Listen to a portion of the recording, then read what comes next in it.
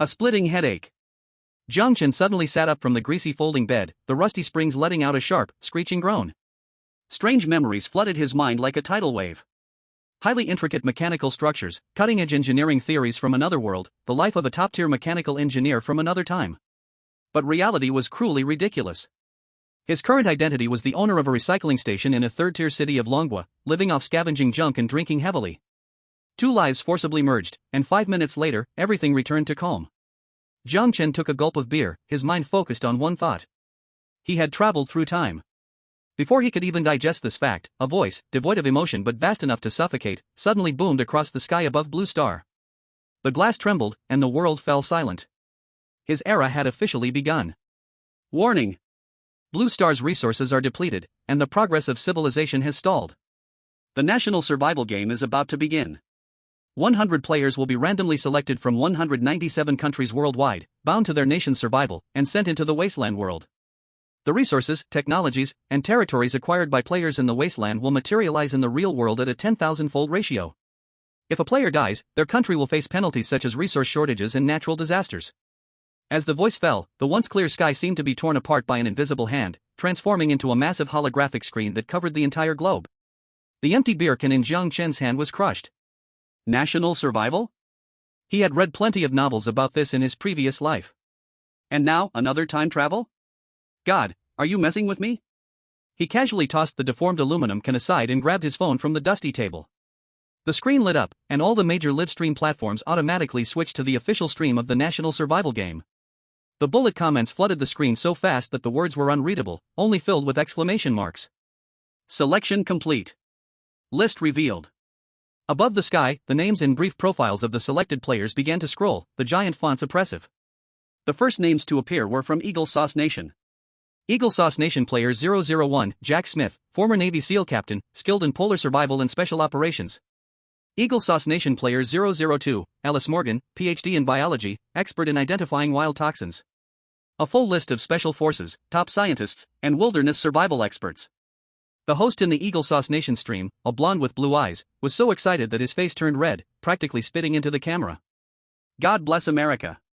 Look at this luxurious lineup. Captain Jack is a war machine made for the Wasteland. This time, the championship is ours. Other countries? Prepare for defeat. Next up was Bear Country. Names of huge, bear-like fighters and retired veterans appeared, their ferocity almost tangible through the screen. Then came Sakura Country, Han's Country. Without exception, all were top elites in their fields. It seemed that the so-called random selection had completely failed in the face of these strong nations. Finally, it was Longwa's turn. Jiang Chen narrowed his eyes, staring at the screen. Longwa player 001, Wang Meng, retired scout. Not bad, looked reliable. Longwa player 002, Lin Wei, shooting athlete. Also good, has combat potential. The list continued to scroll, and Longwa's viewers were on an emotional roller coaster, praying for no weak or elderly candidates. Until the final line appeared. Longwa player 100, Jiang Chen, recycling station owner. The air seemed to freeze at that moment. Jiang Chen? Recycling station? Scavenger? A deathly silence lasted for a full 3 seconds. Then, the global internet exploded. In Longwa's livestream, the comments that had been cheering for the earlier players suddenly halted, quickly transforming into a sea of question marks. User is working on a translation project involving an immersive story that blends sci-fi and post-apocalyptic themes, with elements like technology, survival, and world-building. Boss of the junkyard? What kind of international joke is this? It's over. Completely over. This is a game where people can die. How did a scavenger sneak in here? Is this random mechanism targeting our dragon nation? 100 people and one deadweight gets in. This isn't just sending someone to die, it'll drag the whole team down. Even a chef would work. At least they can cook. What can a scavenger do? Go pick garbage to eat in the Wasteland? This high-end match, and a bronze player got in. Meanwhile, in the Eagle Sauce Country's livestream, a burst of laughter broke out. Oh my god. Is Dragon Nation planning to start an environmental protection campaign in the Wasteland? Sending a waste collector to fight radiation monsters? This is definitely the funniest joke I've heard all year. The Cherry Blossom Country's comment section was even more sarcastic.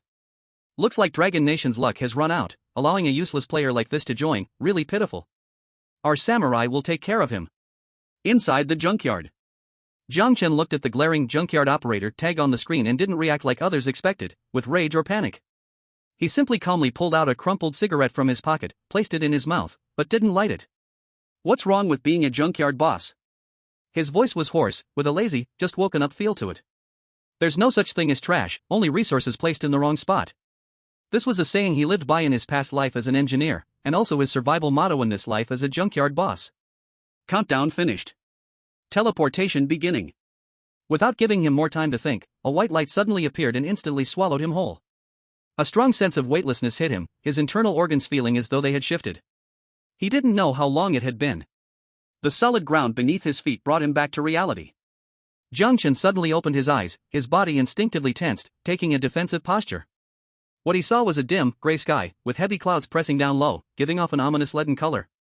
The air was filled with a nauseating stench of decay, burnt smells, and the strong scent of rusting metal, each breath causing his lungs to ache. There were no forests, no deserts. Only mountains made up of abandoned metals, building debris, and unknown industrial waste. This was a giant junkyard. The real wasteland.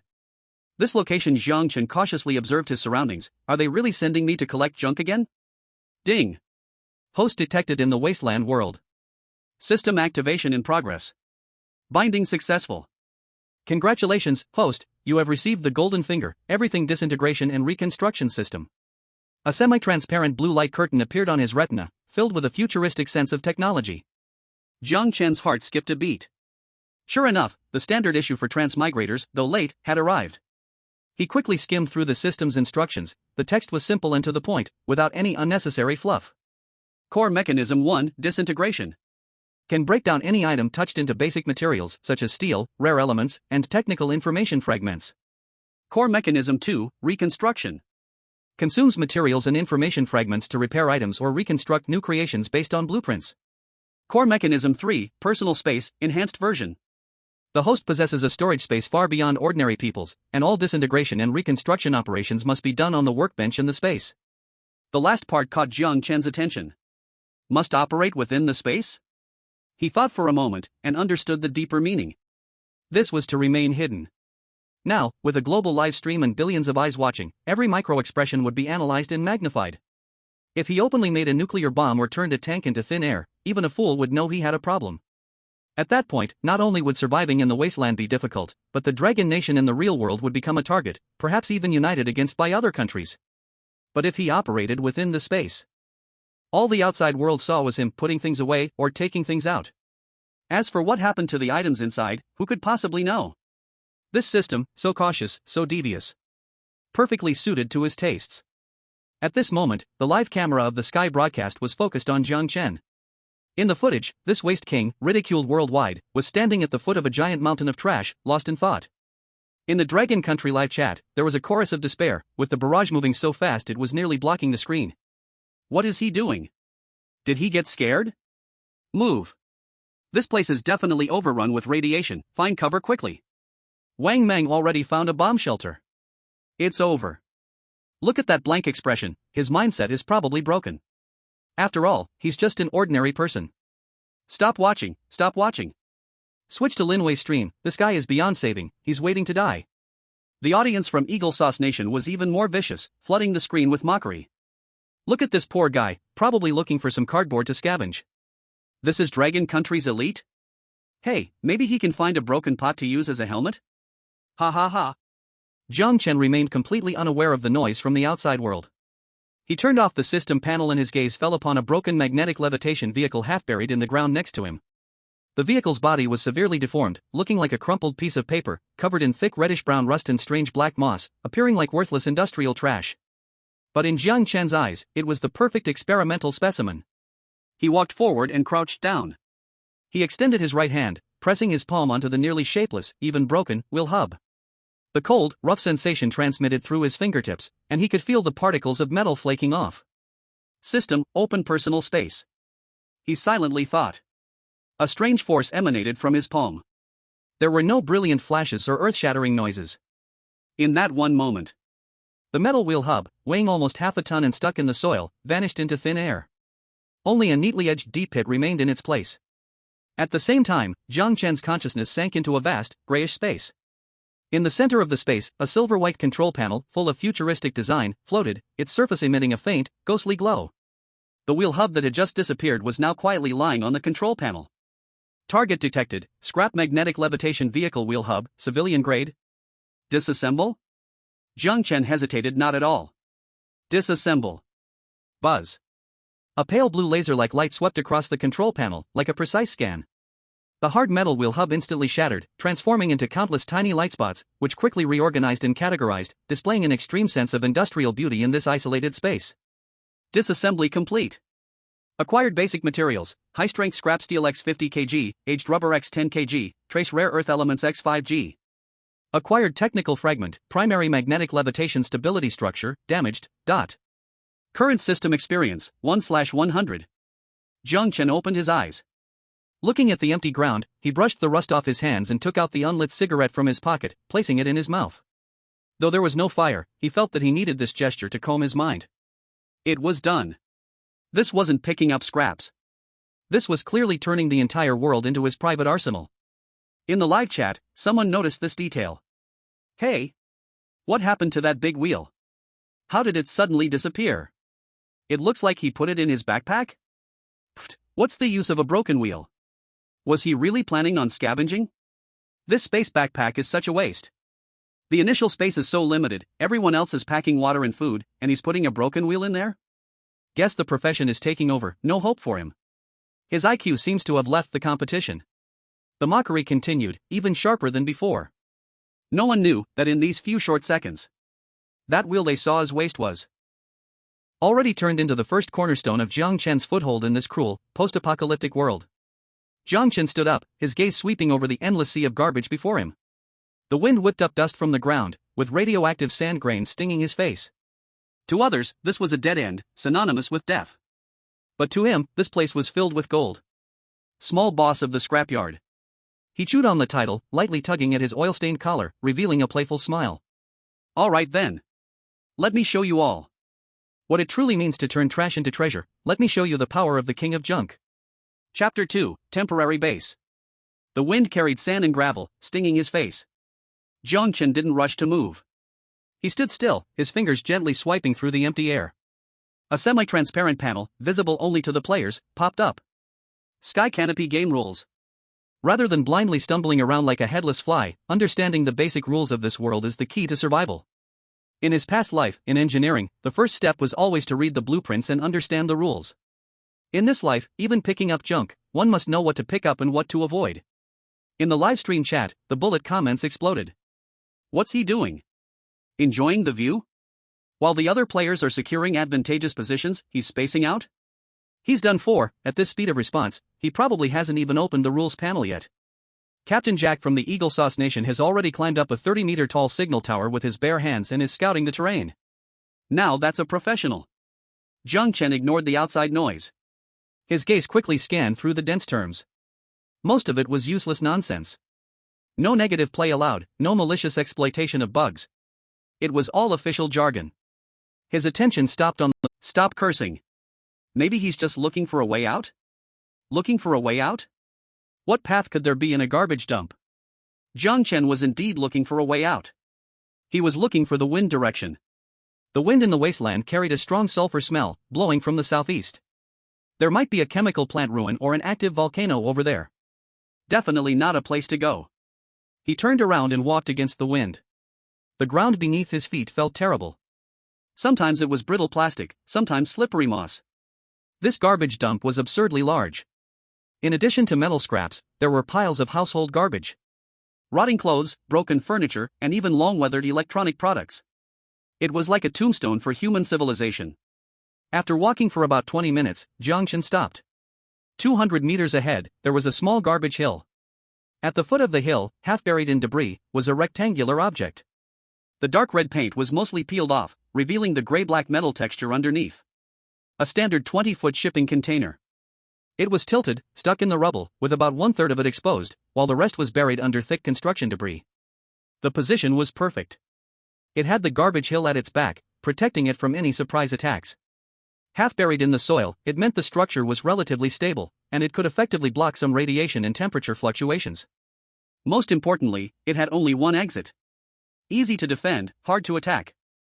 Jiang Chen walked quickly toward it. Upon closer inspection, the container was in better condition than he expected. Although the surface was pockmarked, the frame was made of high-strength weather-resistant steel. It was tough.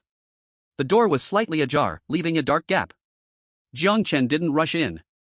He picked up a fist-sized stone from the ground and threw it inside with force. Clang! The echo was dull. There was no sign of any creature jumping out. But that didn't mean it was safe. He drew the knife from his waist, a crude iron blade, the kind provided to every contestant by Tianmu as initial gear. He gripped the knife backwards, turned sideways, and yanked open the container door. A musty smell hit his face. Light poured in, illuminating the inside. It was empty. Only a few black, ragged pieces of cloth piled in one corner, and a pale, white skeleton. The size of the bones indicated it was human. A few ribs were broken, and there was a noticeable crack on the skull. It seemed the previous occupant didn't leave peacefully. In the live stream, people were screaming. Holy sh**t. Human bones. Can anyone live here? This place is cursed. Jiang Chen must be scared out of his mind. If it were me, I'd be gone. Sleeping with dead bodies? Who wouldn't have nightmares? Jiang Chen had no expression. He walked into the container and nudged the skeleton with the tip of his foot. Just need some space. His tone was as flat as if he were greeting a neighbor. Then he bent down, grabbed one of the skeleton's legs, and dragged it out of the container. He tossed it hard. The bones flew through the air, landing in a distant pile of waste. He clapped his hands. Done. Dead people weren't scary. Living people were the real danger. This skeleton actually proved that this place was a relatively safe refuge. At least this person had died here a long time ago, and their bones hadn't been taken by wild animals, meaning large predators didn't often visit this area. Jiang Chen returned to the container. The space wasn't large, about 15 square meters. The floor was slightly tilted, but still within acceptable limits. He checked the four walls. There were no obvious cracks or points of light. It was a good base. With a little modification, it could be turned into a solid fortress. Even safer than those so-called bomb shelters. After all, who would be bored enough to attack a broken shipping container? Survivalists value hiding in plain sight. Hiding in a garbage dump. Jiang Chen put down his backpack inside. The first step was done. With a place to stay, the next steps were the three essentials for survival: water, food, and energy. His backpack only contained two 500 milliliters bottles of mineral water and 3 blocks of compressed biscuits. He would have to ration carefully. He can last for 2 more days. What about after 2 days? Drink radioactive water? Eat mutated rat meat? That's a death sentence. Must solve the water problem. Since moss is growing in this garbage dump, there must be underground water veins or accumulated rainwater. But that water can't be drunk directly. Excessive heavy metals, bacteria breeding, and dam radiation. It needs to be filtered. It needs to be purified. At this moment, live streams from various countries were focused on the contestants' early actions. Jack from the Eagle country had already found a clear stream. Although it hadn't been tested, based on his experience, he judged it to be fresh water and drank directly from it. The audience cheered. On the side of the Dragon country, Jiang Chen sat in the dimly lit container, staring blankly at a pile of rusted pipes and discarded plastic barrels in the corner. What is he doing? Facing the wall in contemplation? It's over, no water, no food, this container is his coffin. Don't rush, he seems to be thinking. Thinking will make water appear? I think he's just gone crazy from thirst. Jiang Chen was indeed thinking. He was mentally breaking down a blueprint in his mind. Simple centrifugal water purification device. The principle is simple. Use centrifugal force to separate impurities, then adsorb through activated carbon and filtration membranes. Materials, well, they are everywhere. He stood up and walked to the container door. His gaze fell on a pile of e-waste not far away. There were several scrapped washing machines and some broken PVC pipes. It was basically a perfect parts warehouse. Almost done. Jiang Chen muttered to himself. He closed the heavy iron door of the container with a snap. With a crisp click of the lock, the noise, the sandstorm, and the pervasive feeling of being watched were all cut off from the outside. The live stream became dimmer, and only the faint light that seeped through the cracks of the container allowed a blurry view of Jiang Chen's silhouette. He squatted down. His right hand pressed on the pile of scrap metal he had just casually picked up from the ground. The palm was slightly warm. Detected target: old metal pipes, damaged circuit boards, industrial plastic fragments. Do you want to decompose? Jiang Chen smiled slightly. The show was about to start. Decompose. Chapter 3, Toxic Water Turns into Pure Water. Inside the container, the light was dim. Jiang Chen sat cross-legged on the ground. In front of him was the pile of junk he had just picked up from outside. The drum of a scrapped washing machine, broken PVC pipes, some shattered activated carbon filters, and a messy tangle of copper wires. His consciousness sank into personal space. A silver-white control panel hovered in the void, filled with futuristic blue light that shifted unpredictably. The dirty scrap from the outside was now floating in the form of a holographic projection above the control panel. Target locked, scrapped household appliance pile. Decompose everything. Jiang Chen gave the command. There was no sound. The twisted metals and plastics instantly disintegrated, turning into countless fine streams of data, which flowed into the storage bin below the control panel. Decomposition completed. Acquired, General Engineering Plastic X 2.5 kg. Acquired, Low Purity Copper X 0.8 kg. Acquired, Iron Oxide X 1.2 kg. Acquired, Carbonized Fiber X 0.3 kg. The most critical prompt followed shortly. Acquired Technology Fragment, Centrifugal Filtration Structure, complete, dot. Acquired Technology Fragment, Adsorption Material Ratio, incomplete, dot. Jiang Chen stared at the data on the screen. He was in luck. The motor from the scrapped washing machine was broken, but the core centrifugal structure logic was extracted by the system. That was enough. He brought up the reconstruction interface. A blueprint quickly took shape in his mind. It didn't need to be precise, as long as it worked. The exterior had to be rough, so no one could tell it was a high-tech product. It would be best if it looked like it was pieced together from garbage. System, load the simple centrifugal water purification device, blueprint. Modify the appearance parameters to simulate a Wasteland handcrafted style.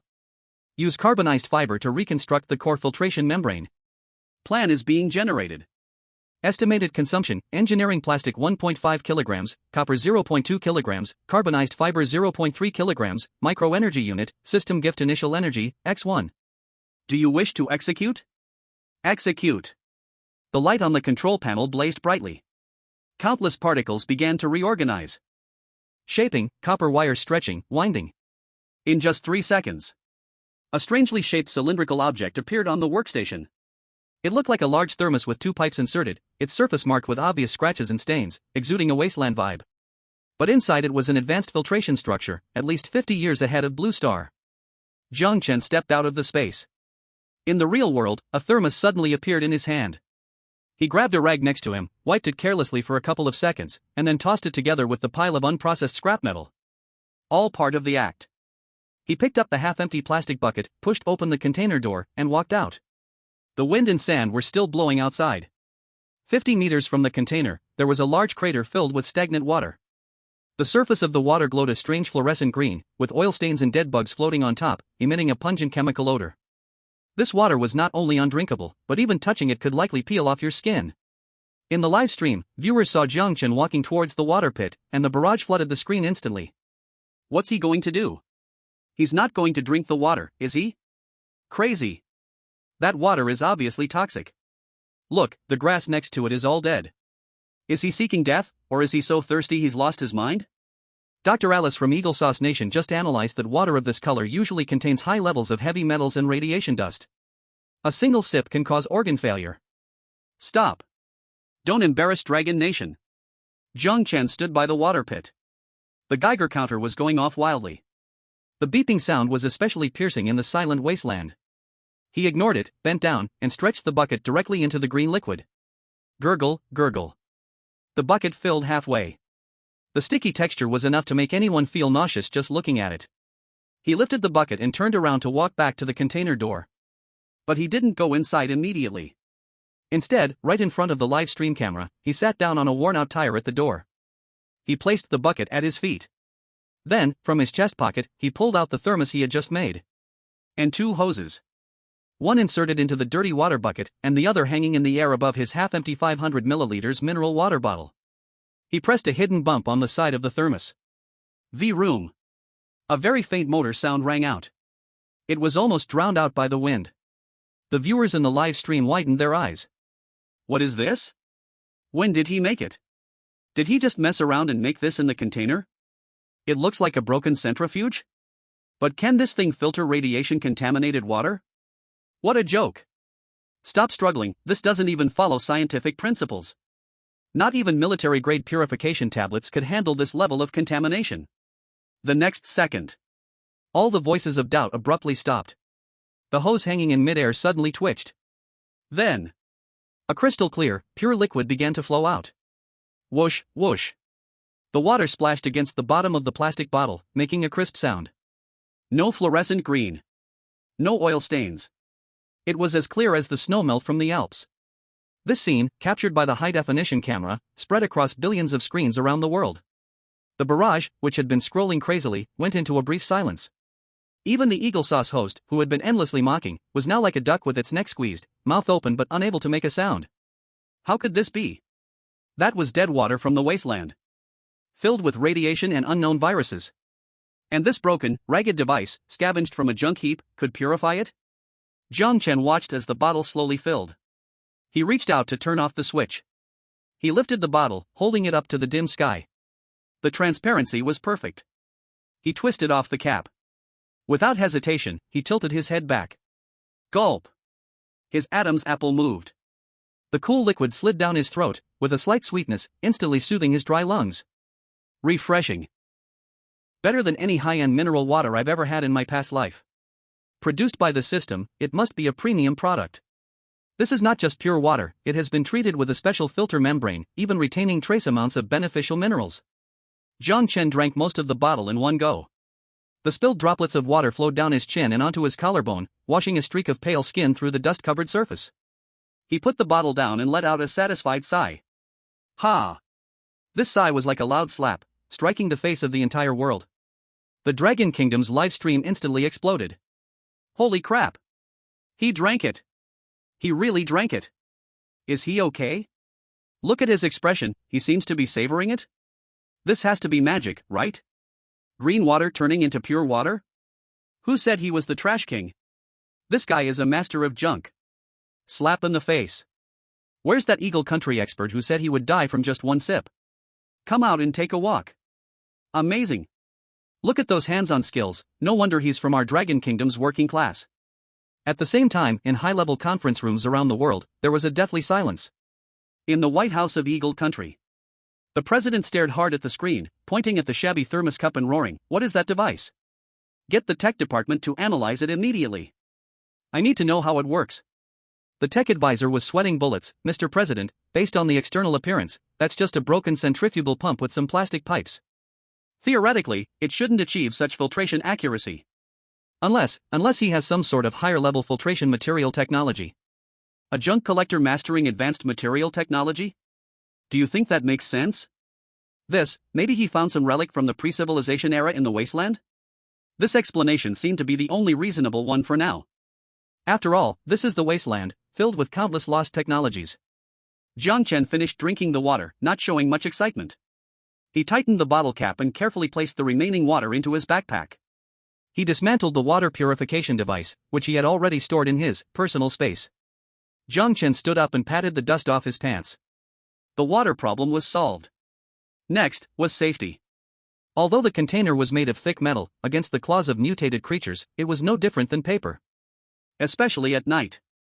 The nights in the wasteland were the real hell. He needed a weapon. Or something that could keep the beasts away. His eyes swept around the surroundings. Finally, they landed on the overturned chassis of a heavy-duty truck not far away. There was a broken piece of alloy steel, the edges sharp as a knife, glimmering coldly under the dim light. Jiang Chen walked over. His palm pressed against the cold metal surface. Target detected, high-strength alloy armor fragment. Decompose? Jiang Chen did not issue the command immediately. He was calculating. If this steel plate were decomposed, it would yield high-purity alloy steel and trace amounts of titanium.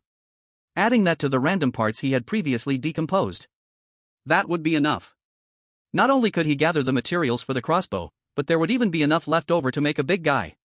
A weapon that would let him sleep soundly tonight. Did decompose. The massive steel plate vanished into thin air. Jiang Chen turned and walked back to the container, casually taking the heavy iron door with him. As the faint light was cut off, the live stream screen turned completely black once again.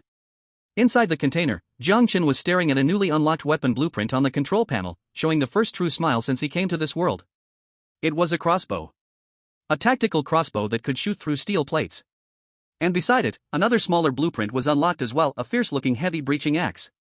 At that exact moment, in the sky above the Wasteland world, a line of massive blood-red characters slowly began to appear, like the handwriting of a god, each stroke sending ripples through the hearts of billions across the globe. Congratulations to Dragon Kingdom contestant Jiang Chen. Chapter 4, 10,000 Times Return. The desert turns into Jiangnan, eagle sauce completely breaks defense. As that heavy iron door closes, the inside of the container returns to darkness.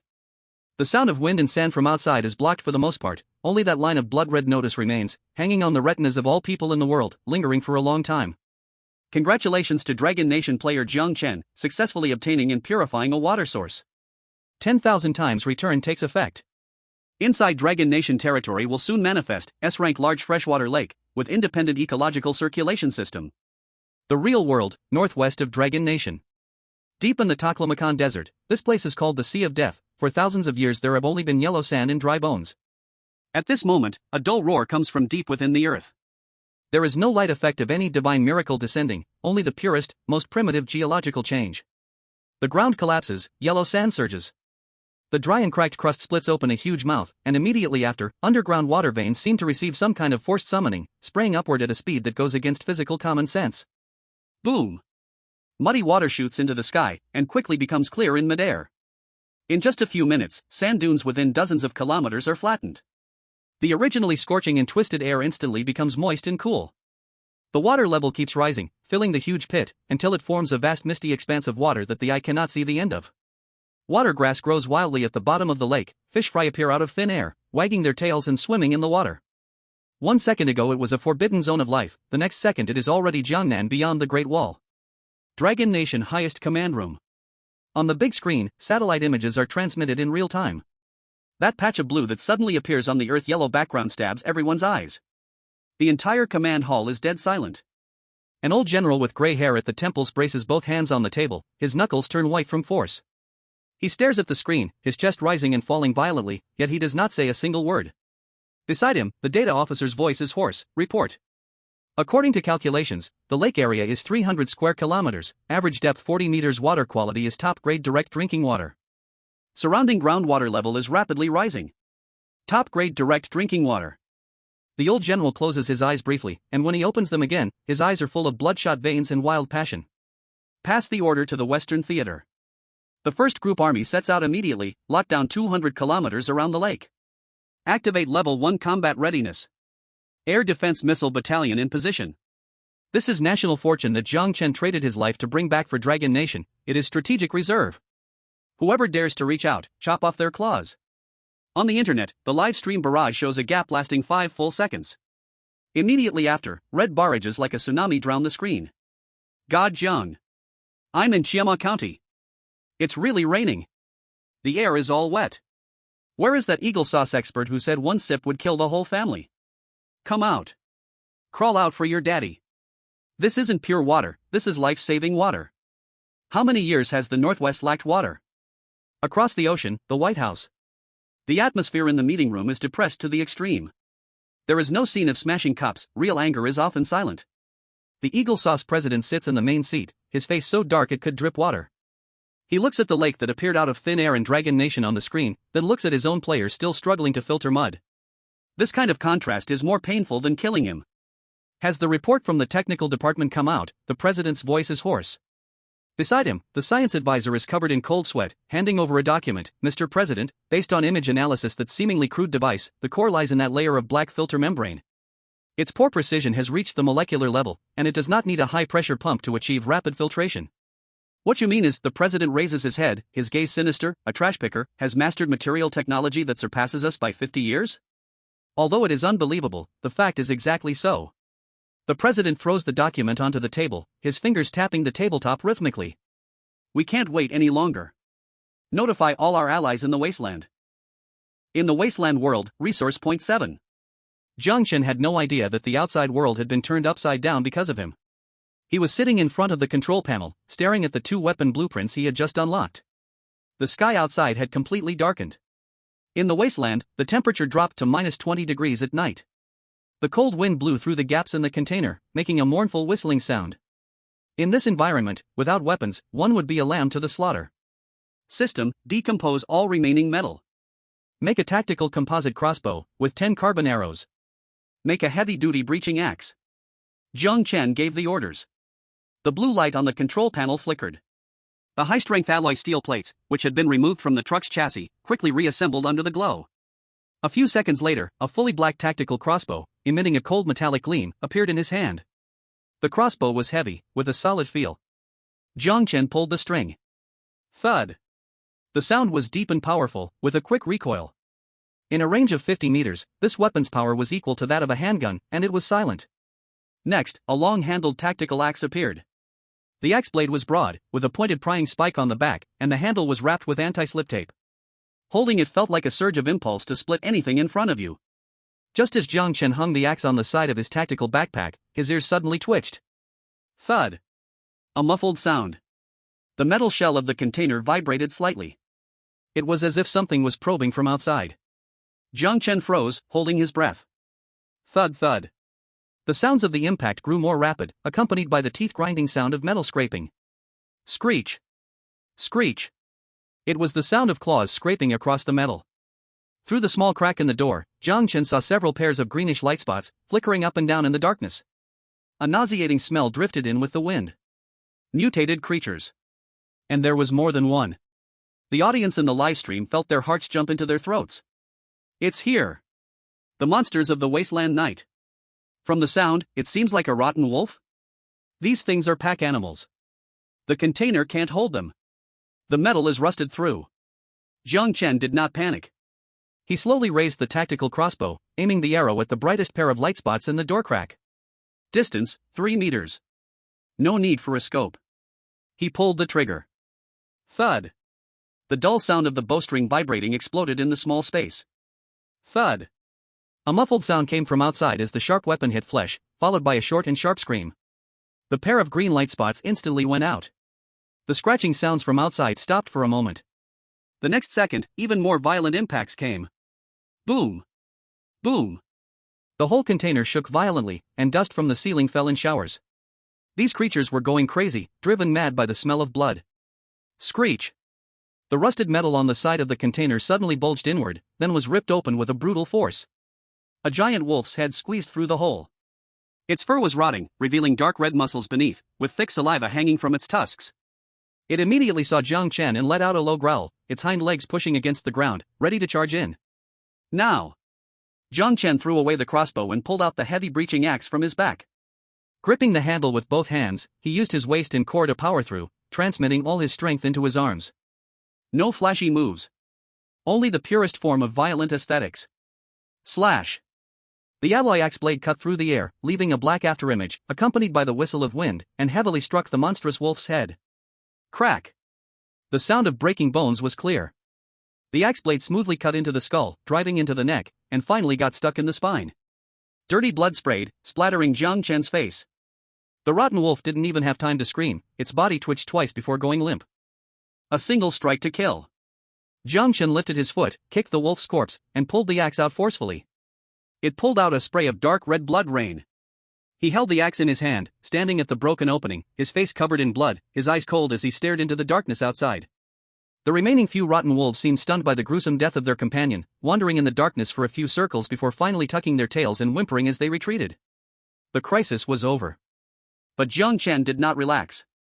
He wiped the blood from his face and glanced at the large hole that had been torn open. Cold wind mixed with the smell of blood poured in, and this was no longer a safe shelter. The stench of blood would attract stronger predators. We must leave. Even if the outside was dark. Jiang Chen quickly packed away his tactical crossbow and gathered all the supplies. He strapped on his heavy backpack, held the still dripping tactical axe, stepped over the wolf corpse, and walked out of the container. The wind and snow raged outside. In the distance, the silhouette of a giant ruin flickered in the night. It was the place he had observed during the day, seeming to be an abandoned subway station entrance. Jiang Chen tightened his collar, took one last look at the container that had brought him his first bucket of gold, and turned, disappearing into the endless darkness. Since this world wants to devour people, let's see whose teeth are harder. Chapter 5, Gene Extraction. Is this also scrap recycling? The night was like ink, and the wind howled mournfully. Jiang Chen's figure swiftly moved through the shadows of the ruins. He didn't turn on his flashlight. In the Wasteland night, it would be a live target. Using the faint moonlight, a giant collapsed pit appeared ahead. Twisted steel bars protruded towards the sky like the ribs of a monster, and on a half-falling signboard, the words Subway Line 4 could vaguely be made out. Subway station. Jiang Chen squinted his eyes. His past experience told him that such underground facilities were usually pre-war civil defense projects, structurally solid and easy to leave behind supplies. Of course, they also made it easier for those dark, crawling things to breed. He tightened his grip on the tactical crossbow, lightened his steps, and slowly descended the staircase covered with gravel. The air grew damp and cold, the smell of decay mixed with the scent of old engine oil. Arriving at the station hall level, the ground was scattered with broken advertising boards and thick layers of dust. Most of the ticket gates had been violently destroyed, but a glass room in the corner was still relatively intact. That was the control room. Jiang Chen walked over, using the axe handle to smash the already cracked glass window, and then leapt in. Inside, it was a mess, with several skeletons in uniforms fallen in front of the control console. Jiang Chen didn't spare them a second glance and walked straight to a row of metal lockers in the corner. Hope there's a surprise. He pried open the first locker. Empty. The second. A few rotten clothes falling apart. The third. Jiang Chen's eyes lit up. At the bottom of the locker, there were 2 olive-green tin cans, with vague military markings on them. He picked them up and shook them, hearing a solid thump inside. In the live broadcast, viewers who had been drowsy because of the dark screen suddenly became alert. Holy shit! Cans. Are those military rations? This luck is unbeatable. Wang Meng is still gnawing on tree bark, and Jiang Chen finds meat already? Don't get too happy too soon. How many years have passed?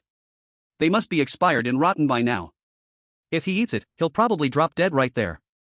Exactly, once the seal on such food is broken, it's all botulinum bacteria inside. Jiang Chen looked at the can in his hand. Target detected, expired military braised pork can, severely rotten, but contains large amounts of botulinum bacteria and preservatives residue. As expected. Normal people would have to throw it away or risk their lives eating a bite. But Jiang Chen calmly placed his hand over the can. Decompose. Buzz. A faint blue glow flashed and vanished. Decomposition complete. Obtained, organic protein X300G, fat X100G, trace salt. Harmful bacteria and toxins removed. Would you like to reconstruct it? Reconstruct into high-energy compressed nutritional block. The next second, Jiang Chen was holding a light yellow square block in his hand. A tempting smell of meat wafted through the air. There was no packaging, just the purest form of food. He took a bite. The texture was like compressed biscuits, but the taste was rich, like braised pork. The taste is okay. Jiang Chen finished it in a few bites, feeling the warmth rise in his stomach, and the hunger immediately disappeared. This system, it can revive even expired food. It's like a cheat code for survival in the wasteland. At that moment. Screech. A sharp screech suddenly echoed from behind. Jiang Chen's scalp tingled, and almost instinctively, he dove forward, rolling on the ground. Whoosh! A shadow brushed past his scalp, crashing heavily into the control panel, sparks flying. Jiang Chen quickly half-kneeled and raised his tactical crossbow. With the electric sparks coming from the control panel, he could see his attacker clearly. It was a massive rat. Its size was comparable to an adult dog, with patches of fur missing, exposing pink, wrinkled skin. Its 2 front teeth gleamed like daggers, its eyes bloodshot, filled with bloodthirsty madness.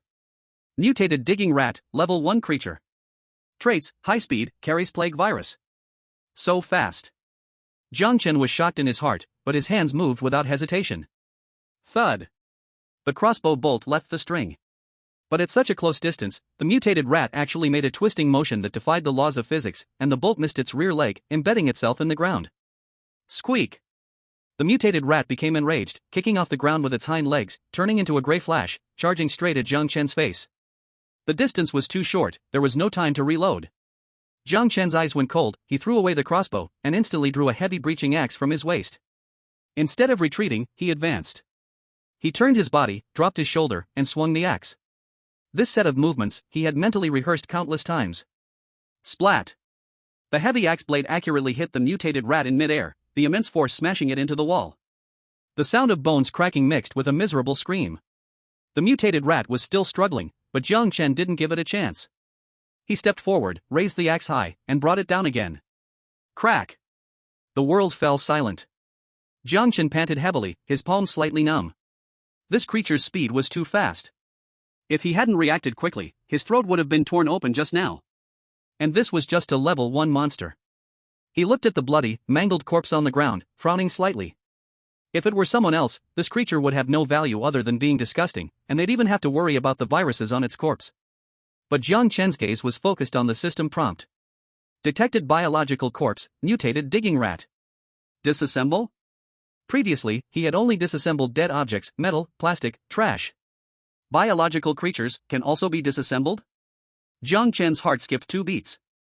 If biological creatures can be disassembled, does that mean? He crouched down, holding back the nausea, and pressed his hand on the still warm rat corpse. Disassemble. It didn't crumble into light points like metal. This time, the corpse shrank at a visible speed, as if the essence inside was instantly drained, leaving only a pile of grayish-white bone powder and fur. Disassembly complete. Obtained, low-quality biomass X5 kg. Obtained, trace virus sample, isolated, dot. Obtained technology fragment, biological muscle fiber enhancement structure, incomplete, dot. Congratulations host for triggering special drop, level 1 agility gene extract, trace amount, dot. Jiang Chen's pupils suddenly contracted. Gene extract? In his mind space, a test tube appeared on the operation table. Inside, there was about 5 milliliters of light green liquid, giving off an alluring glow in the dim space. Level 1 agility gene extract, extracted from the essence of a mutated creature, with the violent factors and viruses removed. Consuming it can slightly enhance nerve reaction speed and muscle explosiveness. Side effect, mild hunger. It really works. Jiang Chen's breath quickened. Everything can be disassembled. So this is the true meaning of everything. Not just technological creations, even life itself can be broken down and reconstructed as a resource. In the live broadcast room, billions of viewers watched as Jiang Chen stared blankly at a dead mouse, and then the corpse turned to ash. What's going on? Corpse powder? Did he just scatter the mouse? What kind of black tech is this? Destroying evidence? Biologist Alice from Eagle Sauce Country was connecting to the live broadcast, and when she saw the scene, the coffee cup in her hand fell to the floor. Impossible. This is absolutely impossible. Was that instant dehydration and carbonization? He doesn't have any strong acid or high temperature devices, how did he do it? Jiang Chen ignored the chaos from the outside world. He took out a test tube from his space. A light green liquid swirled in his hand. Without hesitation, he tilted his head and drank it all in one gulp. A cool sensation slid down his throat, followed by a burst of intense heat that exploded through his limbs and bones. His muscles trembled, and his cells cheered. It felt like rusted gears being injected with top-quality oil. A few seconds later, the heat faded. Jiang Chen clenched his fist.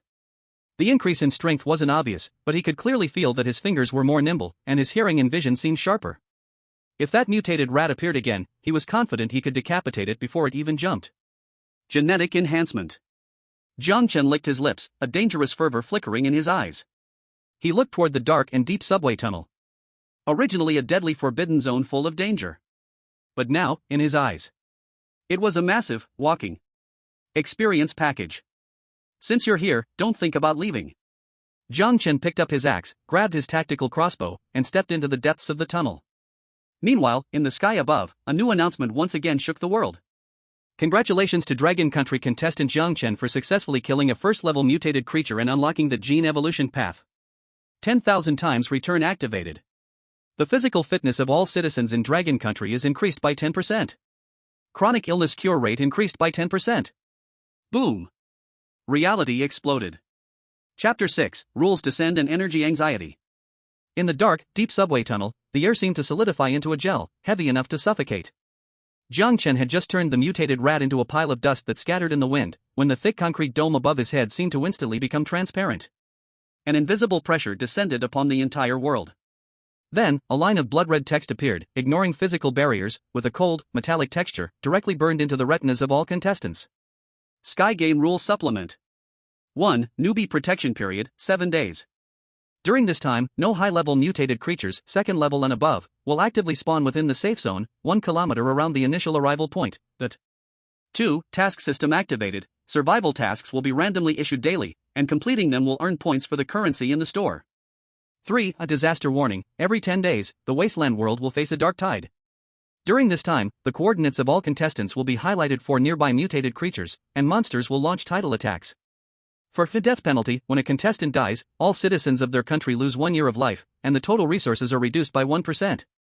The blood-red characters dripped with blood, every stroke carrying an undeniable brutal divinity. After a brief moment of silence, the global live broadcast room instantly erupted. The bullet screen flooded like an avalanche. Monsters attacking every 10 days? Is this a tower defense game? Or hell mode? It's over, this isn't survival, this is asking for death. If mutated rats are this powerful now, will we have Godzilla next? And will it come every month? 7 days of beginner protection. So after 7 days, the current safe zone will turn into a meat grinder? Losing 1 year of life? I'm 60 this year. If I lose, won't I die on the spot? Compared to the panic from the outside world, Jiang Chen stood still, his expression calm as still water. His gaze quickly scanned through the rules, his pupils slightly shrinking, and his brain was operating at full speed. 7 days. For ordinary people, 7 days may only be enough to find a ground hole to bury oneself, and pray God to protect. But for an engineer who owns a system, 7 days are enough to build a standardized outpost, and even a simple industrial assembly line. Dark tide. Jiang Chen softly repeated this word once, the corner of his mouth hooking up a cold and hard curve. This is not only survival, this is war. Since it is war, then it needs positions, needs firepower, needs logistics, and even more needs absolute violence. Relying only on the crossbow and axe in his hands cannot block the wave like monsters. He needs stronger power, firepower enough to crush all fear. System. Jiang Chen called inside his mind. Present. The system's reply was simple and clear, even carrying a trace of eager mechanical feeling, as if it also longed for more devouring and rebuilding. Analyze rule loopholes. Rules do not limit players from attacking actively. The novice period only limits high-tier monsters from active refreshing, and does not limit players from hunting low-tier monsters. Conclusion: this is the golden time to farm experience. Jiang Chen raised his eyebrow, his fingers lightly rubbing the anti-slip tape on the axe handle. Great minds think alike. Since the rules block the monsters outside, then I will actively walk inside. He shut off the panel, clenched the tactical axe in his hand, and cast his gaze toward the deep part of the tunnel. There, at the dark edge of the radar, dense red dots were flashing, like a wheat field waiting for harvest. Since it is a golden growth period, then it cannot be wasted. Start. Accelerate. Jiang Chen's figure was like a black panther, instantly merging into that darkness that swallowed light. The next 2 hours became a one-sided massacre, and also a scalp-numbing resource plunder show. The mutated creatures inside the subway station were mostly digging rats and some slow-moving zombie-like humans. In front of Jiang Chen, who had gene enhancement and held a heavy breaching axe, the movements of these things were so slow it was like playing frame-by-frame slides. Bang! A low string sound. The crossbow bolt drew a death straight line in the darkness, accurately piercing through a zombie's eye socket, the huge kinetic force carrying its head backward, nailing it firmly onto a rusty advertisement board. That zombie was still twitching, and Jiang Chen had already walked over without expression, one hand pulling out the bolt, the other hand directly pressing on the corpse's rotten chest. Disassemble. There was no bloody scene at all, the corpse instantly collapsed, turning into a pile of basic materials and data streams. Obtained, decayed biomass x 60 kg, appetite x 200 g. Obtained technical information fragment, human skeletal reinforcement structure, incomplete. No pause. Continue forward. When encountering a locked maintenance door, Jiang Chen did not even look, the heavy breaching axe swung full in a horizontal sweep, with a clang, the iron door together with the door frame deformed and flew apart. When encountering piles of trash, all were converted into resources. Where he passed, not an inch of grass remained, even the rails on the ground were pried up and disassembled by him, leaving only bare roadbed. Until the entire subway station could no longer find a single living thing, even the rotten stench in the air was decomposed and became lighter by a few points, only then did Jiang Chen stop his steps. He stood at the end of the platform, looking at the empty tunnel. The supplies inside the backpack were already full, and the storage volume of personal space had also reached the warning line. But this place cannot be stayed long. Although the subway station structure is solid, the ventilation ducts are crisscrossed, extending in all directions. Once encountering the dark tide, these vents are the monster's natural assault channels, the defense difficulty is too great. Moreover, this place is too damp. Living long-term in a damp environment is a test for precise equipment maintenance and body functions. Need to find a suitable shelter again, something like a civil defense space. Jiang Chen quickly made a judgment. He turned and walked toward the middle section of the platform. There was a derailed subway train parked there, the front of the car severely deformed. Like a flattened soda can, but the middle sections of the carriage were still relatively intact. Jiang Chen chose the third carriage. He skillfully removed the nearby seat, using a few pieces of metal he peeled from the wall, and with the system's simple welding reconstruction function, sealed off the connecting doors completely, leaving only a palm-sized observation window. This was tonight's temporary shelter. He sat cross-legged on the carriage floor, took out a bottle of purified water that hadn't been finished, and tilted his head back to gulp it down. Then he took out a piece of freshly made high-energy nutrition block and bit into it with a crunch. Feeling full and refreshed, his body's functions returned to peak condition. It was time to get to work. Open system panel. A deep blue holographic interface unfolded before him, like a scene from a sci-fi movie. After the recent scavenging, the numbers in the resource bar had become quite impressive, enough to support a small-scale industrial boom. Steel, 450 kilograms. Copper, 32 kilograms. Rare metal mixture, 5 kilograms. Biomass, 120 kilograms. Primary energy units, 3. Most importantly, the experience bar. System level, LV1, 85/100. Just a bit more to level up. Jiang Chen stared at that progress bar, his obsessive-compulsive tendencies kicking in. Still 15 points of experience needed. He looked around. The carriage was empty, everything that could be taken apart had been taken apart. His gaze passed through the dusty window and landed on the tunnel wall not far away. There hung several huge, rusty industrial power distribution boxes. Those were backup power nodes for the subway line. Although they had long since lost power, the transformers and busbars inside were still valuable. Jiang Chen's eyes lit up. These industrial facilities had complex internal structures, and breaking them down would surely yield high experience points. He immediately stood up, ripped open the blocked iron sheet, and jumped down from the platform. When he reached the distribution box, he did not act immediately. For some reason, the closer he got to the depths of the tunnel, the stronger the sense of cold oppression became. It felt as if the air was filled with a faint smell of sulfur, and the ground occasionally vibrated ever so slightly. Was it an illusion? Jiang Chen shook his head, concentrating on the enormous object before him. He violently pried open the outer casing. Inside were rows of complex wires and huge transformer coils, blackened from burning, yet the unique precision beauty of industrial creation still remained. He placed his palm upon it. Decompose. Buzz. The light was brighter than ever, illuminating half the tunnel. The massive power distribution box instantly disintegrated under the ethereal blue glow, transforming into countless light points that flowed into Jiang Chen's body. Decomposition complete. Acquired, high-purity copper x 5 kg, silicon steel sheets x 12 kg, insulating ceramics x 2 kg. Acquired technical information fragments, medium voltage power transmission protocol, complete, transformer winding structure, complete. Experience points plus 20. Congratulations, host. System level upgraded to LV2. A delightful notification sound rang out, like heavenly music. Jiang Chen felt his mind clear, as if a current had flowed through his nervous system, even his vision became sharper.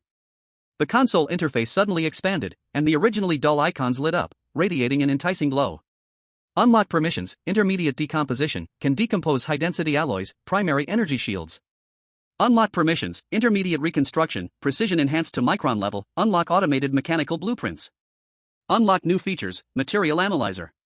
Unlock new features, blueprint simulation sandbox. Jiang Chen took a deep breath, suppressing the excitement in his heart. Finally here. Automated machinery. This was what he wanted. No matter how strong a person was, they were still made of flesh and blood, needing sleep, feeling tired. Only machines, tireless, fearless, never betraying. He quickly clicked on the reconstruction interface to check the newly unlocked blueprints. Basic automated guard turret. Required materials, steel x 50 kg, precision motor x2, visual sensor x1, fire control chip x1. Multifunctional engineering mechanical dog, codename, Wealth.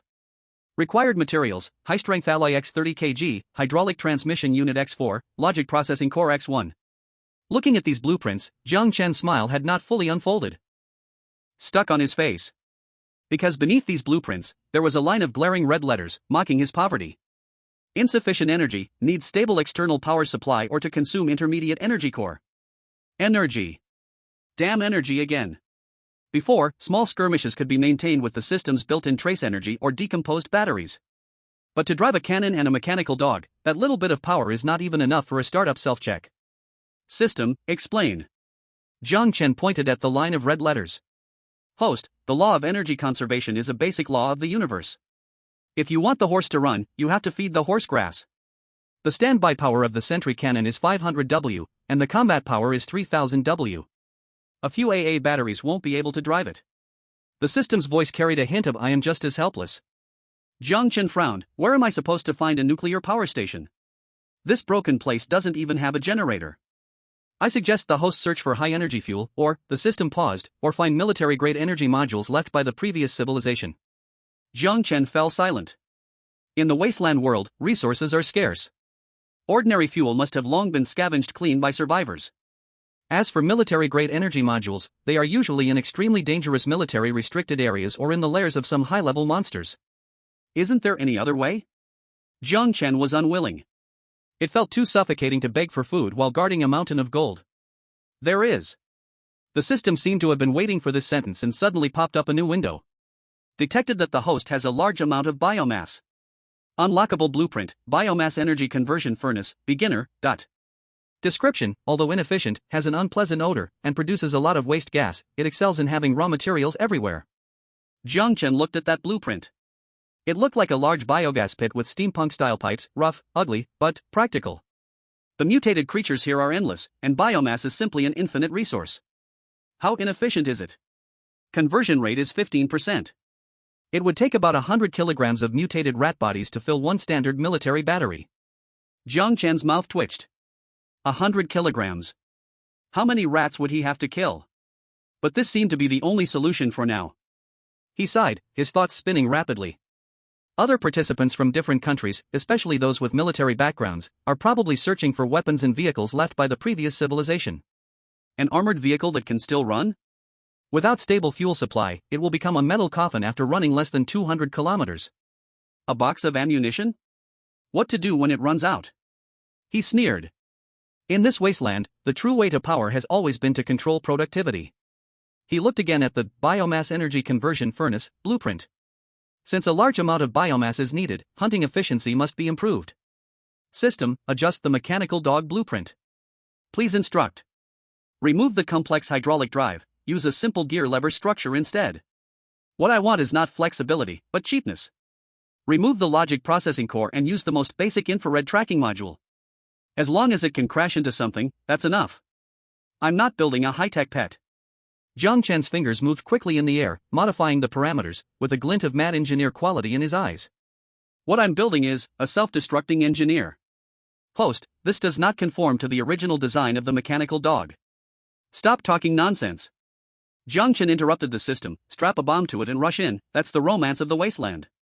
Rename it to Autonomous Biomass Collector. Recompiling. A few seconds later, a brand new blueprint appeared. The structure was extremely simple, even ugly. 4 wheels, a metal frame, with a bundle of homemade explosives reconstructed from discarded chemicals, which he found in the cleaner's storage room filled with fertilizer and cleaners, tied in the middle. Low cost, materials found everywhere. As long as it can move, and can explode, that's all that matters. In the live broadcast room, the viewers all stared blankly at this blueprint. I thought he was going to create a Boston Dynamics dog, but instead he made a remote-controlled bomb car? What the hell is a biomass collector? This is obviously a cremation machine. Ha ha ha. Is this the romance of an engineering guy? As long as there's enough mass, there's no monster that can't be killed. While the Eagle Country is still researching how to tame mutant dogs, Jiang Chen has already begun mass-producing self-exploding trucks. Jiang Chen nodded in satisfaction. Make 10 first. The console flashed with light. Scrap steel, plastic, and chemical powder were consumed rapidly. Moments later, 10 rough machines, only the size of remote-controlled cars, were neatly arranged on the floor of the car. They had no fancy shells, bare wires tangled together like a pile of cyberpunk-style junk, but the bundle of explosives tied in the center radiated a spine-chilling danger. Jiang Chen picked up a simple remote control and tried to move the joystick. Zizz! The 10 little cars turned their wheels simultaneously, emitting a harsh friction sound, like a swarm of hungry mechanical insects. Though crude, they had an impressive aura. Tomorrow morning, we're going to harvest. Jiang Chen patted one of the little car's heads, which was actually the explosive package, his gaze gentle as if looking at his own child. Chapter 7: Mechanical Dogs Self-Explode. Is this survival or demolition? The first ray of light in the morning had not yet passed through the thick radiation clouds of the wasteland, but the subway tunnel deep inside had already come alive. Jiang Chen was awakened by the faint sound of electric currents. He rubbed his stiff neck, gradually focusing his eyes. In front of him, 10 self-propelled biomass collectors were neatly arranged. These ugly little cars, pieced together with scrap metal, fertilizer, and cleaners, were blinking red standby lights, like a swarm of mechanical fleas ready to pounce, exuding a rough yet deadly industrial beauty. Ding! Daily survival task has been released. Task content: eliminate surrounding threats. Kill level 1 mutated creatures, 0 out of 5. Task reward: survival points 100, basic supplies box X1. Jiang Chen glanced at the panel, a sneer curling at the corners of his mouth. Only 5? Does the system look down on someone? He picked up the modified remote control made from an old game controller, his thumb gently pushed the joystick, his movements familiar as if playing a retro arcade game. Zizz. The 10 little cars started up simultaneously, their wheels grinding over the gravel-strewn ground, emitting a grating sound that echoed in the empty tunnel. Go, Wonkai number 1 to 10. Jiang Chen watched the low-resolution black and white images transmitted back on the screen, his tone filled with a fatherly tenderness, yet saying the harshest words, "Don't hold back, just blow it up." At this moment, the major live streaming rooms across Blue Star were already a cacophony of voices. Most viewers were sporting dark circles under their eyes, as no one dared to miss a second that could decide their country's fate. Compared to other countries' contestants still worrying about breakfast or cautiously probing paths with wooden spears, the scene from Dragon Country shifted so dramatically that some found it hard to keep up. What is that thing? A remote-controlled car? Is this the result of Jiang Chen fiddling around all night? It looks too shabby. A few metal bars welded into a frame, tied with a pack of fertilizer. What can this do? Deliver takeout to monsters? I'm dying of laughter. Next door, Sakura Country's Inoue has already sharpened a samurai sword, ready to engage in hand-to-hand combat with the mutated dogs, showcasing the spirit of Bushido. Now, that's the romantic spirit of a man. What's Jiang Chen doing? Playing with children's toys? Before the questioning voices could settle, the screen changed suddenly. Jiang Chen did not take to the field himself. He sat cross-legged inside the safe car, holding half a compressed biscuit, nibbling while watching the display screen resting on his lap, leisurely as if watching morning news. On the screen, the 10 little cars had already drilled deeper into the tunnel. The infrared sensors were extremely sensitive in the darkness. The screen was filled with green noise. 200 meters ahead, beneath a massive ventilation shaft, a dark horde of biological heat sources was gathered. That was the nest of the mutated rat swarm. There were at least 20 of them, crowded together, gnawing at the bones of an unknown large creature, making a squeaking sound that sent shivers down the spine. Quite a few, looks like a big family. Jiang Chen swallowed the biscuit in his mouth, his finger hovering over the red detonation button on the remote control, his eyes suddenly sharp. On the screen, a few outer mutated rats sensed the movement. They stood upright, their crimson little eyes curiously staring at the iron lumps sliding towards them. There was no scent of flesh and blood, only the cold metallic smell and a faint sulfur odor. This made them let their guard down. One particularly large rat even approached, reaching out a claw to poke at the explosives on Wonkai number 1, seemingly trying to figure out if it could eat it. In the live broadcast room, everyone's breath halted. It's over. They've been discovered. Run. That rat could bite this junk car to pieces in one bite. What is Jiang Chen doing? Why isn't he moving? Is he scared stiff? Jiang Chen looked at the screen, the smile at the corner of his mouth gradually widening, carrying a hint of madness. Run? Why run? Art is an explosion. His thumb pressed down heavily. Boom. The muffled roar echoed multiple times in the narrow tunnel, like an ancient giant beast roaring underground. The entire subway station shook violently, dust raining down from above, as if it were about to collapse at any moment. The screen instantly turned into a flurry of snowflakes. But from the perspective of several smaller cars behind, audiences worldwide witnessed an unforgettable scene. A ball of orange-red fire suddenly expanded in the darkness. That was the light of destruction. The package of handmade explosives, optimized by the system, had a power far beyond ordinary imagination. The 5 or 6 rats at the center of the explosion instantly vaporized, turning to ashes without even a scream. The violent shockwave, carrying countless shrapnel and debris, crashed through the tunnel, tossing the remaining rats like ragdolls, smashing them against the concrete walls, turning them into piles of mush. But it wasn't over yet. Boom! Boom! Boom! Jiang Chen showed no signs of stopping, his fingers pressed down on 3 buttons in a row, like playing piano. 3 more small cars rushed into the fire, delivering coverage for the finishing blow. The series of explosions caused the structure beneath the ventilation shaft to collapse, giant concrete blocks crashing down, burying the twitching limbs and severed body parts completely. Smoke filled the air, firelight illuminating the tunnel walls, like a purgatory. The entire world fell silent. Only the crackling sound of burning remained. In the live broadcast room of Dragon Country, the barrage of comments showed a 10-second vacuum. Then, chaotic eruptions followed. Damn! Is this survival? This is a demolition team. Who just said that a samurai sword is romance for men? Come out. Let me show you what real romance is. So brutal, but I love it. Other contestants are still fighting monsters in close combat, and Jiang Chen has already started remote bombing? This isn't right. This is the power of technology. This is the power of knowledge. Master physics and chemistry, and you won't fear the wasteland. Meanwhile, in the sky, a line of gigantic golden characters slowly emerged, shocking the world. Congratulations to Dragon Country contestant Jiang Chen for killing over 20 mutated creatures in one go, achieving the title Pest Eliminator. 10,000 times return activated. The pest occurrence rate in farmland across Dragon Country is permanently reduced by 50%. Crop yield increased by 20%. At this moment, Dragon Country was in a frenzy. Agriculture is the foundation of the nation, this was simply a miracle. Inside the car, Jiang Chen calmly set down the remote control, brushed off the biscuit crumbs from his hands, as if he had simply done a trivial task. Ding! Task completed. Kill first-level mutated creatures, 23/5. Evaluation, excessive slaughter. Points earned, 100 points. Additional reward, basic gunpowder formula optimization, blueprint. Only 100 points. Jiang Chen shook his head in disdain, picking up the heavy breach axe. Let's go, collect the bodies. This wave of explosions destroyed 4 small vehicles, but the profits were definitely huge. Arriving at the explosion site, the air was filled with a burnt scent and a strong smell of blood. The ground was littered with severed limbs, some even still steaming. Jiang Chen felt no disgust, in his eyes, these were all walking resource packages. Decompose. Decompose. All decompose. A ghostly blue light flickered among the ruins, like the Grim Reaper's scythe reaping souls. Points gained, burnt biomass x 180 kg. Points gained, first tier agility gene extraction fluid, trace, x3. Points gained, first tier strength gene extraction fluid, trace, x2. Points gained, technical information fragment, biological thermal energy sensing, fragmented. A great harvest. Jiang Chen looked at the resource bar that was almost full, feeling very good.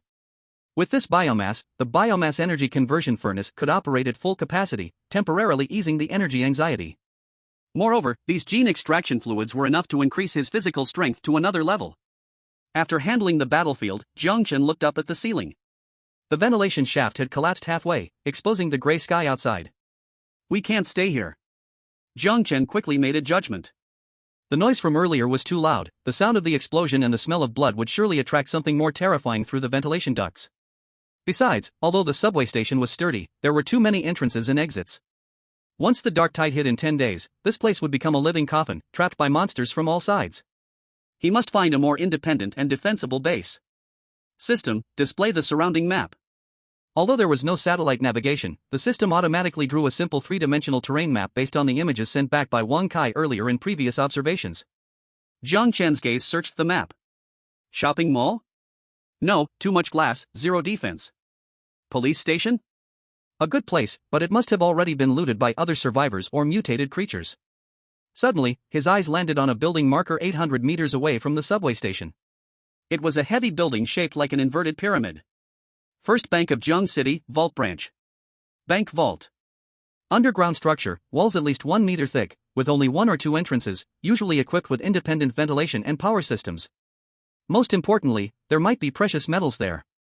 Gold, silver, platinum. These may not be edible in the apocalypse, but on the system's decomposition reconstruction list, they are essential rare materials for creating high-precision electronic components. That's the one.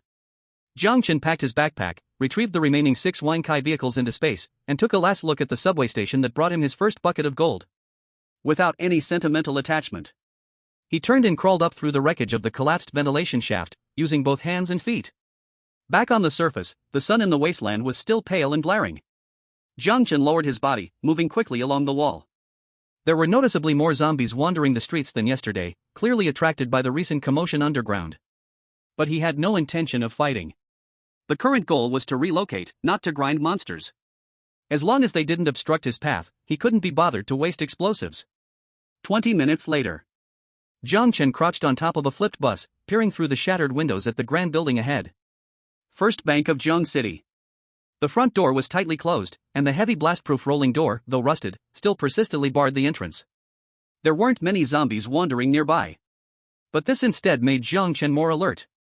The first rule of the wasteland, if a resource-rich place has no low-level monsters, it must be because a big guy is lurking there. DD. The Geiger counter on his wrist showed stable values, and the radiation levels were within a controllable range. Jiang Chen observed for 5 minutes. There was no movement at all. Forget it, fortune favors the bold. He slid down from the bus, crouched low, and rushed across the street to the employee passage entrance beside the bank. The iron gate here had been violently damaged, half open, revealing a dark corridor inside. Jiang Chen tightened his grip on the tactical crossbow and gently pushed the door open. Creak. The sound of the creaking hinge echoed in the silent hall, making one's teeth ache. He held his breath, waiting for a few seconds. Still no movement. Entering the hall, thick stacks of banknotes and documents were scattered on the floor. The things for which people had fought and died had now become less valuable than waste paper. Jiang Chen didn't spare a glance at the money, heading straight towards the deeper part of the hall, where there was an elevator shaft leading to the underground vault. The elevator had long since stopped operating, the cabin stuck in the middle. But he had his eyes on the nearby fire escape stairway. Descending the stairs, the air became dry, lacking the damp and musty smell of a subway station. This indicated that the ventilation system was still functioning, or the ceiling was very good. Arriving at the basement level 2. A huge circular alloy vault door appeared before him. 3 meters in diameter, with a thickness that appeared to exceed half a meter, covered in complex locking mechanisms, like a sleeping steel giant. This thing. Jiang Chen stepped forward and knocked on it. Solid. Even using all 6 remaining explosives, he estimated it could only make a black mark. In the live stream, the viewers were anxious for him too. Now what? Faced with such a vault door, without a password or professional equipment, it can't be opened at all. Did Jiang Chen act rashly? He worked so hard to come here, and now he can't get in? How about, we blow it up? Upstairs, try blowing it up. You'd just bury yourself alive. Jiang Chen truly had no intention of directly confronting this alloy door. Breaking it incurred too great a cost, making it not worth it. He crouched down, his gaze falling on the electronic lock panel next to the door. The panel was already damaged, revealing the wires inside. System, scan the locking mechanism. Analyzing. Detected that this vault uses an independent power supply system. The internal backup power source still has weak remnants. The locking mechanism employs dual verification of mechanical and electronic methods. Can we hack into it? Physical access interface required, and certain materials are needed to reconstruct the hacking module. Do it.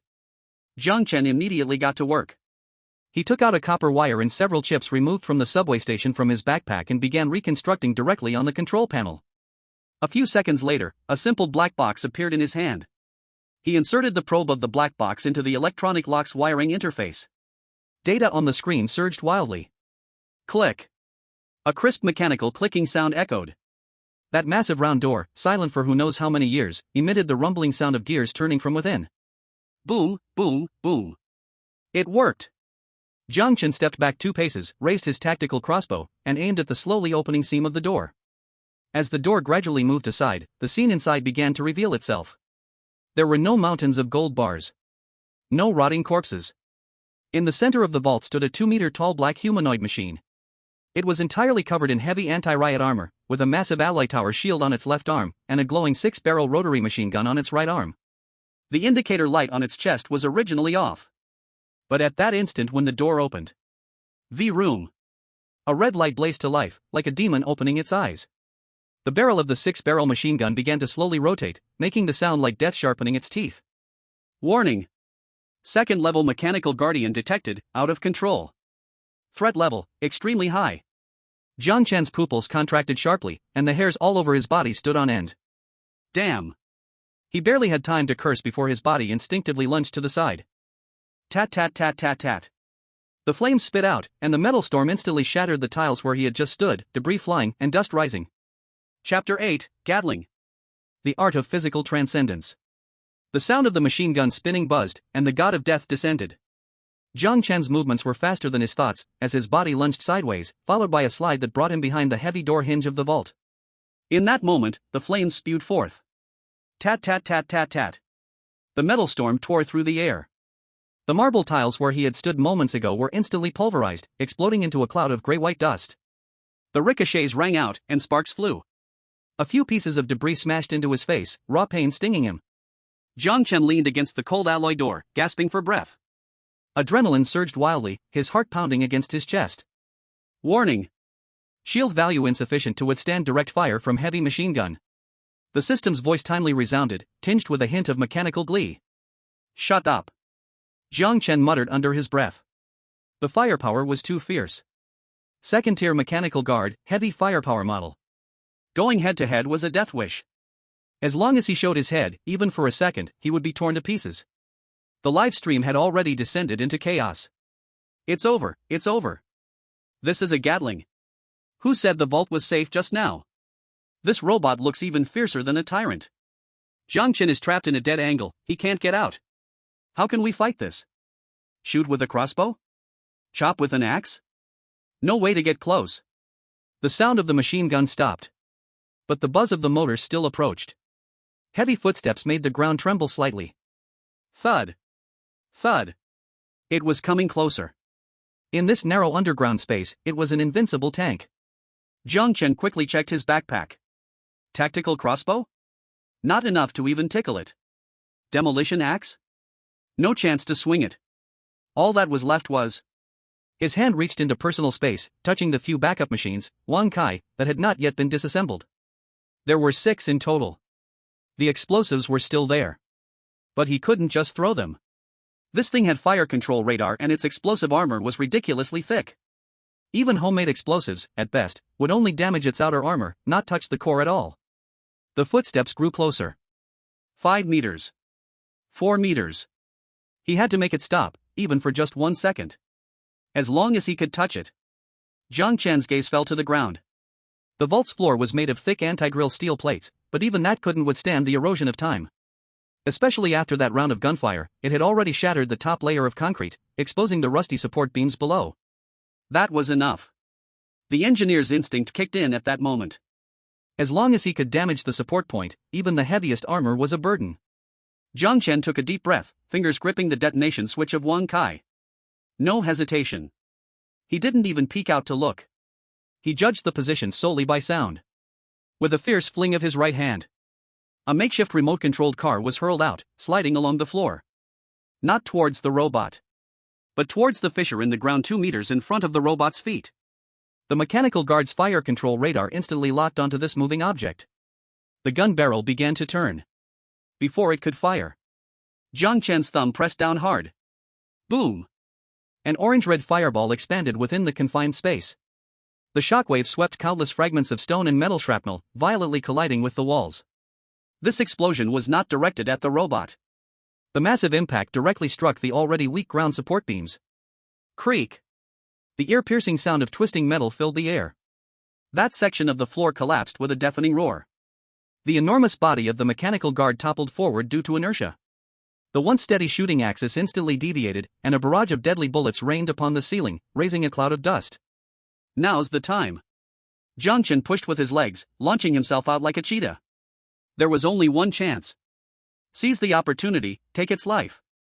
As the mechanical guard attempted to adjust its position, the internal gyroscope spun wildly. A piercing scream sliced through the air. Its gun barrel was still spinning, but the muzzle had already lifted into the air. Jiang Chen rushed into the clouds of dust. Closer. The cold steel monster was right before him. He could even feel the heat waves radiating from its reactor. The mechanical guard's electronic eye blazed red, seemingly sensing danger, and its left arm's tower shield swung fiercely. Whoosh! The shield smashed down with a rush of wind. Jiang Chen did not dodge. Or rather, he didn't have time to dodge. He pressed his left hand directly against the scorching 6-barrel machine gun. As long as there was contact, that was victory. The moment his palm touched the metal, the searing temperature nearly cooked his flesh. But that didn't matter anymore. In his mind, that familiar interface popped up.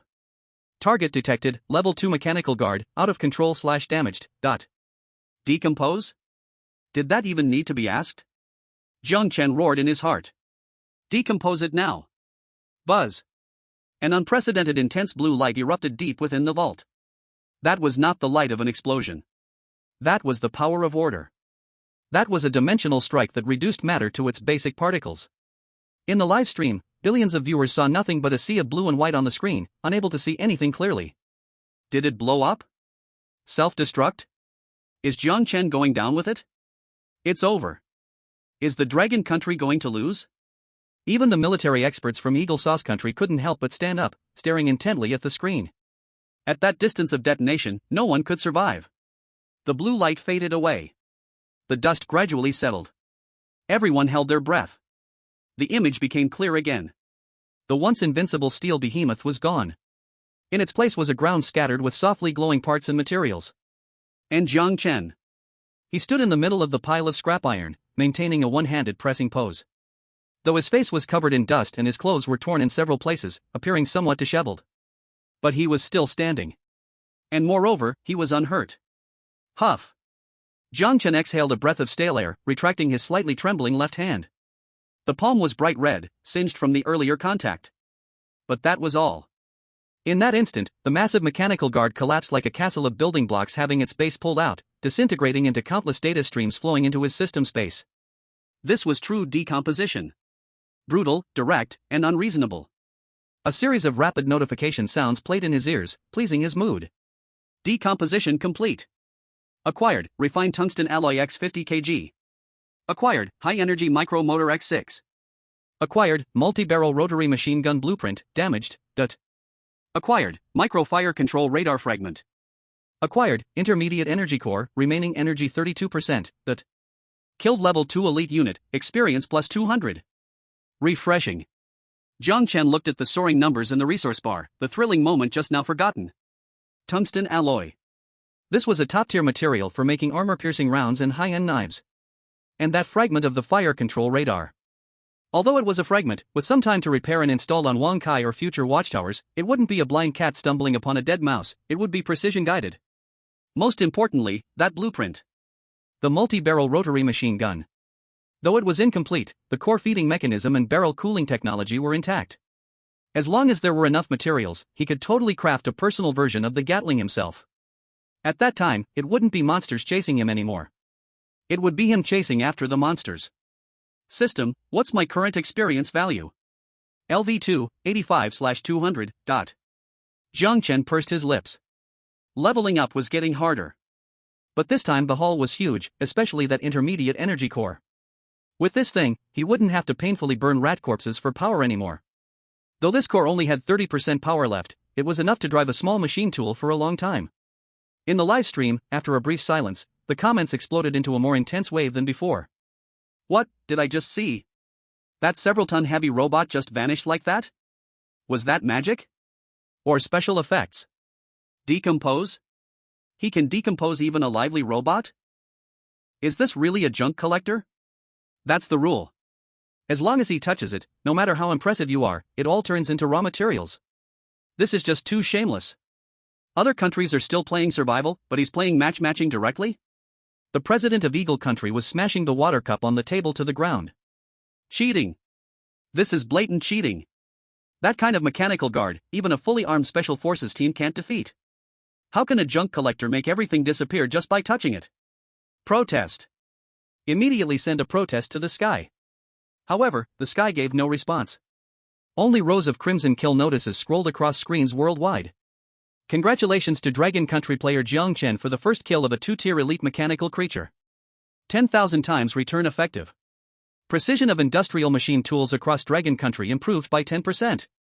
Breakthrough in special alloy smelting technology to level 1. Boom. In the Research Institute of Dragon Country, the old academicians with gray hair were so excited that tears welled up in their eyes. A 10% improvement in machine tool precision. This means that Dragon Country's manufacturing industry will directly leap into a new era.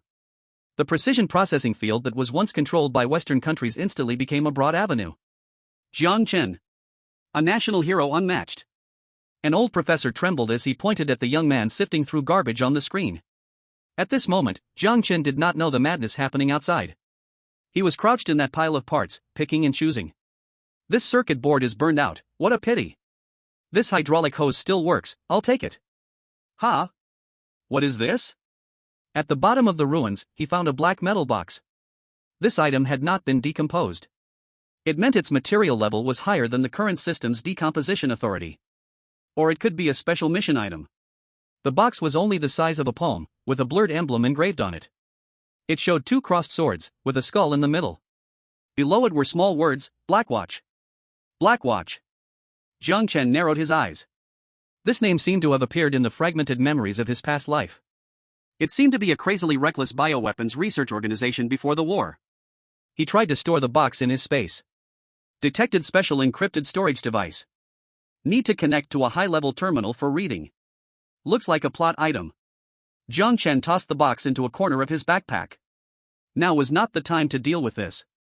His gaze turned to the fully opened vault door. The mechanical guard had been dealt with. So, what treasures were hidden inside?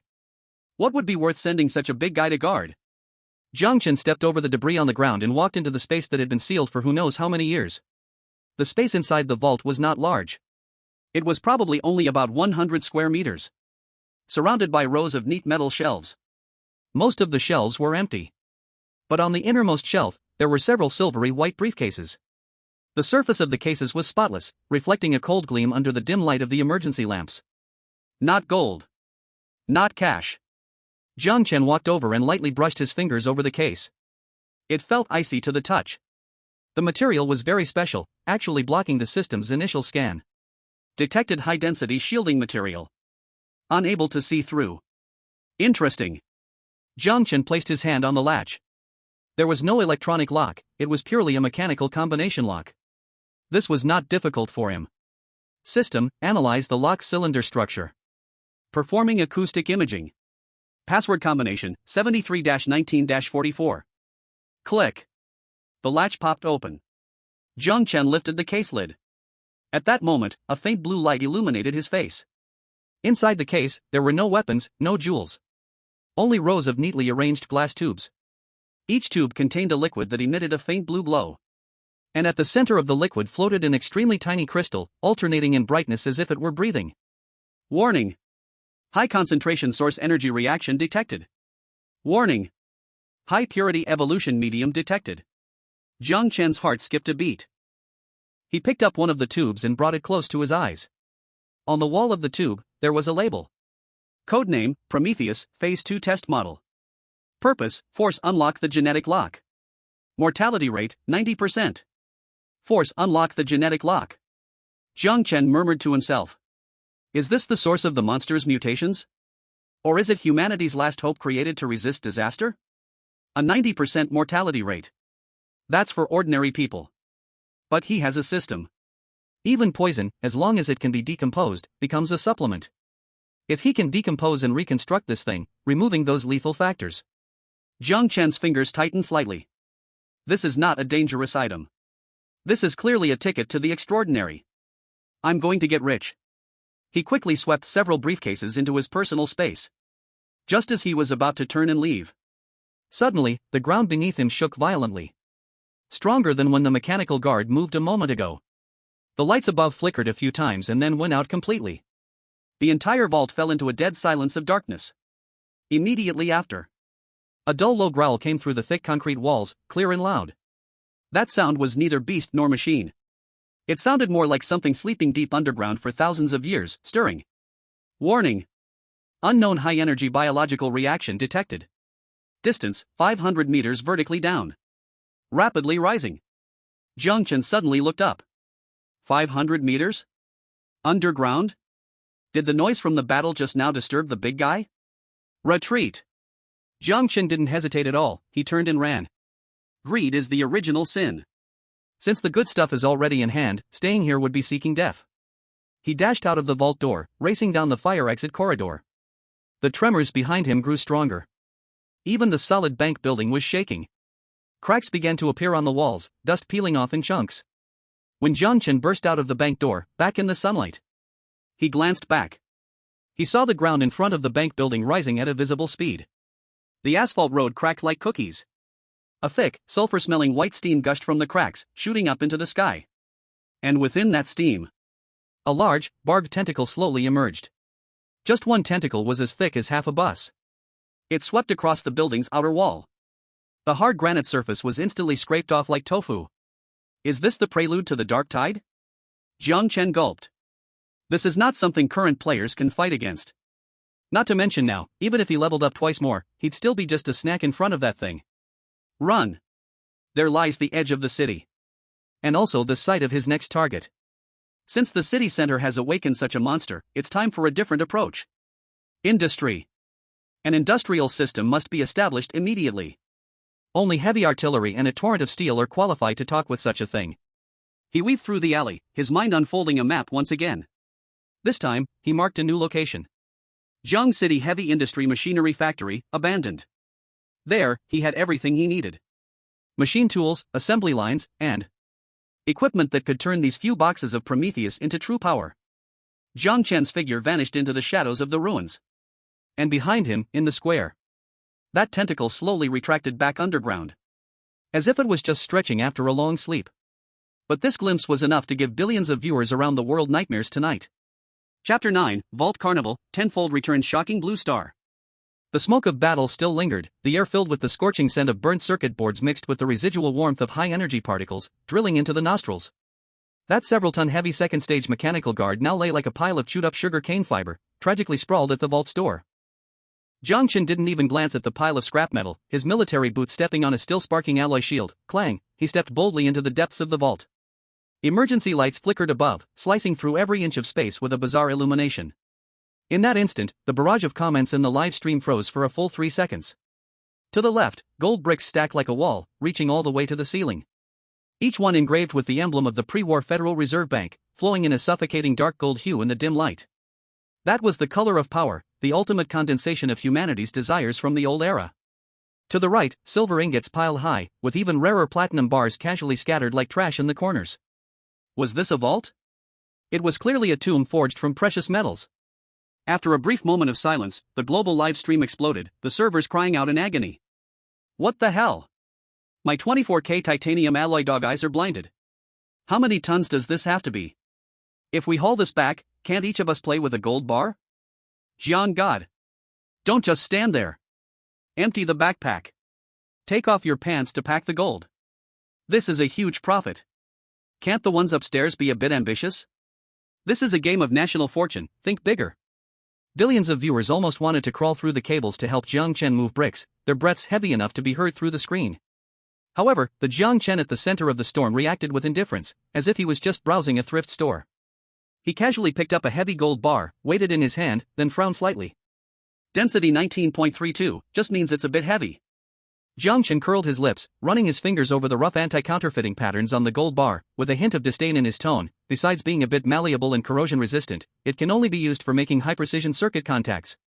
If it were for bullets, its hardness doesn't even compare to that pile of tungsten alloy. Clatter! The priceless gold bar was tossed back onto the rack as casually as throwing a brick. The audience in the livestream was instantly dumbfounded, their screens filled with question marks. Bro! That's gold! That's money! Are you comparing its conductivity to copper? Its hardness to tungsten? Is this the romance of a science man? Does everything just appear to him as material? Listen to this, is it even human language? Can only be used for contacts. This kind of humble brag is truly only you. Jiang Chen obviously had no time to pay attention to the audience's wails. In his engineer's perspective, there was no such thing as precious metals, only a difference between useful and useless. His gaze passed over the mountain of gold, locking firmly onto the deepest part of the vault, where a row of black cabinets sealed in a vacuum awaited. On the surface of the cabinets, red sleep indicator lights flickered weakly, like a heartbeat waiting to be awakened. Through the reinforced explosive-proof glass, neatly arranged rectangular crystalline modules could be seen inside. System scanning. Target confirmation, pre-war high-density data storage matrix, civilian level, complete backup.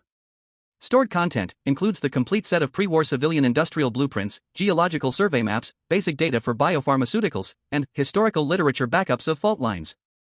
Jiang Chen's pupils shrank sharply, the corners of his mouth finally curling into a slightly crazed arc, like a hunter spotting prey. This is the real treasure. Gold has a price, but data is priceless. With these, I can turn that pile of scrap copper and iron into a true torrent of steel. Boom! The tremors beneath his feet suddenly intensified, dust falling from above like snowfall.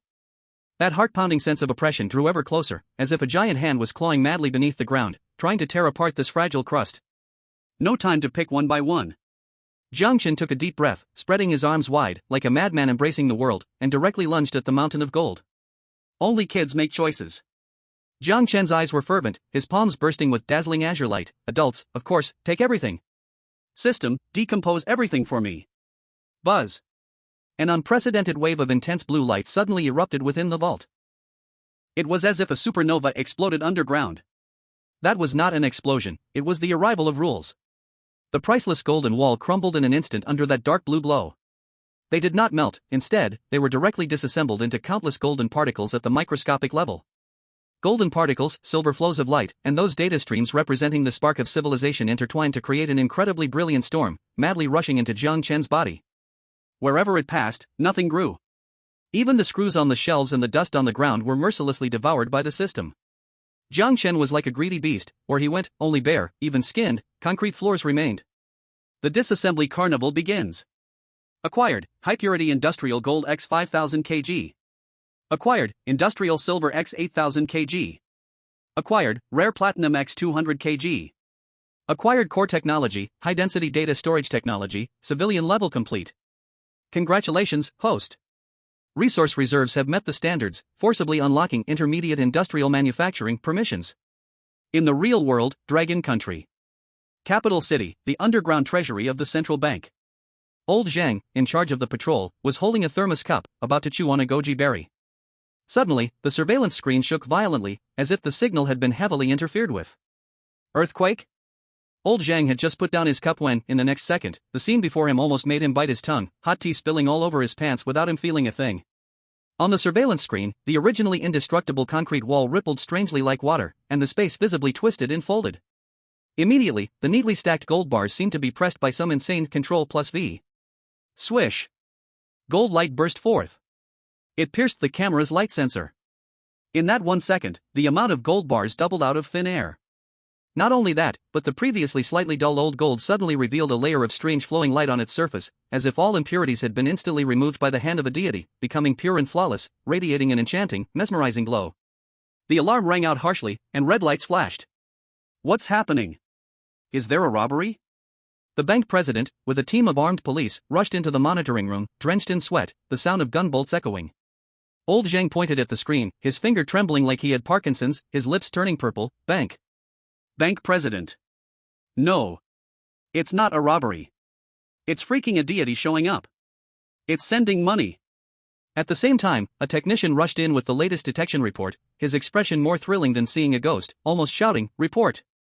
Just now, the automatic detection showed that all the gold purity in the vault changed. The president grabbed the report, his hands shaking, changed lower? Was it swapped? No. It changed higher. All became 99.9999%. This is the theoretical industrial purity limit. Current refining technology can't achieve such large-scale purification. Even laboratory levels can't do it. The technician was filled with excitement, tears brimming. With this batch of gold, our aerospace chips, superconducting circuits, all the precision materials that were stuck, can all break through the bottleneck. Almost at the same time. Dragon Country National Archives. In the middle of the night, the director's office was brightly lit. An old director with white hair was worried about a pile of recently unearthed, rotten Warring States bamboo slips. It's ruined, all ruined, this is the root of culture. Before the words fell. In the sky, a golden announcement spanned the horizon, shocking the world. Congratulations to Dragon Country's contestant Jiang Chen for successfully recovering pre-war high-density data. 10,000-fold return effective. Gold reserves across Dragon Country have doubled.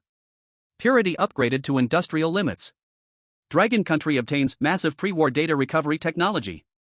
All damaged ancient books, research data, and fragmented historical documents within the territory will be automatically repaired. Buzz. In the archives, miracles descended. In those rows of temperature-controlled cabinets, the originally blackened, broken bamboo slips, silk books, and even those charred secret hard drives were now enveloped in a layer of soft golden light. Those blurred ink marks reappeared. The broken lines healed themselves automatically. The half-page that was left of the Youngla Encyclopedia automatically grew missing sheets in the light. Every word was exquisite, and the ink was fresh. The old curator stared blankly at this scene, murky old tears instantly rolled down, and he knelt heavily on the ground, bowing his head toward the sky. A miracle, this is a miracle. Quick! Notify above. Our lost history has returned. The technology we were blocked from is open now. Across the ocean, in the White House of Eagle Sauce Country. The president looked at the report handed over by the head of the intelligence agency, his face no longer showing anger, but a pale despair. If the doubling of gold made him envious, then the 4 words data recovery were like a sharp knife, directly stabbing into the heart of Eagle Sauce Country's hegemony.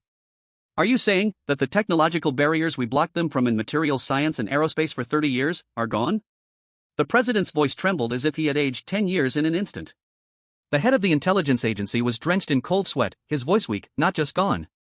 According to calculations, with those pre-war data, the research progress of Dragon Country will surpass us by 20 years overnight. Mr. President, our technological hegemony has collapsed. Cheating. This is cheating. The president suddenly stood up, wanting to smash the cup, but found his hands too weak to even lift it. That Jiang Chen, he's not just seeking survival, he's digging up our roots. In the Wasteland world. Jiang Chen did not know how much turmoil his recent stock-up actions had brought to the Earth's landscape. His current situation was precarious. He had just stuffed the last piece of platinum into space, and the feeling of greed still lingered. Boom! The ground suddenly buckled upward, as if an ancient giant beast had turned over beneath the crust. The heavy concrete ceiling above made a painful creak sound, and several steel bars snapped, whipping against the wall like whips. Warning! High-energy reaction approaching. Distance, 300 meters. Warning! A giant underground creature has been fully awakened. Threat level, catastrophic. Suggestion, run. Run immediately. Unless you want to become its waste. The system's red warning words almost filled his entire retina. Tisk, greedy actions indeed come with a price. Jiang Chen's face changed drastically, but there was no fear in his eyes, only an extreme calm calculation.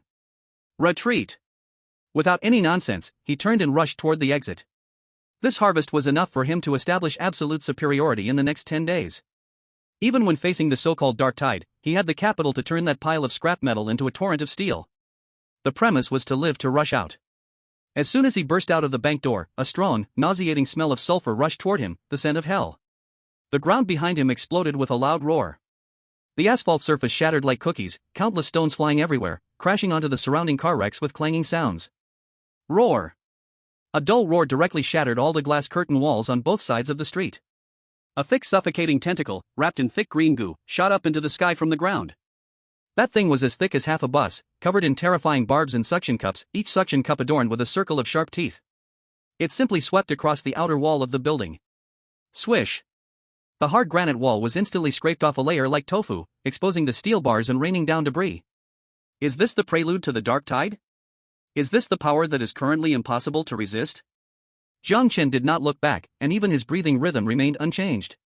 He ran wildly on the chaotic streets, tactical boots stepping over the scattered glass, dancing in the gaps of the Grim Reaper's scythe. His target was clear, the huge black silhouette at the edge of the city. Jiang City Heavy Machinery Factory. With gold as the contact point, silver as the circuit, and that pile of civilian technology data. He wants to personally create a fully automatic killing assembly line that belongs to him in that abandoned factory. Jiang Chen ran wildly while glancing back at the tentacle rampaging in the dust, a cold smile creeping onto his lips. Right now, I am just a snack. When I come out of the factory, your flesh will be my best biomass fuel. Chapter 10, Foundation Prototype, First Night's Modification. The moment the tentacle retreated underground, it left behind a square that was ravaged and shattered, along with a sulfur smell in the air so strong it made one nauseous, as if hell had just burped. The night of the wasteland never gives people a chance to breathe. 1 second, a pale light of death covered everything, the next second, darkness engulfed the city like thick ink. The temperature plummeted sharply, and one could even hear the crack sound of moisture in the air freezing into ice shards. In just 10 minutes, the pooled water on the road had frozen into black mirrors. Jiang Chen stopped at the alley entrance, glancing at the distant silhouette of the mechanical factory, dark as ink. Too far. Not to mention how many zombies lurked in the shadows along the way, just this sudden drop in temperature could freeze a person into a stiff ice pop halfway there. The most dangerous places are often the top luxury mansions. He turned around, his gaze returning to the bank building that he had looted clean, now just an empty shell. Since that big guy 500 meters underground has turned over and fallen asleep, this vault is like a ready-made nuclear shelter. The walls are 1.2 meters thick and lined with lead, able to withstand a nuclear explosion, and naturally can keep this damn cold wave outside. Retreat! Jiang Chen crouched low, his tactical boots making no sound on the broken glass. Using the faint light from his night vision goggles, like a returning ghost, he slipped back into the bank building. The hall was terrifyingly quiet, only the wind howling through the broken doors, as if mourning for this dead city. He followed the fire escape downwards. Level B2. The vault door, which he had violently breached with a black box, was still half open, like a giant mouth that couldn't close. The lock mechanism had been destroyed, the electronic panel crackling with sparks, appearing extremely desolate. But in Jiang Chen's eyes, this was not a broken door, it was a seaview room waiting for renovation. System, scan the door structure and give me the toughest plan. Scan complete. Plan A, repair the original lock. Skip the trash options. Jiang Chen interrupted the system, just give me the top specification.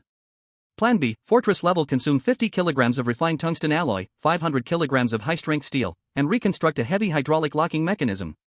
Defense level, can withstand frontal assaults from main battle tanks. Jiang Chen tossed his backpack to the ground, waving his hand, and the still warm tungsten alloy he had just stripped from the second-tier robot clattered to the ground. This stuff is top strategic material for making armor-piercing projectile cores, hard to come by even by the gram in the outside world. But here with Jiang Chen? It's used as a door bolt. This is called vision. Execute Plan B, weld it shut for me, even if the King of Heaven comes tonight, he won't get in. Received. Starting reconstruction.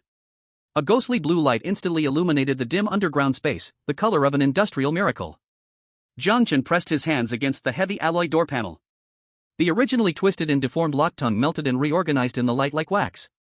The silver-gray tungsten alloy liquid seemed alive, seeping into the crevices of the door, constructing a brand new, more brutal, and aesthetically violent transmission structure inside.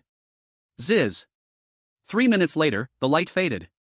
The originally complex electronic lock was gone, replaced by a huge, purely mechanical turntable full of industrial punk style. Jiang Chen grasped the turntable, muscles tensed, and suddenly exerted force. Creak boom. The several-ton heavy round door slowly closed, emitting a dull thud as it fit perfectly into the doorframe, sealing it tight. Next is internal closure. Click. Click. Click. 6 thick tungsten alloy lock bolts, like the fangs of a fierce beast, popped out one by one, deeply embedding themselves into the steel lining of the wall. In that moment, the world fell completely silent. The sounds of wind, the roars of zombies, and all the noise and cold from the outside world were cut off, isolated in another dimension by this door. Here had become the only island amidst the wasteland. However, as good as the island was, it was a bit stuffy and also a bit chilly. Jiang Chen glanced at his tactical watch. Outside temperature, -18 degrees Celsius. Inside the vault, 4 degrees Celsius. Although it wouldn't freeze a person to death, as a man with a system, how could he tolerate this low-quality living environment? Let's get to work. Jiang Chen moved quickly. He dismantled the ventilation duct, stuffing it with the system-reconstructed silent air filter, activated carbon plus high-density fibers, and connected it to the precious intermediate energy core. Buzz. A barely noticeable sound of airflow emerged, bringing in continuously filtered, slightly dry air that instantly dispersed the stale smell of machine oil. Next came the heating. He violently dismantled several abandoned server radiator modules, combining them with resistive wires and refractory bricks, turning them into a rough but highly efficient infrared thermal radiation panel under the system's blue light. Power on. The dark red heat waves began to spread. The thermometer's reading climbed madly. 10 degrees Celsius, 15 degrees Celsius, 22 degrees Celsius. Spring had arrived early in this closed basement. Jiang Chen took off his heavy tactical jacket, wearing only a thin black vest that showed off his toned muscles. He laid out a moisture-proof mat and elastic sponge in the corner, even extravagantly treating himself to a soft pillow. Everything was ready. Jiang Chen sat cross-legged on the bed, pulling out a vacuum-sealed pack of air-dried beef and a chilled electrolyte drink from his space. This wasn't some gritty compressed biscuit, this was stock he had casually collected while raiding a high-end supermarket, something he had been reluctant to eat. Tearing open the packaging. The rich aroma of meat mixed with spices exploded in the air at a constant 22 degrees. With one bite, the fat burst in his mouth, sending waves of satisfaction spreading through his body, making him unable to suppress a moan. This is the life. Jiang Chen let out a sigh, leaning against the warm wall, casually opening the regional channel on the system panel. Time to find some fun. At that moment, the chat channel was already a scene of hell on earth, utterly tragic. John, Eagle Sauce Country F***K. This damn weather. My hands are frozen stiff, I can't even pull the trigger. Who has fire? I'm willing to trade AM9 pistol for a lighter. Even a box of matches will do. Park Yisheng, Pickle Country F***K. I'm in the mall, but the glass is all shattered, the wind is cutting in like a knife. I'm about to freeze to death. I want to go home, I want to eat hot kimchi soup. Yamamoto, Sakura Country so cold. I've put on all my clothes and I'm still shivering. This isn't ordinary cold, this is a magical attack. Someone rescue me, I'm willing to offer my loyalty as a samurai. Ivan, Bear Country is this cold? Heh, it's not so bad. But my vodka has frozen, which is indeed a bit troublesome. Most players' avatars turned gray. That was the color of death. The low temperature of the first night was more like the Grim Reaper than mutated creatures, silently reaping the lives of those unprepared. Jiang Chen watched the bouncing words, took another bite of beef, and gulped down a big mouthful of drink. This feeling of watching others struggling in hell while he was enjoying a vacation in heaven was better than killing 10 bosses. If he hadn't set up this base, he would probably be curling up in some dark corner, shivering, afraid to light a fire, afraid to sleep, like a scared rat. This is the power of industry. This is the crushing power of technology. Ding. Detected that the host is in an extremely comfortable state, forming a strong contrast with the current environment. even a bit like Versailles. Achievement unlocked, Wasteland Resort. Reward, mental strength recovery speed plus 50%. Jiang Chen raised his eyebrows. System, you understand me well. After eating and drinking enough, his body functions returned to peak. But he did not sleep immediately. Jiang Chen reached to the bottom of his backpack and pulled out a small black box. Black watch. The special item found in the vault ruins. Previously, the system indicated that a high-level terminal was needed to read it. Now, he had both time and resources. System, was there anything about decoder designs in the civilian data scanned earlier? Searching match found, Universal Data Port Protocol, civilian cracked version. Create it. The control panel flashed with light. Jiang Chen held a strangely shaped data cable. One end connected to the black box, and the other directly plugged into the tactical tablet's port. The screen lit up. Numerous garbled codes jumped wildly, like a group of startled tadpoles. The progress bar slowly advanced, 10%. 30%. 50%. Suddenly, the screen went pitch black. A line of blood-red warning pop-up, radiating a sinister aura, domineeringly occupied the entire display. Warning. Classified biological weapon files detected. Access permission verification failed. Self-destruct program launched, countdown, 10. 9. A very slight beep came from inside the box, the sound of a miniature bomb activating. There's even self-destruction? Looks like the secrets in here are rather big. Jiang Chen was not panicking, instead, he was even more excited. The more encrypted it was, the more it indicated that what was inside couldn't be seen by others. System, give me a brute force hack. Directly cut off the self-destruct circuit. Understood. Jiang Chen's fingers moved swiftly, directly opening the black box's shell. He used a miniature welding gun to accurately target a chip the size of a grain of rice on the motherboard. Z. A wisp of blue smoke rose. The countdown stopped at 1. Life and death at this speed was nothing. The screen lit up again. A document sealed for half a century slowly unfolded. The first page was a photo. In the photo's background was a huge underground cultivation tank, the green nutrient solution murky and unclear.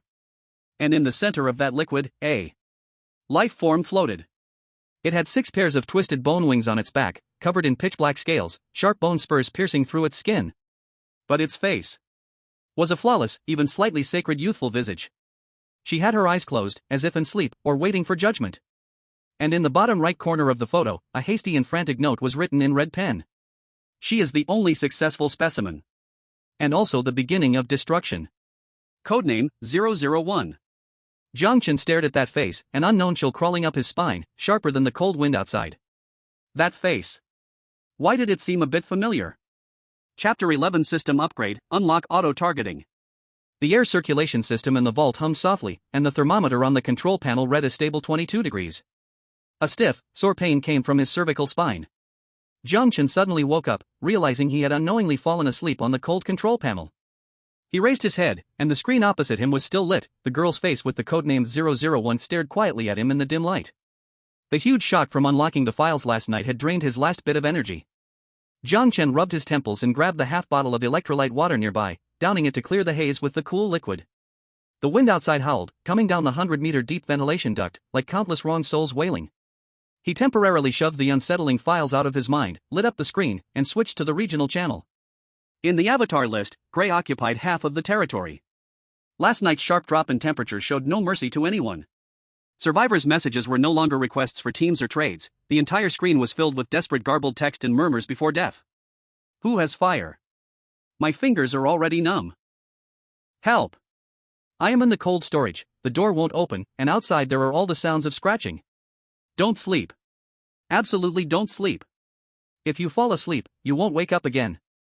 Jiang Chen's face was expressionless as he skimmed through this information and turned off the page. The screams of the dead have no reference value. His gaze shifted to the right and landed on the experience bar. LV2, 200/200. Last night, after violently dismantling that second-level mechanical guard, the overflowing experience points had already burst the progress bar, a red upgrade exclamation mark flashing non-stop. Upgrade. His finger pressed down.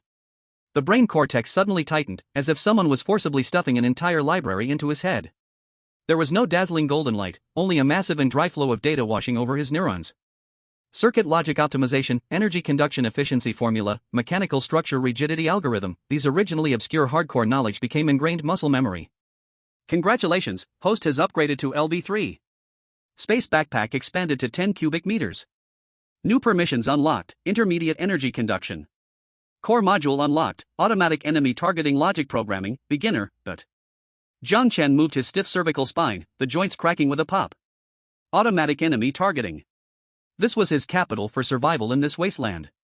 Although the previous Wang Kai was useful, it had to rely on manual control. Once faced with multi-line operations or close combat, no matter how fast he operated, it would still fail. This thing could turn dead objects into tireless sentinels. He walked to the corner of the vault and kicked away the dust cover at his feet. Below was last night's spoils, emitting the unique cold, hard luster of metal. A palm-sized, mini fire control radar fragment, with edges that even had scorch marks. A torn, multiple-barrel rotary machine gun structural diagram. And several, high-energy mini-motors, violently dismantled from the joints of the mechanical guard. System, assess the manufacturing plan. Core materials missing detected. Gun barrel cooling components insufficient, ammo chain will missing, cannot construct multiple-barrel rotary machine gun. Suggested plan, repair radar, build detection base station. Detection my foot. Jiang Chen grabbed the heavy tactical crossbow. What I want is firepower, something that can kill. The tactical crossbow slammed heavily onto the console, kicking up a cloud of dust. High-energy motors, radar fragments, a large chunk of tungsten alloy ingot were piled beside it. Since he couldn't make a Gatling gun, then he would settle for an automatic turret. Integrate this pile of junk. I want a crossbow cannon that can automatically lock on. Calculating. Plan feasible.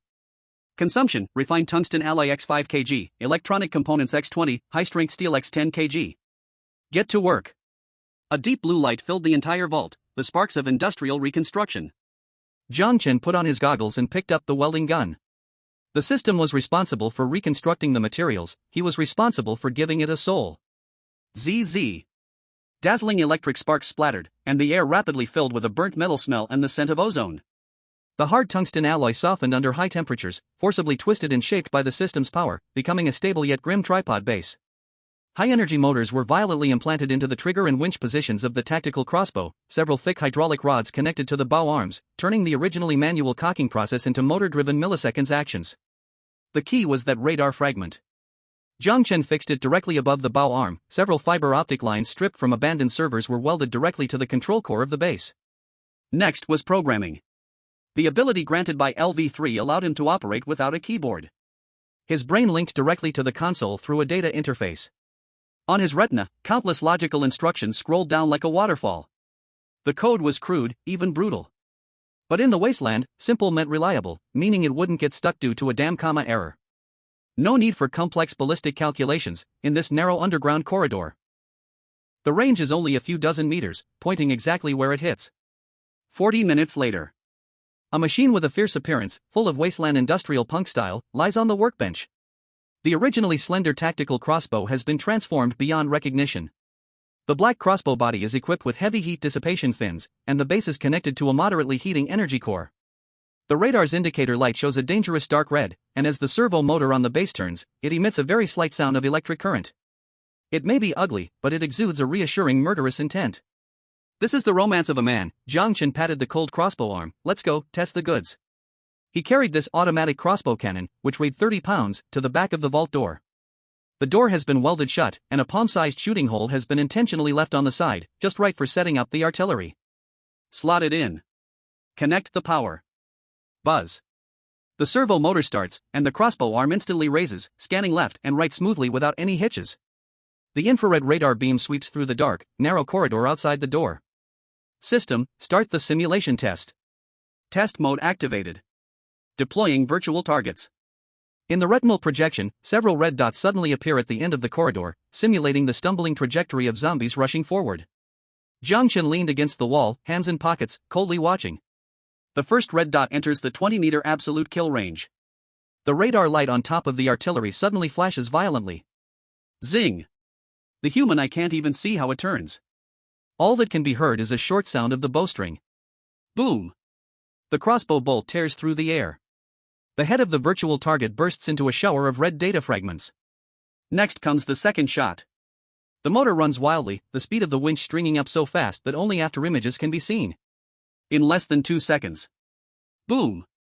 The second shot hits. Another headshot. This is called machinery. No emotions, no trembling hands, no hesitation. As long as the logic judgment passes, it executes absolutely. Test complete. Hit rate, 100%. Average locking time, 0.3 seconds. Guardian artifact of the home, Jiang Chen nodded. But that's not enough. Having only crossbow bolts is slightly lacking in lethality. The tactical crossbow has strong penetration, but against those tough-skinned, meat-thick, even senseless mutated creatures, one arrow not killing them is a hassle. It needs to be enhanced. Jiang Chen returned to the operating table, his gaze sweeping over the pile of industrial silver not yet melted. Silver. Excellent conductivity. If these silvers are drawn into wires and made into high-pressure capacitors. System, decompose the silver. Make me 100 micro high-voltage discharge units. Trigger-type fuses, instant release of 5,000 volts. Received. Reconstructing. A few minutes later, a pile of silver-white metal balls appeared on the table. They are just the size of marbles, covered with intricate circuit patterns, and feel slightly numb in the hand. Jiang Chen picked one up and fitted it to the specially made crossbow bolt tip. This isn't just an arrow. This is a batch of miniature electromagnetic pulse grenades. He pressed these 100 specially made storm arrows into the artillery's automatic ammo box. With these things, forget zombies, even that mechanical guardian from yesterday, if it dares to show its head again, will be shocked into disability. All deployments complete. Jiang Chen closed the observation window of the vault door, leaving only a small gap for radar scanning. Safety is never given by others. It's provided by firepower. Just then, the black box that had been thrown in the corner of the backpack vibrated slightly. Blackwatch encrypted storage device. Last night, it was halfway through the decryption when that damned self-destruct warning temporarily interrupted it. Now with the automatic artillery guarding the door, it's just sitting idle. Come on, let's see what secrets you have inside. Jiang Chen replugged the data line into the tablet. The screen lit up. The progress bar is stalled at 99%. Only the last step remains. The photo of the girl with the codename 001 reappeared. That kind of gaze, even in a static image, exudes an oppressive feeling that makes one's heart race. As if watching him through the screen. System, continue to crack. Attempting to bypass self-destruction logic. Warning. External signal detected forcing intervention. Warning. Someone is trying to reverse trace the device location. Jiang Chen leaned forward, staring at the screen. Reverse trace? Where did the external signal come from in a single-player survival instance? Unless, there are not only players and monsters in this instance. Is there also a native force? Or, a more advanced existence? The data flow on the screen became frantic, red warning pop-ups sprang up like a poison creature. Tracking source locked, main control center of Jiangcheng underground shelter. The other party is requesting to establish a communication connection. Do you want to connect? Jiang Chen fixated on the flashing yes/no option, his fingers gently tapping on the table.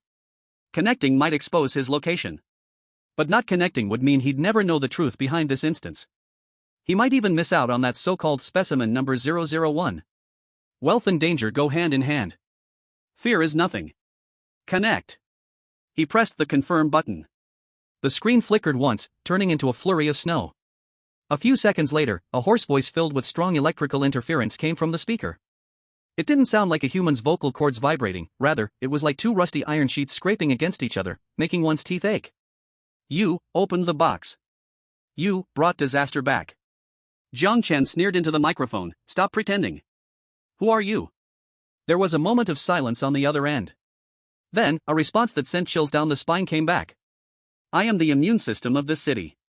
And you are the virus. Beep. The communication was cut off. Immediately after, a faint sound came from the corridor outside the vault. It wasn't the dragging sound typical of zombies. Tap, tap, tap. Light, quick, and rhythmic. It was like some kind of predator wearing soft-soled shoes, patiently closing in on its prey. Jiang Chen suddenly turned to look at the door. The next second, the automated turret he had just deployed, the radar light instantly turned bright red. Without even a 0.3-second locking delay, it directly deemed it the highest threat. The turret fired. Boom. Boom. Boom.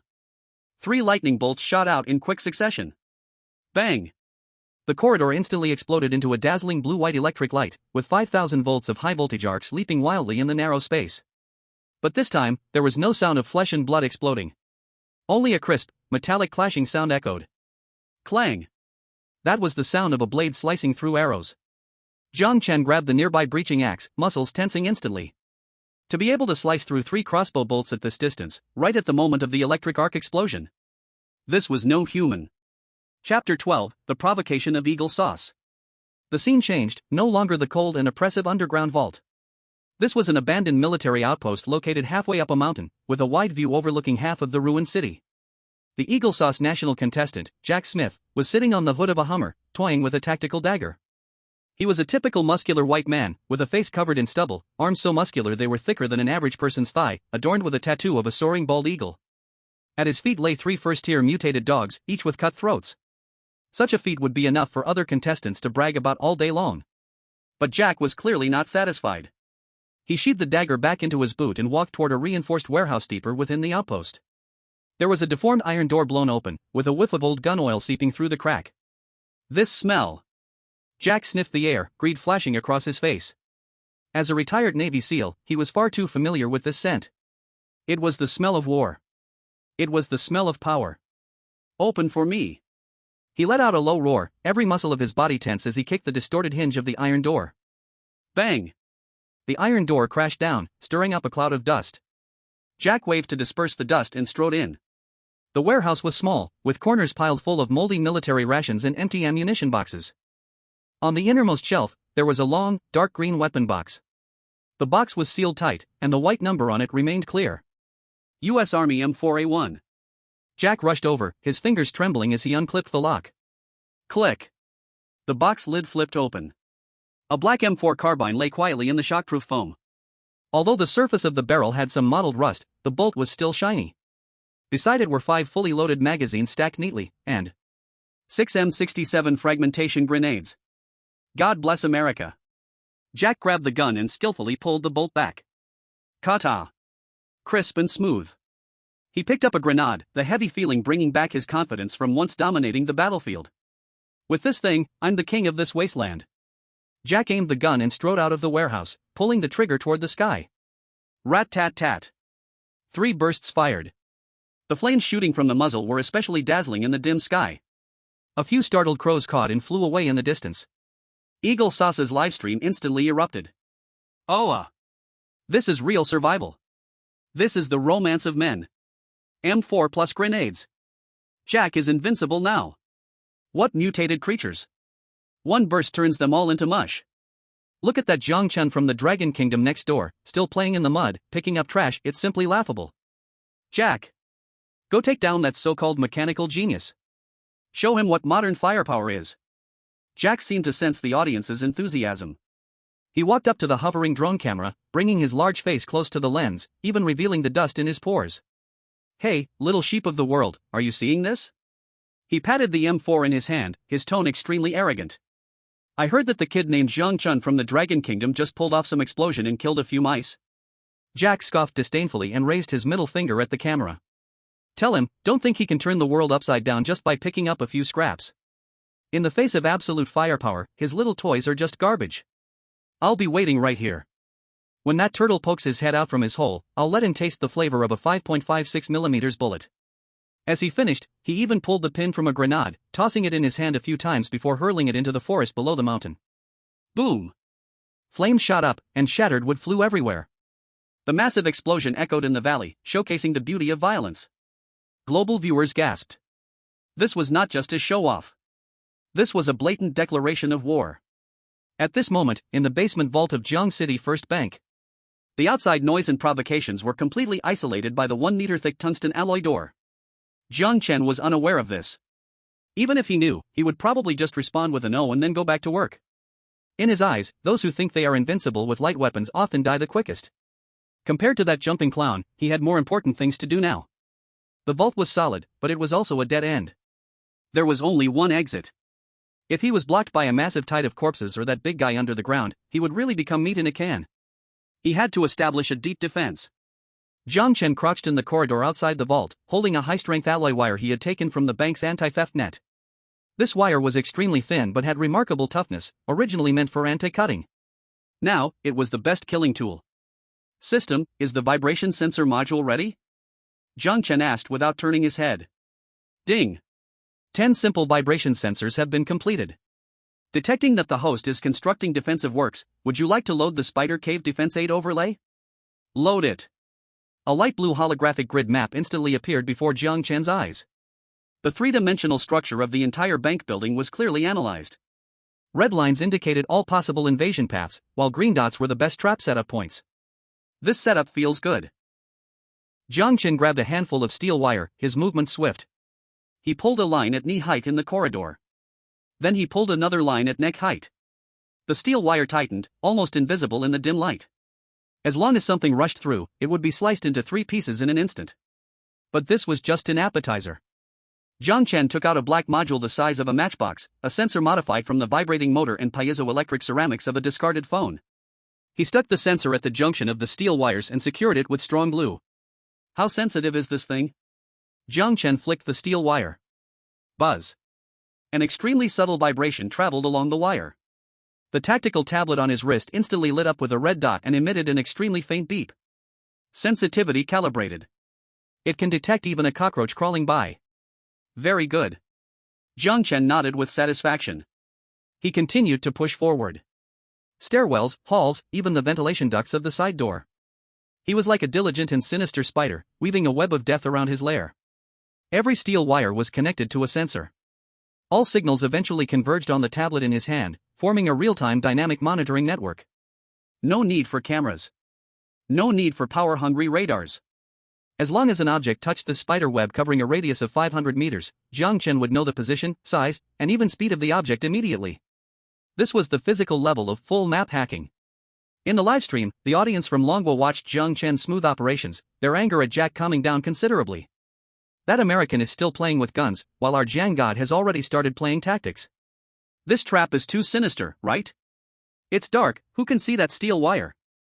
I dare bet, if Jack dares to rush in, he won't even see Jiang Chen's face before his head has to move out. This is an IQ crushing. What M4, what grenades, they're just decorations in front of this web. After setting up the last node, Jiang Chen returned to the entrance of the vault.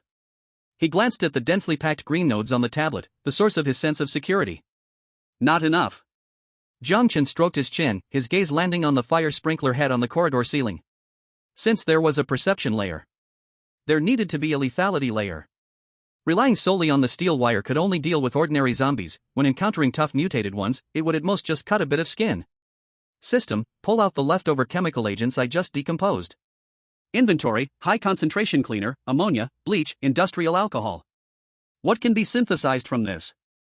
Jiang Chen asked casually. Plan A, simple firebomb. Plan B, chlorine gas generator, highly toxic, I want the one with a kick. Jiang Chen pointed at Plan B. Since it's a trap, it needs to leave an impression. He tied plastic bottles filled with chemical agents next to the sprinkler heads at several key points in the corridor. Then he connected a fuse to the trigger mechanism of the steel wire trap. As soon as someone triggered the steel wire, not only would they get sliced, but the mechanism would break the bottles. Ammonia and bleach mixed together, instantly producing a large amount of chlorine gas. In this enclosed underground space, it was practically the breath of death. In less than a minute, the lungs would burn out, choking to death in extreme pain. Perfect. Jiang Chen clapped his hands, admiring his masterpiece. This was no safe haven. This was clearly a meat grinder waiting for prey to hook itself. Suddenly, a red dot on the tablet flickered once. That was the sensor at the side door of the first floor hall. Beep. The sound was very soft, but in the dead silence of the corridor, it was exceptionally piercing. Jiang Chen's movements instantly froze. He stared at the screen. The red dot did not disappear, instead, it was moving. Very quickly.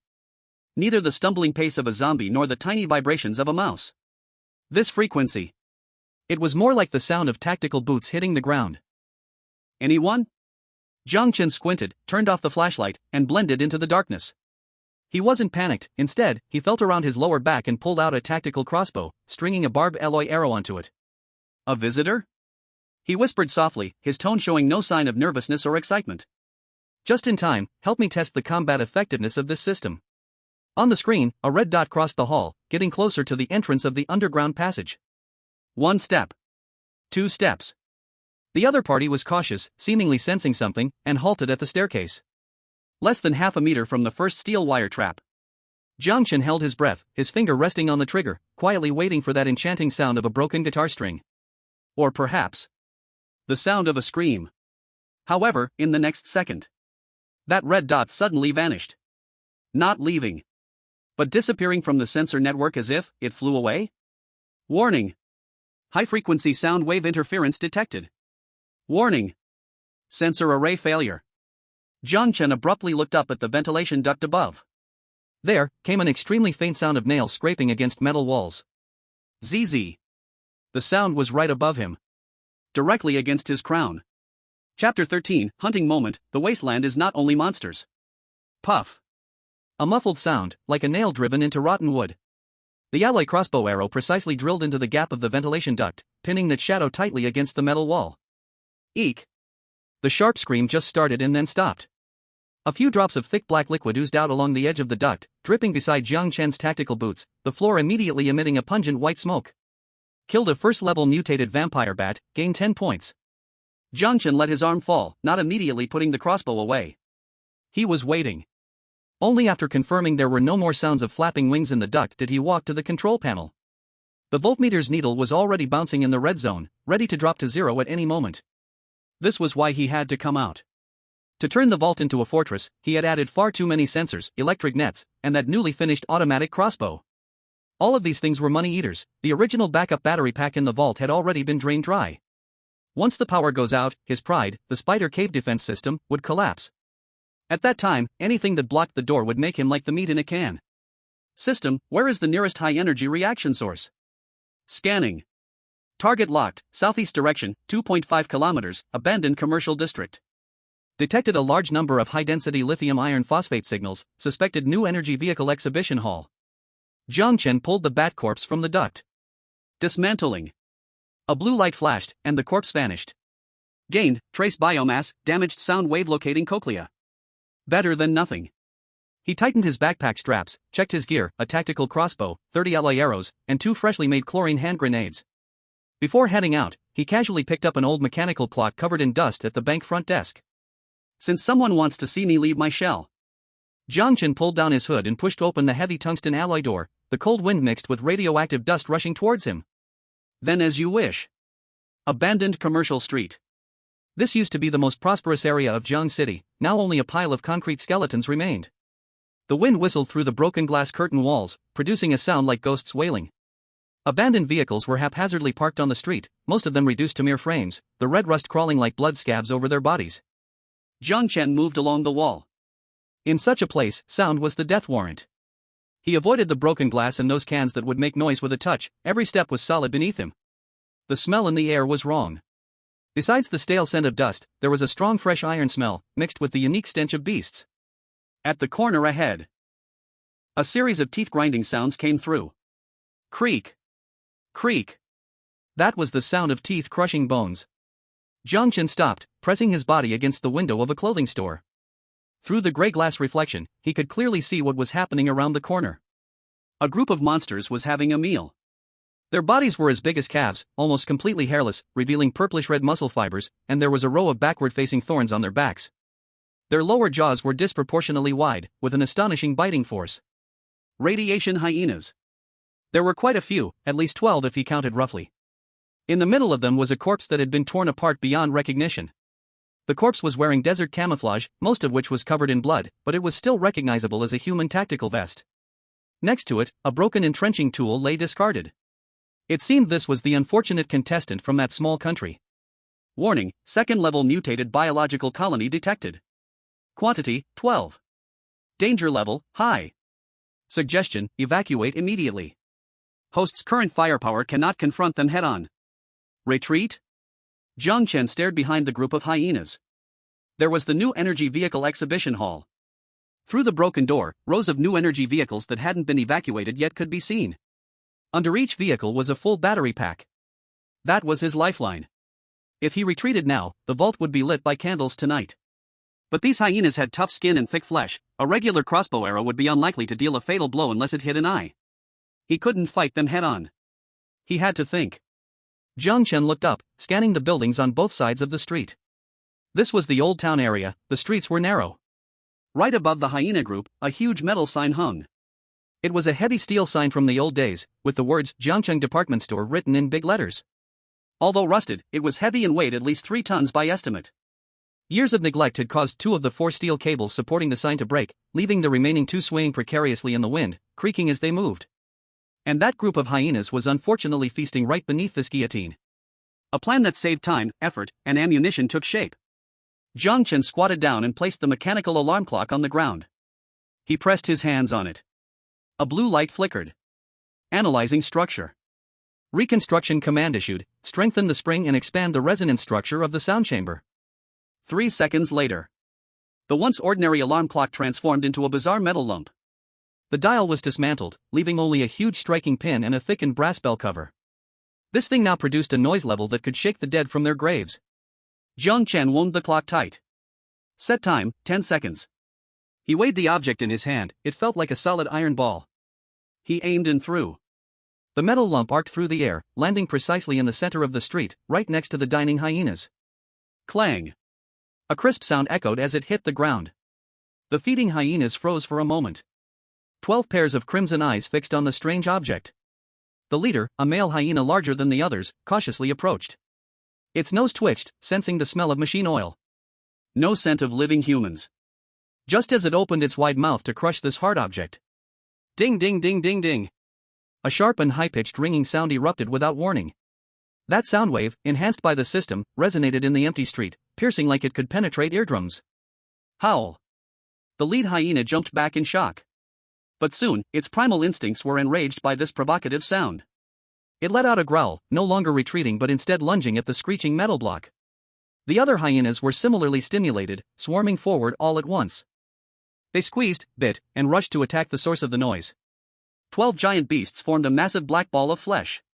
Right under the advertising board. The position was perfect. 100 meters away. Jiang Chen crouched on the roof of an abandoned bus, the tactical crossbow already set.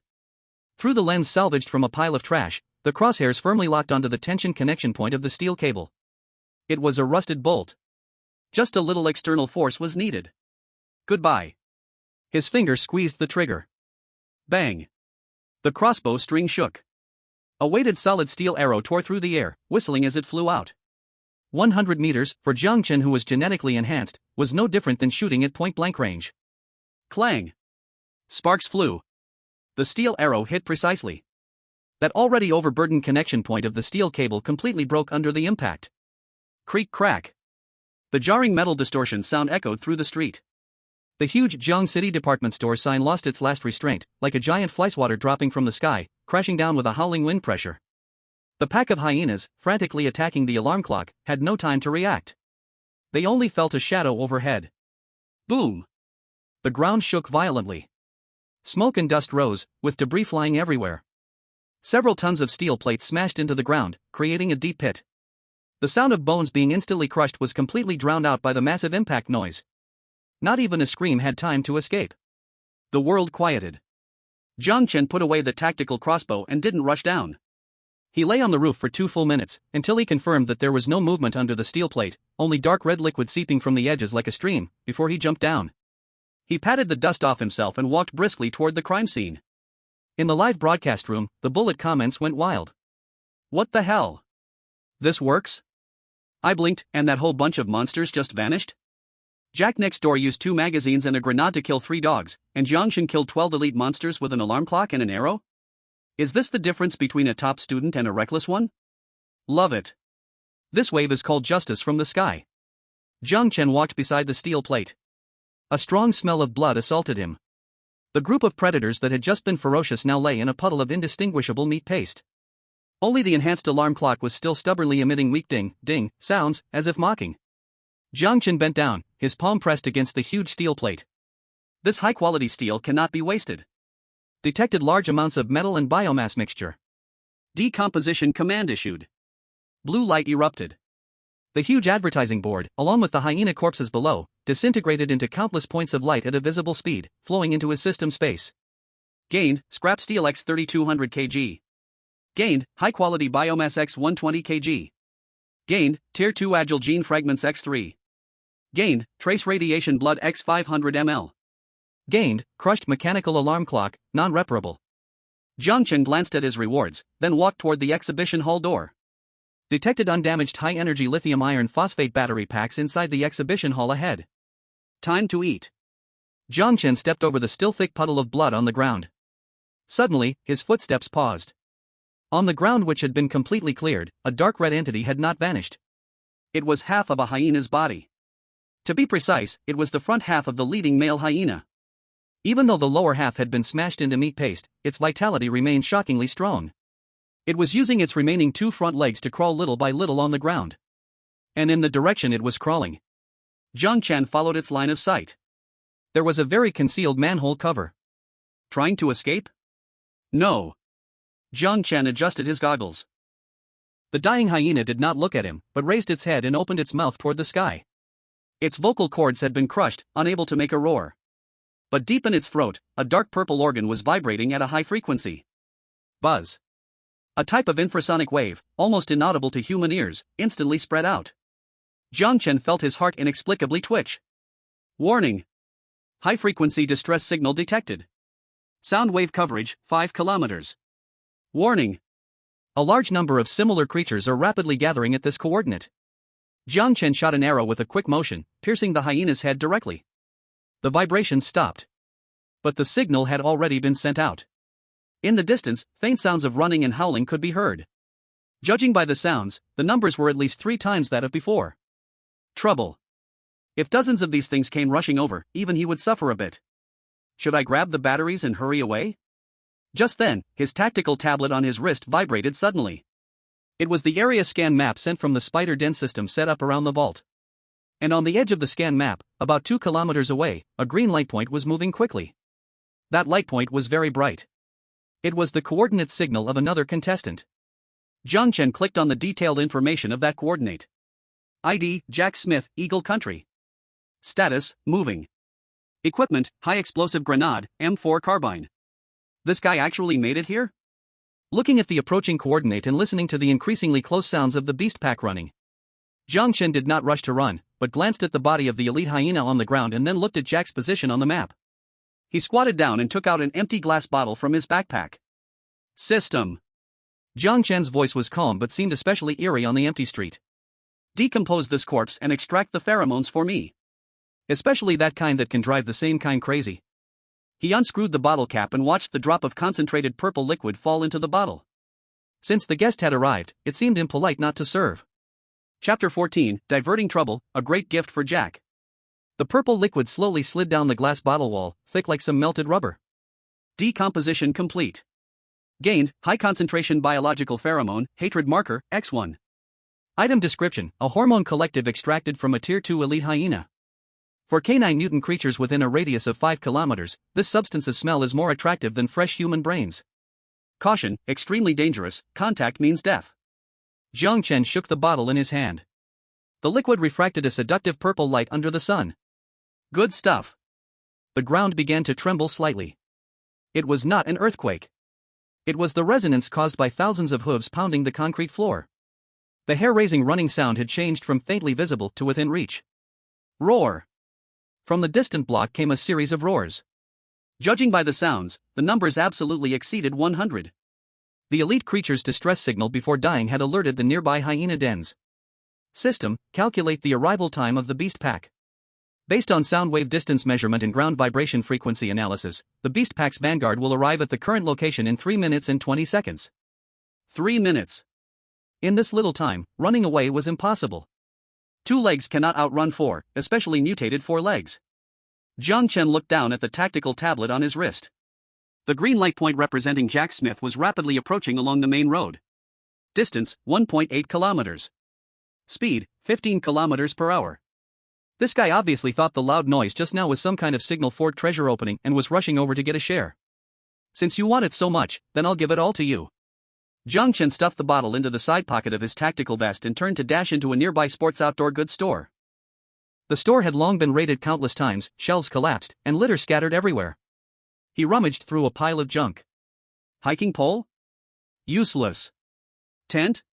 A burden. Carbon fiber bike? Jiang Chen dragged out a dust-covered mountain bike and tried to spin the pedals. The chain was rusted, and the rear wheel hub was deformed. Decomposing. A blue light flashed. Acquired, carbon fiber tubing X2, scrap rubber X1. Trash. He continued deeper inside, his gaze sweeping over a display stand in the corner. There sat an oddly styled electric scooter. Off-road tires, widened pedals, dual-drive motor. Although the battery pack had long been stolen, the frame was still relatively intact. You're the one. Jiang Chen dragged the scooter to the store entrance. This thing doesn't need a rider, it just needs to move. He pulled out a lithium iron phosphate battery module he had just removed from a new energy vehicle. Analyzing scooter circuit structure. Reconstruction command issued, violent modification. Plan, remove speed limiter, directly connect power supply, lock throttle to max position. Estimated range, 3 kilometers. Estimated top speed, 60 kilometers per hour. Jiang Chen pressed the battery module directly onto the scooter's pedal, several thick copper wires leading from the battery violently welded to the motor interface on the rear wheel. No safety measures at all. Just pure brute force. ZZ. The motor powered on, and the rear wheel spun wildly, emitting a sharp howl as if it would take off at any moment. Jiang Chen nodded in satisfaction. He took out a bottle of purple pheromone and twisted off the cap. An indescribable odor instantly filled the air. It wasn't a foul smell, but a sickly sweet scent that shot right to the top of one's head, making the heart race and adrenaline spike with just a whiff. This stuff affects humans, let alone those beasts with only killing instincts left in their brains. Jiang Chen held his breath and carefully poured the liquid onto the scooter's pedals, grips, and the rear fender. Not a single drop was to be wasted. After doing all this, he quickly took 2 steps back and pulled out another can of spray from his backpack. Military-grade odor eliminator. This was a byproduct from previously dismantling that riot gear in the bank vault. PSHHH. A white mist enveloped him completely. This spray could neutralize all organic volatile substances emitted by the human body, even blocking a portion of heat radiation for a short time. System, plan route. Target, Jack Smith. Path calculation in progress. Suggestion, go straight south along the main road of the commercial street, use the downhill terrain to accelerate. There is a barricade 400 meters ahead, manual adjustment of the scooter's front wheel angle is required to evade. Jiang Chen crouched down and adjusted the front wheel direction of the scooter. He aimed at the end of the street. That was the only path Jack must take. The distant roars of beasts were deafening. He could even see a tide of beasts emerging at the corner of the street.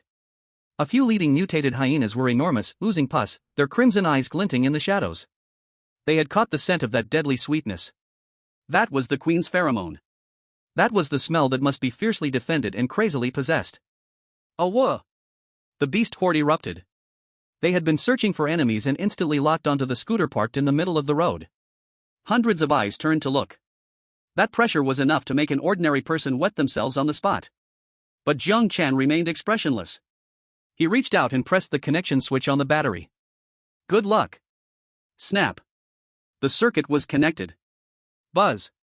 The violently modified motor instantly unleashed terrifying torque, the rear wheel spun wildly on the ground, creating a cloud of smoke.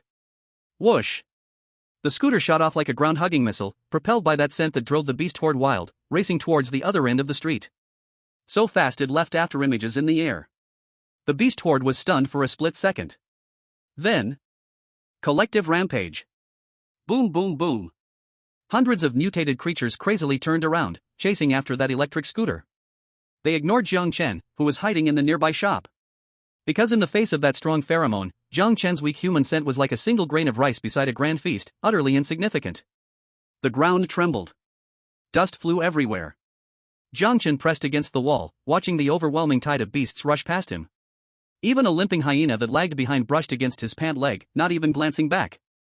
This is the instinct of living beings. As long as the code is mastered, monsters are merely puppets on strings. It wasn't until the last hyena disappeared around the street corner that Jiang Chen stepped out from the shadows. He patted the dust off his clothes. He picked up his tactical tablet. On the screen, the red dot representing the electric scooter was rapidly closing in on the green dot. The distance between the two was rapidly shrinking. 1,000 meters. 500 meters. 200 meters. 2 kilometers away. Jack Smith was cautiously weaving between a pile of junked cars, holding that rusty M4 carbine. He was excited. That loud sound just now was definitely the sound of some large building collapsing. In the Wasteland, such noise usually means two things. Either a big monster is wreaking havoc, or a newbie triggered a large trap.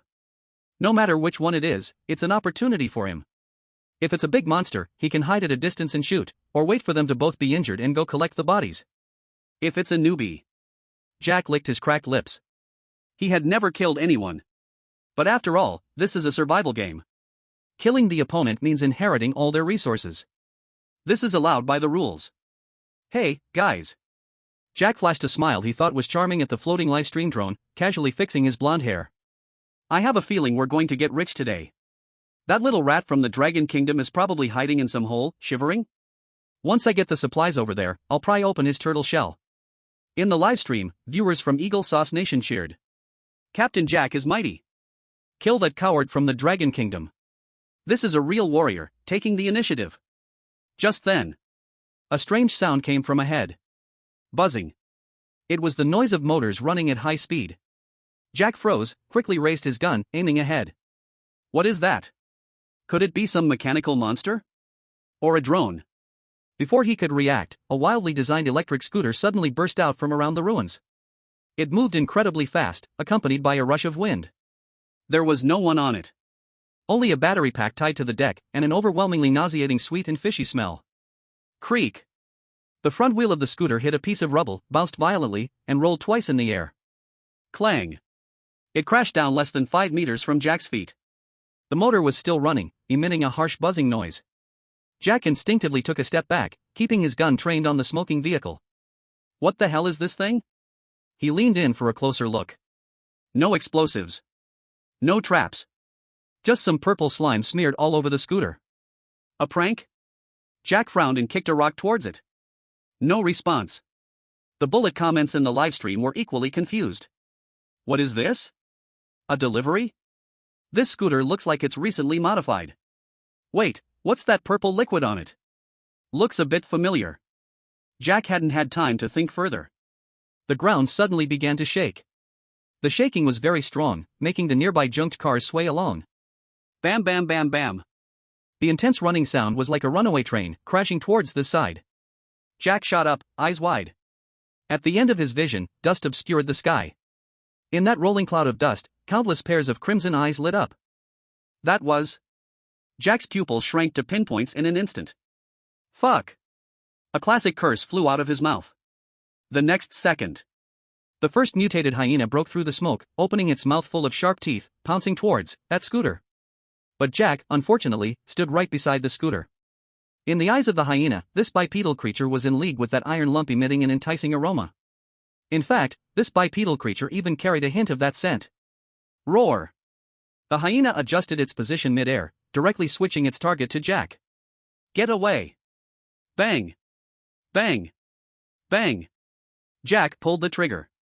The M4 carbine spat fire. Though the gun barrel was severely rusted and the accuracy was pathetic, at such a close distance, aiming was completely unnecessary. The bullet struck the hyena, bursting into a cloud of blood mist. The hyena let out a horrible scream and fell to the ground, twitching.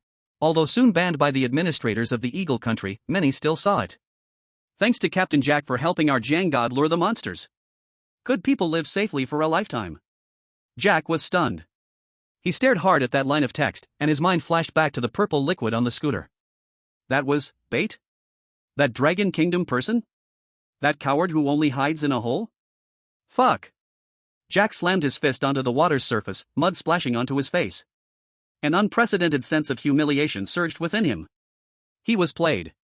By an opponent he looked down on, toyed with like a pet dog. And on the other side, Jiang Chen stood in the empty car showroom. In front of him were rows of brand new battery packs that had been disassembled. Each one radiated enticing waves of energy. Acquired, automotive-grade lithium iron phosphate battery pack X40. Acquired, high-torque hub motor X4. Acquired, in-vehicle central control chip X10. Jiang Chen picked up a battery and weighed it in his hand. His mouth did not curve upward, and his eyes remained calm. But that did not stop him from mentally sending Jack a good person card. With these, Jiang Chen looked out at the gradually darkening sky. Tonight, the vault can be powered. He turned around, his shadow stretching long under the sunset. And deep in that shadow, it seemed that something more terrifying was brewing. System, establish a new blueprint. Please name it. Jiang Chen looked at the high-energy battery in his hand, recalling the parts obtained from breaking down the mechanical guard. A crazy idea took shape in his mind. Exoskeleton gloves. No. Jiang Chen paused. Power arm. Chapter 15, Jack in Trouble, Mud Pit Celebration. 2 kilometers away, at the edge of an abandoned industrial park. Jack Smith lowered his center of gravity, tactical boots stepping on gravel without making a sound. The M4 carbine in his hands was modeled, but the chamber was polished to a shine, with the muzzle moving in sync with his line of sight, always locking onto every high ground in sight. This is the quality of a Navy SEAL. The air was filled with the smell of rust and dry dust. Jack twitched his nostrils, catching a hint of an unusual scent in the wind. It was chaos, panic, and the aftertaste of some large structure collapsing. Looks like our little friend from the Dragon Kingdom is in trouble. Jack adjusted his earpiece for the hovering live broadcast ball, his voice deep and magnetic, exuding a confident air of control. That loud noise earlier sounded like a load-bearing column breaking. If it was a newbie, they're probably buried under the rubble crying right now. He held his gun with one hand, and with the other, he made a tactical gesture to the camera, pointing to the smoky corner ahead. This is the law of the Wasteland, folks.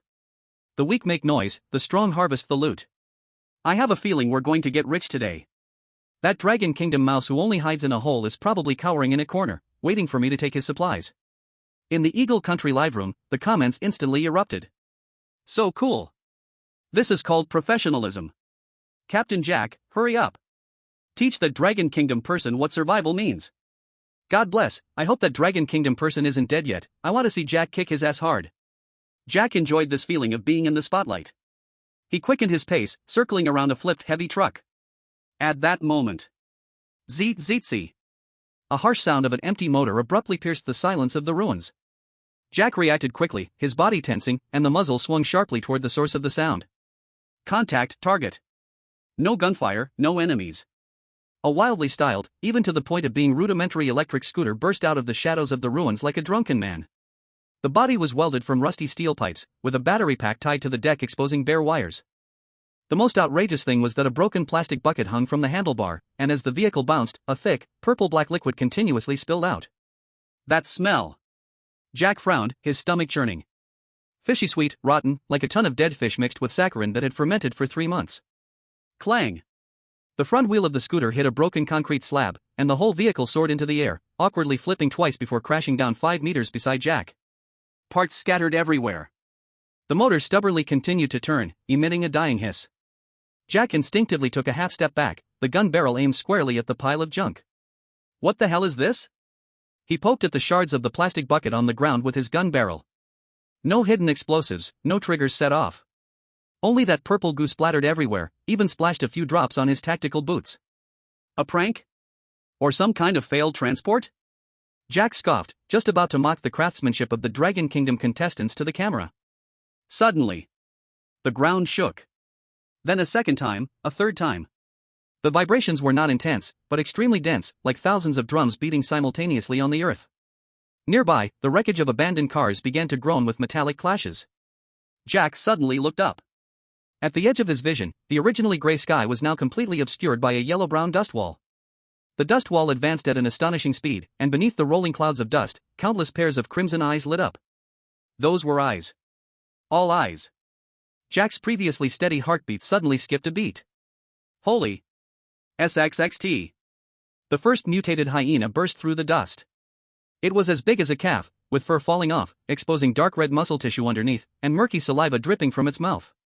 It ignored everything around it, fixating on the shattered scooter, or rather, on the puddle of purple goo. Roar! The hyena let out a greedy roar, crushed the ground with its hind legs, and shot forward like a cannonball. And Jack Smith, unfortunately, stood right next to that puddle of goo. In the eyes of the frenzied mutant beast, this two-legged creature smelling of the same scent was just a side dish for that grand meal. Damn it! Jack's scalp tingled, and years of combat instinct led him to make the right choice. Not to run, but to fire. Turning to escape at this distance would only expose his back to the beast. Rat-a-tat-tat. The M4 carbine spat out short flames. The 5.56mm bullets accurately drilled into the hyena's skull, bursting into a cloud of blood mist. The hyena slid a few meters due to inertia, its body stopping right at Jack's feet. Is that it? Jack exhaled a breath of foul air, just about to change magazines. The next second, his pupils violently contracted. Behind the dead hyena. 10. 50. 100. A tide of black beasts filled every corner of the street like a flood breaking through a dam. They crowded, trampled, fighting for that puddle of purple goo, also to shred the obstacle that dared to stop their feast. In this moment, all tactical maneuvers, all special forces dignity, were all nonsense. Run! Jack didn't even have time to pick up the spare magazine that had dropped on the ground, turning and rushing toward a nearby unfinished building. Behind him came the sickening sound of chewing and metal tearing. That scooter was shredded into pieces in less than a second. The hyena pack, having missed the dessert, immediately turned their bloodshot eyes toward the fleeing figure. That was the only alternative. Aoo! The beast horde turned, countless sharp claws scraping the concrete, making an ear-piercing noise, and firmly bit into Jack's backside. Jack had never run this fast in his life. His lungs felt like they were being filled with lava, each breath carrying a taste of blood.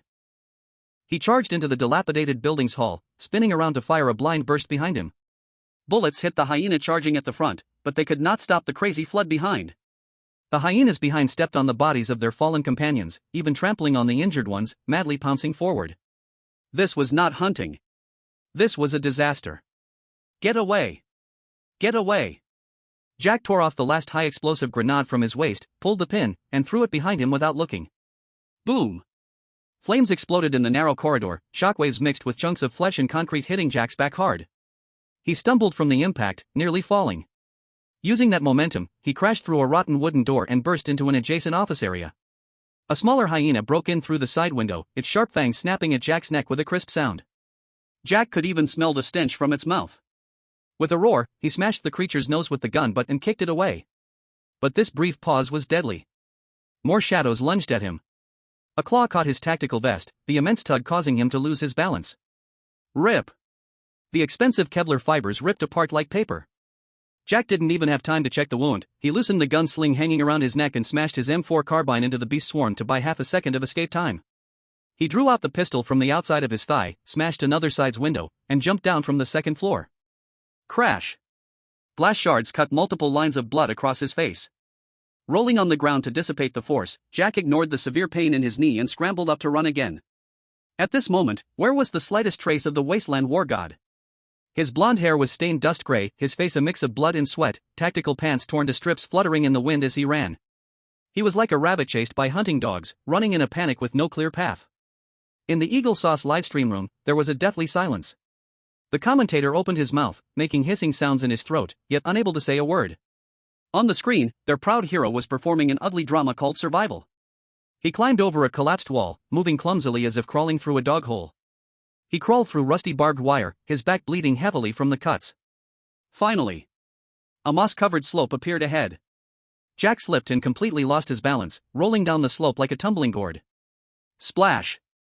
Cold, sticky, and giving off an extreme stench, liquid immediately engulfed him. This was a waterlogged pit in a low-lying area, filled with rainwater, rotting plants, animal corpses, and sludge that had fermented for who knows how many years. The foul black mud instantly poured into his mouth and nose. Cough, cough, cough.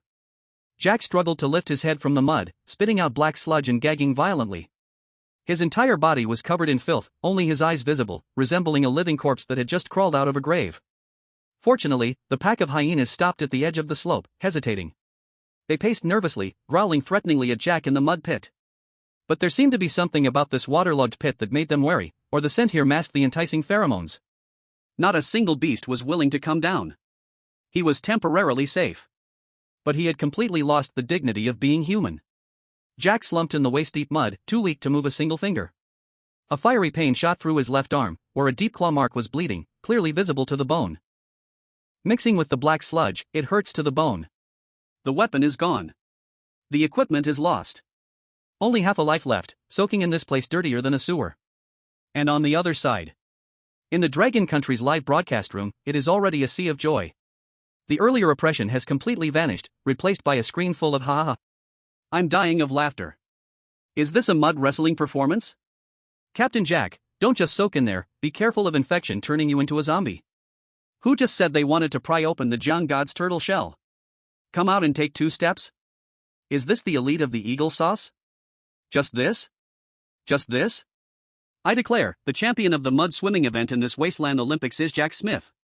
Amidst the overwhelming ridicule, a barrage message was copied and pasted by countless people, flooding the entire screen. Thank you, Captain Jack, for leading the monsters for our Jiang God. May the good man have peace for life. Thank you, Captain Jack, for leading the monsters for our Jiang God. International friend. Thank you, Captain Jack, for leading the monsters for our Jiang god. This operation gets a full score from me. In the swamp. The tactical tablet on Jack's wrist still glows. It is the only electronic device still working on him. The system's built-in real-time translation function clearly displayed the most eye-catching barrage in bold font right in front of him. Every word felt like a loud slap, brutally striking his face. Jack was stunned. His brain, deprived of oxygen and overwhelmed with fear, faltered for a moment. Jiang god? Leading monsters? That strange skateboard. The purple liquid on the vehicle, which made him feel anxious just by smelling it. And the beast tide that appeared out of nowhere. A terrifying thought, like lightning, split his chaotic mind, leaving him ice-cold. This was not an accident. This was not bad luck. This is a trap. That dragon country coward, whom he looked down upon, fought only to hide in holes, treated him like a dog. Using a bone coated with poison, they lured him into this hell. The other side didn't even need to show up, didn't need to fire a shot, just with a pile of broken copper and iron, they disabled all his weapons and dignity. He, Jack Smith, the pride of Eagle Sauce Country, former Navy SEAL, was completely played by a scavenger. Thoroughly tricked. Fuck you. A roar, hoarse to the point of sounding inhuman, squeezed out from Jack's throat. He slammed his fist on the water's surface, the foul-smelling mud splashed all over his face and flowed into his mouth, but he didn't care anymore. Humiliation. Anger. Killing intent. All kinds of emotions churned in his chest, ultimately converging into a cold current. He no longer struggled, nor did he roar. Just quietly lying in the swamp, letting those eyes soaked in muddy water, through the weak light of the tablet, fiercely focus on the direction of Jiang Chen's coordinates on the map. That red dove, at this moment, in his eyes, was no longer prey, but a deadly enemy. Chapter 16, A Bountiful Harvest of Resources, Reconstructing the Exoskeleton Gloves. The distant screams gradually moved eastward. That is the sound of Jack Smith running for survival. Jiang Chen stood at the entrance of the commercial street, listening to the hyena roars carried by the wind, with no expression on his face. This is fair. Jack gained traffic, the hyenas gained exercise, and he would gain everything here. Jiang Chen raised his wrist and glanced at the countdown on the tactical tablet. The return of the beast horde still needs 20 minutes. Enough. He doesn't need to clear the entire street, he only needs to cut off the most delicious piece from this cake. The red neon sign still stood out in the gray ruined CyberCore high-end electronic flagship store. This kind of store was exclusively for the wealthy before the war, selling the most advanced consumer technology products. If it were past survivors, they would only look for food or self-defense weapons here, ignoring the expensive electronic junk. For Jiang Chen, who had a system, this place was more important than a vault. Crack. Tactical boots crushed the sensor glass at the door. Inside the store, it was a scene of chaos, with several dried-up corpses lying beside the counter, gripping unopened gaming consoles tightly in their hands. Jiang Chen stepped over the bodies and headed straight for the display area. Hundreds of the latest drone models were neatly arranged on the shelves. System, scan for high-value industrial components. Scan complete. Detected large quantities of brushless motors, high-precision gyroscopes, carbon fiber propellers. Jiang Chen placed his hand on the shelf. Decompose. A blue light exploded. Unlike before, the entire shelf was not consumed, the blue particles accurately peeled away the drone shell, extracting the core components inside. The plastic shell turned to flying ash. Hundreds of precision motors the size of fingernails floated in the air, then like a swarm of returning bees, they surged into Jiang Chen's system space. Acquired, micro-servo motor, military-grade civilian version, X120. Acquired, 6-axis gyroscope chip X50. Acquired, high-energy polymer lithium battery X200. Comfortable. This mad harvest felt far more tangible than killing monsters. Jiang Chen did not stop, turning to walk toward the VR experience area. There were 3 egg-shaped full-sense simulation pods parked there. These things weighed half a ton, containing a complex hydraulic drive system and force feedback devices. Ordinary people couldn't move them, even if they did, they would just become a pile of scrap iron. But in Jiang Chen's eyes, this was a ready-made power source. He pressed his hands on the cold shell of the simulation pod. Target determined, large electronic device. Decompose command issued. ZZ. The massive simulation pod collapsed within 2 seconds. Countless complex pipelines and metal parts were disassembled and restored. Acquired, mini hydraulic pump, intact, X3. Acquired, high-strength drive piston X12. Acquired, pressure sensor set X6. Acquired, titanium alloy bracket scrap X50 kg. In just 10 minutes. Jiang Chen was like a tireless harvester, sweeping the core technology reserves of this store clean. He only stopped when the system space issued a capacity warning. At this time, the store was left with nothing but a floor full of plastic debris and worthless packaging boxes. Those expensive chips, motors, and hydraulic parts were all now his. The roar of hyenas in the distance seemed to lessen, or perhaps Jack had been chased to a farther place. Jiang Chen was not greedy. Greed was the biggest killer on the wasteland.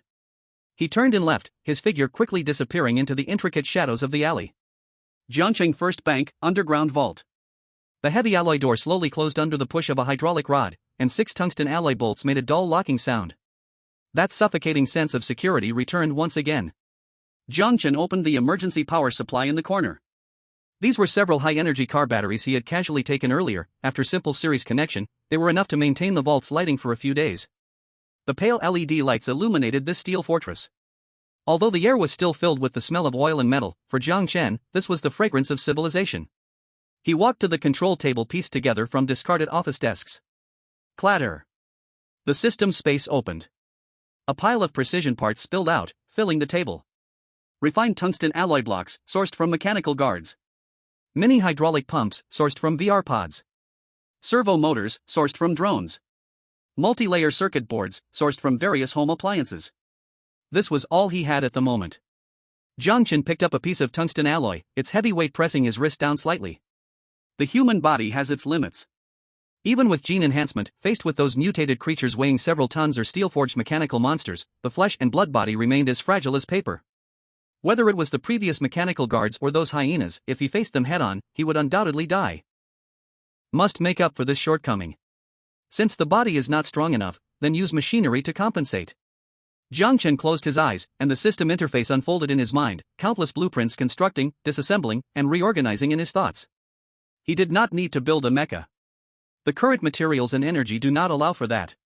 He only needed a tool that could give him a one-hit kill ability in close combat. Or to say, a pair of pliers that could crush everything. Constructing blueprint, individual exoskeleton assistance mechanical arm, right arm limited. Plan 1, full coverage armor type. Disadvantage, too high energy consumption, poor flexibility. Plan 2, hydraulic assist type. Advantage, strong explosive power, simple structure. Choose Plan 2. The wasteland does not need fancy things. Simplicity is durable. Jiang Chen opened his eyes and started moving his hands. System, initiate auxiliary manufacturing mode. Consume emotion points, 500. Auxiliary manufacture activated. A layer of pale blue light halo appeared on the workbench. Jiang Chen grabbed 2 titanium alloy brackets. With the assistance of the system's force field, they were easily bent and shaped like clay, transforming into an ergonomic arm skeleton. Next was tungsten alloy. This extremely hard metal was decomposed and restructured into scales like armor plates, covering the outside of the skeleton. The core part was the power system. Jiang Chen carefully installed a miniature hydraulic pump, taken apart from the VR cabin, at the elbow position. Several transparent high-pressure hoses connected the pump to the pressure sensor at the fingertips like blood vessels. A servo motor was implanted in the joints to correct action precision. Finally, a small chip from the fire control radar fragment ripped from the mechanical guardian was soldered onto the control circuit. No fancy paintwork. No unnecessary decorations. As the last screw was tightened, a mechanical creation, exuding a fierce industrial beauty, appeared on the table. It was not as exquisite as Iron Man's gloves. It was rugged, filled with rivets and exposed pipes. The dark gray tungsten alloy armor still bore the original brushed lines of the metal, and the fingertips were thickened, looking just like 5 blunt chisels. Equipment reconstruction completed. Name, primary hydraulic assist gloves, right arm. Quality, fine, blue. Attributes, single hand grip strength increased by 500%, instantaneous explosive power 800 kilograms. Durability, 100 out of 100. Characteristics, bone shattering, causes additional destructive effects on hard targets. Jiang Chen took a deep breath and slid his right hand into the glove lining. The lining was sewn with some kind of high-density sponge and leather, feeling firm to the touch. Click. The lock at the wrist automatically fastened. Buzz. The miniature hydraulic pump activated with a low buzzing sound. An electric-like sensation flowed from the arm to the brain. This metal glove, weighing 15 kilograms, felt as light as a feather at this moment. The servo motor perfectly counteracted its weight. Jiang Chen tried to move his fingers. The metal joints cleverly bent and stretched with his thoughts, producing a subtle and pleasant mechanical clicking sound. There was no delay. It felt like a new organ growing on his body. Let's test the power. Jiang Chen turned around, his gaze falling on the construction waste piled in the corner. That was a standard red brick left over from repairing the gate earlier. He walked over, the mechanical palm opened, gently grasping the red brick. The pressure sensor on the fingertips fed back the sensation. Hard and brittle. Jiang Chen didn't even need to use his muscle strength. He merely tightened his fingers slightly, giving a squeeze command to the hydraulic system. Sizzle. The hydraulic rod suddenly contracted. There was no sound of shattering as imagined. Because the speed was too fast, the force too great. Boom! That red brick exploded into a cloud of red dust in an instant, scattering from between the metal fingers. Not a single crumb was left. It was as if crushed by a hydraulic press. Jiang Chen looked at his empty palm and blew away the red powder that had settled on it. 500 kilograms of grip strength. What does this mean? It means that if he encounters that mechanical guard again, he doesn't need to use a bomb to blow up the floor, he can simply climb up and tear off its armor with his bare hands, pulling out the core inside. It means that if it were a human skull, it would be as fragile as an egg in his hands. This is the power of technology. In the live streaming room, the audience, who had been discussing Jack's mud survival, suddenly fell silent. In the picture, the cold man raised the fierce metal arm and slowly closed his fist under the light. The impact of this scene was even more direct than the explosion moments ago. After a moment, the comments exploded. Wow! Is that an exoskeleton? What just happened? Where did the bricks go? Did it disappear like magic? While Eagle Sauce is still playing Wilderness Survival, Jiang Chen is almost fast-forwarding into cyberpunk? Is this the romance of a science and engineering boy? So freaking hardcore. If this thing hits a person, hiss, the image is too beautiful, I dare not look. Upstairs, Captain Jack said he really likes this. Jiang Chen did not pay attention to the excitement in the live stream room. He released the lock, took off the glove, and carefully placed it on the operating table. This was just the first step. One right hand was not enough. To truly stand firm in this wasteland, he needed more. Leg exoskeleton, full body armor, even automated defense systems. His gaze was directed towards the remaining parts. Although it was not enough to build full body armor, the remaining circuit boards and sensors seemed useful for making some other gadgets. At this moment, the tactical tablet suddenly shook. The screen lit up, and a bright red warning pop-up covered the map interface. It was not the beast tide. Nor was it Jack.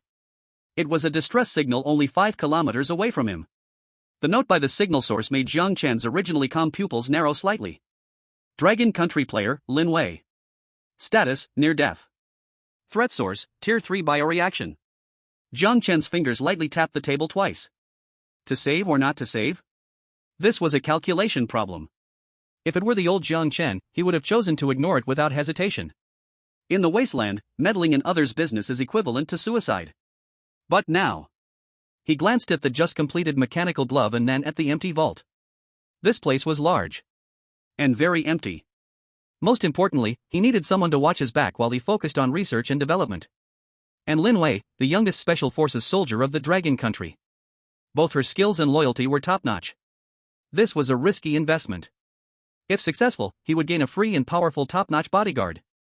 If it failed, it would be nothing more than a waste of a little fuel and ammunition. It's worth it. Jiang Chen grabbed the mechanical glove on the table, put it back on his right arm, and then turned to walk towards the vault door. The whir of the hydraulic pump echoed in the dead underground space, like a dangerous beast awakening with a low growl. He pushed open the reconstructed all-terrain motorcycle and climbed on. The helmet visor dropped down, covering those eyes that were calm to the point of being cold-blooded. System, mark the coordinates. The engine roared. The tires screeched against the ground. The next second, the black steel knight broke through the darkness, speeding towards the abyss of death. Chapter 17, Mysterious Signal, Lin Wei's Crisis. The red warning in the sky was like the sword of Damocles hanging over everyone's head. Area announcement. Dragon Country player, Lin Wei. Status, extremely dangerous, near death. Threat source, Tier 3 Rift Giant Lizard, Elite Unit. Coordinates, E09 area, 5.2 kilometers away from you. In the live streaming room, the hearts of the Dragon Country audience were instantly raised to their throats. Wow! Lin Wei? That Special Forces girl? Tier 3? What a joke! Everyone is still struggling with Tier 1 rats, why did a Tier 3 monster suddenly appear? It's over, now it's really over, so far away, and that's a Tier 3. Even with a Gatling gun, Jiang Chen can't move it. Jiang Chen. Save the child. He's the only heir of our dragon nation. Jiang Chen sat on the all-terrain motorcycle, not looking at the bullet screen. He was focused on the red dot on his tactical tablet. 5.2 kilometers. If this were a highway during peacetime, it would be a matter of just stepping on the gas. But this is the wasteland. These 5 kilometers are filled with broken overpasses, collapsed building ruins, and mutated creatures hiding in who knows where. System, calculate the profit. Jiang Chen was as calm as if discussing a business deal. Analyzing. Investment cost, high-energy battery packs X2, about 40% charge, all-terrain motorcycle were about 15%, potential ammunition consumption, uncalculable, exposure risk, extremely high. Potential return, obtain a professionally trained combat personnel, if she survives and is willing to cooperate, avoid reduction in national fortune value and punishment due to the death of a national athlete. Comprehensive assessment, high risk, high return. Especially the last part. The reduction in national fortune value. Jiang Chen had no interest in the so-called hero saves the beauty. In this damned place, bringing one more person meant one more mouth and one more resource to consume. But if this person died, thousands of elderly, sick, and weak people in the real world might not survive the next winter due to weakened health. More importantly, he glanced at the empty vault lobby behind him. This place needed a guard dog. If it were an ordinary person, he wouldn't mind throwing them out to feed the zombies. But this was Lin Wei, the youngest soldier king of Dragon Nation. This wasn't just saving someone, this was finding himself a free, high-level fighter. Since it's a must-do, there's no need to hesitate. Jiang Chen reached out and pressed a button on the side of his helmet. The black visor slid down, sealing tightly. System, overclock mode, activate. Warning, overclock mode will cause the motor to overheat, estimated lifespan reduced by 30%. Cut the crap. Jiang Chen suddenly twisted the throttle. V-room.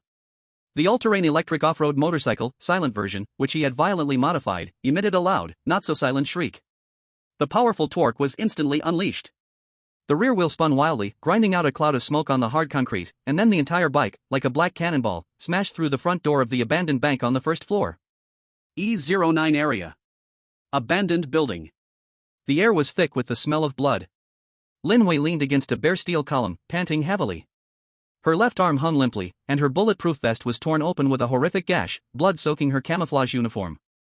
That was the mark left by the tail of a giant lizard that had just hit her. Even after gene enhancement, 2 of her ribs were broken. Cough. She coughed up a mouthful of bloodied spit and quickly checked the magazine with her good right hand. Empty. The spare magazine. Also empty. The only thing she had left was a military dagger she picked up from a corpse, which was still sharp. Hiss. A chilling screech came from below. That sound was like 2 rusty metal plates rubbing against each other, the unique vocal vibration of a split-mouthed giant lizard. Thud. Thud. Thud. Heavy footsteps made the entire unfinished building tremble slightly. Lin Wei forced a bitter smile. Tier 3 mutated creatures. These monsters shouldn't even appear in the rookie phase. Their armor could deflect rifle bullets, and they were fast as lightning. She had barely reached LV2 after desperately fighting for the past few days, and in front of it, she was like a baby who hadn't learned to walk. The old men from Dragon Nation are probably slamming the table and cursing now. Lin Wei gripped the dagger tightly and forced herself to stand up straight. Even if she had to die, she was going to take out one of its teeth. In the shadow at the stairwell, a huge figure slowly emerged. It was a giant lizard, about 4 meters long. Its skin was a sickly gray-green. The surface was covered with hardened blocks of keratin. The most terrifying part was its mouth, split all the way to the roots of its ears, opening like a man-eating flower, packed tightly with sharp, hook-like teeth. It didn't rush to pounce. Those murky yellow vertical pupils stared at Lin Wei, as if admiring the last struggles of its prey. Such intelligence was what made one feel most hopeless. Come on. Lin Wei roared, trying to use her voice to mask her body's weakness. Roar. The giant lizard was enraged. It pushed off with its back legs, and the cement ground instantly shattered. Its massive body turned into a blur, charging towards Lin Wei, bringing a wave of stench with it. So fast. Lin Wei didn't even have time to swing her knife before that gaping maw was right in front of her. The foul stench nearly suffocated her. It's over. That was the last thought flashing through Lin Wei's mind. At that critical moment. Boom! A loud crash was heard from outside the broken wall on the second floor. It wasn't an explosion, but rather the roar of some heavy object striking the air at high speed. Lin Wei instinctively looked up. She saw a black steel motorcycle, charging directly up the slanted broken wall, soaring into the air. The motorcycle traced a wild arc in midair, with the rider not slowing down, but instead releasing one hand. In that hand was an exaggerated tactical crossbow. Time seemed to freeze at that moment. The black helmet, the cold aiming action, and the bolt glimmering with dangerous red light. Bang! The bowstring trembled. The high-explosive crossbow bolt, with a piercing wind sound, accurately drilled into the giant lizard's mouth, which had just opened wide. Thud! The sound of the bolt piercing flesh was drowned out by the ensuing explosion. Boom! This strike didn't shatter the giant lizard's head, its skin was too thick. But the explosion occurred inside its mouth. A burst of flames mixed with shredded meat and black blood erupted from the giant lizard's mouth. Roar! The giant lizard, which had originally lunged at Lin Wei, let out a heart-wrenching scream. Its enormous body brushed past Lin Wei due to inertia, heavily crashing into the load-bearing wall behind. Dust surged up. Screech! The ear-piercing sound of brakes was heard. After landing, the motorcycle executed a beautiful drift, coming to a steady stop right in front of Lin Wei. The smell of burnt rubber instantly overpowered the stench of blood. Lin Wei stared blankly at the man who had suddenly dropped out of the sky before her. He was clad in a completely sealed black combat suit, without any insignia, only the industrially violent-looking mechanical glove on his right arm faintly glowing red. That was the heat dissipation reaction from overload. The man lifted his hand to flip open his helmet visor, revealing an unnaturally calm face. There was no celebration of surviving a catastrophe, nor any smugness of a hero saving a beauty. He merely gave Lin Wei a faint glance, his eyes like those of someone looking at a damaged item. Get in. His voice was cold and hard, without a hint of emotion. Lin Wei was momentarily stunned. What? No time to explain. Jiang Chen pointed to the giant lizard behind them, which was still rolling wildly, despite having suffered severe damage and not yet dead. Unless you want to stay here for it to clean its teeth. Lin Wei snapped back to her senses. She was not the kind of woman to be overly sentimental. Gritting her teeth, enduring the intense pain of her fractured bones, she stepped up onto the motorcycle's rear seat, her intact right hand clinging tightly to Jiang Chen's waist. Hang on tight. Jiang Chen pulled his visor back down. I'm not responsible if you bite your tongue. Roar! The engine roared. The motorcycle rushed forward like a wild beast out of control, carrying both of them directly towards the opening on the other side of the abandoned building. That was the third floor. Below was a pile of rubble filled with reinforcing steel and concrete. Are you crazy? Lin Wei shouted in his ear. Jiang Chen didn't answer, instead, he cranked the throttle all the way down. That was the only way. If they didn't jump, once the beast regained its composure, they would both die in this narrow space. The sound of the wind howled in their ears. The feeling of weightlessness struck them instantly. They, along with the motorcycle, flew out of the building, falling into that endless dark wasteland. Chapter 18, Speeding Frenzy, One Rider to the Rescue. The wind shredded past her ears, like countless sharp knives scraping her scalp. The feeling of weightlessness didn't last long. The motorcycle's shock absorption system emitted a painful metallic crunch as it hit the ground. The bike jolted downwards, sliding forcibly down the slope strewn with construction debris, and finally crashed heavily onto flat ground. The enormous impact made Lin Wei feel her already broken ribs shatter a bit more, but she gritted her teeth and held back a cry of pain. Roar! A chilling roar echoed from behind. It was not a dying wail, but a furious, frenzied roar. Lin Wei glanced back, her pupils instantly constricting. The lizard with a blasted open mouth had jumped down from the gap over 10 meters high. Its massive body hit the ruins, breaking one foreleg, yet it still frantically clawed at the ground with its remaining 3 legs, moving at an astonishing speed. The vitality of a Tier 3 creature, don't judge it by common sense. Jiang Chen didn't look back, his calm voice vibrating through her helmet, directly entering Lin Wei's ear. All its hatred is focused on us, it won't stop until it kills us. I still have a knife. Lin Wei gritted her teeth, but this beast has such thick skin. Use this. Jiang Chen swiftly raised his right hand and pulled out a bizarre-looking handgun from a tactical hook at his waist, tossing it backhanded to her. Lin Wei caught the gun, momentarily stunned by its weight. This was far from any standard handgun. The barrel was longer and thicker, and beneath it was a micro-electromagnetic acceleration rail. She could even feel a slight heat radiating from the energy circuit at the grip. What kind of black technology is this? Scavenged from trash. Jiang Chen suddenly lowered the bike, evading a collapsed prefab panel. There are 12 armor-piercing explosive rounds in the magazine, don't waste them. Scavenged from trash? Lin Wei looked at the cyberpunk-style weapon in her hand, a sense of absurdity flashing through her mind. If trash could yield such things, the nation's military experts could all be out of a job. But this was not the time to dwell on that. The giant lizard had chased up to less than 20 meters behind them. Its ruined mouth made horrible slurping sounds, and its remaining forepaw slammed down onto the motorcycle's rear wheel. Hold on. Jiang Chen suddenly slammed the brakes, locking the rear wheel and swinging the back of the bike violently to the right. The lizard's claw grazed the exhaust pipe and crashed onto the open ground, tearing 3 deep grooves into the concrete. Taking advantage of this moment, the motorcycle executed a dangerously sharp turn and plunged into a narrow alley. Fire! Aim for the eyes! Jiang Chen shouted. Lin Wei didn't need a second reminder. Her instinct as a soldier instantly took over her body. She gripped Jiang Chen's tactical belt tightly with her left hand, turned her upper body halfway, and even amidst the fierce bumps, her wrist held steady as a rock. The aim wobbled but locked tightly onto the bloodshot yellow vertical pupils caused by its rage. Bang! Bang! 2 distinct sounds of the electromagnetic gun fired, more subdued yet powerful than ordinary gunpowder shots. The giant lizard's massive body suddenly froze, 2 sprays of blood burst from its eye sockets. Hit! Lin Wei felt a surge of joy in her heart. The recoil of the gun was much less than she had anticipated, but its power was terrifying, directly tearing off a part of the lizard's scalp. The blind lizard let out a heart-rending scream and began attacking wildly.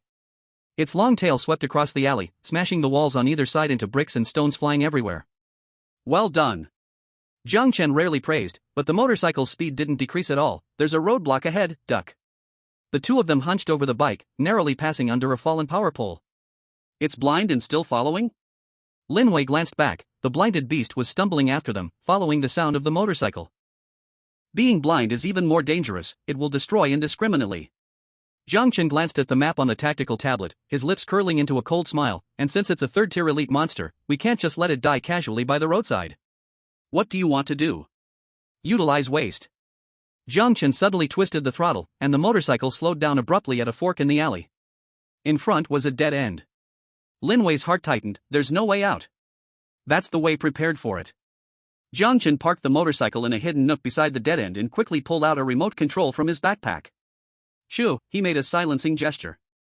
Thud, thud, thud. Heavy footsteps grew closer. The blind giant lizard, relying on its hearing and sense of smell, lunged madly into the dead end. It caught the strong scent of humans left behind, traces that Jiang Chen had deliberately made by stopping here. At the moment the giant lizard's massive body fully squeezed into the alley, Jiang Chen pressed the red detonation button with his thumb. Goodbye. Boom! The entire alley was instantly engulfed in flames. This was not ordinary explosives, it was 3 directional blast mines that Jiang Chen had planted here, along with 2 modified high-concentration gas canisters. The enormous shockwave accompanied by high-temperature flames created a terrifying cavity effect in the narrow space. The giant lizard didn't even have time to scream before being violently slammed against the wall by the explosive shockwave. Shortly after, the old 4-story building above, due to the destruction of its load-bearing walls, collapsed with a thunderous roar. Thousands of tons of bricks and rubble fell like a waterfall, completely burying the once mighty 3rd-tier monster. Thick smoke billowed out, making it hard to open one's eyes. Jiang Chen calmly stowed the remote control away and brushed off the dust from his clothes. System prompt: killed 3rd-tier elite creature gap-toothed giant lizard, gain 3,500 experience points. Detected biological remains integrity less than 40%, decomposition gains reduced. TSK, I was a bit too heavy-handed. Jiang Chen pouted regretfully, the skin is all blown to pieces, it's a bit hard to make armor. Lin Wei stared blankly at the pile of ruins, then glanced at the man beside her who was calculating with a pained expression. That was a trap? When did he set it up? Before saving me? In other words, on the way here, he had already calculated the retreat route and even chosen the burial ground for this monster in advance? A chill crawled up her spine, but in that moment, an unprecedented sense of security followed. In this chaotic and deadly wasteland, this almost cold rationality and calculation was the highest survival skill. This gun, I'll return it to you. Lin Wei handed over the gun, her palm sweaty. Keep it. Jiang Chen didn't take it, consider it a joining fee. Joining fee? Are you planning to walk back? Jiang Chen straddled the motorcycle, adjusted his helmet, and spoke through it in a muffled voice. I need a security guard, meals and lodging included. Are you in? Lin Wei was stunned. Meals and lodging. In a civilized society, these 4 words represent the most basic hiring terms, but now, this was a ticket to paradise. She looked at Jiang Chen's broad back, suddenly smiling, the tension that had been wound tightly in her heart loosened a little. You also need to add this condition. She pointed to her still bleeding arm, work injury must be reimbursed. Of course, I'm a conscientious boss. Jiang Chen started the motorcycle. Get on, let's go home. Home. That word made Lin Wei's eyes slightly sting. She took a deep breath and got back on the seat, this time her arms wrapped around him tighter. Not for survival, but for trust. The motorcycle roared as it sped out of the smoke, racing toward the direction of the treasure vault. The afterglow of the setting sun spilled over the ruins, casting two long shadows.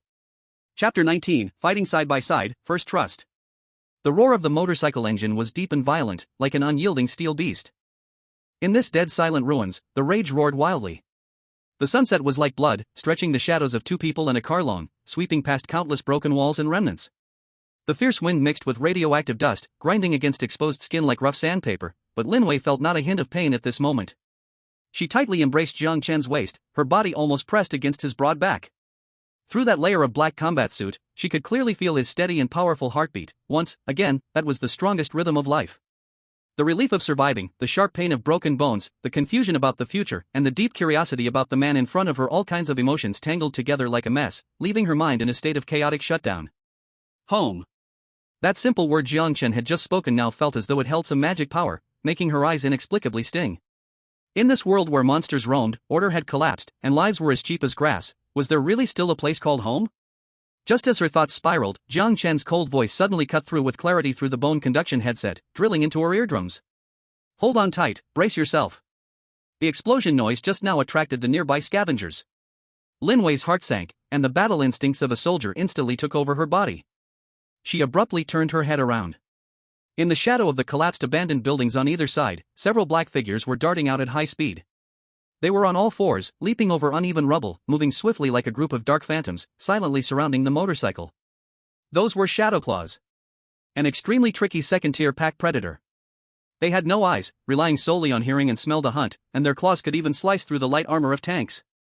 One Shadowclaw could perhaps be handled, but once they appeared in groups, their suffocating encirclement tactics could make even third-tier creatures retreat in fear. 3 on the left, 4 on the right. Forming a fan shape to surround us, they're trying to attack the rear wheel to stop us. Lin Wei quickly reported the numbers and the enemy's tactical intentions, her voice quivering slightly from the pain, but her speech was rapid and precise. Great, you handle the right side. Jiang Chen's tone was devoid of any fluctuation, as if he were discussing something as trivial as eating or drinking. The next second, instead of accelerating to escape, he sharply twisted the handlebar while simultaneously stomping on the brake. The heavy off-road motorcycle emitted a harsh screech as it forced a drift at a dangerously extreme angle to the left. At the moment the vehicle tilted, it was as if time slowed down. This move not only avoided a pounce from the left Shadowclaw but also created a perfect shooting window for Lin Wei at the back seat. The enemy on the right was completely exposed to her gunpoint. This was absolute trust and total control of the battlefield. Lin Wei no longer hesitated. Enduring the sharp pain of her broken ribs, she slightly turned her upper body, steadying the black technology-modified pistol aimed at the black shadow charging in from the right. Bang!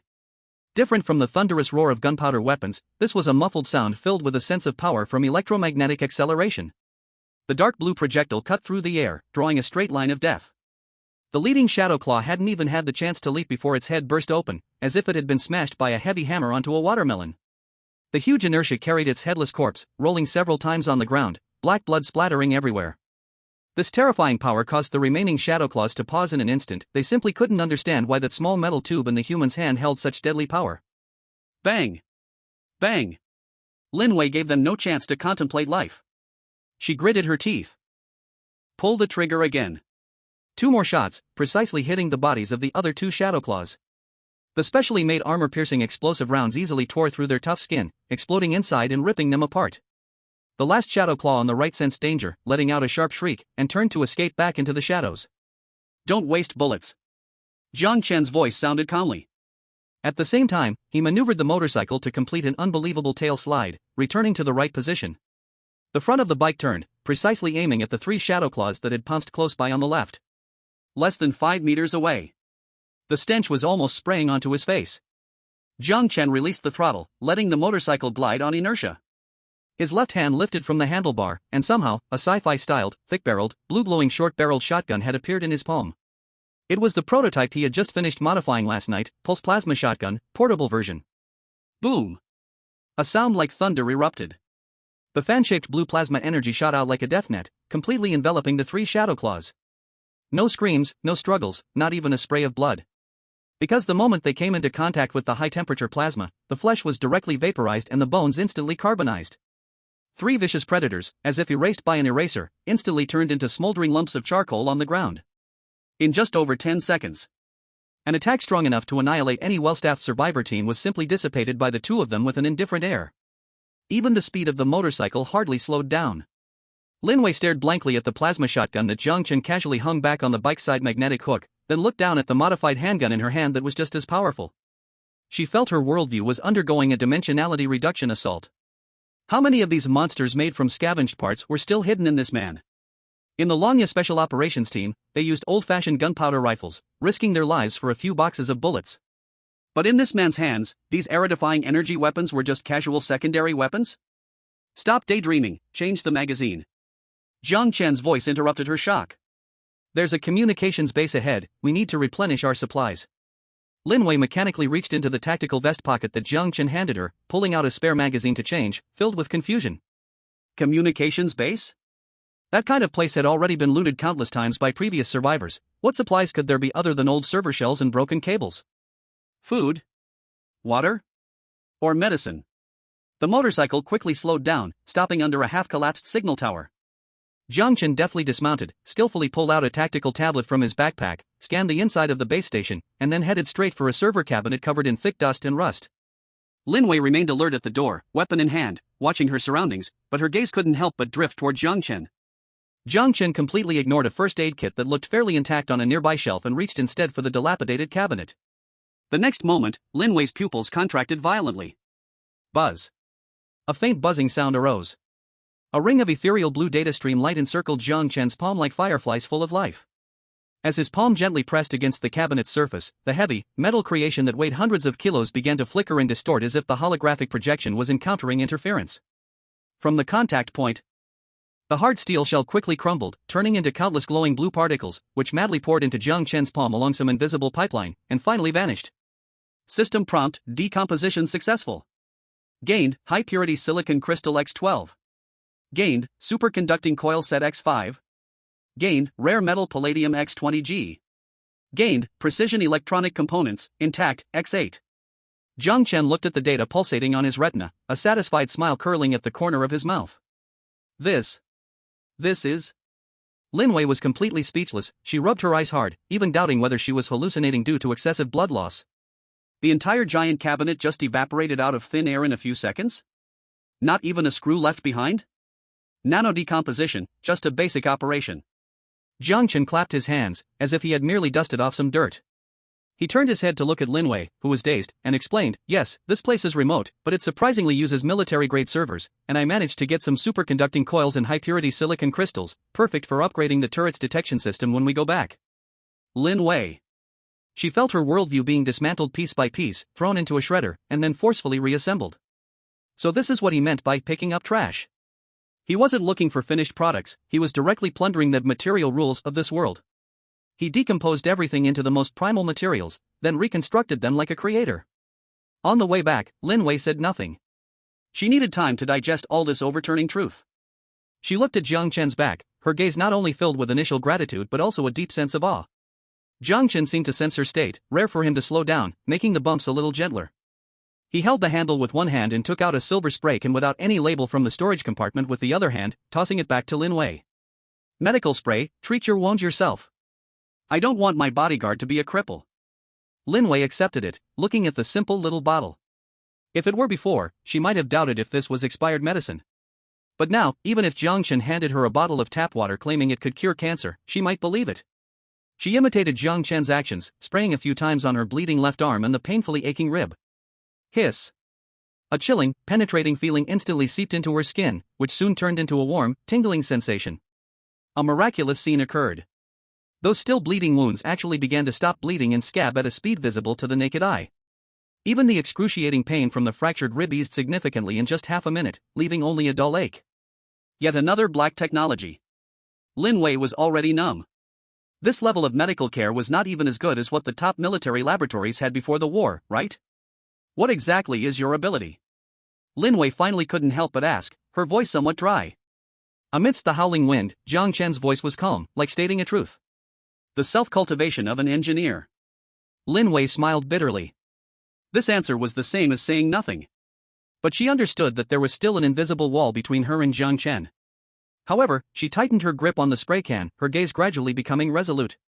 As long as she stayed by his side and proved her worth, this wall would eventually be knocked down. The motorcycle turned left and right, finally driving into a seemingly abandoned employee passage that looked like the inside of a bank. The passage was pitch black, no 5 fingers were visible, only the beams of the bike's headlights pierced through the darkness. "We're here." As Jiang Chen's voice fell, the motorcycle slowly came to a stop. In the darkness ahead, with the sensor lights gradually lighting up one by one, an enormous metal door outline slowly emerged before Lin Wei's eyes. It was a door at least half a meter thick. The heavy vault door, covered with precise hydraulic rods and alloy locks. The overwhelming and cold hardness of the steel brought a suffocating sense of security that made Lin Wei's heart skip a beat. Is this really his home? This is not a home, it is clearly an indestructible doomsday fortress. Chapter 20, Shocked by the Base, Lin Wei. In the dark wasteland, a violently modified off-road motorcycle roared with a low and powerful engine, like a silent steel beast, carrying 2 figures rapidly weaving through the ruins. The cold wind cut into her face like a knife, but Lin Wei felt no chill at all. Her attention was entirely captured by the man in front of her. From the moment she was rescued, her worldview was being constantly refreshed and then completely shattered. Rescuing people in a high-speed chase, delivering a heavy blow to a Tier 3 giant lizard, followed by precise cooperation in deadly traps, each link seemed to be meticulously calculated, balancing risk and reward to the utmost. Is this man really the scrapyard owner who was ridiculed globally? Lin Wei recalled her previous experiences, which seemed like a joke. She, a top elite special forces soldier from Dragon Country, possessing rich outdoor survival experience and top-notch combat skills, had only ever been in dire straits in the wasteland for these past few days. To find food and water, she had fallen into perilous situations numerous times, her ammunition almost depleted, and her body constantly injured. Then she looked at Jiang Chen. Not only was he surviving well, but he was also living quite comfortably. Well-equipped, clear-headed, with continuously emerging tactics. Hold on. Jiang Chen's concise voice came from the front, pulling Lin Wei back from her chaotic thoughts. The motorcycle executed a beautiful drift, maneuvering around a pile of twisted rebar and concrete, and steadily drove into what looked like an employee passage inside a bank. The passage was pitch black, with no visibility at all. Lin Wei instinctively tensed her body, gripping the military knife in her hand, cautiously surveying her surroundings. In such an environment, any corner could conceal a deadly monster. However, Jiang Chen navigated the motorcycle through the winding passage as if taking a stroll in his backyard, finally stopping in front of an enormous metal door. "We're here." As his voice fell, soft white light suddenly illuminated the surroundings. Lin Wei squinted, and after adapting to the light, she finally saw the scene before her, and her whole body froze. It was a giant metal door unlike anything she had ever seen, filled with violent aesthetics and industrial texture. The door was so heavy it was astonishing, covered in complex hydraulic structures and 6 tungsten alloy locks thicker than her thighs. The surface of the door gleamed with the unique cold hardness of metal, just looking at it gave an overwhelming sense of invincibility. What the hell, is this the door to a bank vault? No, that's not right, no bank vault in the world could be so exaggerated. This is simply the entrance to a doomsday fortress. Don't just stand there, come in. Jiang Chen had already dismounted the motorcycle. He walked to a control panel next to the door and pressed a few buttons casually. Buzz. A dull hydraulic sound echoed, and the 6 massive locks slowly retracted. The thick door, which seemed capable of withstanding a nuclear blast, slid open inward with a wincing metallic grinding sound. What lay beyond the door completely shattered Lin Wei's last psychological defense. Warmth. Clean. Taking it as a kind of filtered freshness that made her unable to resist taking 2 more breaths. Bright. The inside of the vault was brightly lit, soft LED lights dispelling all darkness, illuminating the entire space as bright as day. This is fucking Wasteland? Lin Wei felt her brain was a bit insufficient. She followed Jiang Chen into the vault, her steps somewhat unsteady, her eyes scanning eagerly like a scanner, greedily observing everything here. About 300 square meters of space was neatly arranged. In one corner, there was a bed that looked very comfortable, with a small table beside it. In another corner, several machines she couldn't understand were softly running, one of which had a water outlet where clear water was dripping into a bucket. What shocked her the most was not far from the entrance of the vault, there stood a menacing automatic turret. Though the turret was not activated at that moment, its dark muzzle constantly signaled its terrifying lethality. Gurgle. Lin Wei's stomach unexpectedly growled. She hadn't eaten anything since yesterday. Jiang Chen seemed to have eyes at the back of his head. Without turning around, he took out a palm-sized square from a metal cabinet and threw it to her. Eat this first. Lin Wei instinctively caught it. It felt warm in her hand, very hard, looking like some kind of compressed biscuit. She hesitated for a moment but still tore open the simple packaging and cautiously took a small bite. In the next second, her eyes widened in shock. An indescribably rich meat aroma exploded in her mouth in an instant. This taste was more delicious than any high-grade Kobe beef she had ever eaten.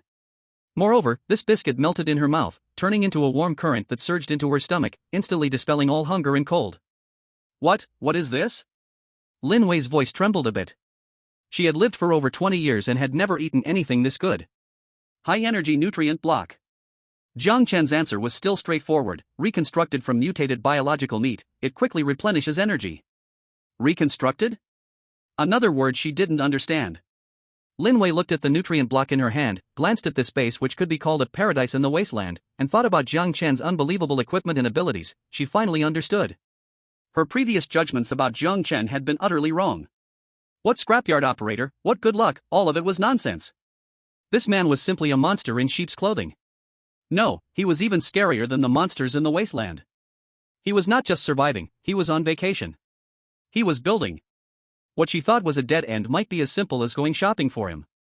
A huge sense of frustration and helplessness surged in her heart.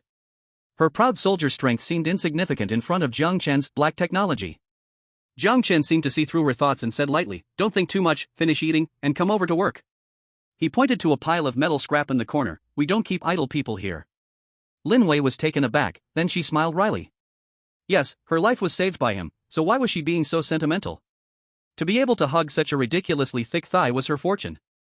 She swallowed the nutrient block in a few bites, feeling that her strength had mostly returned. She walked in front of Jiang Chen, stood at attention, and in a tone unique to soldiers, she said solemnly, "My name is Lin Wei, former squad leader of the Dragon Tooth Special Forces. From now on, my life is yours. You say how to do it, and I will do it." Jiang Chen looked her up and down, nodded, seemingly satisfied with her attitude. "Very good." He pointed to the pile of junk in the corner. "Take off all that useless metal on you. And all that junk you've collected, put it over there." Although Lin Wei didn't understand, she still carried out the order without hesitation. She stacked up the simple armor made of scrap metal that she had temporarily bound to herself, along with the metal parts she thought might be useful, in the location Jiang Chen had pointed out. These were all the belongings she had painstakingly gathered over the past few days. However, what happened next caused her pupils to contract sharply once again. She saw Jiang Chen stretch out his right hand and lightly sweep it across the pile of junk. A burst of ghostly blue light flashed, and that mountain-like pile of metal scrap disappeared into thin air in less than a second. Lin Wei. Her brain completely froze. If everything up until now could still be barely explained as black technology, then this scene in front of her had completely surpassed her understanding. Was this magic? Or divine powers? What are you standing there for? Jiang Chen's voice pulled her back to reality. "Come over, I'll change your gear." He turned and walked toward a huge metal control desk, quickly operating it with both hands. Lin Wei mechanically followed behind, only to see countless complex data streams and blueprints flashing across the virtual screen on the desk.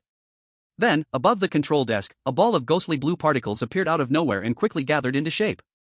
In less than half a minute, a set of armor, gleaming with metallic luster and full of streamlined beauty, was floating in midair. "Try it on." Jiang Chen pointed at the set of armor. Lin Wei dumbly extended her hand and touched the armor. It was icy to the touch, and the texture was hard. Every joint was designed perfectly, ensuring both protection and complete freedom of movement. She trembled as she put on the insane armor, feeling like it was her second skin. This. Lin Wei didn't know what to say. "It's made from your junk. The materials are limited, so you'll have to make do for now," Jiang Chen said in an indifferent tone, as if it were just a trivial task. Hearing this, the corner of Lin Wei's mouth twitched violently. Make do? She looked down at the futuristic armor she was now wearing, which seemed to come straight out of a sci-fi movie, and then recalled her previous ragged copper and iron. A ridiculous feeling, like wanting to laugh and cry at the same time, surged up. So, the belongings she had once been so proud of were, in his eyes, really just junk.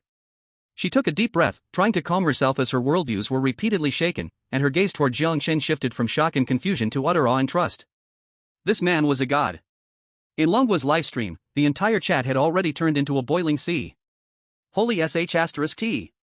Holy sh*T. What did I just see? Instant gear creation? What kind of godly tech is this? Mom, ask me why I'm kneeling to watch the livestream. Jiang Chen, take my knees. Lin Wei looks totally stunned. Look at her face, it's just like how I looked the first time I saw Jiang Chen turn trash into treasure.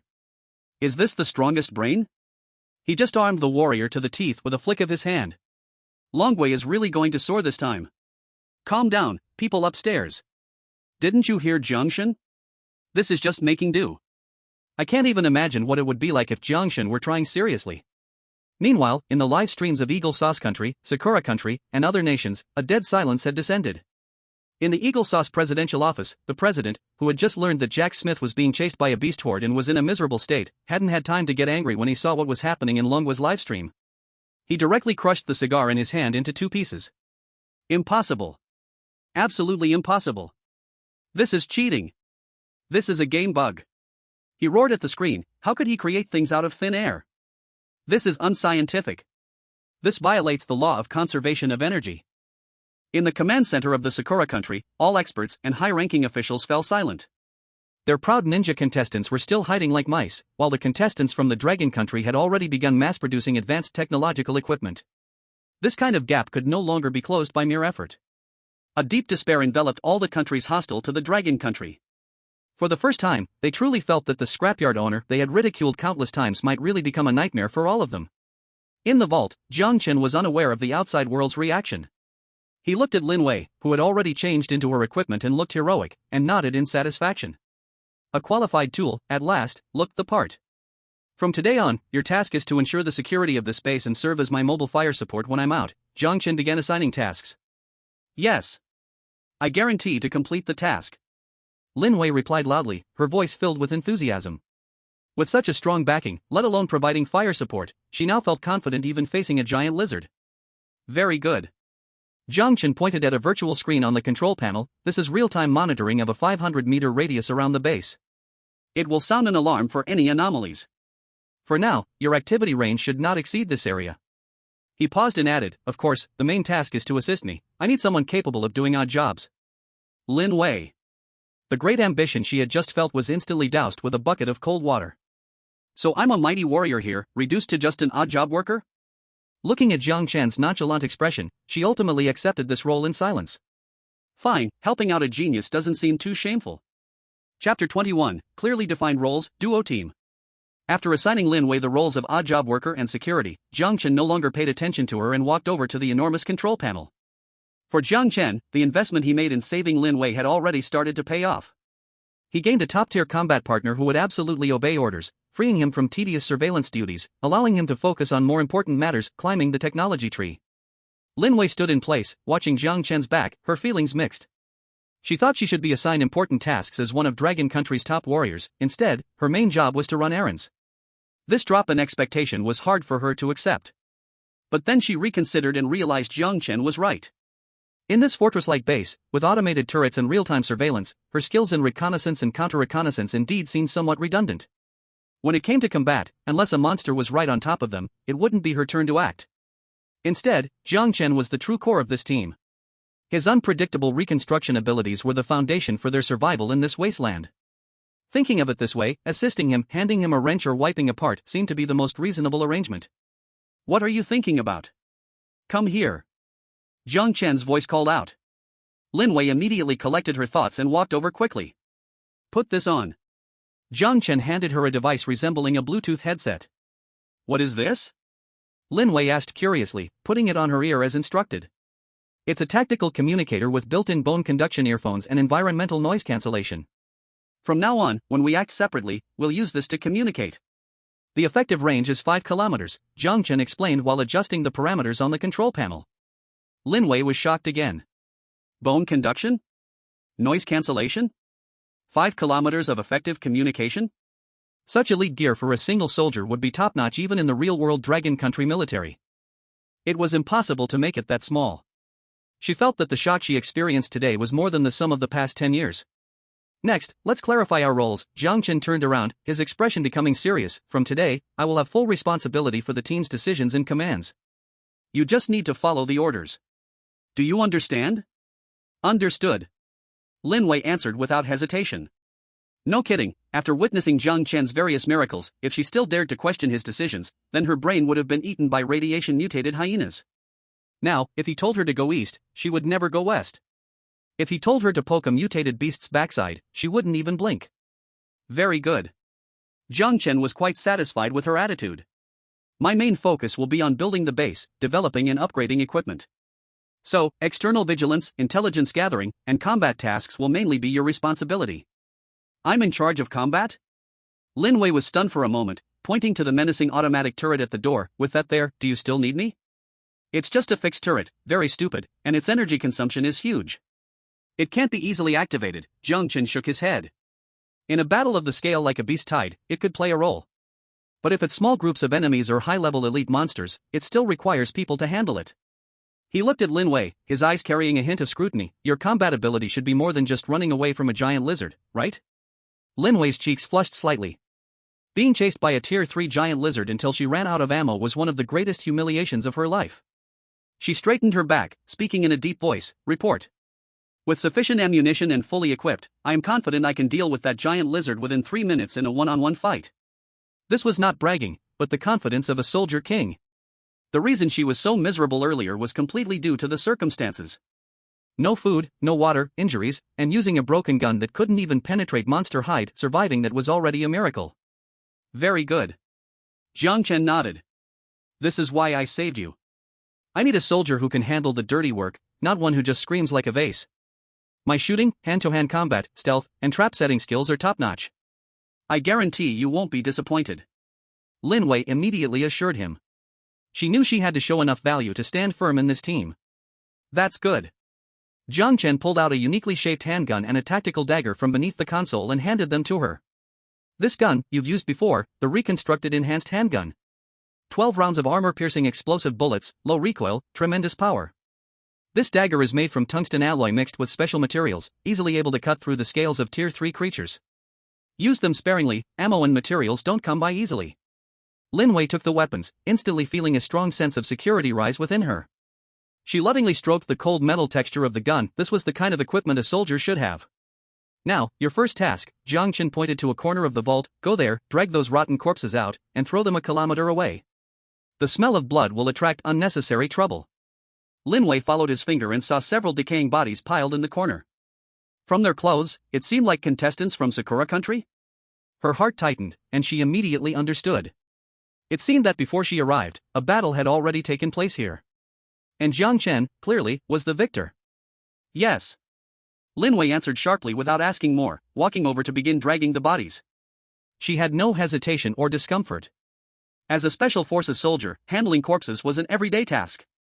Watching Lin Wei skillfully drag the bodies out of the vault, Jiang Chen's lips slightly curled upward. Not bad, excellent mental fortitude, strong execution, she's a qualified tool. He withdrew his gaze and redirected his attention back to the operation table. On the screen, a complex structural diagram was displayed, with the title boldly written as Heavy Military Surveillance Robot Tyrant 3, incomplete. This was his next target. Whether it was an automated crossbow or an automated turret, they were merely emergency products he had pieced together using existing parts, with huge flaws in performance and stability. And this robotics blueprint obtained from the crashed spaceship, although incomplete, represented a complete and systematic military technology. Once he could successfully repair and manufacture it, his combat capability would leap forward qualitatively. System, analyze the core materials and technologies needed to repair Tyrant 3. Command received. Beginning analysis of Tyrant 3 robot structural diagram. Analysis complete. Core missing modules, 1. High-power energy core, 2. Fire control system main control chip, 3. Complete structural diagram of 6-barrel electromagnetic machine gun. Core missing materials, 1. High-pressure energy conduction fiber, 2. High-precision optical lens group, 3D3 type military-grade servo motor. Looking at the long list presented by the system, Jiang Chen couldn't help but frown. There were too many missing items. The energy core was the biggest problem. Previously, the unstable mutated beast crystal core was used to drive the turrets, which was a one-time consumable. And for a war machine like the Tyrant, there must be a stable and lasting energy supply. The fire control chip and electromagnetic machine gun diagrams could be worked on. He had obtained some scraps when he dismantled mechanical guards, perhaps he could try to repair and complete them. As for those materials, he hadn't even heard of them. Looks like I need to go out and do something big.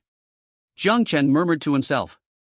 Passively waiting for monsters to come, the collected materials were too low level, and he would never be able to create high-grade items. He had to take the initiative and explore high-risk, high-reward areas. For instance, the crashed troop transport spaceship marked on the Sakura country competitor's map. Since the wreckage of Tyrant 3 could be found there, he was sure to find related parts and materials. While Jiang Chen was planning his next action, Lin Wei had returned after handling the bodies. She moved quickly and carefully cleaned the bloodstains along the way. Well done. Jiang Chen praised her. Lin Wei showed no expression on her face, merely acknowledging with a soft but the communicator in her ear clearly picked up her heart's suddenly quickened heartbeat. Being praised by the god was a bit exciting. Jiang Chen, Lin Wei hesitated for a moment but still asked, were those people competitors from the Sakura country? Yes. Jiang Chen's answer was calm. Did you kill them? They wanted to kill me and steal my things, I was just defending myself. Jiang Chen said casually, as if he had merely crushed a few ants. Lin Wei fell silent. She knew Jiang Chen was telling the truth. In a wasteland like this, it was either you die or I live, there was no mercy. If it were her, she would also act without hesitation. But Jiang Chen's coldness and decisiveness still sent a chill down her spine. This man was far more dangerous than he appeared. What, are you scared? Jiang Chen seemed to sense the change in her emotions. No, Lin Wei shook her head, her gaze reasserting itself with determination. I was just thinking, if one day we encounter other competitors from the Dragon Country, what will you do? This was a very realistic question. The National Fortune game was not only a competition between nations, but also a competition among competitors. Jiang Chen looked deeply at her and slowly said, as long as they don't have any bad intentions towards me, I don't mind helping them within my capabilities. But if they want to steal from me or threaten my survival, then they are not compatriots, but enemies. For enemies, my principle is only one: root them out completely. His voice was not loud, but it carried an undeniable chill. Lin Wei's heart sank, completely dispelling all unrealistic fantasies. She understood that Jiang Chen was an absolute egoist, national honor and brotherhood meant nothing compared to his own interests. But because of this, she felt he was more trustworthy. A teammate with no weaknesses, purely profit-driven, is far more dependable than a saint who talks about kindness and morality. I understand. Lin Wei nodded seriously. That's good. Jiang Chen said no more, he projected a map onto the virtual screen. Pack up, we are getting ready to depart. Target, E13 area, a crashed military transport ship. Looking at the danger zone marked by a red circle on the map, Lin Wei's eyes sparkled with excitement. She knew that the real big event was about to come. Chapter 22, The Coup of Sakura Country, The Ambush Team. Just as Jiang Chen and Lin Wei were preparing to depart to the crashed transport ship to find upgrade parts for the tyrant robot, they did not know that a cold-killing intent was silently creeping towards them in the dark.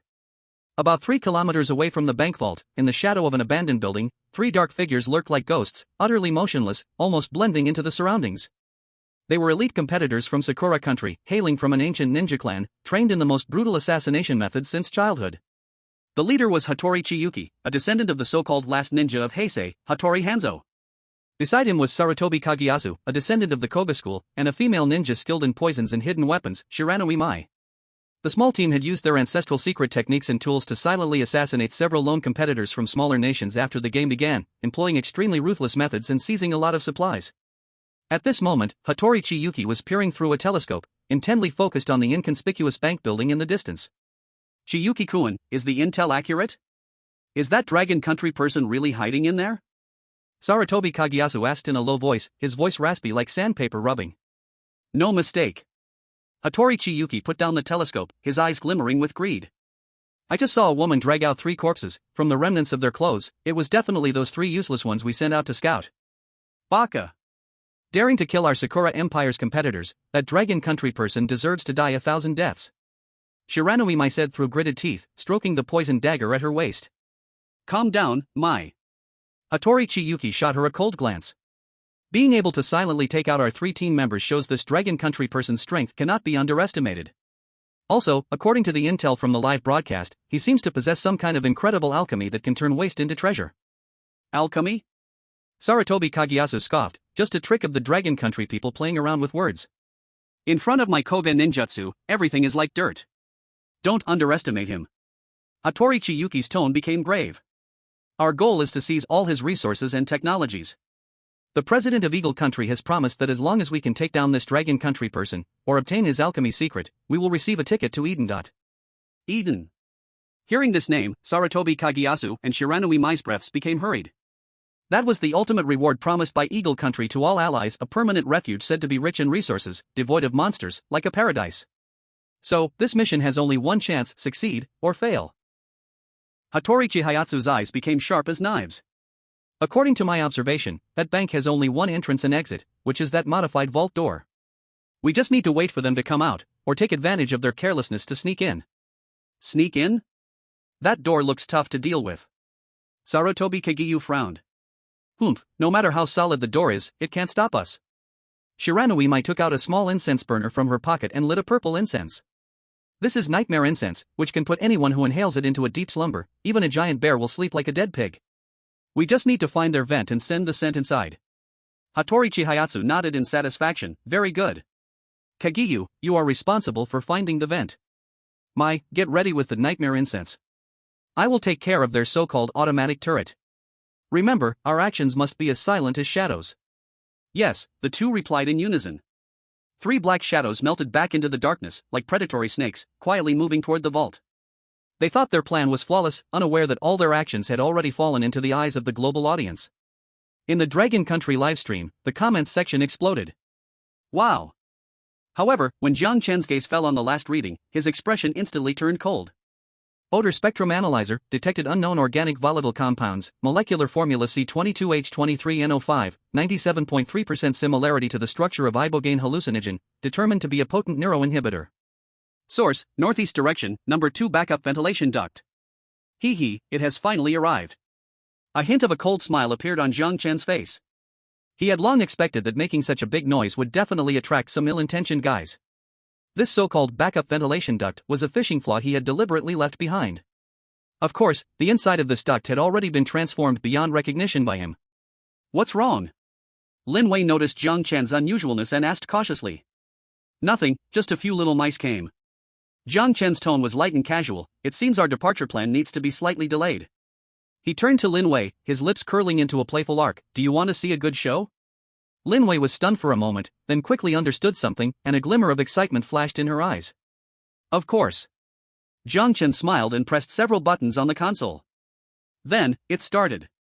Chapter 23, Catching Turtles in a Jar, Technology Against Ninja Arts. Outside the vault, the night was as dark as ink. Yamato's shadow clung to the bank building's outer wall like a gecko, and with a few jumps, he silently climbed to the 3rd floor. He carefully observed the wall structure and soon discovered a square grille camouflaged as wall patterns. Found it, number 2 backup ventilation duct. He reported to his companions below via a miniature communicator. Well done, Shadow. The voice of Hataki Chihei came. It's your turn. Leave it to me. From the shadows below, Shiranui Mai took out a delicate incense burner and lit the piece of purple nightmare incense. A strange sweet aroma began to rise. She carefully pointed the incense burner down at the ventilation duct, using a special tool to slowly send the scent inside. Oomph, foolish Dragon Country people. A cruel smile appeared on Shiranui Mai's face. Enjoy this last sweet dream. When you wake up, you will find yourselves in hell. She had absolute confidence in her nightmare incense. This secret medicine was a family secret, colorless and tasteless, capable of rapidly paralyzing the central nervous system through the respiratory tract. Even the most determined warrior could not last 3 minutes. 3 minutes later, they only needed to walk into the vault as if going home and reap 2 completely defenseless prey. Hataki Chihei hid in the darkness, calmly counting the time. 1 minute. 2 minutes. Everything was terrifyingly quiet, as if nothing had happened. In the live room of Sakura Country, the audience had already begun to celebrate in advance. It worked. I told you, ninja arts are invincible. So easy, the Dragon Country people don't even know what happened. This is the gap. Technology is worthless in the face of absolute assassination skills. I can't wait to see the desolate expressions of the Dragon Country people when Hataki-kun and the others go in. However, just as the time was about to reach 3 minutes, an unexpected change occurred. Zzzzzi. A sharp electric sound suddenly rang out, and then, on the outer wall of the bank building, the originally decorative metal strips instantly lit up with eerie blue electric arcs. Before the 3 ninjas could react, a powerful water flow suddenly burst out from the wall seams above their heads, drenching them from head to foot like a torrential rain. What? Hataki Chihei was taken aback. He instinctively wanted to jump away, but it was already too late. The water was not ordinary water, it carried a distinct saltiness.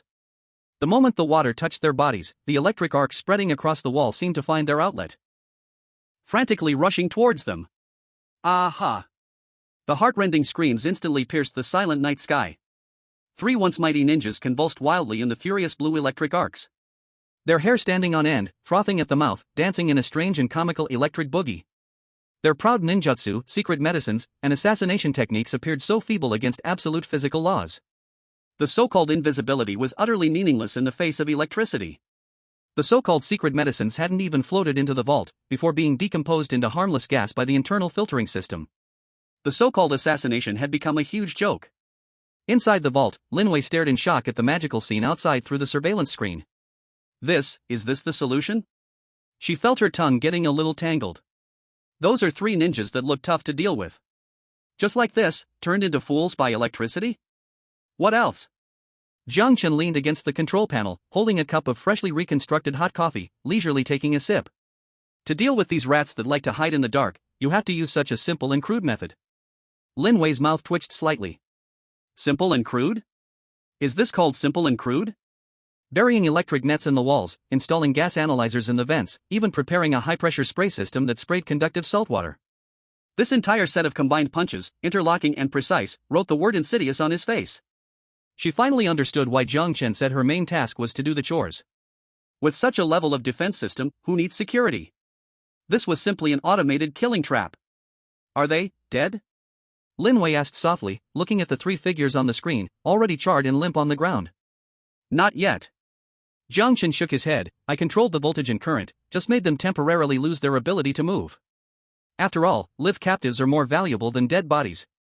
He put down his coffee cup and walked towards the vault door. Let's go, take a look at our little mice and, by the way, interrogate them. The heavy vault door slowly opened. Jiang Chen walked out casually, with Lin Wei closely following behind, gripping her enhanced handgun tightly, scanning the surroundings warily. At this moment, the electric net and spray system outside had stopped working. Hattori Chihayato and his two companions lay on the ground like three dead dogs, with smoke rising from their bodies, emitting the smell of burnt protein. They were not dead, but all their muscles were paralyzed by the strong current, unable to move even a finger, only able to stare at Jiang Chen, who was approaching them, with eyes filled with fear and resentment. A tsunami of despair surged in Hattori Chihayato's heart. Defeated. Defeated so thoroughly, so humiliatingly. He hadn't even seen the face of the enemy, yet was defeated by a method he couldn't comprehend at all. This was not ninjutsu, nor martial arts, it was a cold, precise, and extremely efficient technological trap he had never seen before. Are you contestants from the cherry blossom country? Jiang Chen asked as he stood before the three, looking down at them, his tone flat, revealing no joy or anger. Hattori Chihayato gritted his teeth and did not answer. His pride as a ninja made him unwilling to bow his head to the enemy. Still pretty tough. Jiang Chen smiled and squatted down, taking an ancient-looking short knife from Sarutobi Kageyuki's waist. Good craftsmanship, but unfortunately, the material is too poor. Jiang Chen remarked, then, in front of the three, gently wiped it with his right hand. The short knife instantly transformed into a cluster of ghostly blue light points, vanishing without a trace. Demon technique. Sarutobi Kageyuki's eyes widened in terror. Inyahanma Mo was so scared that her whole body shook. What kind of ability was this? Making objects disappear out of thin air? Only Hattori Chihayato. After seeing this, a flash of realization and deeper fear crossed his eyes. He finally understood what alchemy meant in the livestream. This was not some trick, it was a type of power he could not understand, a strength from a higher dimension. I'll ask again, what is your purpose for coming here? Jiang Chen's voice grew cold, my patience is limited. The next one to disappear may not be this knife. His gaze fell on the arm of Sarutobi Yingzhu. Sarutobi Yingzhu was terrified to the point of losing his mind. He had no doubt that this man before him would really make his arm vanish too. I'll talk. He completely broke down, screaming, it was Habuto-kun. He said there was treasure here, and people from Eagle Sauce Country promised that if we killed you, we could get the Eden tickets. Eden? Jiang Chen raised an eyebrow, he seemed to have heard that term somewhere. Very good. He nodded in satisfaction and then looked at Hino Kagutsuki, what about you? What is that fragrance? Hino Kagutsuki was already scared out of her wits, trembling as she answered, it's nightmare scent, it can make people faint. Got it. Jiang Chen stood up and looked at Habuto Chisakura, who was still silent. It's your turn. Jiang Chen said lightly, tell me everything you know about the contestants from other countries and the locations of the special resource points you have. Maybe I will consider giving you a quick end. Habuto Chisakura stared fiercely at Jiang Chen, his eyes filled with unwillingness and resentment. He knew he was doomed today. But as a ninja, his dignity prevented him from begging like his companions. I won't say anything. He squeezed out a few words through clenched teeth, you can kill me. The samurai of the great Sakura Empire will not. Before he finished speaking, Jiang Chen suddenly lifted his foot and stepped on his wrist. Crack. A clear sound of bones cracking echoed. Ah. The intense pain made Habuto Chisakura scream like a pig being slaughtered. It seems you still don't understand the situation. Jiang Chen slowly twisted his foot, his voice cold and emotionless, here, there are no samurai, only captives. I have 100 ways to make you talk, do you want to experience each one? Looking at Jiang Chen, who seemed like a devil, Habuto Chisakura's mental defenses finally collapsed completely. The pride and dignity in his eyes were replaced by endless fear. I'll talk, I'll say anything. Chapter 24, Decisive Killing, Shocking the World. Outside the abandoned bank building, the night wind blew with a hint of blood. The three of Habuto Chisakura felt like fish on a chopping board, their psychological defenses peeling away layer by layer under Jiang Chen's emotionless interrogation, spilling everything they knew.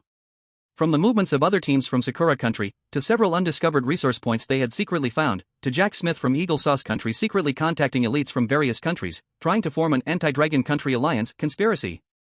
Jiang Chen listened quietly, nodding from time to time, as if he was receiving a work report from a subordinate. Meanwhile, Lin Wei grew increasingly shocked. She never expected that amidst the seemingly chaotic wasteland, the contestants from various countries had already started such complex alliances and intrigues. If Jiang Chen hadn't caught these three unfortunate souls today, she and her partner might still be in the dark, foolishly thinking they just needed to level up by fighting monsters. Very good, the information you provided is quite valuable. After hearing all the information, Jiang Chen stood up, a hint of satisfaction appearing on his face. My lord, we've told you everything we know. You Saratobi Yingsu looked at Jiang Chen, with a hint of pleading in his eyes. Could you spare us? Yes, my lord, we won't dare again. Please let us go. Hino Kagutsuki also cried out in pleading. They are truly afraid now. This man from the Dragon Country is even more terrifying than the most vicious mutant creatures in the wasteland. His methods seem non-bloody, yet they can precisely destroy a person's proudest will. Hearing this, Jiang Chen smiled. He crouched down, looking at the three ninjas who had completely lost their dignity, and slowly spoke, let you go? Then allow you to return and report back, or look for a chance to ambush me again? The faces of the three turned white instantly. No. It won't happen. We swear. We absolutely won't. Oaths in the wasteland are the most worthless thing. Jiang Chen interrupted their words, his voice cold and calm. I have said before, my principle towards invaders is only one. He stood up, taking out the heavy demolition axe from the system space.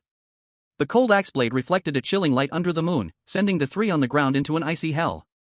No, don't. Please don't. John Yaris's expression did not change at all. He glanced at Lin Wei next to him and found that although her expression was somewhat complicated, there was no sign of reluctance or stopping in her eyes. Good, a qualified teammate. Invader, die. He uttered these three words softly, raising the demolition axe high. No. Accompanied by desperate screams, the giant axe crashed down. The live stream switched to a black screen a second before the axe blade fell, and a system prompt popped up. Warning, excessive bloody violence detected, emergency shielding program activated. Sakura Country contestants Habuchihei, Saratobi Kage, Shiranui Mai have died. Sakura Country's national fortune value decreased by 30%. Within Sakura Country, Mount Fuji's volcanic activity level raised to the highest level, expecting a colossal eruption within 12 hours. All citizens of Sakura Country have their average lifespan reduced by 3 years. A series of system announcements exploded like rolling thunder in all live streaming rooms worldwide.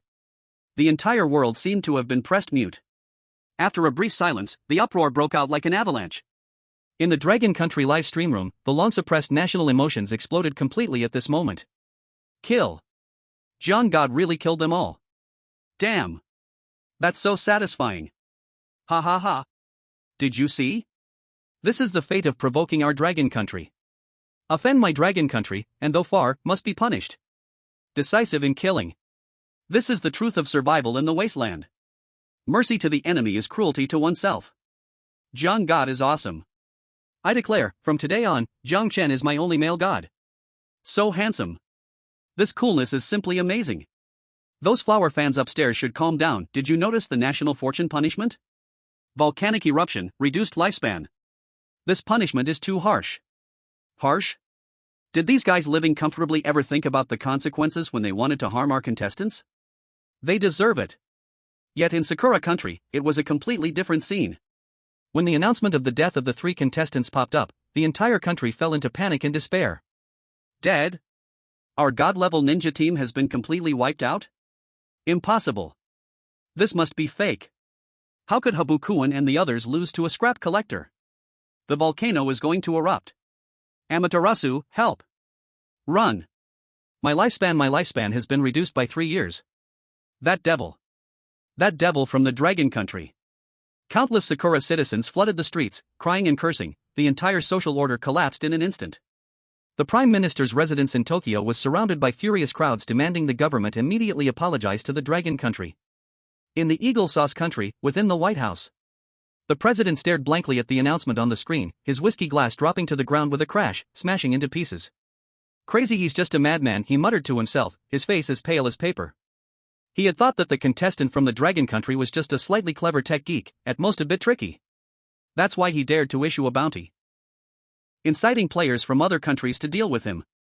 But he never expected that deep inside this tech geek's heart, there resided a cold-blooded butcher. No survivors, cut the roots of trouble.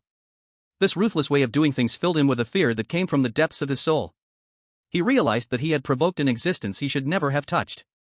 This Jiang Chen was no longer just a threat, he was a nightmare capable of overturning the entire game's landscape. Immediately. Right now. Cancel all bounties on Jiang Chen. Inform Jack and all our allies that until we have absolute certainty, we must never provoke the Dragon Countryman again. Absolutely not. The president roared at his aides with a hoarse voice. He was scared, really scared. In the Wasteland world, outside the vault, Jiang Chen stared expressionlessly at the three corpses on the ground. With a wave of his right hand, blue light flashed, and all their valuable gear, including the poison daggers and secret potions, was decomposed and recovered by him. Decomposition successful, gained, inferior biomass x 150 kg. Decomposition successful, gained, mini smoke bomb making technique, incomplete, x1. Decomposition successful, gained, neurotoxin snake kiss formula, beginner, x1. Trash. Jiang Chen commented as he looked at the system prompt.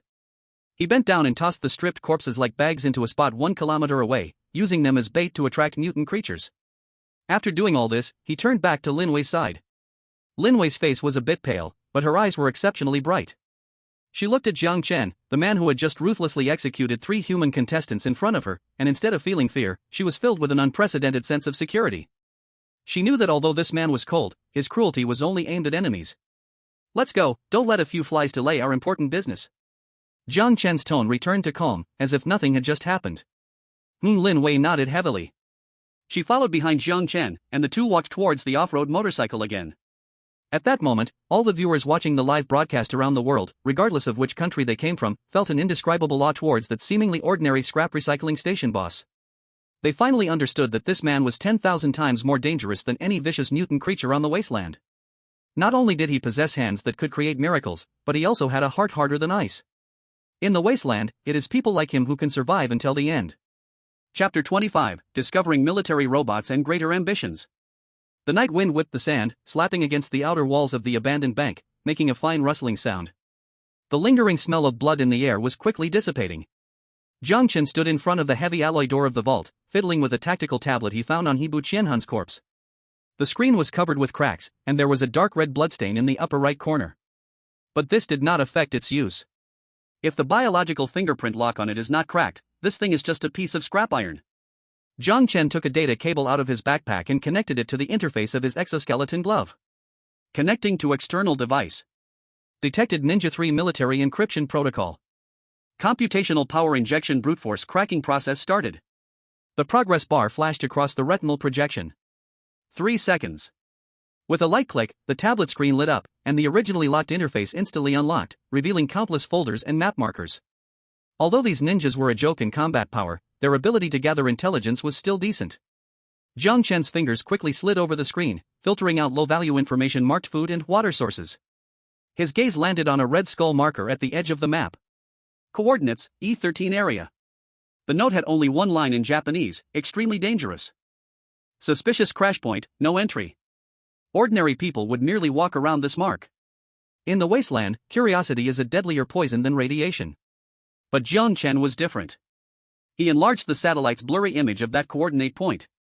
Though the picture was of extremely low resolution, he still instantly recognized the huge outline half buried in the ruins. It was the wreckage of a Hercules-class orbital transport ship.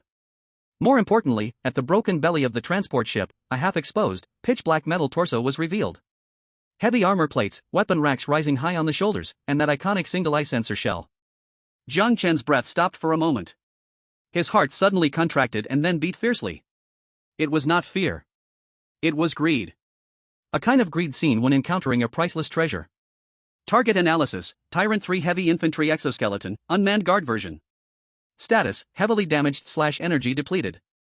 Core components guessed, 6-barrel electromagnetic machine gun, high-style micro-missile launching nest, military-grade fire control radar.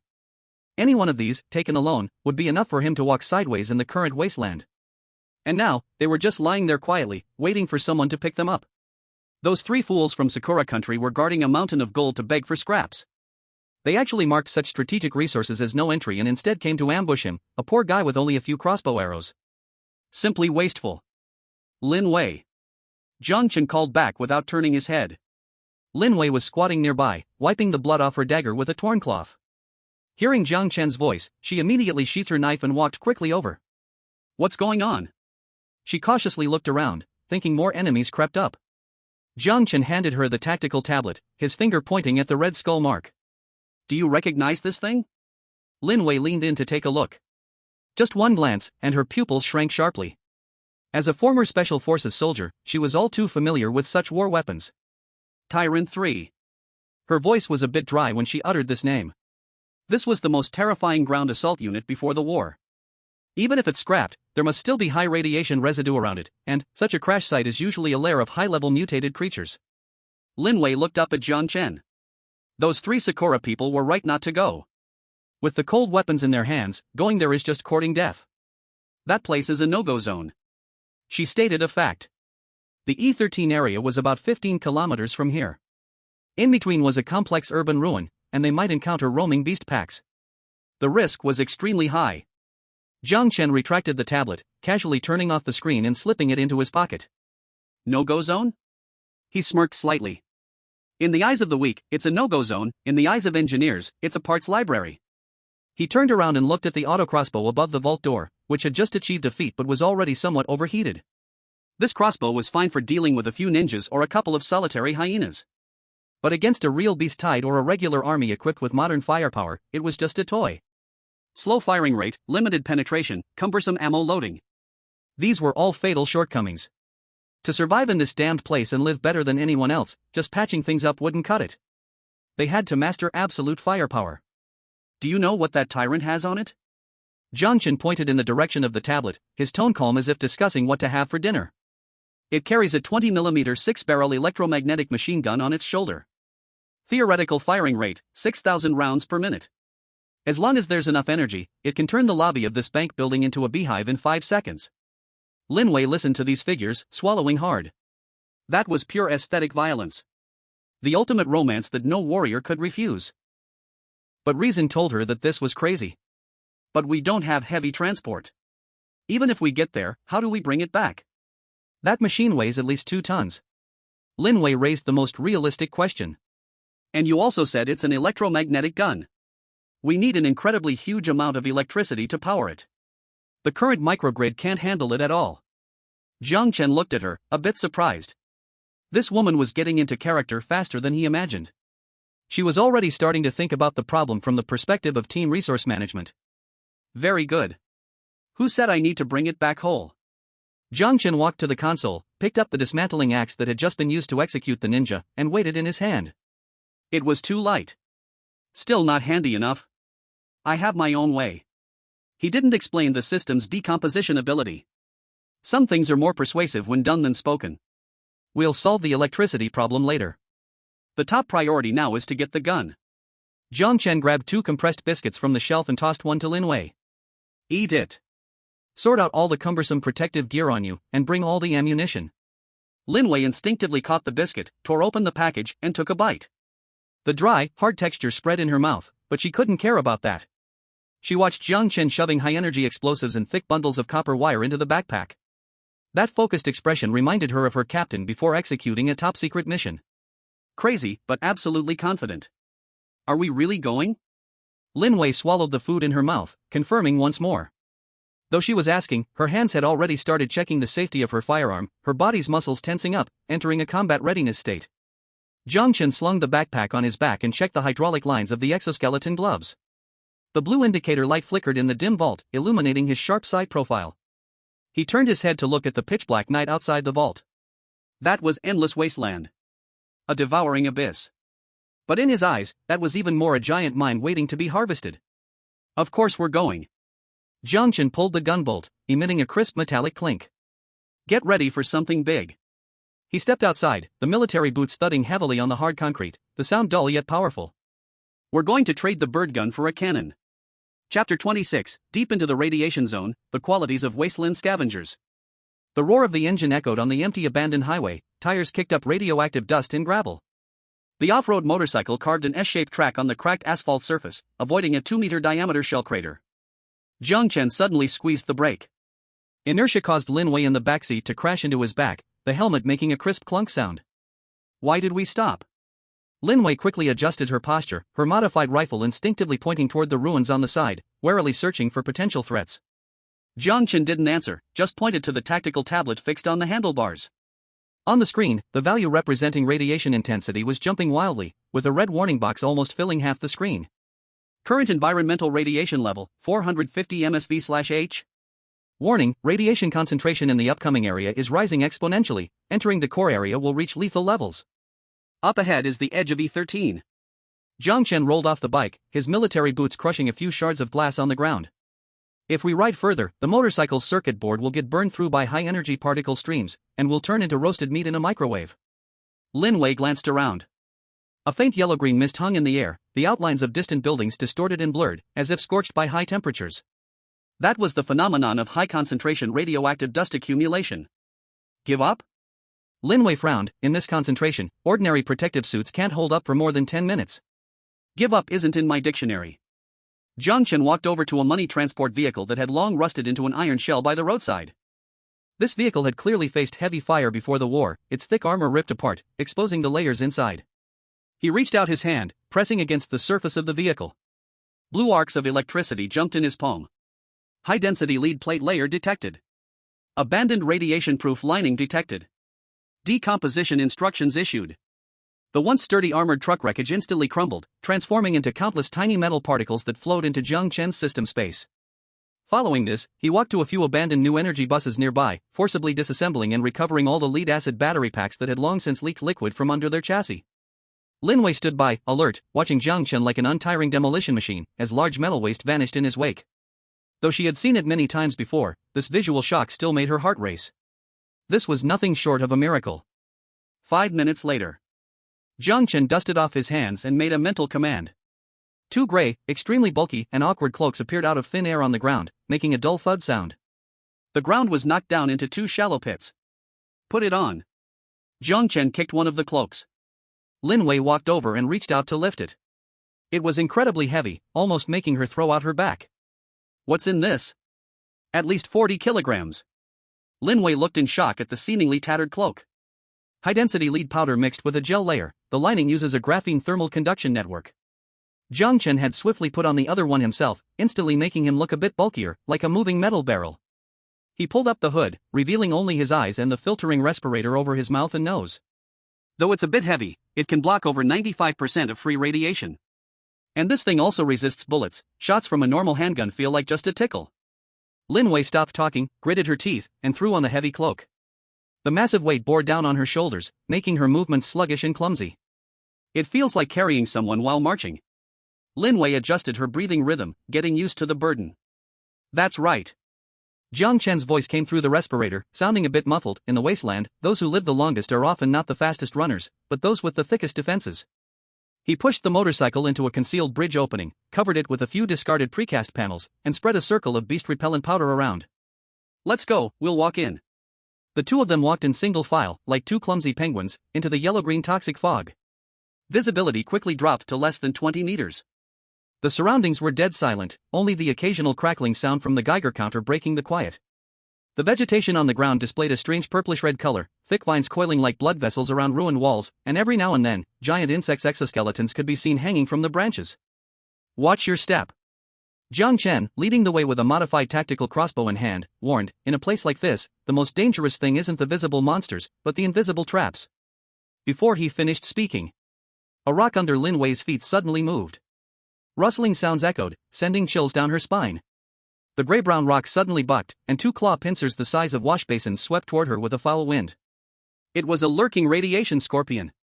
This creature was over 3 meters long, its entire body covered in thick, chitinous armor, with a blue-glowing stinger raised high, aimed directly at Lin Wei's face. Damn! Lin Wei reacted quickly, leaning back to avoid the sting while her right hand drew the pistol from her thigh, firing 3 shots at the scorpion's head. Bang! Bang! Bang! The bullets hit the scorpion's shell, sending sparks flying, but they were directly bounced off. This monster's defense was ridiculously high. The giant scorpion, enraged, let out a shrill cry, its massive body charging wildly forward. A huge scorpion crashed through a low wall beside it, once again lunging at Lin Wei. Lin Wei was just about to change the magazine, ready to use the high-explosive grenade. "Don't waste ammunition," came Jiang Chen's sharp voice. He did not fire, but instead slid sideways, calmly observing the giant scorpion's movement trajectory. In his eyes, this fierce monster was not an invincible nightmare, but a bundle of walking biological data. Target, second stage radiated giant scorpion. Weakness analysis, shell joints, abdominal ganglia, third pair of walking legs joints. This thing has very poor vision, mainly relying on vibrations to perceive. Jiang Chen spoke fast, "Don't shoot at the head, its shell is harder than your skull." He raised the tactical crossbow, aiming at the rapidly moving walking legs on the side of the giant scorpion's body. Bang! A specially modified tungsten steel bolt shot through the air. The bolt accurately penetrated into the joint gap of the scorpion's left third leg. Crack! The crisp sound of bones shattering echoed. The giant scorpion's massive body suddenly swayed, losing balance, and its attack movement instantly distorted. Its joint connection only has a layer of soft membrane. Jiang Chen shouted, "Lin Wei, 2 o'clock direction, attack the base of its right second leg." Lin Wei hesitated for no moment, instantly redirecting her gun's muzzle. As a soldier king, her execution was top-notch. Bang! A bullet accurately hit the location Jiang Chen indicated. Put! Dark green body fluid gushed out. The giant scorpion cried out in pain, its 2 supporting legs injured, causing it to collapse completely on the ground, helplessly waving its pincers to strike the ground. Its proud armor and poison stinger, after losing mobility, became mere decorations. Jiang Chen stepped forward, neither delivering a finishing blow nor attacking again.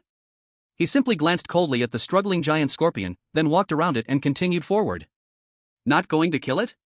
Lin Wei caught up, a bit puzzled. This creature also counts for points.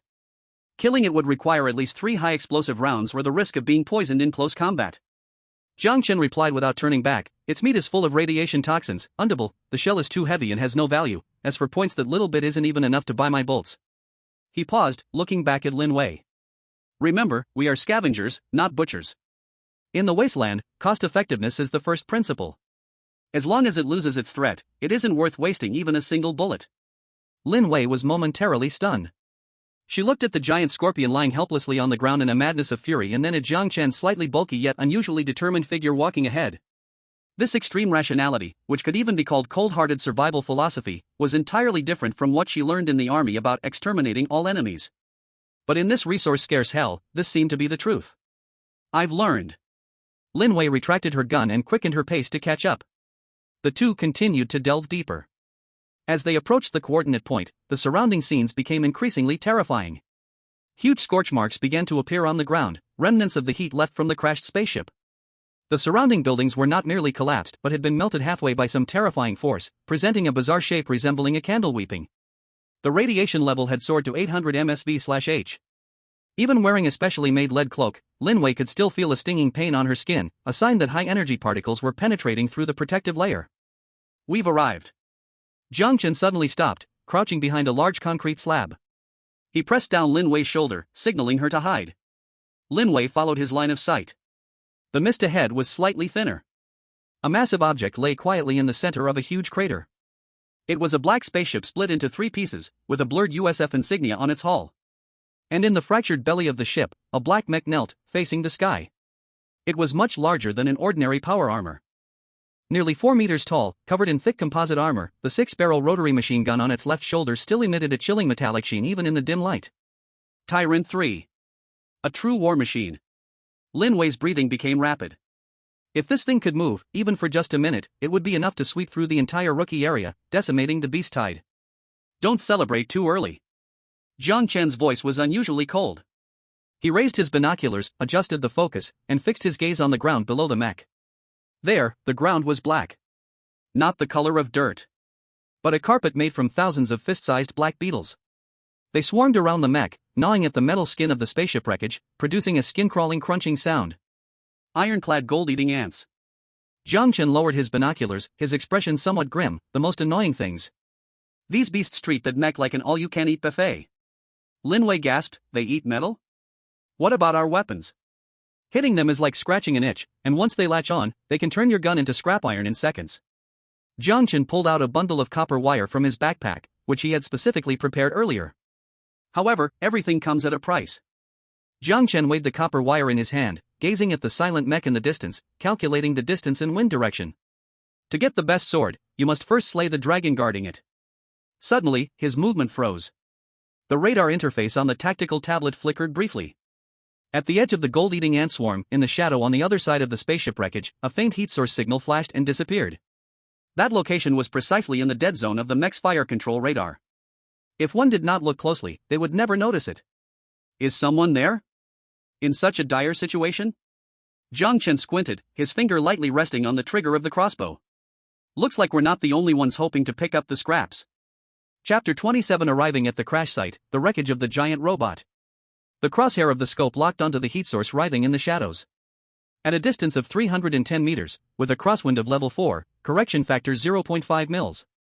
Jiang Chen's finger rested on the trigger guard, unmoving. A faint mechanical grinding sound came from his side, and Lin Wei's gun barrel was just raised 2 inches before Jiang Chen pressed it down. Don't move. Lin Wei's arm muscles instantly tensed, and through the gaps in the various ruins, she too caught sight of that shadow. It was a person in a gray protective suit, crawling under a section of a broken wing, moving so slowly like a turtle, stopping every few meters to check the surroundings. An old hand. A fellow traveler? Lin Wei lowered her voice, the vibration traveling to her bone-conducting headset. Tester. Jiang Chen lowered the tactical crossbow and leaned back, retreating deeper into the shadow of the cover. Someone willing to act as a scout was a reason to accept. In the E13 high radiation zone, a free scout was rarer than gold. The gray-clothed man clearly hadn't noticed the 2 pairs of eyes behind him, all his attention was drawn to the giant machine in the center of the crater. Tyrant 3. Half-kneeling in the black soil, its 4-meter-high steel body was covered in burn marks and craters, the 6-barrel electromagnetic machine gun on its left shoulder hanging at its side, its barrel blackened, and the cover of the mini-missile nest behind it half open, faintly revealing a few dark red warheads. A true war machine. Jiang Chen stared at the reflection on the mech's knee hydraulic rod, his Adam's apple rolling up and down. As long as he could get that machine gun and pair it with those energy crystal cores, he could replicate a small defensive battle right at the entrance of the vault. High-value target detected. Model, T-600 Tyrant Heavy Soldier Exoskeleton, Army Customized Version. Core Component Integrity, 65%. Recommendation, Immediate Recovery. The pop-up window on his retina flickered wildly, the red font glaringly bright. The gray-cloaked man moved. Perhaps confirming that the surroundings were safe, or perhaps dazed by the heavy firepower before him, he crawled out from his hiding place, holding a rope with a titanium alloy hook. He wanted to climb up to dismantle the external accessories. Lin Wei's fingers lightly stroked the trigger, he's going to succeed. Watch. Jiang Chen's tone was as flat as reading a manual. The gray-cloaked man crouched low and dashed across the gravel, his military boots crunching on the black ground, making a sound like countless eggs being crushed. There were still 10 meters to go. The gray-cloaked man swung the hook in his hand, the metal claw accurately latched onto the armor plate of the mech's leg. He did it. In the next second, the ground came alive. The layer of black carpet spread around the mech suddenly boiled, and countless fist-sized black beetles surged up from the soil, the gaps in the wreckage of the spaceship, and the joints of the mech. The black tide instantly submerged the gray-cloaked man's ankles. The screams lasted only 2 seconds. The gray-cloaked man kicked desperately, trying to shake off the things on his legs, but the more he struggled, the more beetles crawled up. Ironclad gold-eating ants. These creatures could easily bite through steel bars, and the acidic liquid they secreted could corrode even ceramic composite armor. In front of them, the gray-cloaked man's protective suit was not much stronger than a wet piece of toilet paper. Through the high-powered scope, Lin Wei clearly saw several golden-eating ants crawling onto the gray-cloaked man's hand. That was his hand holding the hook. Crunch! The metal hook was bitten off. Next was the alloy dagger. Then came his fingers. Blood didn't spurt out, the wound was instantly filled by more ants, devouring everything: metal, bone, fiber. The gray-cloaked man fell to the ground, rolling, his right hand reaching for the grenade at his waist. This was the last wrong decision of his life. The metal grenade instantly attracted hundreds of golden-eating ants, they covered its surface, gnawing madly at the pull ring in the casing. Boom! A muffled explosion occurred. Flames engulfed the gray-cloaked man, and the shockwave lifted a layer of soil. But this didn't kill many ants, the explosion instead enraged the entire ant colony, the black tide spreading outward, and the incomplete body disappeared in seconds. Not even skin and bones were left, not even the metal zipper on the protective suit. Only a dark red stain on the ground proved that a living person had just been here. As the wind blew, the ant colony returned to calm, covering the ground once more. Lin Wei lowered the binoculars, her face slightly pale. She was a soldier king, had seen various ways of dying, shattered by large-caliber bullets, blown apart by bombs, had her throat cut by knives. But this way of being gnawed to death still made her stomach churn. Is this the parts supply you wanted? Data collection complete. Jiang Chen tapped a few times on his tactical tablet, not looking up. Target, ironclad golden-eating ant, mutated type. Bite force, 1200 psi. Weakness, no obvious physical weaknesses, extremely fond of high-purity metals. Habits, collective action, sensitive to vibrations and the smell of metal. That unlucky bastard helped us test 3 key pieces of information. Jiang Chen held up 3 fingers. First, the ant colony's alert range is 15 meters. Second, their reaction speed to moving objects is 0.3 seconds. Third, and most importantly, he pointed to the tyrant mech that stood tall and unyielding. They didn't gnaw at the core components of the mech. Lin Wei raised the binoculars again. Sure enough. The surface of the mech was crawling with ants, but those key weapon modules and joint connections remained intact. Why? This mech's coding.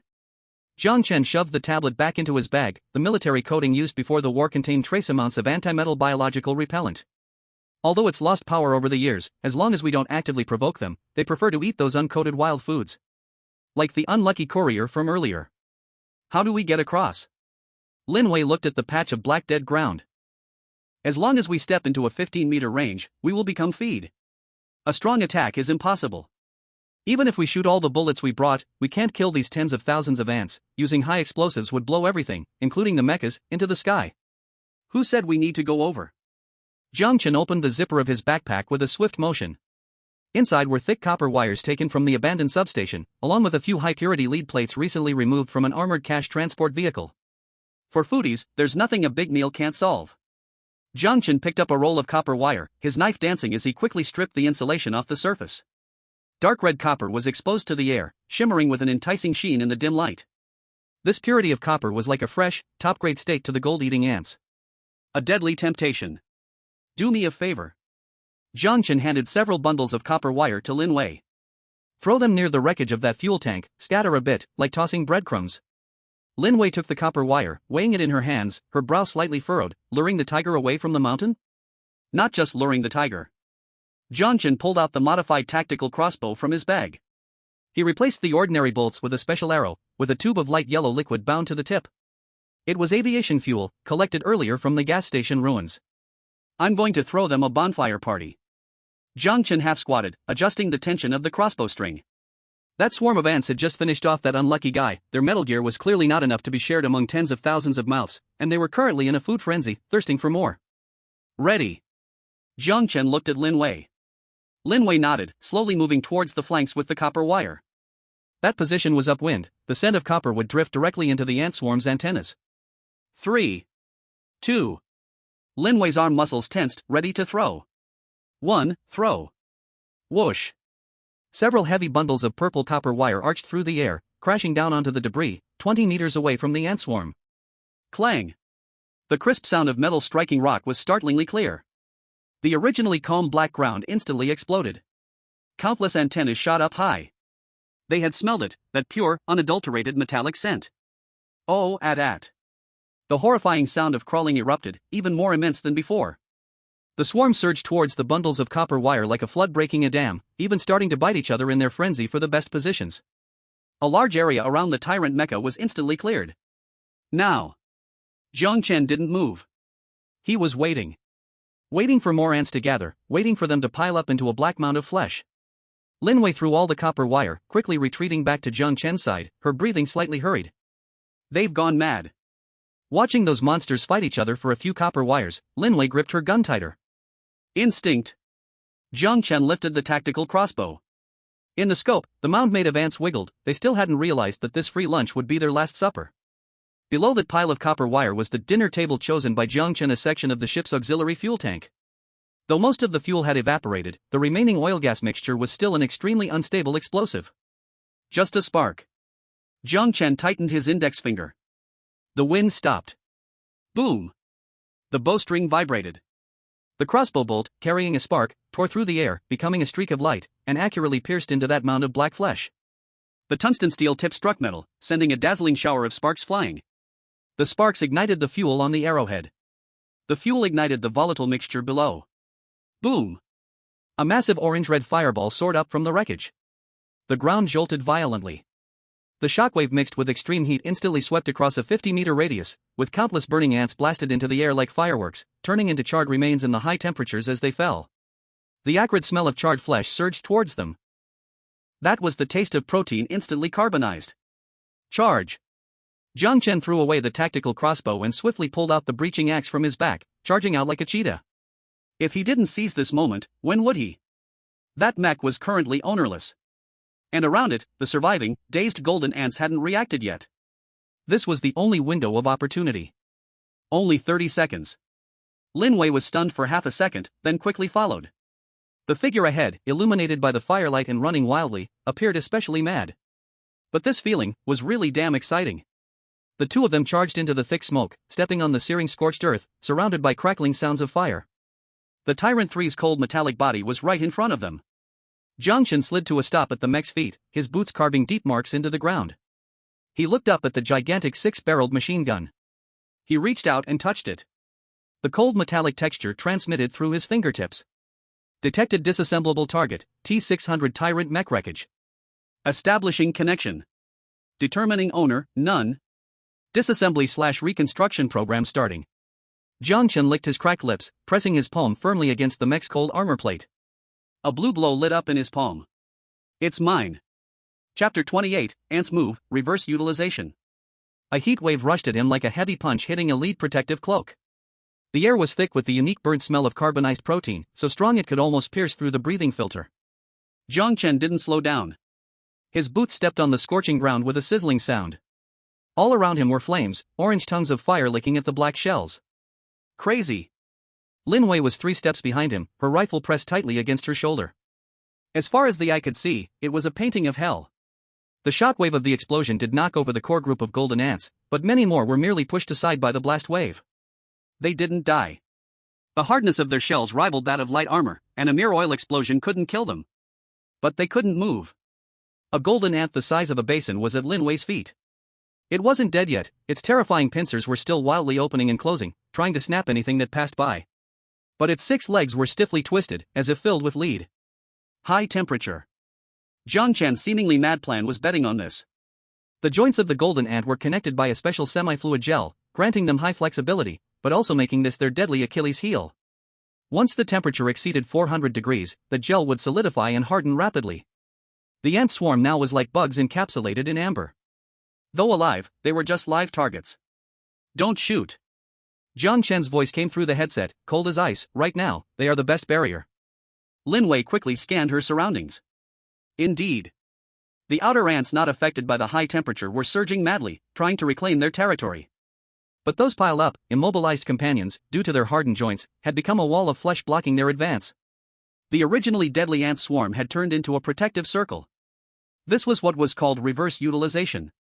Turning the enemy's numerical advantage into a geographical advantage. This man was even calculating the monster's corpse. Only 30 seconds. Jiang Chen had already charged into the shadow of the Tyrant 3, this layer of high-temperature barrier will cool down soon. He didn't look back, he directly threw the heavy breaching axe onto the ground. Once again, he slapped his hands heavily on the mech's cold armor plate. The moment of contact was just a test, now it was serious. Target locked, T-600 Tyrant Heavy Infantry Exoskeleton. Attempting to establish data connection. Connection successful. Detected overall structure integrity at 65%, weight 4.2 tons.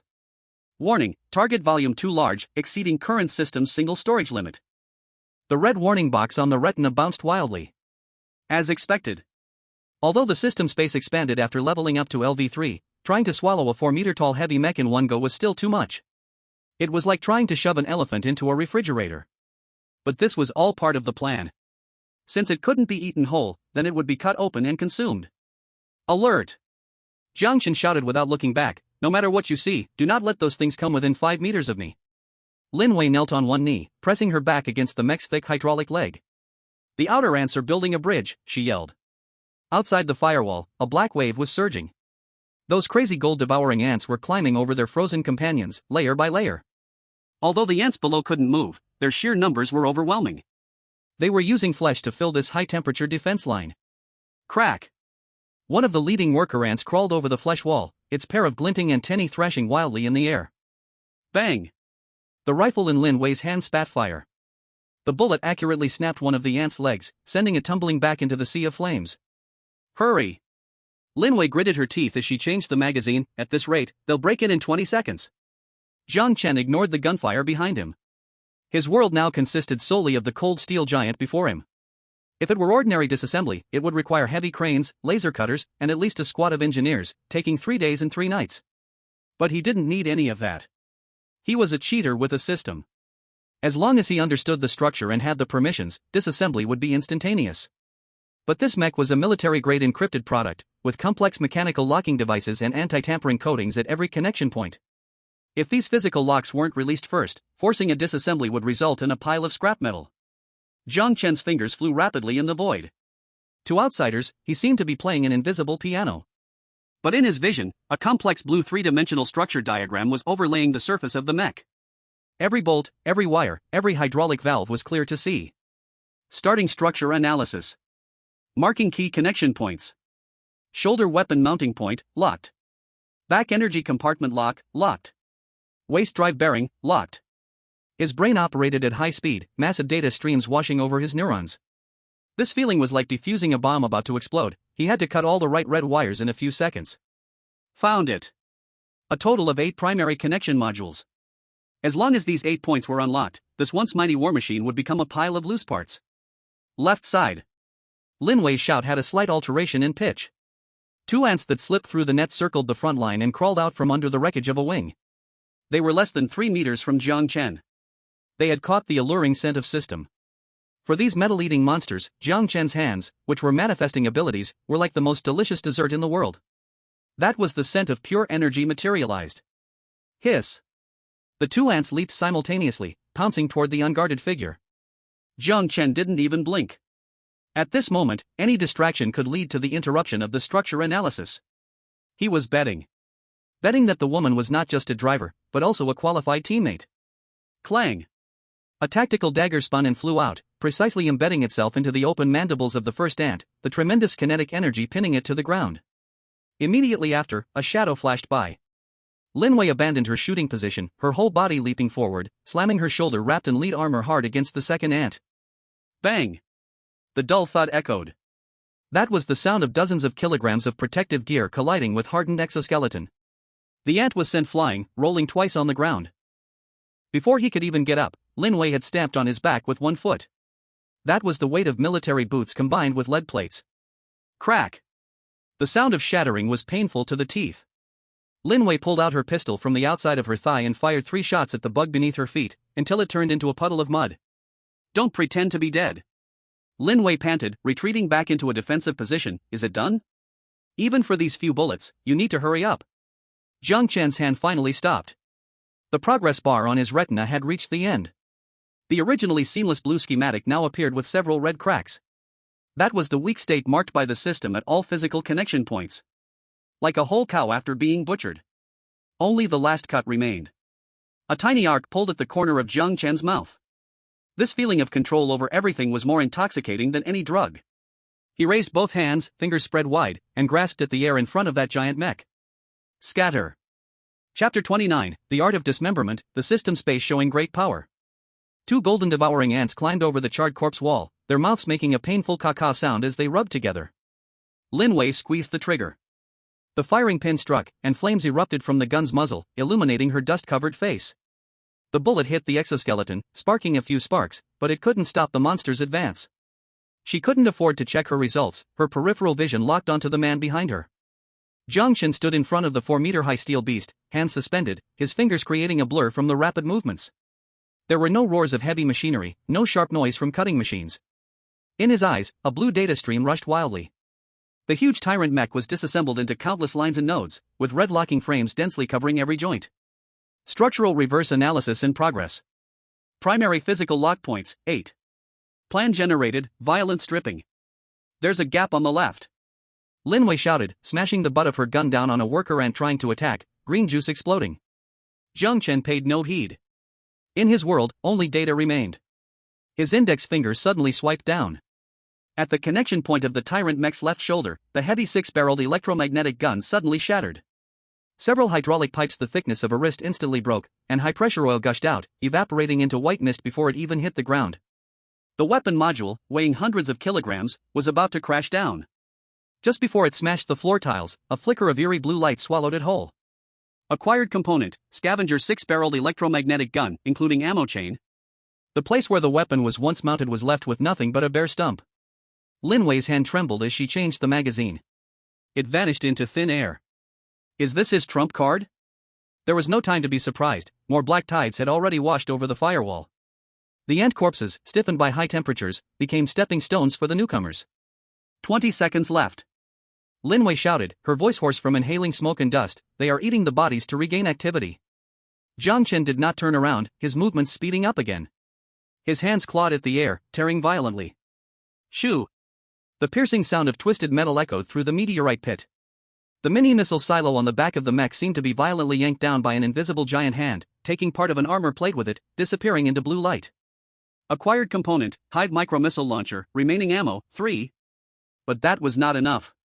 This mech was too large. Even after removing the weapon accessories, the remaining torso still loomed like a small mountain. Damn it! Lin Wei kicked away an ant that lunged at her, the lead armor corroded and sizzling by acidic liquid. I can't hold on. The defensive line was collapsing. 7 or 8 golden devouring ants bypassed the frontal fire network, flanking from the shadows of the ruins.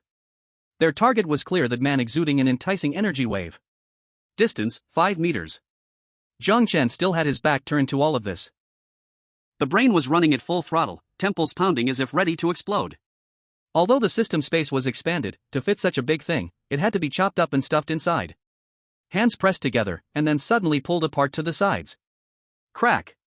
The connecting bearing of the tyrant mech's arms broke apart. 2 thick mechanical arms fell heavily to the ground, kicking up a cloud of dust, and then a flash of blue light, and they vanished. Next came the legs. Jiang Chen's fingers were like blades, cutting brutally at the mech's knee joint. Boom! With no support left, the torso of the mech crashed to its knees.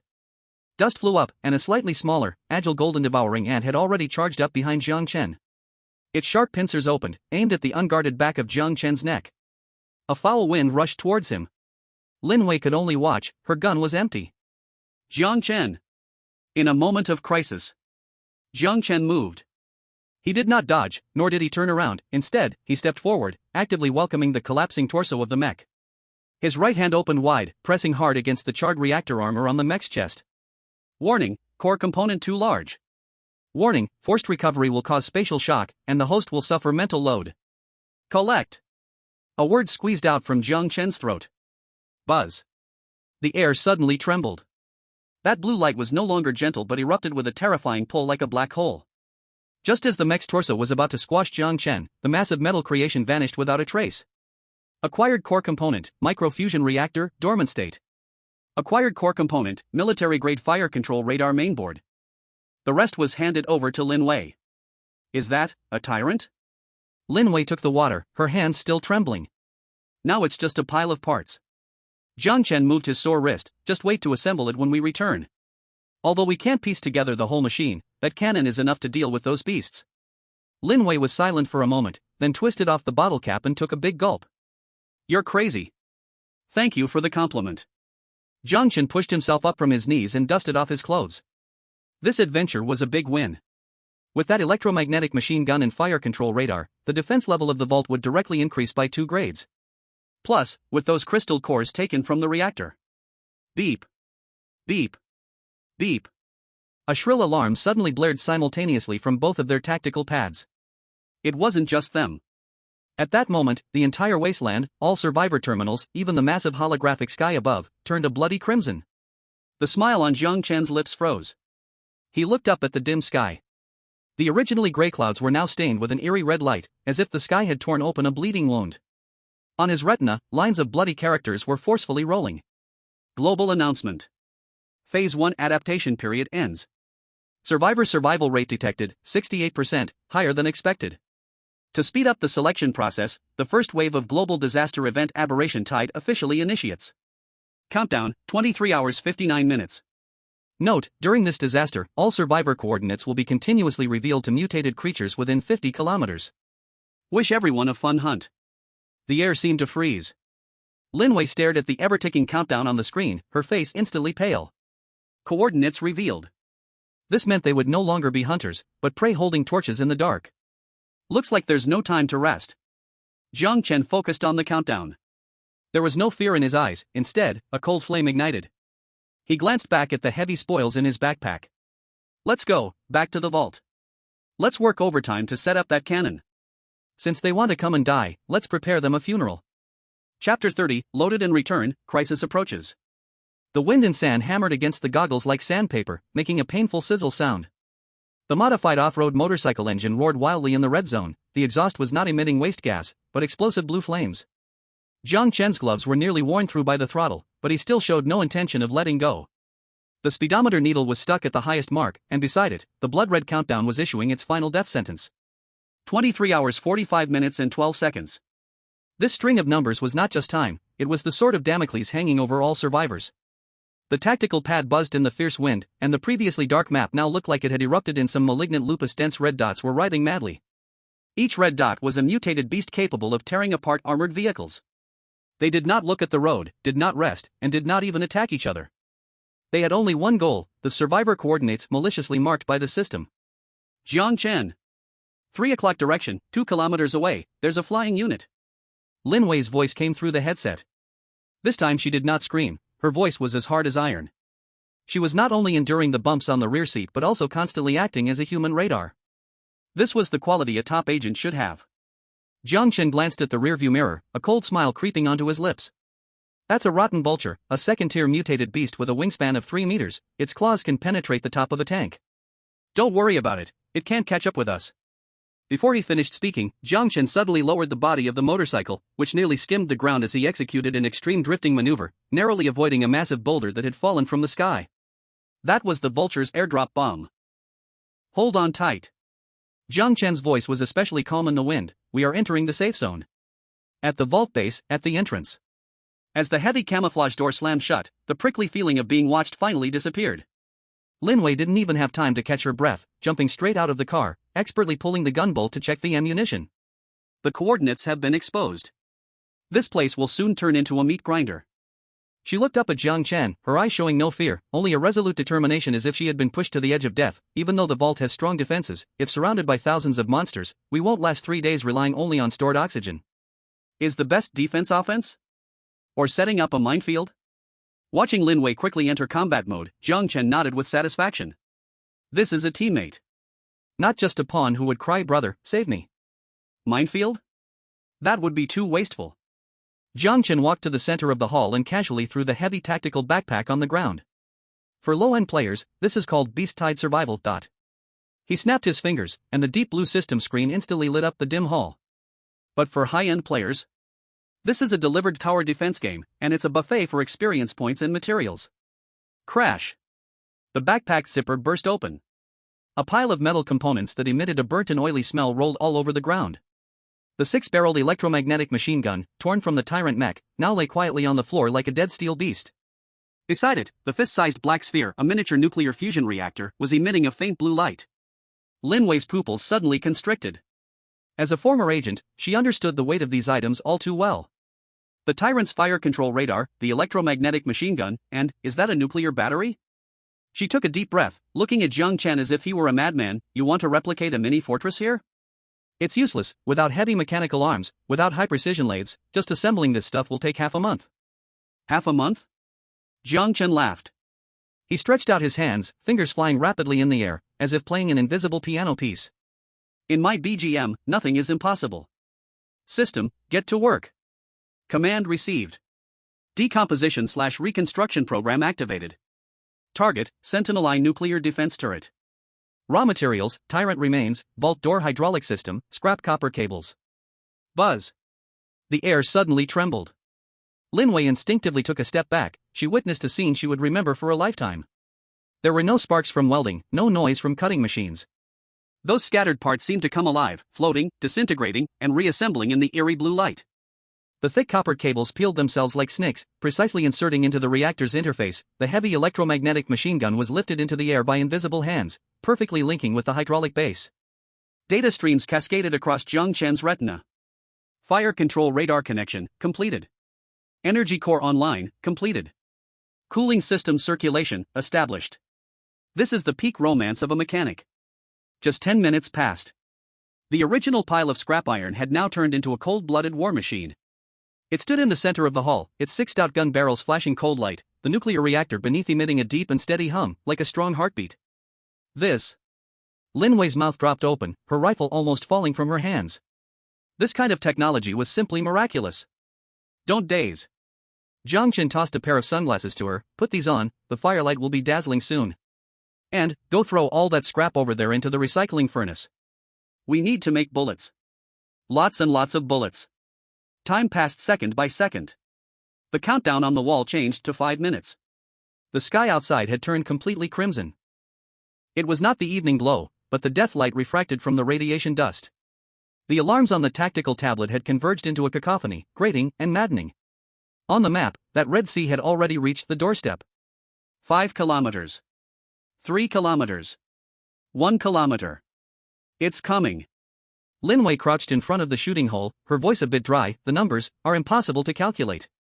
The vanguard is a tide of mutated rats, mixed in with radiation dogs and acid cockroaches in the middle and behind. Oh my god, what is that? Through the scope, she saw a mutated wild boar the size of a truck, charging forward amidst a cloud of dust. Such a beast tide could flatten a small city. Jiang Chen, close the door. Lin Wei shouted back, cold sweat dripping from her forehead. By relying on the vault door, we might be able to. Close the door? Jiang Chen stood at the control panel, holding a cup of freshly brewed instant coffee. He gently blew on the steam, wearing that kind of calmness that made others grit their teeth with frustration. If I close the door, how will my experience points come in? If I close the door, who will sign for these deliveries? He put down the coffee cup, leaning on the control panel, his gaze suddenly sharp as a knife. Lin Wei, remember this. In the wasteland, hiding is merely surviving.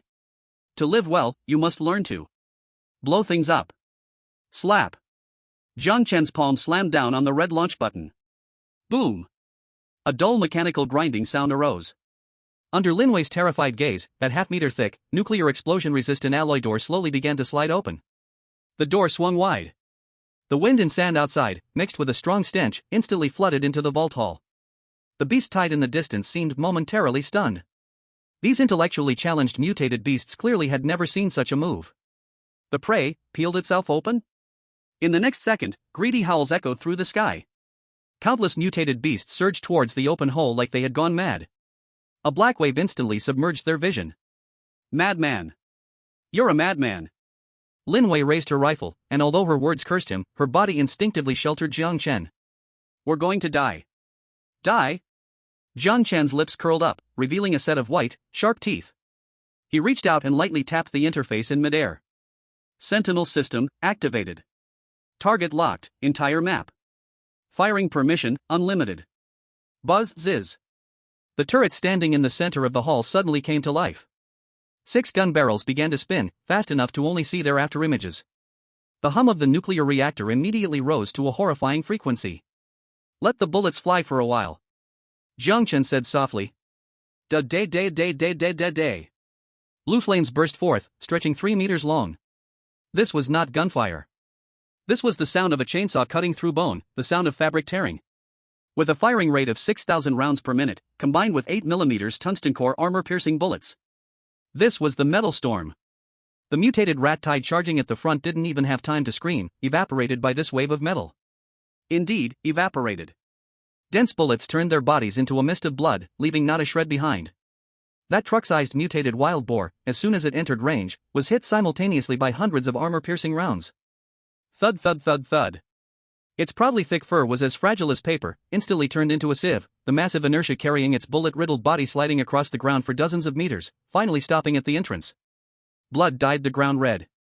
The previously unstoppable beast tide was actually held back within 10 meters of the door by this single cannon. This is what it means to stand firm against 1,000.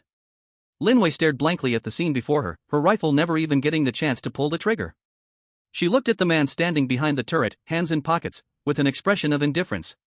The flames reflected on his face, flickering and uncertain. At this moment, she finally understood what Jiang Chen meant before. This is not a disaster at all. This is clearly a one-sided slaughter. Don't freeze there. Jiang Chen's voice was still clear amidst the deafening gunfire. Go drag that wild boar in. Extra meal tonight. Braised pork. Chapter 31, Violence Escalates, Handcrafted Data Center. The vault door was wide open, and the smoke had not yet dispersed. The barrels of the 6-barreled electromagnetic guns were still slightly red, and the air was filled with the burnt smell from overloaded high-energy batteries and the foul odor of carbonized mutant creatures. Ammunition remaining, 72%. Jiang Chen glanced at the holographic panel, his brow furrowing even tighter. That last wave was just an appetizer. The dense red dots on the map were regrouping, like a pack of sharks sensing blood. The brief setback did not deter them, but instead ignited a crazier bloodlust. Is this what they call the beast tide? Lin Wei stood beside, gripping her rifle tightly, her knuckles turning white from the strain. She gazed at the mountain of bodies in the distance, her breath quickening. This was just the first probing wave. Jiang Chen did not turn back, his fingers swiftly tapping on the virtual keyboard. The next will be the main course. If we don't solve the accuracy issue of the fire control radar, this ammo won't last half an hour. Accuracy issue? Lin Wei was taken aback. Didn't we hit pretty well just now? That was suppression fire, a blind cat catching a rat. Jiang Chen said coldly. The Sentry system's targeting logic is still using civilian-grade algorithms, with a delay of up to 0.4 seconds. It's enough for mice and wild boars, but if an agile Tier 3 creature shows up, this pile of scrap metal is useless. After saying this, he directly cut off the cannon's automatic mode and turned to walk toward the corner of the hall. There stood a black cabinet that had been used as a storage for clutter. What are you going to do? Lin Wei instinctively followed. Upgrade. Jiang Chen uttered 2 words and then directly activated the system. Entering system space. Buzz. The surroundings instantly changed. The vault walls vanished, replaced by a dark blue data void. This was Jiang Chen's absolute domain, the system decomposition and reconstruction space. Here, he was a god. At this moment, countless complex holograms floated above the control platform. At the center was the fire control radar core dismantled from the wreckage of the Tyrant. The control algorithms sealed within this were enough to guide tactical missiles. And beside it was the security monitoring host that originally came with the vault. It was an outdated commercial server, with specs only slightly better than an internet cafe's. System, load military fire control algorithms. Jiang Chen waved his hand, attempting to force the red data stream representing cutting-edge technology into that gray old server. Warning! Warning! Red pop-ups instantly filled his view. Error code, E9901. Compatibility conflict, target hardware lacks computing power. Data stream overload, 9900%.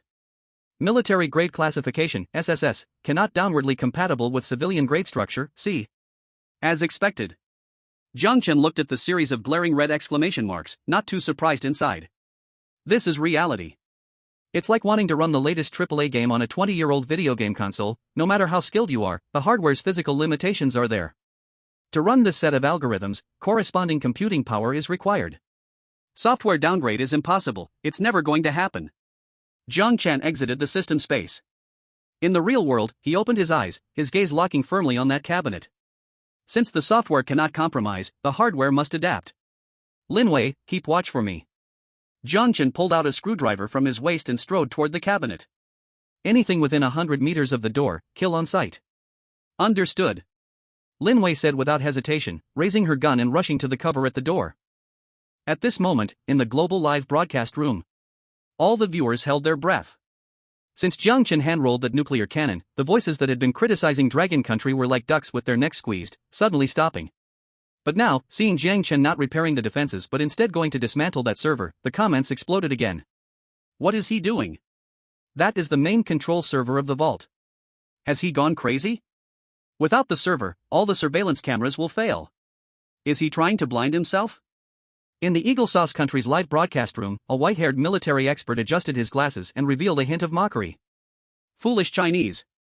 He probably thinks he can enhance the cannon's performance by modifying the server code. But he doesn't know that such hardware changes require a professional dust-free lab and top lithography machines. Dismantling in a dusty place? That's practically looking for death. I think he's just panicking and messing around. Let's wait and see how the Dragon Country player kills himself. Jiang Chen couldn't hear the outside ridicule, nor did he care. At this moment, his eyes were only on those precise electronic components. Zzz.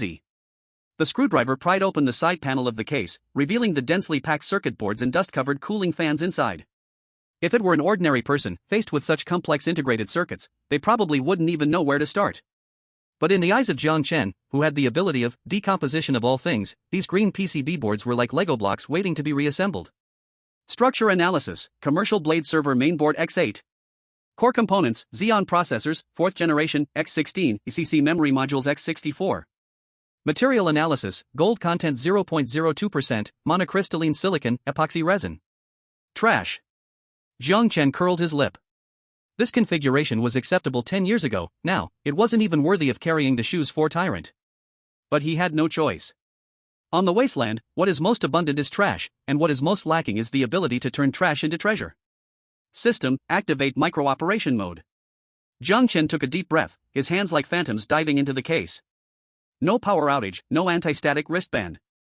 This was completely against the common knowledge of electronic engineering. But the moment his fingertips touched the motherboard, a miracle happened. Those chips soldered onto the motherboard seemed to lose physical attachment, falling off one by one, floating in his palm. Next were those gold wires finer than a strand of hair. They were stripped from the original circuit, melting and gathering in mid-air, turning into a flowing mass of golden liquid. If a single one doesn't work, then let's connect them in parallel. Concentrate the computing power of all 8 motherboards. I don't believe I can't pile up a prototype supercomputer. Beads of sweat formed on Jiang Chen's forehead. This reconstruction on a microscopic level consumed a tremendous amount of mental energy. His brain was like a high-speed running engine, heating up wildly. Bang! The first processor core was forcibly pressed onto a new baseboard. That was a simple motherboard directly reconstructed from the case shell's metal. Bang! Bang! Bang! The second, third up to the 16th. 16 processors were tightly arranged together, forming a strange matrix. The melting golden liquid, under Jiang Chen's mental control, quickly stretched and branched, transforming into thousands of data buses almost indistinguishable to the naked eye, precisely connecting to the pins of each chip. This wiring method was rough and wild, entirely devoid of any beauty. It was like binding a group of beasts with the most primitive vines. But this was precisely the essence of Wasteland punk, the aesthetic of violence. Heat dissipation is a big problem. Jiang Chen looked at the processor matrix that had already started to heat up, frowning. Such a high-density stack could not be contained by ordinary air cooling, it would explode upon startup. His gaze swept across the vault. Finally landed on the backup water cooler that was still dripping. Lin Wei. Water. What? Lin Wei was focused on the scope, shouting back without looking, if you want water, pour it yourself. I want that barrel. And the water inside. Jiang Chen was too lazy to explain, rushing over to carry the 18-liter barrel of water. Then, under the terrified gaze of everyone, he directly shoved the unfinished processing matrix into the water barrel. What the hell? Water cooling? Submerging it in water? That's too hardcore. Short circuit warning. However, the expected sparks did not appear. Because Jiang Chen had, 1 second before it hit the water, used the system to coat the circuit board with a layer of insulating nanocoating. Bloop, bloop. As the power was turned on, a series of bubbles instantly appeared in the barrel. That was the sound of water boiling. Data center, online.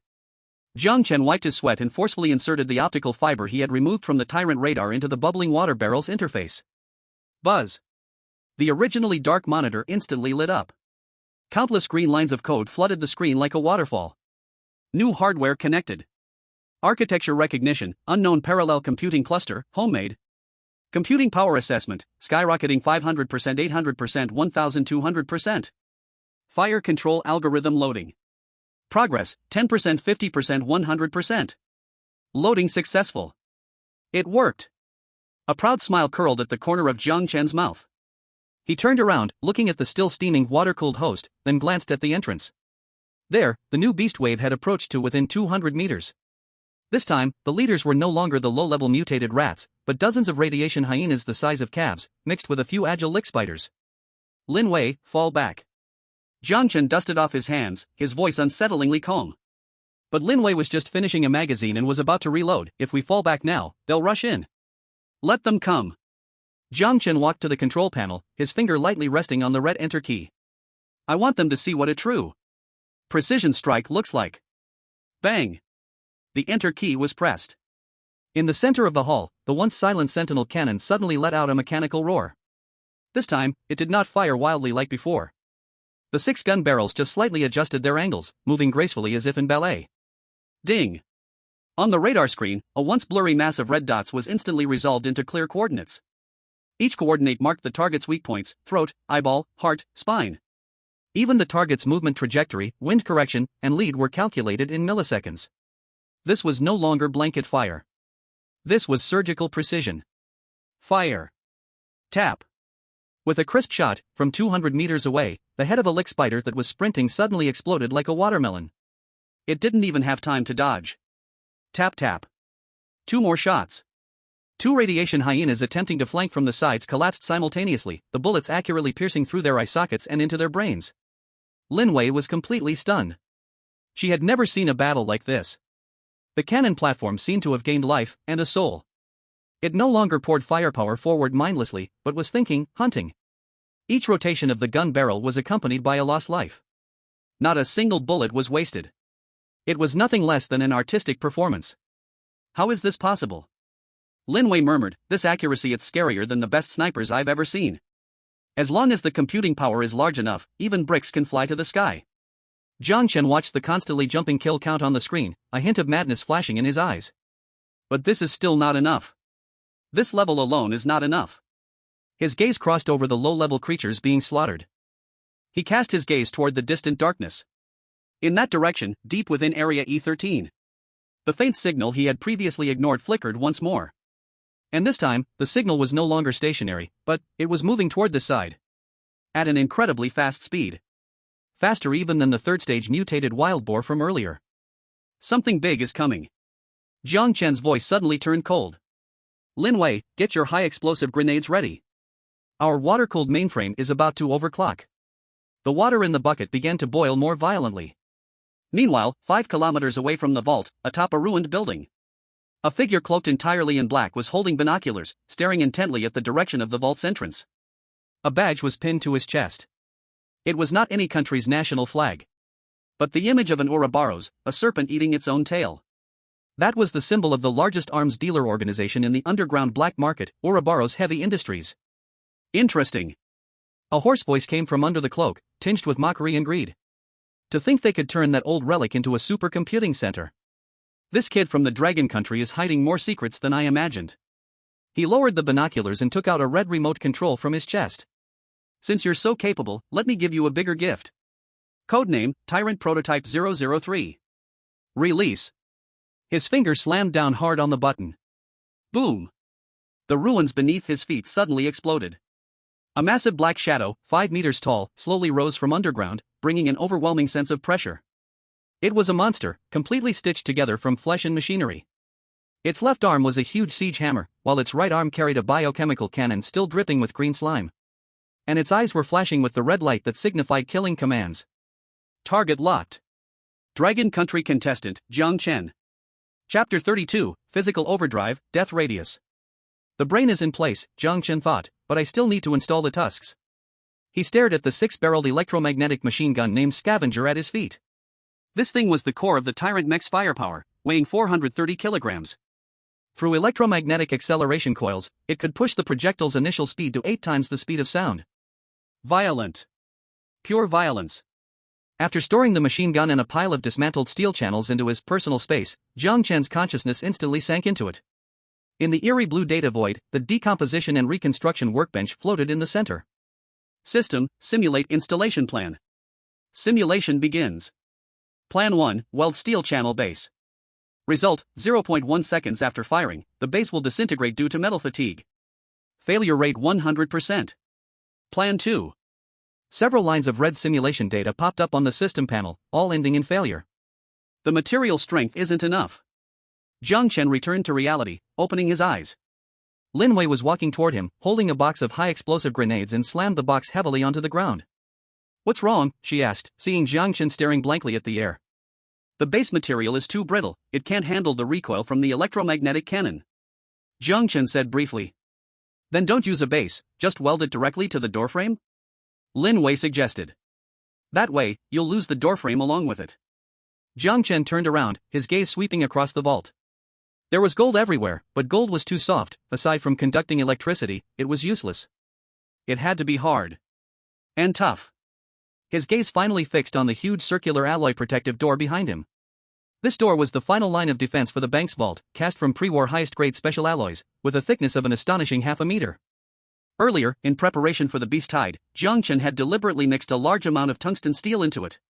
An existing material stockpile. Jiang Chen strode over to the lower right corner of the doorframe. "What are you doing?" Lin Wei instinctively took a step back. This madman wasn't thinking of tearing the door apart, was he? Outside, it was full of monsters.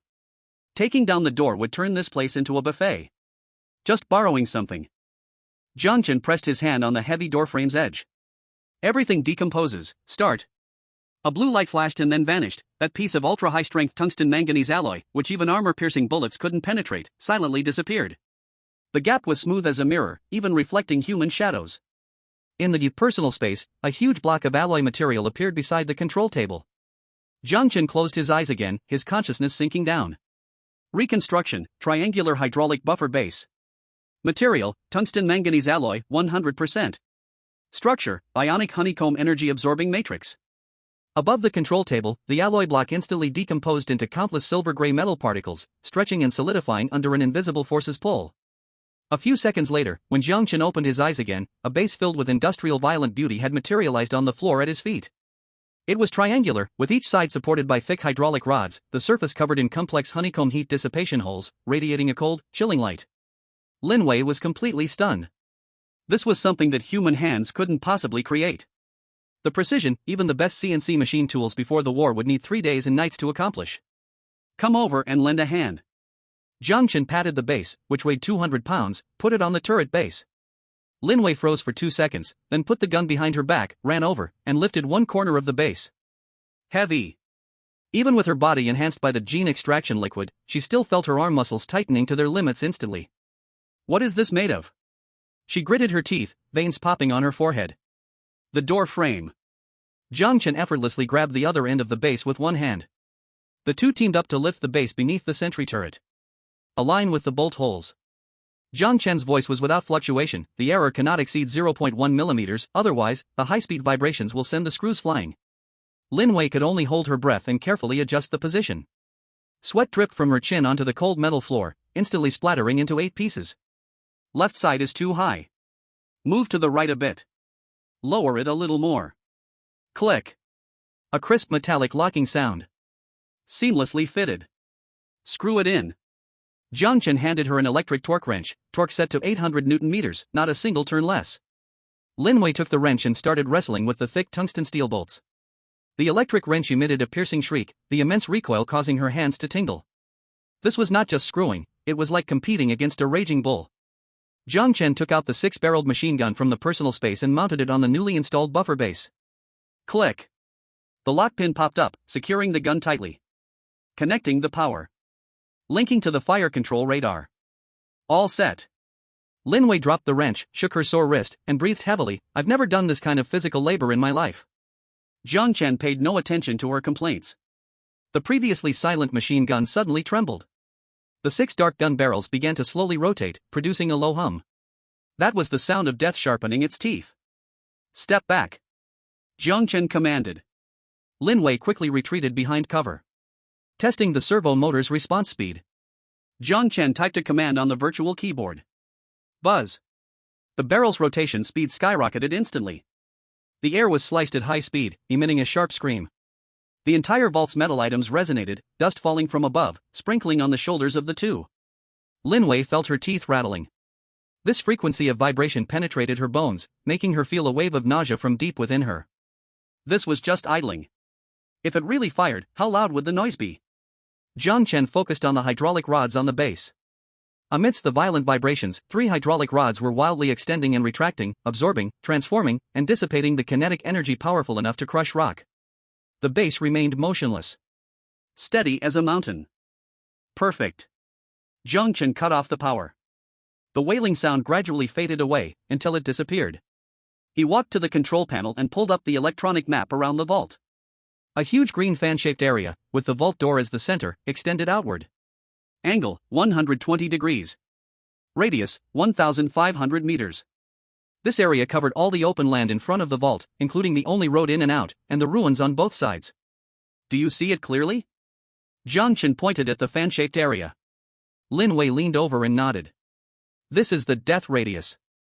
Jiang Chen's finger drew a cold arc on the screen. From now on, any creature that dares to step into this area, whether it is a mouse or a mech. He paused and uttered 4 words. Physical exorcism. At this moment. Dragon Country Strategic Command Center. In front of a huge holographic screen, dozens of military experts in white coats gathered together, staring intently at the playback of the base Jiang Chen had just created. No one spoke. Only rapid breathing was heard. Do you see that structure clearly? An elderly professor with gray hair pointed at the close-up of the base on the paused screen, his finger trembling. That is a level 3 nonlinear damping structure. Not only that. A young researcher beside him pushed up his glasses, his face flushed. The honeycomb arrangement he used perfectly offsets the lateral shear force. This just solves our new generation shipborne close-in weapons recoil resonance problem. A technical bottleneck that had troubled the military industry of Dragon Country for 5 whole years. It was actually solved by a Wasteland survivor with a broken doorframe? Quick! Record it down. The old professor slammed the table. Reproduce every detail and every line of that base. This is priceless. But this is just a live feed, the precision is not enough. Then calculate it. Use supercomputers to reverse engineer. The old professor yelled, even if we burn out the CPU, get the blueprints out. This is the fate of our nation. In the barrage, the audience of Dragon Country, though they couldn't understand those complex technical details, could tell from the experts' excitement that Jiang Chen had created something extraordinary. Although I don't know what God Jiang did, it seems really awesome. That base looks solid, full of violent aesthetics. Did Eagle Sauce just say it would explode? Come out and take a few steps? In the Eagle Sauce Country livestream, there was a dead silence. The military expert who had been mocking was now gaping, as if he had swallowed a fly. Of course, he understood. It was precisely because he understood that he felt terrified. That level of material reconstruction, that processing technology down to the micrometer level, should not be present in a human being. Cheating, this is definitely cheating. He murmured, this is not scientific. In the Wasteland world. Jiang Chen had no idea how much commotion a base he casually squeezed out had caused in the real world. To him, it was just a necessary compromise to ensure the gun wouldn't shake a person to death. Beep beep beep. On the radar screen, the red dot representing an unknown threat had finally crossed the 5-kilometer alert line. It was moving fast. And not just one. Surrounding that huge red dot were densely packed hundreds of small red dots. Like a galaxy revolving around a moon. They're coming. Jiang Chen looked at the screen, with not a trace of panic. Linwei, check the ammunition chain. Yes. Linwei was fully in combat mode at this point. She quickly checked the long ammunition chain. Each bullet was as thick as a thumb, with the warhead painted with a red high-explosive mark. The ammunition chain is normal. 2,000 rounds prepared. 2,000 rounds. Jiang Chen narrowed his eyes. For the cleanser with a firing rate of 6,000 rounds per minute, this was just 20 seconds of joyful time. Must use it sparingly. Bring over that loudspeaker we used before. Loudspeaker? Linwei was taken aback. Do you mean, persuade them to surrender? Persuading surrender is what a saint would do. Jiang Chen took the shabby, patched-together loudspeaker and casually connected it to the audio output on the control panel. I want to play some funeral music for them. He adjusted the frequency and turned the volume up to the maximum. The huge sound of electric current echoed outside the empty vault. The low-tier mutated creatures that had been lingering around were frightened by the sudden noise and fled in all directions. But the giant red dot did not stop.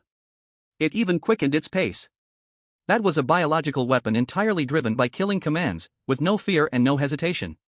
The ground began to tremble slightly. Thud. Thud. Thud. The muffled footsteps were like war drums, coming from the darkness in the distance. Each landing seemed to step on the heartbeat of a person. Linwei's palm was sweaty as she gripped the gun. She looked through the scope toward that direction. In the darkness, a massive outline gradually came into view. A 5-meter-high body, like a moving hill. Its left arm was a sturdy battering ram, and its right arm held a biochemical cannon. There was no skin on its entire body, only interwoven red muscle fibers and black exoskeleton armor. On that bare, bald head was embedded a glowing red electronic single eye. Tyrant prototype type 003. Behind it was a tide of mutated beasts surging in. What a spectacle! Jiang Chen watched the scene, even having the mood to comment, this display is much better than that idiot named Jack. He placed his hand on the fire control radar's activation button. The water-cooled mainframe, still bubbling, was now running at full speed, converting massive data streams into deadly locking frames. On the screen, the huge red dot was locked tight. Target locked, Tyrant 003. Distance, 1,200 meters. Armor analysis, composite biological armor, thickness 200 millimeters. Weakness marked, energy core, chest, fire control center, single eye. It's within range. Lin Wei's voice was a bit tense. No rush. Jiang Chen watched the constantly shrinking number. 1,000 meters. 800 meters. 600 meters. The tyrant seemed to sense something. It stopped and raised its right arm. The barrel of that biochemical cannon started gathering green light. It's going to fire. Lin Wei shouted. Let it fire. Jiang Chen still did not move. He was waiting. Waiting for the perfect angle, the angle that would maximize profit. Boom! A huge green acidic ball shot out from the tyrant's arm, arcing through the air and crashing down 50 meters in front of the vault door. Sizzle, sizzle, sizzle. The hard concrete ground was instantly corroded into a large pit, emitting a pungent white smoke. If it were an ordinary person, they would have wet their pants in fear by now. But Jiang Chen didn't even blink. He was calculating wind speed. Calculating the trajectory. Calculating the next attack's lead time of that giant. Now. When the tyrant lifted its arm again, exposing the small heat dissipation hole in its armpit, Jiang Chen pulled the trigger. Not a spray of bullets. Just gently tapped it. V-Roomda. The 6-barrel machine gun jolted violently. The hydraulic base compressed instantly to its limit, then quickly rebounded. A tungsten core armor-piercing bullet with trailing blue arcs tore through the air at 8 times the speed of sound, vanishing from sight in an instant. The next second, the massive beast in the distance suddenly froze. Its right arm, which held the biochemical cannon, suddenly erupted in a mist of blood. The entire arm appeared as if it had been struck by an invisible giant axe, breaking off from the torso and crashing heavily to the ground.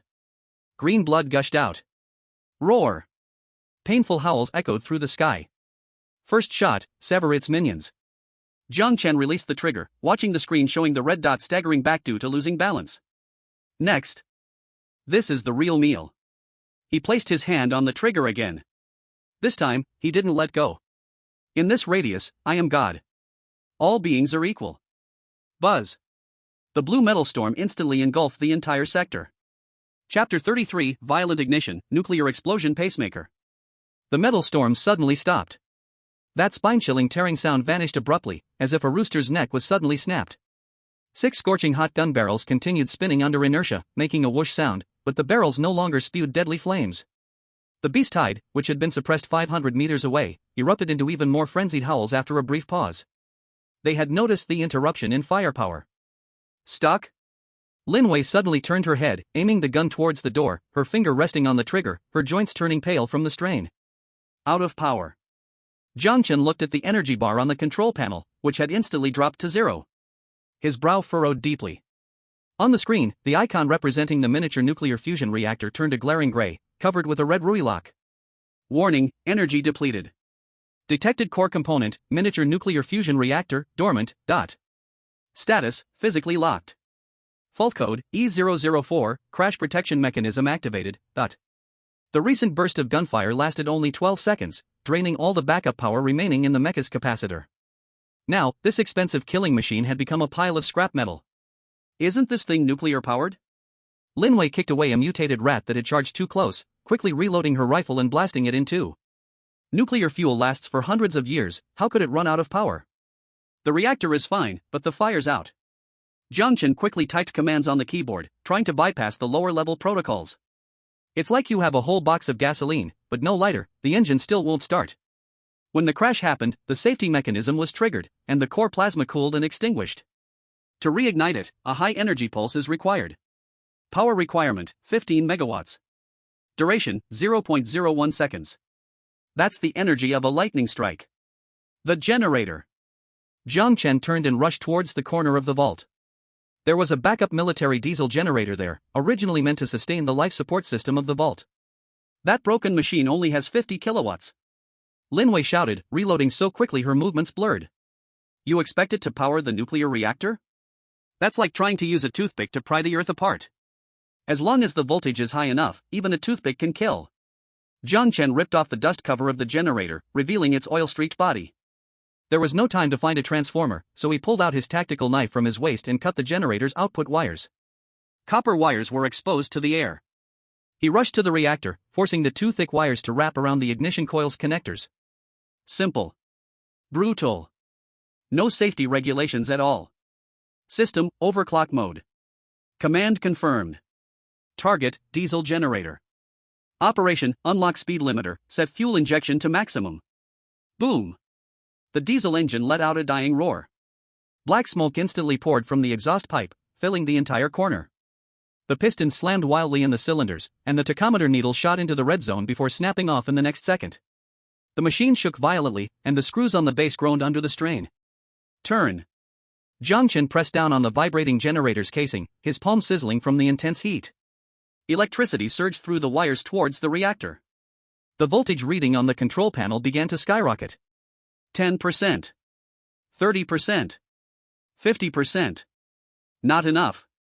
This old diesel engine had reached its limit, and the sound of metal cracking came from within. Warning! Overload! Overload!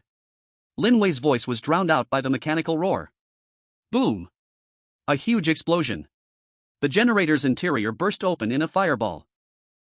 The harsh sound of electrical overload followed.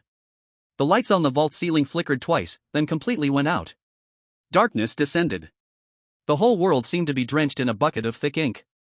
Only the distant roars of a beast tide and the sounds of claws scratching against the ground were infinitely amplified in the dark. Backup power cut off, main control system offline. Lin Wei's voice seemed a bit ethereal in the darkness, carrying a hint of tremor. Jiang Chen? Are you still alive? No response. Only the broken generator was still emitting a burnt smell, making crackling sounds of sparks. Lin Wei turned on the tactical flashlight on her rifle. The beam pierced the darkness, scanning the hall in a panic. At the entrance, several green light spots were swaying. Those were the eyes of mutated creatures. They were probing, getting closer. Plan B. Jiang Chen's voice suddenly came from below the control console. Calm, even with a hint of strange excitement. A beam of ghostly blue light lit up. Under the glow, Jiang Chen was half kneeling on the ground, pulling something out of the tactical backpack. Crash. A large bag of colorful crystal cores was dumped onto the floor. They varied in size and shape, reflecting a mesmerizing halo in the blue light. Some seemed to have flowing magma inside, while others were wrapped in tiny lightning. These were low-level crystal cores collected from previously hunted mutated beasts. Lin Wei's flashlight beam hit the pile of crystal cores. What are you going to do? These things are extremely unstable, a slight stimulus will cause an explosion. That's the effect I want. Jiang Chen picked up a red crystal core, which was taken from inside a fire beetle. The surface of the core was even a bit hot, and the energy inside was restless, ready to erupt at any moment. Item, low-level fire element crystal core. Energy purity, 12%, extremely low. Stability, extremely poor. Warning, directly injecting into the energy circuit will trigger a chain explosion, equivalent to 50 kilograms of TNT. On the system interface, the red warning box was flashing wildly in front of Jiang Chen. But he turned a blind eye. His brain was racing. The conventional ignition method had failed, and to wake the slumbering nuclear beast, he needed more violent means. A heart pacemaker. This was his line of thought. If gentle currents couldn't wake it, then a hammer blow to its chest would do. You mean, Lin Wei watched Jiang Chen stuff those crystal cores into the waste outlet of the reactor, her pupils suddenly contracting. You want to blow it up? Detonate a dirty bomb here? In the vault? It's not a bomb. Jiang Chen corrected, his hands never pausing. It's a high-energy particle flow. He filled the waste outlet with all the crystal cores, then sealed it tightly with a lead plate. The moment the crystal cores explode, they will release enormous thermal energy and a radiation flow. But this energy is too violent, the wires simply can't withstand it. Jiang Chen stood up, brushing the dust off his hands. So, I won't use wires. He pointed to the thick lead shielding layer at the core position of the reactor. I intend to use the shockwave generated by the explosion to directly compress the plasma in the core area. As long as the pressure is high enough and the temperature is sufficient, the nuclear fusion reaction will be forcibly triggered. It was like using a bomb to blow open the gate of a dam. Theoretically feasible. In reality, only a madman would do that. What's the success rate? Lin Wei swallowed, feeling her throat dry. If it were someone else, 0. Jiang Chen walked to the control console, his finger hovering over the red manual detonation button. But if it's my system? Biomass energy conversion furnace logic loading. Calculating explosion model. Adjusting crystal core arrangement. Expected shockwave focus deviation, 0.003 millimeters. Jiang Chen looked at the string of green data, his face showing no expression. 100%. At the entrance, a massive tyrant prototype finally squeezed inside. A cruel red light flickered in its single eye. A huge siege hammer arm is raised high, ready to smash the silent artillery tower. Distance, 10 meters. The smell of blood and decay has already blown into the face. Get down! Jiang Chen whispered sharply. Lin Wei instinctively dove towards the nearest cover, hugging her head, curling up into a ball. Jiang Chen did not hide. He stood in the darkness, staring at the monster rushing toward him, and slammed the button down with his right hand. Light up for me, now! Boom! In the center of the vault hall, it seemed as if a sun had risen. Not firelight. It was pure, dazzling, blue-white light, filled with the breath of destruction. The pile of low-level crystal nuclei stuffed into the exhaust outlet disintegrated in the same microsecond. The violent energy had no outlet and could only fiercely collide with the core of the reactor along the channel preset by Jiang Chen. Boom! A sound of a dull heartbeat. It was as if a sleeping titan suddenly opened its eyes. The originally silent reactor let out a sharp scream, and immediately after, the buzzing low-frequency noise instantly rose, transforming into a tooth-chattering high-frequency vibration. Warning, core temperature exceeds 100 million degrees. Plasma confinement field, established. Ignition successful. Current output power, 120%. It's done. Blue arcs of electricity flickered like snakes across the surface of the reactor. The surrounding air was instantly ionized, releasing a strong smell of ozone. The previously silent sentry artillery tower came back to life. No, it was stronger than before. The overloaded energy surged along the thick cables into the coil of the electromagnetic machine gun. Before the gun barrel even began to rotate, a strange red light had already appeared at the muzzle. The tyrant prototype had not yet managed to drop its arm when it was stopped in place by this terrifying wave of energy. Its sensors were blaring in panic, a primal fear of a higher-level energy source. Now! Jiang Chen stood in the bright light, his figure stretched tall, as if a Shura crawling out of hell. He reached out and grasped the manual control lever, pulling it down fiercely. Second round. ZZZT. 6 gun barrels instantly accelerated to their limits, transforming into a blur of phantom. This time, what was ejected was no longer ordinary solid projectiles. Fueled by the high-energy reactor, the tungsten core warheads were heated to a semi-molten state by the electromagnetic field. What was shot out was flowing metallic magma. The fiery red projectile chain drew a fan shape in the air. The tyrant prototype didn't even have time to scream. Its bioarmor, which could withstand rockets, melted before the metallic magma like butter meeting a hot knife. Puff! The massive body was instantly severed in half. The upper half was still lunging forward due to inertia, while the lower half had already turned to burning charcoal. The following wave of beasts didn't even have time to stop and crashed into this death zone. This is the truth. Jiang Chen watched the slaughter numbers wildly jumping on the screen, feeling the vibrations coming from below his feet. This was the tower defense game he wanted. Not just defense, but destruction. Lin Wei, stop playing dead. Jiang Chen shouted without looking back, go clear out those little mice that slipped through. Lin Wei poked her head out from behind cover, staring blankly at the scene before her. That machine really did come back to life after he saved it with a bunch of bombs from the junkyard? How many more crazy trump cards does this man have? However, just then. Beep beep beep. The harsh alarm rang out again. But this sound did not come from the control console but from the tactical terminal on Jiang Chen's wrist. That was a communication request on a special frequency? In this wasteland world, all communication bases had long been paralyzed. The only possibility of initiating forced communication at this time was one. Jiang Chen glanced down at the screen. There was only one bright red skull symbol and a line of brief code. Codename, Ouroboros. Access request, mandatory. Jiang Chen squinted his eyes. The main person has arrived. The one who has been controlling the beast type from behind the scenes, and even deployed this tyrant mech, finally couldn't sit still. He didn't refuse and directly clicked to connect. Ziz. On the holographic screen appeared a face wearing a gas mask. The background was pitch black, with only the eyes hidden behind the lenses radiating a chilling coldness. Excellent. The person's voice was processed by a voice changer and sounded like sandpaper grinding. Using low-level crystal cores to aggressively ignite the fusion reactor, your technology is quite interesting. Jiang Chen leaned against the control panel, playing with a crystal core that hadn't been finished earlier, with no surprise on his face. What? Are you heartbroken over your toy? He pointed at the pile of burning tyrant wreckage at the doorway. Just a toy, I have plenty. The person let out a low laugh. I'm just interested in you. the survivor of the Dragon Country, are you interested in making a deal? Not interested. Jiang Chen answered crisply and cleanly. Don't be too quick to refuse. The person raised something in his hand. It was a black chip. There was a line of golden numbers printed on it, K001. The moment Lin Wei, who had been standing beside him, saw this chip, her body trembled violently. That was the key chip with the highest authority to the vault. With it, one could open the deepest door of the vault. There, the true treasures left from before the war were hidden. I know you are looking for this. The person toyed with the chip. Give it to me, and I will withdraw the beast hide. Otherwise. He snapped his fingers. The screen image changed.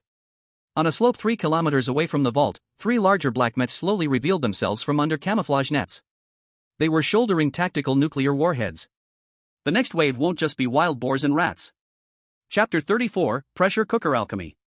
The holographic screen cut off, and the shadow of the 3 black mechs carrying tactical nuclear warheads lingered in his retina. An air of suffocating anxiety filled the space. Jiang Chen did not waste half a second on that black chip. The nuclear bomb will arrive on the battlefield in 5 minutes. He turned and rushed towards the living area of the vault, his steps swift enough to kick up a gust of wind. Lin Wei was momentarily stunned, then quickly followed. Where are you going? That's the direction of the kitchen. Looking for materials. Jiang Chen didn't even turn his head, kicking open the aluminum door of the kitchen. It had long been covered in dust, and a few mutated cockroaches scattered in fright. His gaze quickly swept past the rusty knives and moldy cutting boards, finally landing on a greasy pressure cooker in the corner. That was the oldest bomb-proof pressure cooker from before the war, thick-bodied and made of pure steel. Found it. Jiang Chen grabbed the pressure cooker and tore down a few exposed thick copper wires from the wall, finally turning his gaze to a pile of broken heat-resistant ceramic bowls. Take this. He stuffed the pile of ceramic shards into Lin Wei's arms. Lin Wei held the pile of broken pieces, trembling all over. Outside were thousands of mutated beasts and a tactical nuclear bomb, yet this man was picking up garbage here. Are you crazy? We're going to die. What are you going to do with a pressure cooker? Cook the last dinner? Cooking energy. Jiang Chen strode back to the hall, smashing the heavy pressure cooker onto the control panel with a thud. The violent ignition just now failed because the energy injection speed was not fast enough, and the reactor couldn't consume it before it was dispersed. He spoke while throwing the heat-resistant ceramic shards into the system decomposition slot. So we need a pressurized chamber. To liquefy those low-level crystal cores, compress them to the extreme, and then forcibly push them into the heart of the reactor in 1/1000th of a second. Lin Wei opened her mouth, took a long time to squeeze out a sentence. You mean, to give the nuclear reactor a vein injection? No. Jiang Chen pressed his hands on the pressure cooker, the blue data stream dancing wildly at his fingertips. It's like giving it a pacemaker. Entering the system space. The originally greasy pressure cooker floated in the void. Jiang Chen did not hesitate at all, his hands pulled out traces of shadows on the operating interface. Decomposition, explosion-proof pressure cooker, main material, waste copper wire, conductor, heat-resistant ceramic, insulating layer. Reconstruction target, crystal core high-pressure stability chamber. Structure simulation, double-layer inner tank, vacuum insulation, magneto-hydrodynamic restraint valve. No sparks, no noise. That heavy pressure cooker rapidly disintegrated in the blue light. Steel was stretched into slender pipes, copper wire became dense coils wrapping around the outer wall of the pipes, and ceramic fragments melted and evenly coated the inner tank walls, forming a layer of pale white insulating layer. This was not a repair. This was creation. In just 3 minutes, a strangely shaped metal jar appeared on the operating table. It retained the main outline of the pressure cooker, but its surface was covered with complex hydraulic pipes and heat dissipation valves. The top had a funnel-shaped feeding port, while the bottom had a thick injection needle. It looked like an alchemical furnace from the steampunk era. Ugly. Ferocious. But filled with a violent beauty. Give me the remaining crystal cores. Jiang Chen exited the system space and grabbed the backpack from Lin Wei's hands. Whoosh. Dozens of colorful low-grade crystal cores were dumped into the funnel. This is too dangerous. Lin Wei watched those extremely unstable energy crystals collide in the jar, making crisp sounds, and her scalp tingled. If these crystal cores are activated simultaneously in a confined space, the power is enough to blow this treasury to the sky. You're playing with fire. Playing with fire? Jiang Chen sneered, sharply inserting the needle at the bottom of the stability chamber into the backup water injection port of the reactor. Click. Seamlessly fitted. In this damned world, those who don't dare to play with fire have long frozen to death. He rapidly connected those copper wires to the remaining capacitor of the cannon. Linwei watched the pressure gauge. Jiang Chen pointed to the crude mechanical dial on the side of the stability chamber. I'm going to start pressurizing. When the needle passes the red zone and reaches that black skull symbol, you shout stop. Skull symbol? What does that mean? It means it could explode at any moment. Jiang Chen did not explain further and directly pressed the start button. Buzz. The stability chamber modified from the pressure cooker suddenly shook violently. The internal crushing force field activated. Dozens of hard crystal cores were instantly ground into powder and then melted into a thick, glowing liquid under the effect of high-pressure electric arcs. It was a massive, extremely turbulent energy slurry. They dashed around in the small chamber, trying to find a vent, making loud bangs against the walls of the jar. Pressure rising. 300 psi. Linwei stared at the gauge, her voice trembling. Continue. Jiang Chen's expression was calm, his fingers continuously adjusting the magnetic field parameters on the control panel. Must suppress. Must tame this restless energy into a obedient flow. 500 psi. The shell is heating up. That's a red glow. The surface of the stability chamber began to glow a dark red, a sign of metal fatigue due to excessive internal temperature. The copper wire coils wrapped around the outside emitted a sizzling current sound, and the insulating skin started to smoke. Not enough. Sweat beads formed on Jiang Chen's forehead. The system's warning windows popped up wildly in his field of vision. Warning, container's structural integrity has dropped to 80%. Warning, energy liquefaction critical point is about to be breached. Suggestion, terminate immediately. Terminate? Jiang Chen looked at the entrance. The mutated beasts that charged in were wildly tearing at the alloy door, while in the distance, the countdown of the 3 tactical nuclear bombs had less than 2 minutes left. There was no way out. 800 psi. The needle is in the red zone. Jiang Chen. It's going to explode. Linwei screamed, her body instinctively shrinking back, but her feet seemed nailed to the ground and did not move. Wait a bit longer. Jiang Chen's hand was steady. Stable as if embroidering. He was waiting for that critical point. Like blowing up a balloon, only in the moment before it bursts is the internal tension at its peak. Thump. Thump. Thump. The stabilization chamber let out a dull thud, as if a demon trapped inside wanted to break free. The screws at the joints began to loosen, making a painful grinding noise. The needle on the dashboard shook wildly, inching closer to the black skull symbol. It's time. It's time. Linwei shouted, her voice even drowning out the beastly roars outside. Now is the moment. Jiang Chen showed no hesitation, pressing down hard on the red injection button with his thumb. Into me, now. Boom. A muffled sound. But this sound did not come from an explosion. Instead, it was from a high-speed jet. The valve at the bottom of the stabilization chamber opened instantly. That massive energy sludge, compressed to its limit, shot down the thick conduit in a split second, like a heavy hammer, crashing forcefully into the already extinguished core of the reactor. Sizzle! Brilliant blue light burst forth from every seam of the reactor. The entire vault hall was illuminated as bright as day. Linwei instinctively raised her hand to shield her eyes, feeling a burning sting on her skin. Then came a deep, thick, and powerful rumble. Roar! That was not the noise of machinery. That was the breath of a giant beast awakening. The once silent core of the reactor, that massive plasma already cooled, was instantly ignited under the impact of this violent energy. Ignition successful. Energy circuit, reconnecting. Output power, 300%. Jiang Chen watched the control panel light up in a flurry of green lights, a smug smile forming on his lips. He won the bet. The once downcast sentry cannon now seemed to be injected with a stimulant. The indicator light on the base jumped directly from warning red to full power green. 6 thick gun barrels began to slowly rotate. But this rotation was no longer the previous empty spinning. Each turn was accompanied by a whistle of the air being torn apart.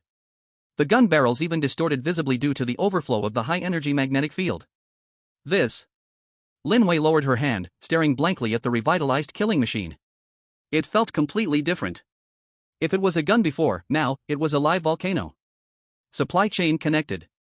Jiang Chen's voice sounded exceptionally clear amid the roar. Click. Click. Click. A long ammunition chain, pulled by the automatic feeding machine, slid into the chamber like a metal snake. How far are those 3 mechs? Jiang Chen turned to look at the radar screen. 1 kilometer. Linwei glanced at the data, her voice dry. They've stopped and are setting up launchers. They plan to launch nuclear bombs. 1 kilometer? Jiang Chen walked to the rear of the cannon and gripped the cold control levers with both hands. On the screen, 3 massive red crosshairs instantly locked onto the 3 launchers unfolding. Too close, he said softly. At this distance, they won't even have the chance to press the launch button. Jiang Chen abruptly pulled the trigger. There wasn't that continuous gunfire. Because the fire rate was too fast. It sounded like a whole piece of cloth was suddenly torn apart. Sizzle! A 2-kilometer-long fire whip shot directly toward the darkness ahead. That was not a bullet. That was a metal jet accelerated to 10 times the speed of sound and accompanied by high-energy plasma burning effects. 1 kilometer away. The first mech, calibrating its launch parameters, didn't even have time to react. Its energy shield had just powered up, before it shattered like a soap bubble. Next were its armor, its skeleton, and the tactical nuclear bomb on its back that hadn't even ignited yet. Poof! It was as if someone had poked a glowing iron rod into a block of cheese. That war machine worth hundreds of millions. In this second, he was abruptly interrupted. There was no explosion. Because the penetration speed was too fast, the kinetic energy carried by the bullet shattered all the internal structures of the mech into dust. Until 2 seconds later. Boom! The wreckage of the mech finally turned to ashes in a huge fireball. How is this possible? Lin Wei looked at the mushroom cloud rising in the distance, feeling her worldview collapsing. With a modified close defense cannon, killing a heavy mech from a kilometer away in a second? This power has already surpassed the main gun of a light warship. This is the transcendence of physics. Jiang Chen did not stop. He slightly moved the joystick, aiming the gun at the second mech. That mech seemed to sense danger and tried to activate its thrusters to evade. Too late. As long as it is within range, it is under the jurisdiction of truth. Z. Another whip of fire lashed through. The second mech had just lifted half a meter off the ground before being blown apart in midair. Countless burning parts scattered like fireworks over the ruins. Only one remained. The operator behind that mech was clearly panicking. It no longer attempted to launch a nuclear missile but instead turned around, fully activating its thrusters, trying to escape from this death radius. Trying to run? Jiang Chen fixed his gaze on the red dot on the screen that was hastily fleeing. You've entered my fishing pond, and you want to swim out? He took a deep breath and entered a complex series of commands on the console. Overload mode, activated. Target, reactor core. Duration, 3 seconds. The cannon suddenly let out a painful groan. The barrel turned bright red and even began to slightly deform. Lin Wei, cover your ears. After Jiang Chen said this, he firmly pulled the trigger. Leave for me, stay. Boom. This time, it was no longer a continuous fire. 6 barrels fired simultaneously, pouring hundreds of armor-piercing rounds onto the same spot in a very short time. The bullet barrage converged in the air, forming a straight-line storm. 2 kilometers away. The mech that had already escaped some distance suddenly exploded at its back. The dense hail of bullets seemed to have eyes, all hitting its thruster openings. Bang! The thruster exploded.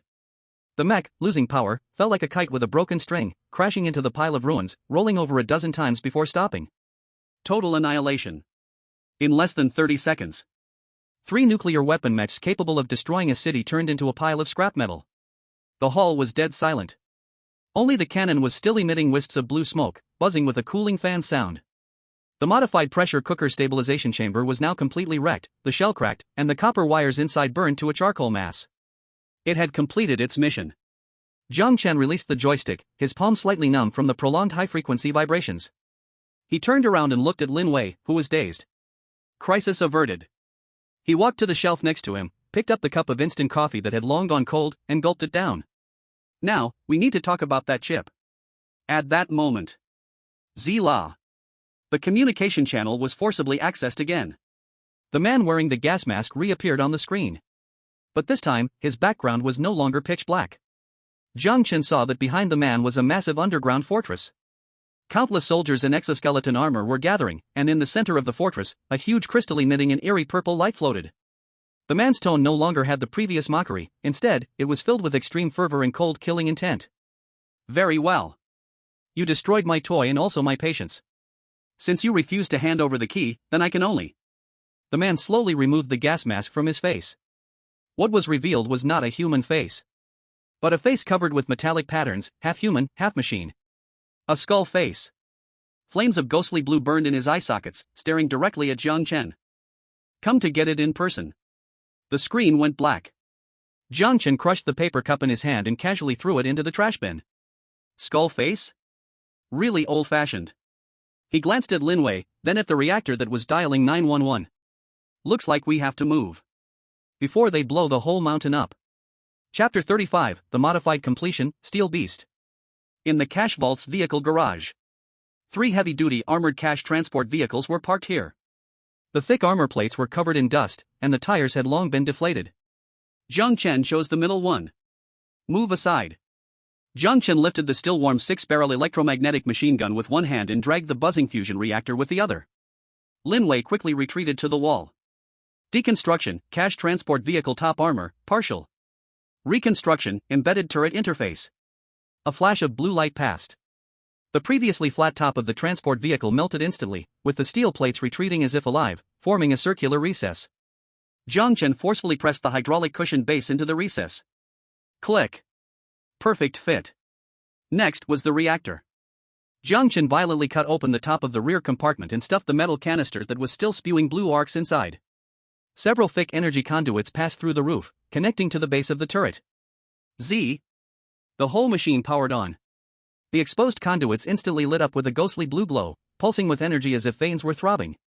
6 black gun barrels tilted towards the ceiling, with white steam shooting out from the cooling grates below.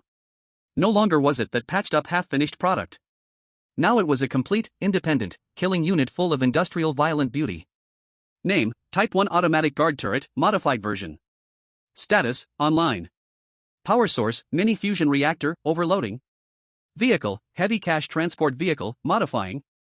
Jiang Chen patted the vehicle, shaking off a layer of dust. Get in the car. He jumped into the driver's seat, his fingers moving rapidly to connect the ignition wires. No keys. No need for keys. Boom. The V12 diesel engine, dormant for decades, roared to life, and the exhaust pipe spat out a thick black plume. Though the tires were flat, this 20-ton steel monster stubbornly started moving. Lin Wei looked at the turret mounted on the vehicle's roof, somewhat dazed. This thing looked too fierce. The exposed coils and conduits looked like the innards of a monster laid bare, without any cover, exuding a primal savagery. Don't daze off. Jiang Chen dragged a heavy package from under the passenger seat and threw it to Lin Wei. Put it on. Lin Wei clumsily caught it. It was an extremely heavy protective suit, made of gray and white ceramic plates and lead sheets stitched together with rough metal wire. Ugly. But thick. What is this? Lin Wei struggled to lift it, feeling it weighed at least 30 pounds. Lead plate ceramic composite protective suit. Jiang Chen shifted gears, and the transport vehicle screeched in a painful metallic sound, slowly driving toward the vault door. The radiation from the reactor is now 500 times the normal level. If you don't want to give birth to a child with 3 hands, wear it. Lin Wei's face turned pale, and without a word, she began to put it on. The transport vehicle rolled over the shattered stones and corpses, rumbling out of the vault door. The outside air was still murky. In the distance, the purple light beam from the fortress was still dazzling. Jiang Chen sharply turned the steering wheel, driving the vehicle up a high point formed by debris. Here the view was wide open, guarding the only road leading to the vault. Screech. The brakes slammed down. The transport vehicle came to a steady stop. The turret on top automatically rotated a full circle, emitting a faint whirring sound from the motor. The 6 gun barrels lowered, their dark openings aimed at the distant darkness. Jiang Chen jumped out of the car. Holding the simple fire control tablet, he began to calibrate the shooting range. Lin Wei, wearing a bulky protective suit, curled up behind the wheel of the vehicle, holding her rifle. She looked up at the massive machine above her that was still spewing blue flames, her throat moved slightly. Jiang Chen. Speak. Isn't this thing a bit too over the top? Lin Wei pointed at the artillery platform. What kind of equipment is this for a survivor? Other survivors were still using wooden spears and handmade bows, even having a rusty handgun was considered lucky. This guy had just managed to create a vehicle-mounted electromagnetic close-in weapon. It's like driving a tank into a beginner village. Over the top? Jiang Chen's finger slid across the screen, locking onto a giant boulder 1,000 meters away. The artillery platform instantly turned and locked on. In the Wasteland, there are no rules. Jiang Chen put down the tablet, took out a package of instant coffee that had not gotten damp from his pocket, ripped open the packaging, and poured it directly into his mouth. The bitter taste exploded in his mouth, waking up his somewhat tired brain. Only not having enough firepower is the original sin. He swallowed the coffee powder and took a sip from the water bottle next to him. It's not over the top. It is the rule. In the global live broadcast room, the screen was divided into countless small boxes. The vast majority of the boxes displayed dark, desperate scenes. The contestant from Sakura Nation was hiding in an abandoned shrine, trembling in front of the statue, mumbling incoherent scriptures. The contestant from Kangaroo Nation was frantically burrowing into a hole, trying to bury himself in the sand. The contestant from Rooster Nation was crying while holding a bottle of red wine, sitting under the church cross. Only in the live broadcast room of Dragon Nation. The scene changed dramatically. It was a high-definition 4K image. A mobile fortress, modified from a heavy cash transport vehicle, stood tall amidst the ruins. The 6-barrel machine gun on the roof, flashing blue light, arrogantly overlooked the entire wasteland like the staff of death. And beside the fortress, that Dragon Nation man was sitting on an ammunition box, leisurely drinking water. The bullet screen exploded. Wow! Is this Wasteland survival? This is simply a tower defense game. I was just worried if Jiang God could withstand the nuclear bomb, now I only worry if the monsters across are killable enough. This is too cool. That blue light, those exposed pipelines, it just hits my XP. Only not having enough firepower is the original sin, this phrase should be put into textbooks. In the live broadcast room of Eagle Sauce Nation, the white-haired military expert turned green. He stared at the artillery platform on the screen, his fingers tapping loudly on the table. This is not scientific. Completely not scientific. That rough welding, those unprotected energy pipelines, this is simply a ticking time bomb. He shouted hoarsely. As long as it fires, the vibrations will break those wires. And that reactor has no cooling system, if it fires continuously for 10 seconds, it will overheat and explode. It's just a showpiece. He is bluffing. The contestant from Dragon Nation is committing suicide. However, on the wasteland, Jiang Chen could not hear the expert's roars at all. Even if he heard, he would just take it as a fart. Beep. On the radar screen, a large area of red dots reappeared. This time, there was no testing. No prelude. The red dots flooded half the screen like a tide. In the very center of the red tide, 3 enormous light spots were rapidly approaching. Larger than the previous Tyrant prototype. Faster. These were true war machines. They're coming. Lin Wei's palm was sweaty around the gun, and her breathing became hurried. Through the thick mask, her voice sounded a bit muffled. So many, the radar is full of red dots. What are you panicking for? Jiang Chen tossed the empty water bottle aside, brushed off the dust from his pants, and stood up. He glanced at the artillery platform on the roof. The indicator lights above had all turned to green, signaling ready. This is a fireworks show. Jiang Chen walked to the side of the car and patted the hot armored plate. However, the ticket for this fireworks show is a bit expensive. It costs life to buy. In the distance, a cloud of dust rose on the horizon. The rumbling vibration traveled across the ground, even making the armored truck tremble slightly. The masked mysterious person did not go back on his word. He dug out all his treasures. In addition to the 3 heavy mechs released from the underground bunker, there were also hundreds of biomodified mutated beasts. Some had explosives tied to their backs, while others had alloy blades embedded in their claws. This is an army. An army capable of flattening any survivor camp. Fire authorization. Jiang Chen said to the air. Target, all moving objects. Shooting mode, free hunt. Click. The turret on the roof let out a crisp mechanical sound. 6 gun barrels began to slowly rotate. Faster and faster. Until it became a blur of shadow. Sizzle. The first tracer round pierced through the darkness before dawn. Immediately after. It was a storm. A metal storm. Da-day-day-day-day-day-day-day. The flames spewing from the gun barrels were 2 meters long, illuminating the surrounding ruins as if it were daylight. Shell casings poured out of the ejection window like a waterfall, clattering on the roof of the car. Lin Wei instinctively covered her ears. Despite the thick protective suit, the massive roar still made her heart race. She saw. The black tide in the distance seemed to crash against an invisible wall. The first few mutated beasts in the front were instantaneously turned into mush. There were no complete corpses at all. In the face of such caliber and fire rate, flesh and blood bodies seemed as fragile as paper. The 3 heavily armored mechs charging at the front had just raised their weapons. They hadn't even had time to aim. The dense hail of bullets covered them. Sparks flew everywhere. The armored plates were riddled with holes, parts flying everywhere. This is truth? Lin Wei stared blankly at this scene. There were no tactics. No flanking. Just pure, unreasonable firepower coverage. Jiang Chen leaned against the wheel, not even looking at the battlefield. He was checking the time. It's only been 5 seconds. He shook his head, seemingly dissatisfied with the speed of the slaughter. Efficiency is too low. He pulled out a red crystal from his pocket. That was deliberately left behind. A mid-level fire element crystal core. Since you are so enthusiastic. Jiang Chen walked to the back of the armored truck, looking at the reactor that was still running wildly. Then I will add some fuel to the fire. He slowly inserted the crystal core into a spare slot on the side of the reactor. Buzz. The rate of fire of the turret increased to a new level. The originally blue gun flames instantly turned into a glaring purplish red. The real massacre began. Chapter 36, The Night Falls, Red-Eyed Ocean. In the sky, the string of scarlet countdown finally reached its end. Midnight. No explosion, no loud noise. In that moment, the sky seemed to have been violently torn open. The originally yellow clouds were instantly stained with a nauseating dark red, like clotted blood piled above. Countless tiny red particles fell from the high sky. It was not rain, but some red mist with a strong rusty smell. Cough cough. Lin Wei instinctively covered her mouth and nose, feeling a burning sensation in her respiratory tract. Her vision quickly became blurred.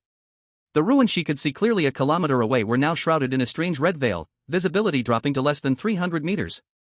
Don't panic. A steady voice from Jiang Chen came through the communicator. This is high-concentration active spores. The toxin filter can filter out 99%. He sat on top of the armored truck, the old enamel cup in his hand still steaming. The red mist fell onto the boiling coffee, quickly dissolving and creating a strange ripple. Jiang Chen was not wearing a helmet. He seemed to not care at all about those so-called deadly spores, lifting the cup and taking a small sip. The bitter liquid slid down his throat, driving away the chill of the wasteland's night. Sizzle. The tactical tablet on his lap suddenly popped up a bright red notification. All zone announcement, adaptation period ended. Event name, mutation tide, first wave. Current survival count, 89,452/100,000. The numbers were still flickering. And they were madly decreasing. 89,400, 89,200. 89,000. Every second, hundreds of names turned gray. The live stream was forcibly split into countless small windows, densely covering the entire screen, like a shattered mirror, reflecting the most real despair of this planet at that moment. In the bottom left corner of the screen, the only survivor from the so-called ninja clan of Cherry Blossom Country was clinging to a dead giant tree like a frightened monkey. Under the tree, a black tide of mice flowed like liquid asphalt, instantly engulfing the ground. Several large mutant rats were fiercely gnawing at the tree trunk, wood chips flying everywhere. The ninja was trembling, unable to steady the shuriken in his hand, his pants already soaked. In the top right corner of the screen, Jack Smith from Eagle Sauce Nation was hiding in his proud underground shelter. Outside the heavy steel door, there was an ear-splitting scratching sound, the noise of claws scraping against metal. He clutched the cross at his chest tightly, mumbling incomprehensible scriptures, his once arrogant face now drained of color, leaving only twisted fear. Screams. Calls for help. The sound of bones being crushed. These sounds gathered together, spreading to every corner through the global live broadcast. Viewers in the real world covered their mouths, their faces pale. This was no survival game. This was clearly one-sided slaughter. However, when the director, trembling, switched the feed to the largest main window at the center, the scene changed suddenly. There were no screams, no fleeing, not even the slightest panic. On top of that makeshift war vehicle converted from an armored truck, Jiang Chen was cross-legged, the reactor modified from a pressure cooker beside him emitting a rhythmic buzz, flickering blue light like a steadily beating heart. He gently blew away the foam on the cup, moving gracefully as if enjoying an afternoon on his own balcony. These coffee beans are damp, he complained to the communicator. A little sour. Lin Wei under the armored truck suddenly looked up, her eyes behind the gas mask wide with shock. What time is it right now? Still evaluating the coffee's taste? Jiang Chen. Lin Wei's voice trembled, pointing at the distant rolling red mist. Did you not hear it? Hear what? Jiang Chen put down the cup and gently swiped on the tablet. Thud. Thud. Thud. The ground began to shake. At first it was weak, like distant thunder. But soon, the tremors transformed into a continuous roar. The suspension system of the armored truck creaked under the strain, the coffee in the cup swaying violently, spilling drops onto the armor plate. They're coming. Jiang Chen casually placed the empty cup on the ammunition box. He lifted his head, gazing at the distant horizon. The red mist churned. In the chaotic dark red depths, a point of scarlet light suddenly brightened. Then came the second point. The third point. The 10th point. The 100th point. In the blink of an eye, the darkness in the distance seemed to ignite. Thousands of scarlet eyes lit up in the mist, densely packed together, forming a mass. Those were not stars. That was a sea of red formed by bloodthirsty desires. Hiss. The countless roars of mutant creatures converged into a tangible wave of sound, violently crashing against the eardrums of the two. Linwei felt her heart gripped tightly by an invisible hand. So many. Impossible to count. Mutant giant rats, radioactive hyenas. Two-headed deformed zombie dogs, along with those nameless strange creatures. They squeezed together, trampling each other, even biting each other, like an uncontrollable mudslide, crazily rushing this way. And in the very center of the beast tide, those three enormous tyrants stood like lighthouses in a tsunami, each step creating a deep pit in the ground, crushing the small mutated beasts that blocked their path into meat paste. The breath of death came rushing at them. Prepare for customers. Jiang Chen's voice remained flat with no fluctuations. He even had the spare time to adjust the elevation angle of the cannon platform. System, calculate fire control parameters. Calculating wind deflection. Correcting trajectory. Warning, target quantity exceeds radar locking limit, 999+. Suggestion, activate area sweep mode. The system, which usually only coldly reported data, seemed a bit excited at this moment, the blue data stream scrolling crazily across Jiang Chen's retina. Then let's sweep. Jiang Chen patted the scalding pressure cooker beside him. Lin Wei. Present. Lin Wei instinctively raised her gun, even though she knew that the assault rifle in her hand was barely worth a fire stick compared to that scale of beast tide. Hold the belt steady. Jiang Chen gripped the firing handle with both hands, his knuckles turning slightly white from the force. Don't let it jam. With this rate of fire, once it jams, the explosion's power is enough to send us both to the sky. Lin Wei's hand trembled slightly. She gripped the heavy tungsten core armor-piercing belt tightly, gritting her teeth. Do you have confidence? Jiang Chen did not answer.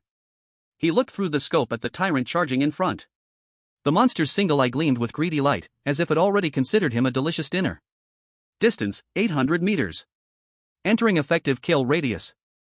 Jiang Chen's mouth slightly curled up, revealing a smile devoid of warmth. Confidence? That's something only the weak need to consider. He took a deep breath of air filled with the smell of rust. For the truth. Just need to show it. In the next second. He pressed down hard on the red launch button with his thumb. Test. Officially begin. Chapter 37, Metalstorm, First Wave Harvest. The red mist on the skyline surged, and the smell of salty rust grew stronger. 500 meters outside the vault, the ground began to shake, no longer distant thunder, but a rapid tremor like a heartbeat. Thousands of mutated radiation rats darted through the red mist, their blood-red eyes forming a low sea of blood, screaming as they rushed into the cannon platform's warning zone. On the radar screen, dense red frames instantly covered the entire display area, the warning beeps piercing and harsh. Warning, target quantity exceeds radar locking limit, 999+. Threat level, high. Suggest activation, firepower coverage mode. The system's cold voice was unemotional, word by word. Firepower coverage. Jiang Chen's voice was calm, his finger lightly tapped on the virtual interface, the fire button was pressed. Buzz zzz. A piercing high-frequency whistling sound tore through the night, mixed with the monster's roars, forming a symphony of death. The 6 gun barrels on top of the armored car erupted in dazzling blue tracers in an instant. These tracers were not illusions, but real projectiles accelerated to super high speed by electromagnetic coils, breaking the sound barrier, slicing through the air, forming a deadly whip that seemed to be able to tear through space. The fire whip swept through in a fan shape from the cannon platform's center. Hundreds of mutated rats charging at the front did not even have time to let out their final screams, and along with the ground beneath their feet, were instantly turned into a mist of blood and fragments. Metal projectiles ripped through flesh and bone, piercing rock, plowing deep charred scars into the ground. 1 second. Just 1 second. In front of the line, a vacuum space 100 meters wide was cleared. There were no complete corpses, only a layer of dark red carpet spread across the ground. It was a thick mixture of flesh and mud. The air was filled with a unique smell of burning mingled with blood. This is too exaggerated. Lin Wei, inside the armored truck, looked pale through her helmet. She had never seen such an efficient and brutal killing machine. Those mutated rats, the creatures that once frightened her, now seemed as fragile as paper. Exaggerated? Jiang Chen's voice came through the communicator, carrying a hint of indifference. This is just normal level. Do you think that's why I emphasize firepower? Lin Wei was speechless. She recalled Jiang Chen's words, there are no rules, only insufficient firepower is the original sin. The scene before her was the perfect illustration of that statement. Sentinel system, ammunition consumption, 1.2%.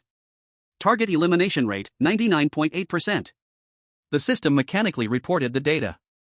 Jiang Chen glanced at it without any emotional fluctuation.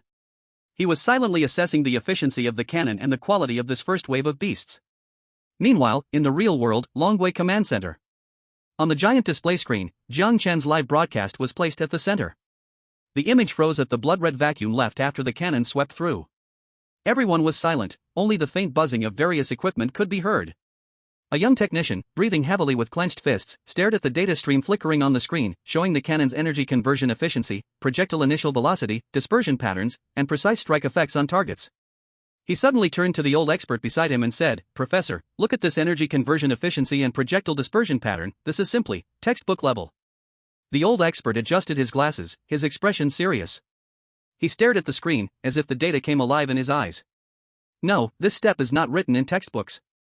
Any theory we currently have cannot perfectly explain this level of energy constraint and conversion." He paused, his voice filled with incredible excitement and a slight tremor. "Quick, establish an independent model to replicate every operation he performs. I want to know how he does it." The atmosphere in the command room instantly became tense and busy. All the technical staff started to take action, the sound of keyboards echoed throughout. On the Wasteland, Jiang Chen's armored truck. In the distant red mist, new points of light began to flicker. They were not the deep crimson of mutated rats, but a more profound, larger blood red. The ground trembled again, more violently than before. Lin Wei adjusted her breathing, knowing that the real challenge was just beginning. Those monsters referred to as tyrants by Jiang Chen, along with many other unnamed mutated creatures, were slowly approaching from the depths of the red mist. "Jiang Chen, the second wave is coming." Lin Wei's voice carried a hint of tension. Jiang Chen did not respond. He simply placed his hand back on the firing handle, his knuckles tightening slightly with force. His gaze pierced through the red mist, locking onto the immense shapes in the distance. The blue light of the cannon flickered in the night, like a heart waiting to be detonated. "System, prepare for overclock mode," Jiang Chen commanded softly. Command received. The cannon's humming suddenly rose in pitch, and the vehicle shivered slightly. Lin Wei's heart also began to race violently. She knew this would be a tough battle. In the distant red mist, the figures of three tyrants became clearer.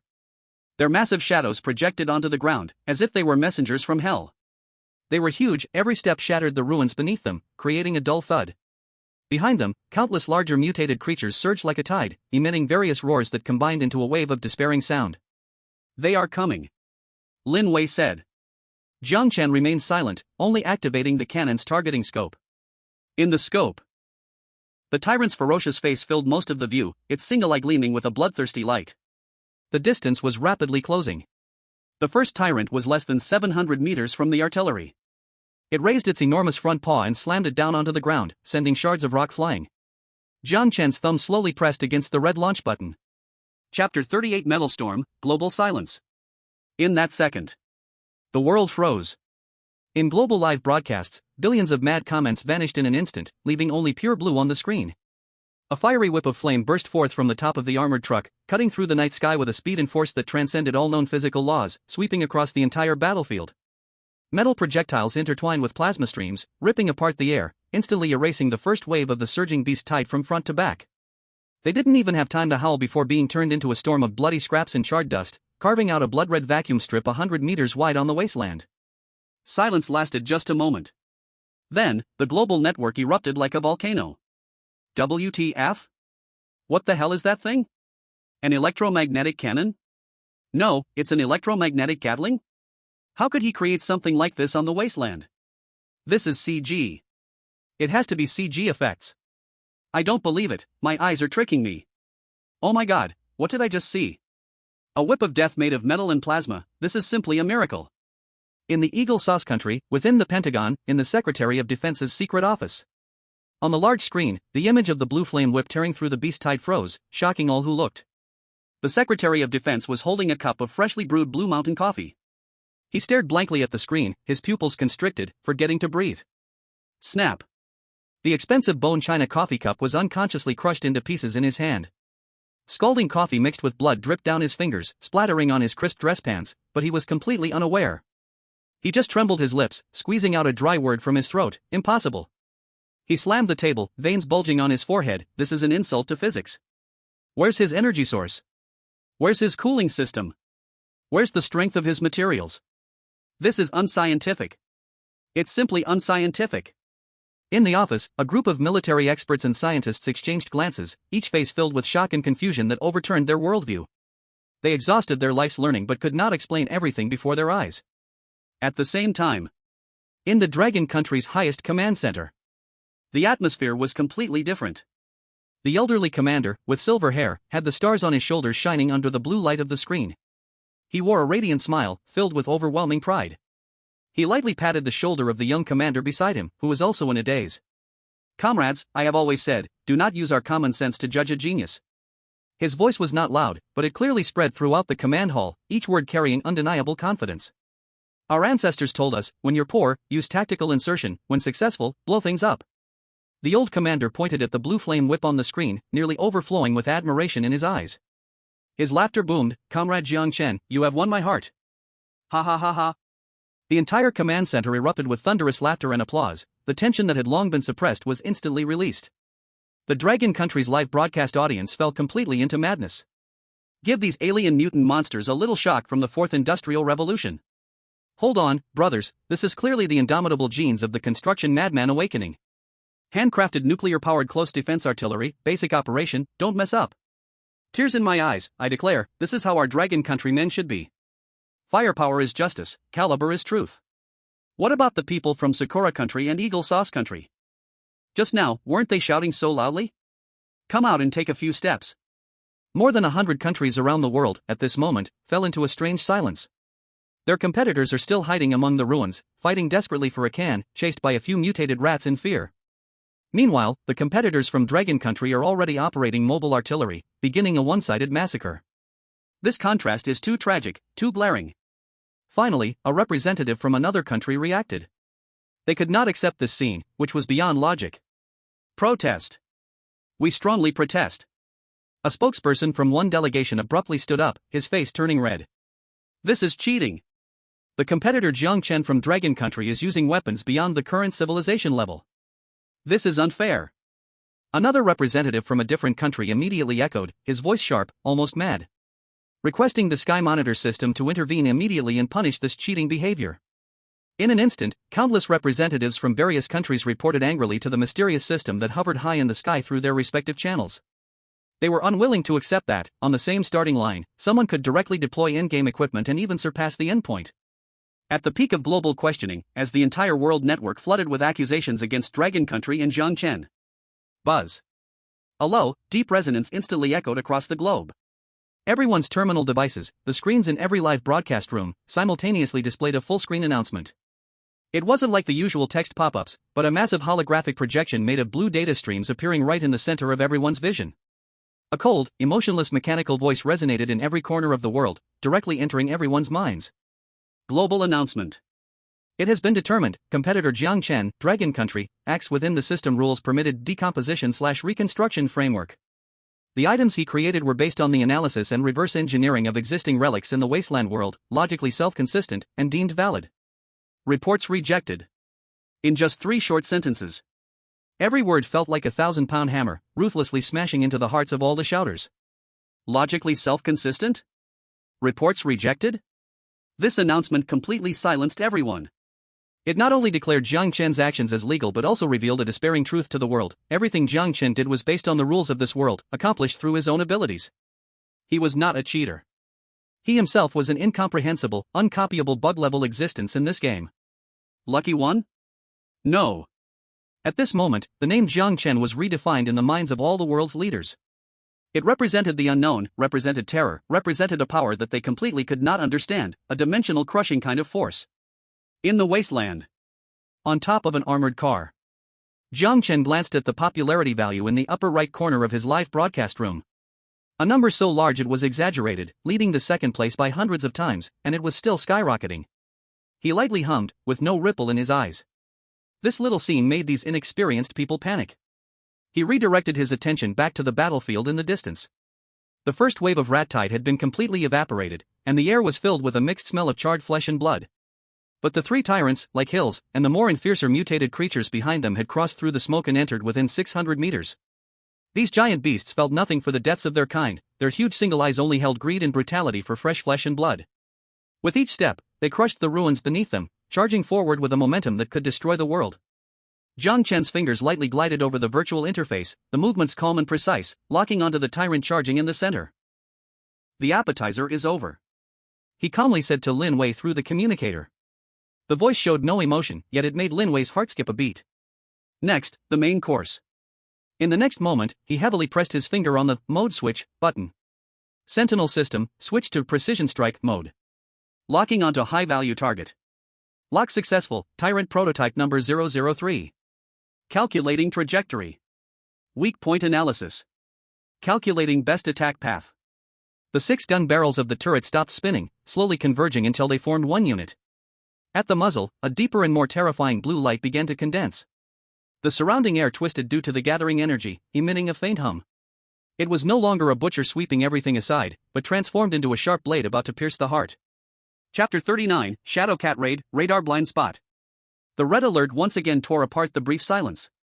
The blood-soaked mire, plowed by the last metal storm, had not yet had time to cool before a new tremor transmitted through the ground to the cash transport vehicle's suspension system. This time, there was no thunderous galloping of 1,000 horses. Only the fragmented, spine-chilling sound of friction. Rustle, rustle, rustle. Like countless sharp claws scratching rapidly on rough rocks. Jiang Chen sat in front of the control console, staring at the rapidly moving red dots on the screen. His fingers struck the virtual keyboard so fast that they could only be seen as afterimages. Warning, target movement speed exceeds preset threshold. Fire control radar lock failed. Hit rate dropped to 45%. 40%. Damn it. Jiang Chen cursed. This was the first time that the system, which usually only reported good news, brought bad news. The outside world had changed dramatically. Those mutant rat corpses originally used as cannon fodder had now become natural cover for a new batch of monsters. Red mist surged. Dozens of black shadows zipped along the ground, weaving between the piles of corpses and ruins at high speed. They did not move in a straight line at all. Zigzagging, every direction change perfectly positioned in the turret's dead zone. Day. The 6-barreled machine gun on the roof shot out flaming tongues. Blue projectiles swept across the ruins, kicking up debris and flesh. But those black figures merely rolled on the ground and effortlessly slipped into another shadow.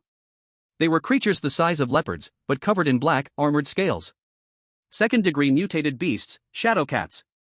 Behind them, several large praying mantis beasts were bouncing atop the ruins with their powerful hind legs, each leap spanning dozens of meters, as if teasing the heavy machine gun. These bastards are getting smart. A layer of fine sweat broke out on Jiang Chen's forehead.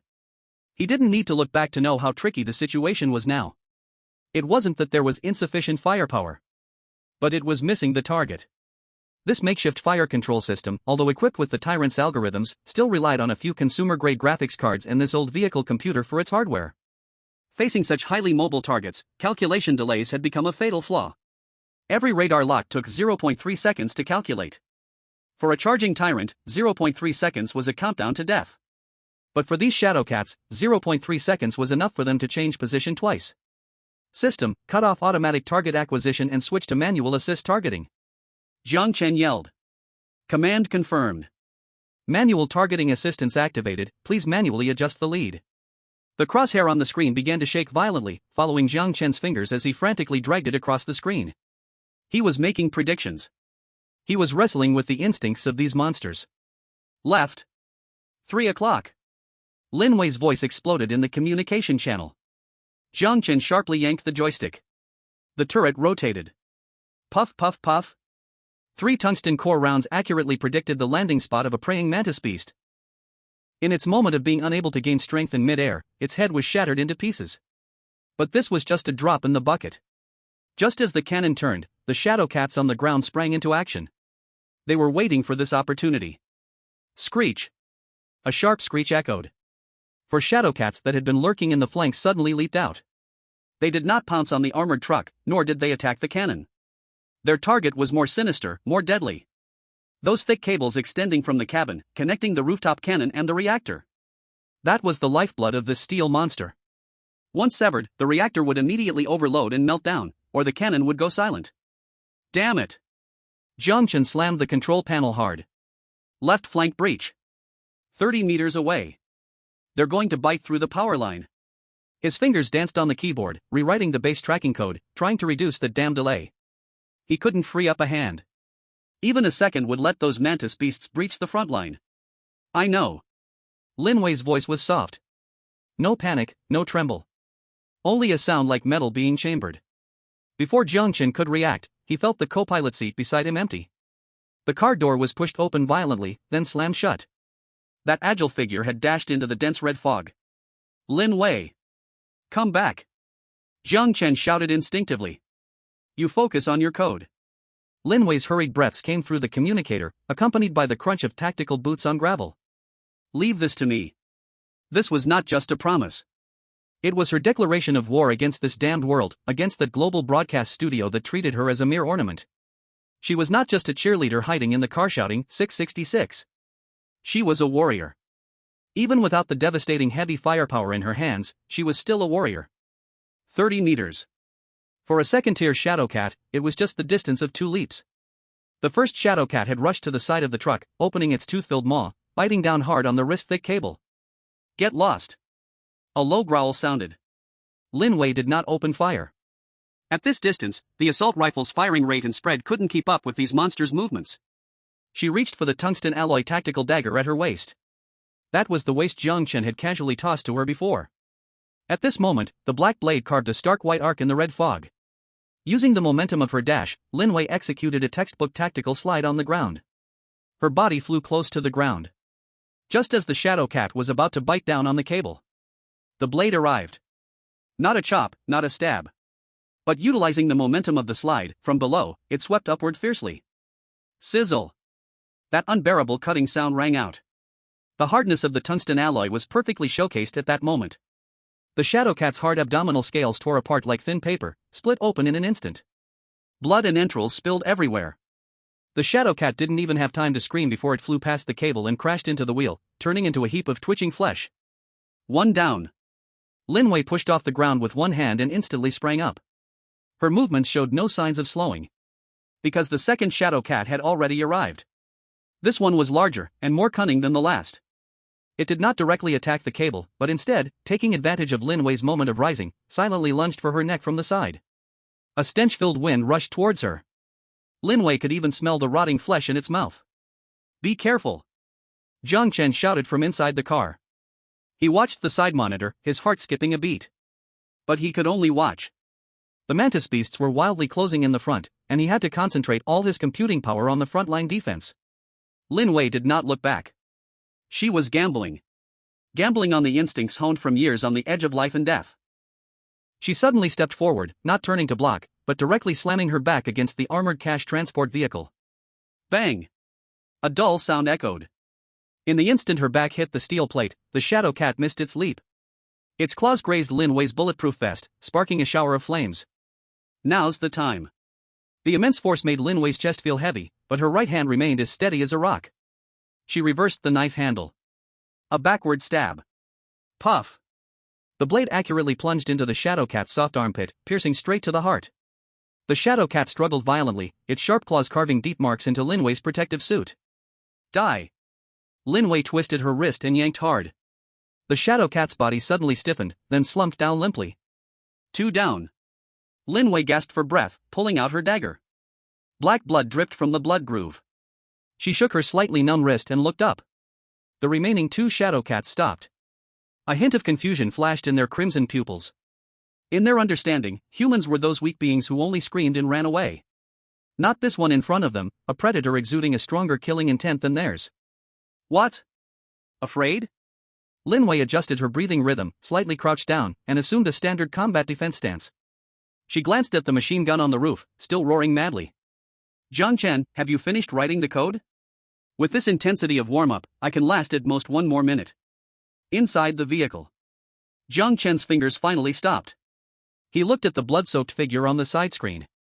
No admiration, no surprise. He just slammed the written patch program hard into the enter key. 1 minute? You underestimate this machine too much. System update complete. Dynamic capture algorithm, version 2.0 loaded. Delay correction, 0.01 seconds. The cannon's roar suddenly changed. It was no longer that wild spray of bullets. Instead, it transformed into rhythmic short bursts. Tat. Tat. Tat. With every shot, a knife mantis beast exploded into a mist of blood in the air. That damned feeling of delay disappeared. 6 gun barrels seemed to become an extension of Jiang Chen's fingers, hitting wherever he pointed. This is the support you wanted. Jiang Chen pushed the control stick all the way down. Lead them over here. Lin Wei didn't waste words. She beckoned to the remaining 2 shadow cats that were still hesitating. Shoo! A whistle. The 2 shadow cats were instantly enraged, transforming into 2 black flashes, flanking from left and right. Lin Wei didn't move. She locked her gaze onto the 2 shadows. 10 meters. 5 meters. 3 meters. Just as their claws were about to touch the tip of her nose, she suddenly crouched down. Boom! A blue fire whip grazed over her head. That was the cannon's maximum firing range. The 2 shadow cats didn't even have time to understand what had happened before being torn apart by that violent force, turning into flying pieces. Hot shell casings clinked down to Lin Wei's feet. She stood up, dusted off the dirt on her bulletproof vest, and slid the dagger back into her waist. Thanks. She turned and pulled open the car door, returning to the passenger seat. The air inside the car felt heavy. Jiang Chen still stared at the screen, his fingers never stopping on the keyboard. Only the corners of his mouth twitched slightly. You made too much noise. Next time remember, for a backstab at this angle, shift 2 centimeters to the left to sever the spine, saving 30% effort. Lin Wei rolled her eyes, took off her helmet, and shook her sweat-soaked hair. Shut up. Drive your car. Bang. Another loud sound. This time it wasn't gunfire, but a sound coming from deep underground. That tremor was more intense than any before, nearly lifting the cash transport vehicle off the ground. All the red dots on the radar screen suddenly disappeared. They weren't wiped out. They were running away. Those once fearless mutated beasts were now as if they had encountered some kind of terrifying enemy. Running madly in all directions. Even those tyrants, who seemed invincible, stopped and let out uneasy low growls. What's happening? Lin Wei tightened her grip on the handrail, her face changing. Is the radar broken? No. Jiang Chen's finger froze in midair. He stared at the black vortex rapidly expanding in the center of the screen. That position. Right underneath the vault. The radar isn't broken. Something is blocking the signal. All electronic devices let out a piercing screech at this moment. The images on the screen twisted, turning into large patches of static. A suffocating pressure penetrated the thick armor plating, directly affecting the 2 people's cerebral cortexes. Warning, extremely high energy biological reaction detected. Warning, this biological energy level exceeds the system database limit. Code name? The red mist outside suddenly stopped swirling. The world seemed to be paused at this moment. Then, right before them, less than 100 meters away on the ground, the hard concrete surface bulged like a thin sheet of paper without any warning, and then it completely exploded. A giant tentacle, the size of a truck and covered in countless compound eyes, slowly emerged from the ground. It did not attack. It just stood there quietly, its countless eyes turning simultaneously, and finally locking onto the tiny armored car. Lin Wei. Jiang Chen's voice was somewhat dry.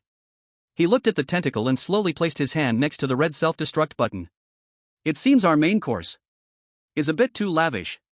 In the next second, the eyeball at the tip of the tentacle suddenly widened. A visible purple ripple instantly swept across the scene. Buzz.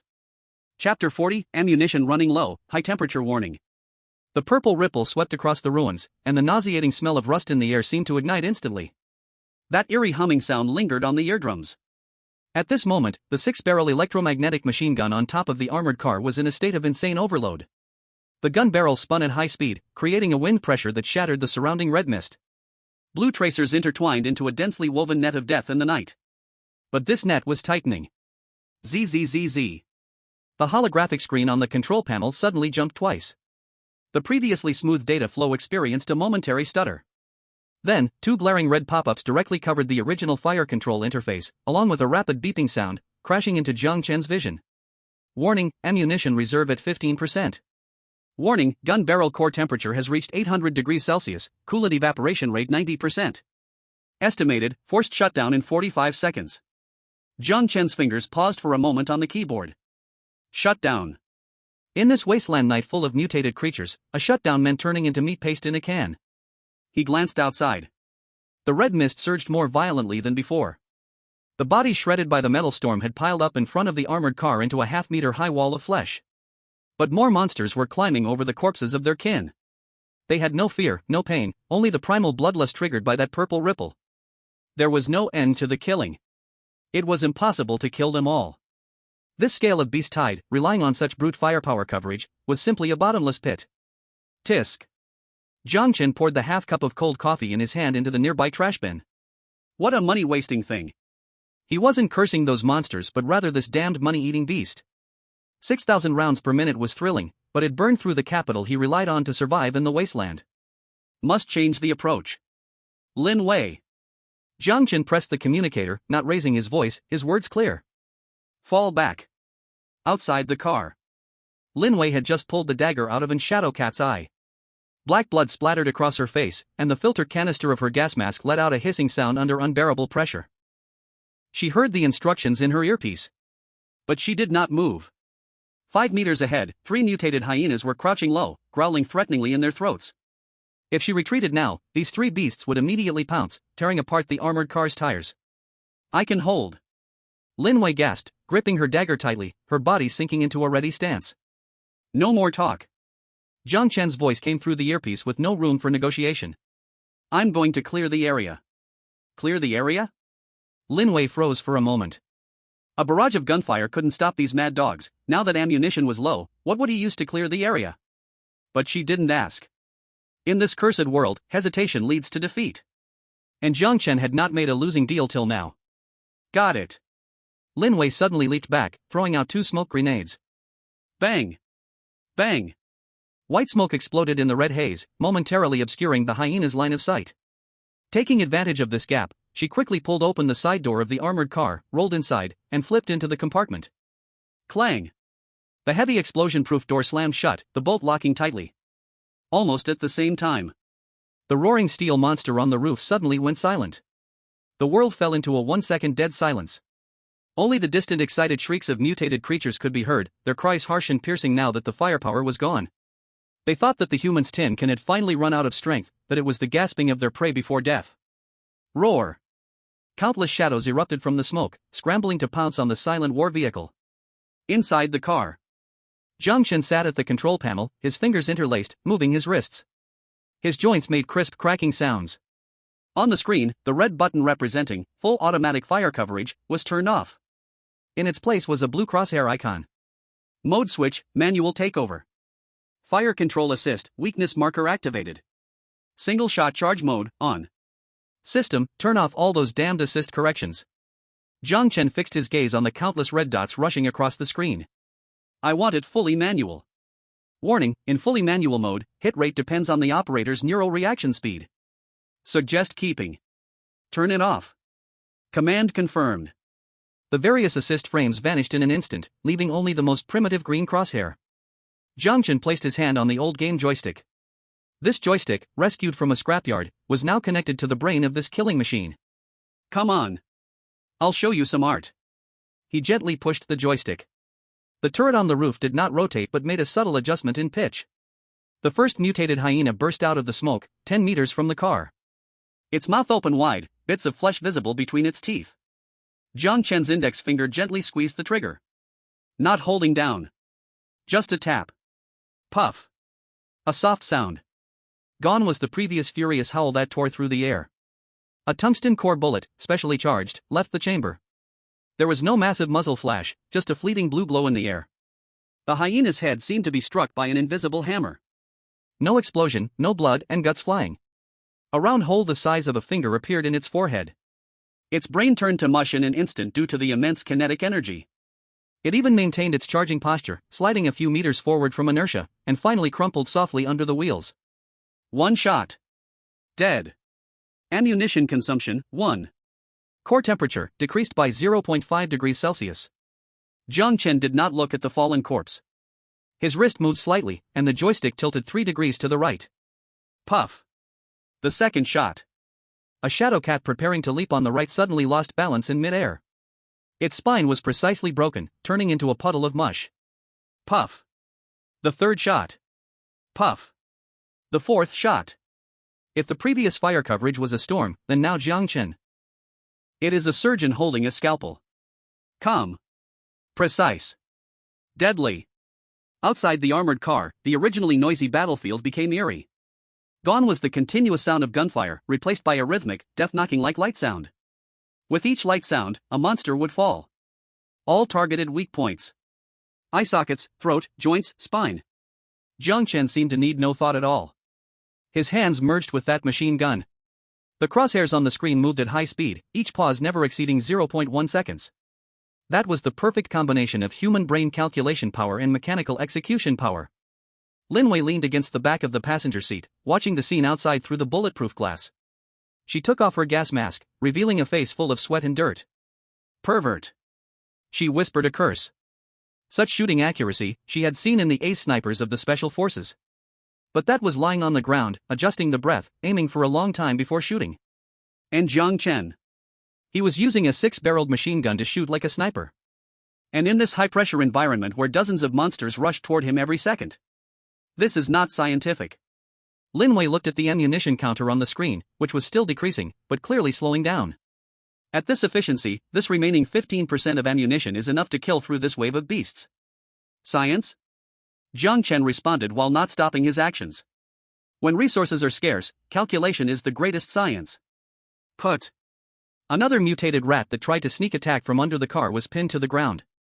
And don't you think this is more elegant? Elegant my ass. Linwei rolled her eyes.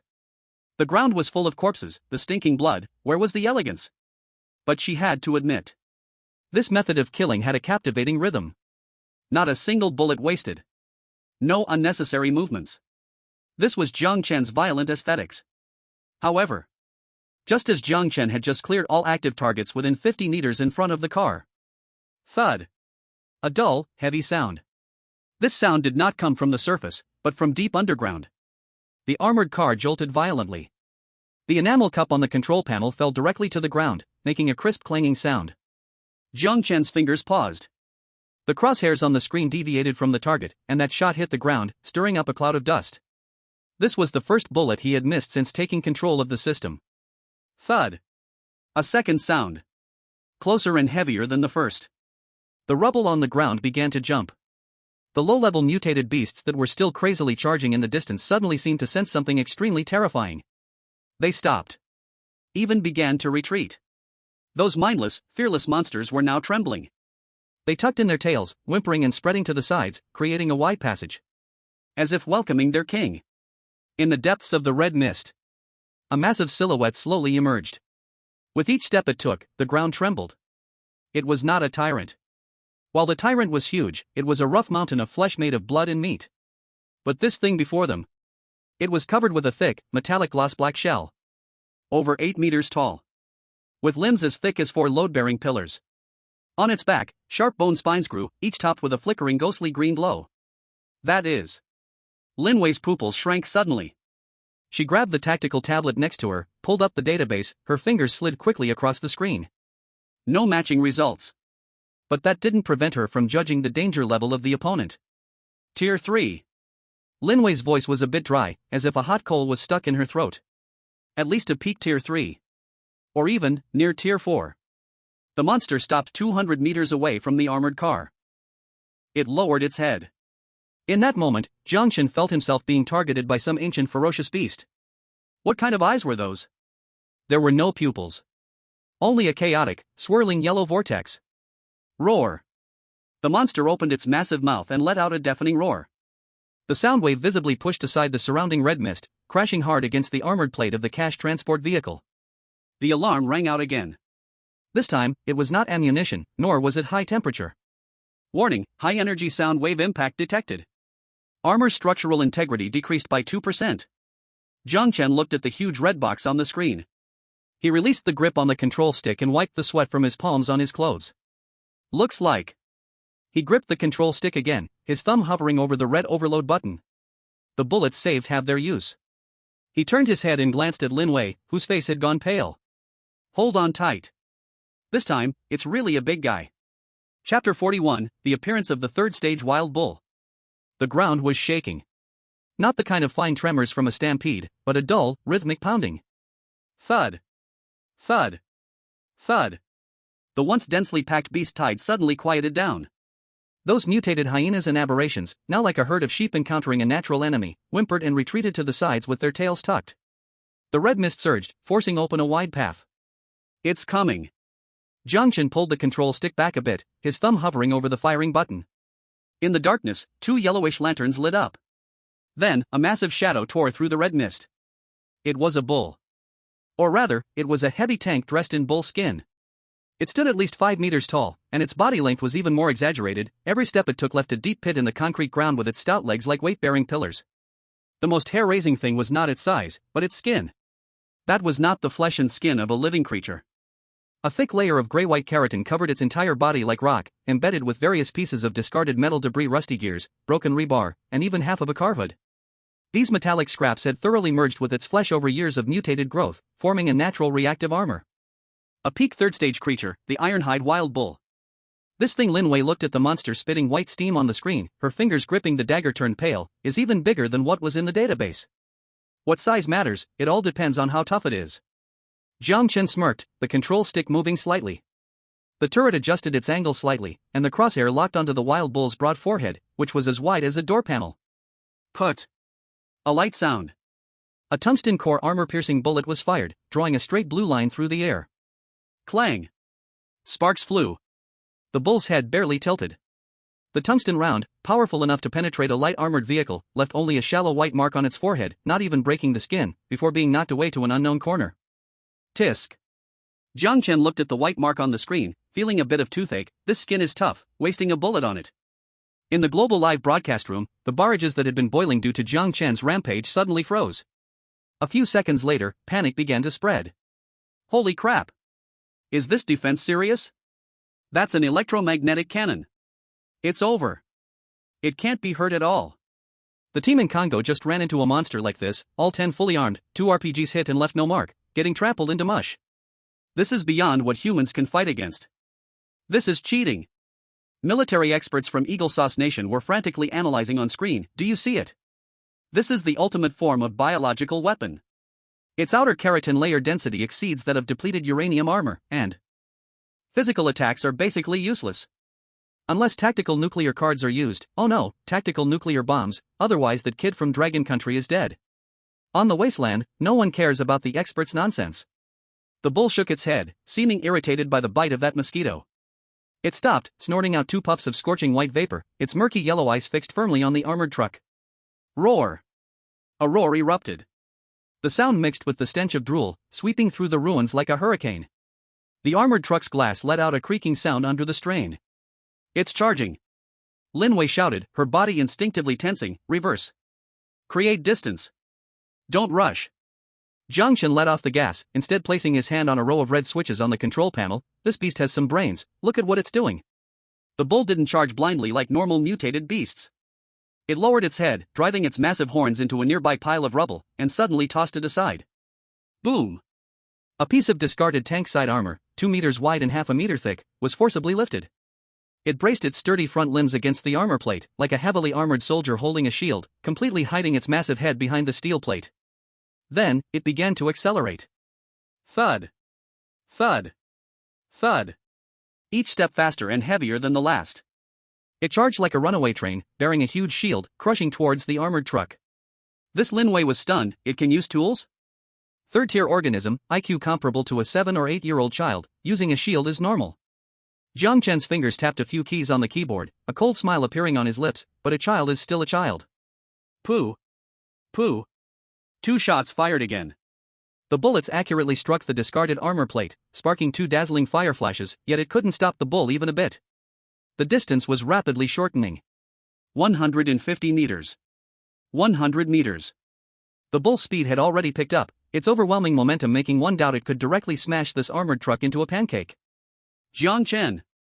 Lin Wei's voice rose an octave. Got it, let's teach it a lesson. Jiang Chen's finger slammed down on the first red switch. Detonate. As the bull charged to a low-lying area, 80 meters from the armored truck. The ground suddenly exploded. No flames, no shrapnel. Only a large mass of white, sticky liquid gushing out like mucus. High polymer strong adhesive landmine. This was a little toy Jiang Chen had buried with the mechanical arm while on guard. Originally for speedy shadowcats, he didn't expect it would be used on this big dumb bull first. The bull was in a charging stance, its massive inertia preventing it from hitting the brakes in time. The armor plate it was pushing slammed into that massive goo. Sizzle. That irritating sound erupted. The polymer material rapidly solidified upon contact with air, firmly adhering the heavy armor plate to the ground. The bull felt a weight on its hands, its body lurching forward suddenly. It roared in anger, trying to pull the armor plate out, but that white, gel-like substance was incredibly resilient, even binding together surrounding debris and rebar. It was stuck. Though only for a moment. But for a heavy unit interrupted from charging, that was a dishonor. Moo! The bull let out a furious bellow, decisively releasing its front limbs, abandoning the troublesome shield. Without the shield, its fierce head was once again exposed to the air. Its yellow eyes were filled with anger at being toyed with. It kicked the ground with its hind hooves, smashing the concrete into powder, ready to initiate a second charge. This time, it would use its horns to pierce the damn tin can. Pretty temper. Jiang Chen watched the speed reading on the screen spike again. Shaking his head, what a pity, you remember the pain but not the lesson. 50 meters. The brute bull's speed was even faster than before. Without the burden of a shield, it dashed forward like a black meteor, carrying the destructive force of annihilation. Lin Wei could even see the bits of flesh stuck between its teeth and smelled the overwhelming stench of blood. Jiang Chen. 3. Jiang Chen spat out a number. 2. The brute bull lowered its head, its sharp horns aimed at the chassis of the armored truck. 1. Jiang Chen pressed the second switch. Z, bang. A blinding blue-white arc of electricity erupted beneath the brute bull's feet. This was not ordinary electricity. It was a directional electromagnetic pulse trap. Although this brute bull was biological, it was embedded with countless pieces of metal debris. Over long years, these metals had intertwined with its nervous system. When the powerful electromagnetic pulse swept through, the metal debris on its body instantly transformed into numerous microshockers. The once fierce brute bull froze suddenly. It felt as if someone had shoved a stirring stick into its brain, wildly churning. Its limbs instantly lost coordination. The massive inertia carried its stiff body forward, and the perfect charging stance collapsed in an instant. Its front legs buckled, and its whole body uncontrollably tilted to the left, exposing the relatively soft side of its neck protected by thick, hardened skin underneath. There, a palm-sized piece of skin had cracked open a gap from the fierce struggle, revealing the dark red flesh beneath. That was its only weakness. Also, the opportunity Jiang Chen had been waiting for. Got you. At that moment, Jiang Chen's pupils shrank to the size of pinpoints. His hand moved with astonishing speed, leaving a blur on the control panel. Overload mode, activated. Single-shot charge, 300%. Cooling system, forcefully disabled. The turret on the truck's roof let out a desperate wail at its limits. 6 gun barrels did not rotate, but weirdly converged together, the central magnetic coil glowing with blinding purple light. This was not machine gun fire. This was using a 6-barreled electromagnetic cannon as an ultra-heavy sniper rifle. All energy, all computational power, gathered for this single strike. Time seemed to slow at this moment. The brute bull's terrified gaze, the dust swirling in the air, and the quickly closing gap of the wound. Everything was clearly visible. Next life, Jiang Chen's finger pressed down heavily, remember not to dive into a pile of metal. Boom! A purple beam pierced through the night sky. It was not gunfire. That was thunder. The massive recoil caused the entire heavy armored truck to drop sharply, the 4 specially made explosion-proof tires instantly flattened, the shock absorption system emitting a grating crack. The purple light instantly crossed 30 meters. Precise, brutal, unreasonable. It directly pierced into the small crack on the brute bull's neck. Put. Don't explode. Only a dull sound, like a watermelon being smashed by a hammer. The brute bull's massive body suddenly halted mid-air. Then, a hole the size of a basin exploded out of the back of its head. Red and white matter mixed with shattered bones and metal fragments sprayed in a fan shape over the ruins behind, painting a gruesome abstract picture. It didn't even have time to let out a scream. The massive inertia carried its body forward, sliding like a fallen mountain, rumbling past the side of the armored truck until it crashed into a broken wall and finally stopped. Dust swirled. Deathly silence. The whole battlefield fell into a dead silence. Even the distant beast tide had stopped its roar. Those mutated creatures stared blankly at the king lying in a pool of blood, a look of instinctive fear in their eyes. Inside the truck, the alarm was still crazily blaring. Warning, turret overload. Forced cooling in progress. Warning, gun barrel damage rate 30%. Jiang Chen released the scorching control stick and shook his slightly numb wrist. He looked at the gigantic corpse on the screen, along with the kill notification popping up from the system, a slight smile curling at his lips. A shot to the soul. He turned his head to look at Lin Wei, who was completely dazed beside him, raising an eyebrow. How about that? Does this count as a physical exorcism? Chapter 42, The Madman Dismantles the Home, manually rubbing the particle cannon. Inside the cabin, the red alarm light no longer flashed but shone steadily like it had gone mad, the glaring red glow casting Jiang Chen's face as if he were a fierce ghost. A burnt smell filled the air, a sign that the circuit board was about to ignite from high temperatures. Warning, system overheating. Warning, energy output has reached critical levels. The cold electronic synthesized voice echoed repeatedly like a death knell. Jiang Chen ignored it. He suddenly lifted the cover beneath the control panel, revealing a dense row of physical switches. His finger paused on a module marked with a yellow skull symbol for a second. That was the safety relief valve. Its existence was to prevent the reactor from blowing itself up due to a sudden excessive energy draw. Snap. With no hesitation, Jiang Chen's finger hooked around the module and pulled it out with force. Accompanied by a series of painful sparks bursting sounds, the valuable precision control module was torn off and casually tossed at his feet. The red warning on the screen vanished for a moment, quickly replaced by a much larger pop-up with black background and red text. Warning. Safety protocol offline. Energy output limit lifted. Warning. Current status extremely dangerous. Jiang Chen. Lin Wei looked at the severed, still smoking interface, her eyelids twitching violently. Have you gone mad? That was the last line of defense for the reactor. Insurance is for the dead. Jiang Chen's voice was calm, too calm to be normal. He reached back to grab the backpack beside him. It was filled with all the belongings he had scavenged from the Wasteland during this time. The zipper was brutally ripped open. Dozens of variously colored crystal cores rolled out. Among them, a few were noticeably larger, radiating intense energy fluctuations, the spoils from hunting second-tier mutated beasts. Usually, Jiang Chen regarded these items as more important than his own life, even wincing at the thought of using a low-tier crystal core. But now, without a second thought, he grabbed a crystal core, not even glancing at it, and yanked open the emergency feed port of the reactor, stuffing all of it inside. That motion resembled filling a stove with firewood. Boom! The vehicle, previously vibrating slightly, suddenly shook violently. The reactor roared under the unbearable load, the sound turned from a hum to a sharp shriek, like a strangled chicken desperately struggling. The data on the screen instantly transformed into garbled nonsense. Warning! Energy injection exceeds limit by 1,200%. Warning! Core temperature exceeds 3,000 degrees Celsius.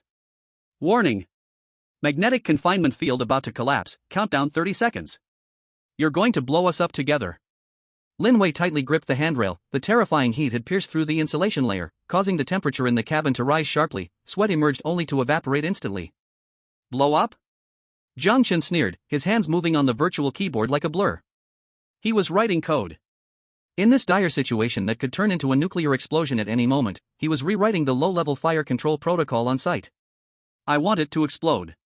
But before it explodes, it must first spit out everything in its belly. His fingers moved so fast they almost smoked, lines of code flowed on the screen like a waterfall, old commands being deleted, new logic forcibly written in. It was an extremely brutal and completely contrary to the principles of electronic engineering form of violent hacking. He no longer sought stable continuous output. All the energy, at that moment, compressed into a single point. The Enter key was heavily pressed down. New mode has been loaded. Mode name, Overload Mode Single Focus Strike. On the car roof.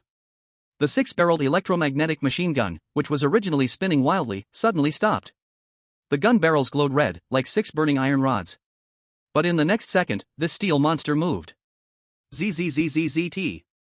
Accompanied by a spine-chilling metallic grinding sound, the 6 gun barrels actually began to rotate backward, and contracted towards the center.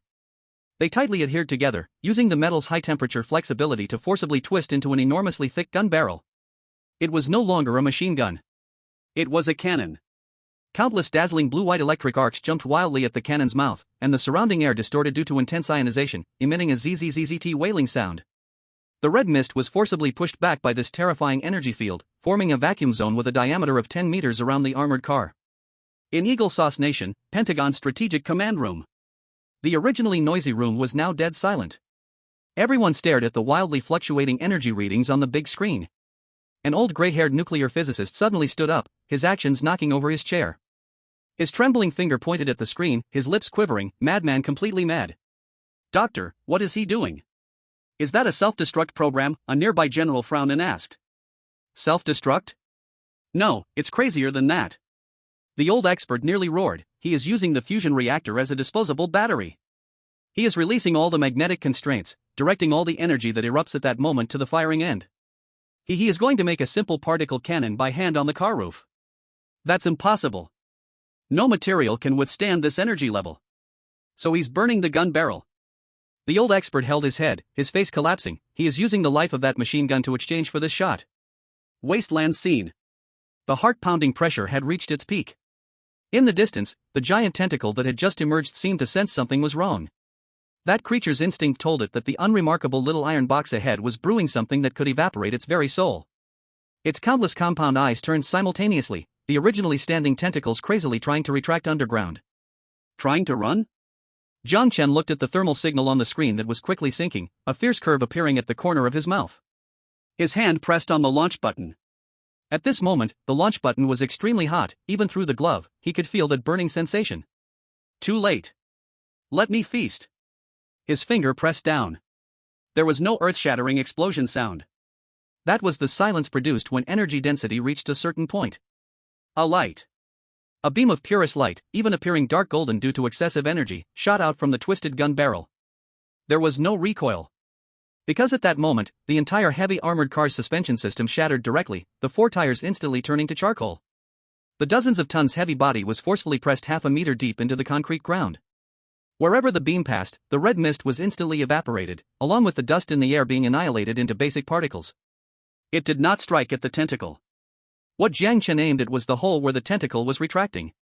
The moment the beam entered the ground, time seemed to freeze for a second.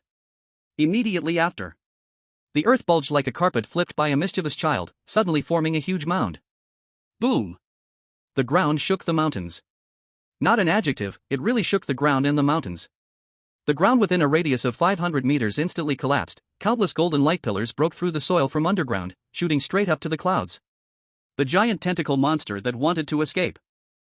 Before they could even scream in despair, they were swept into nothingness by the violent torrent of energy from beneath.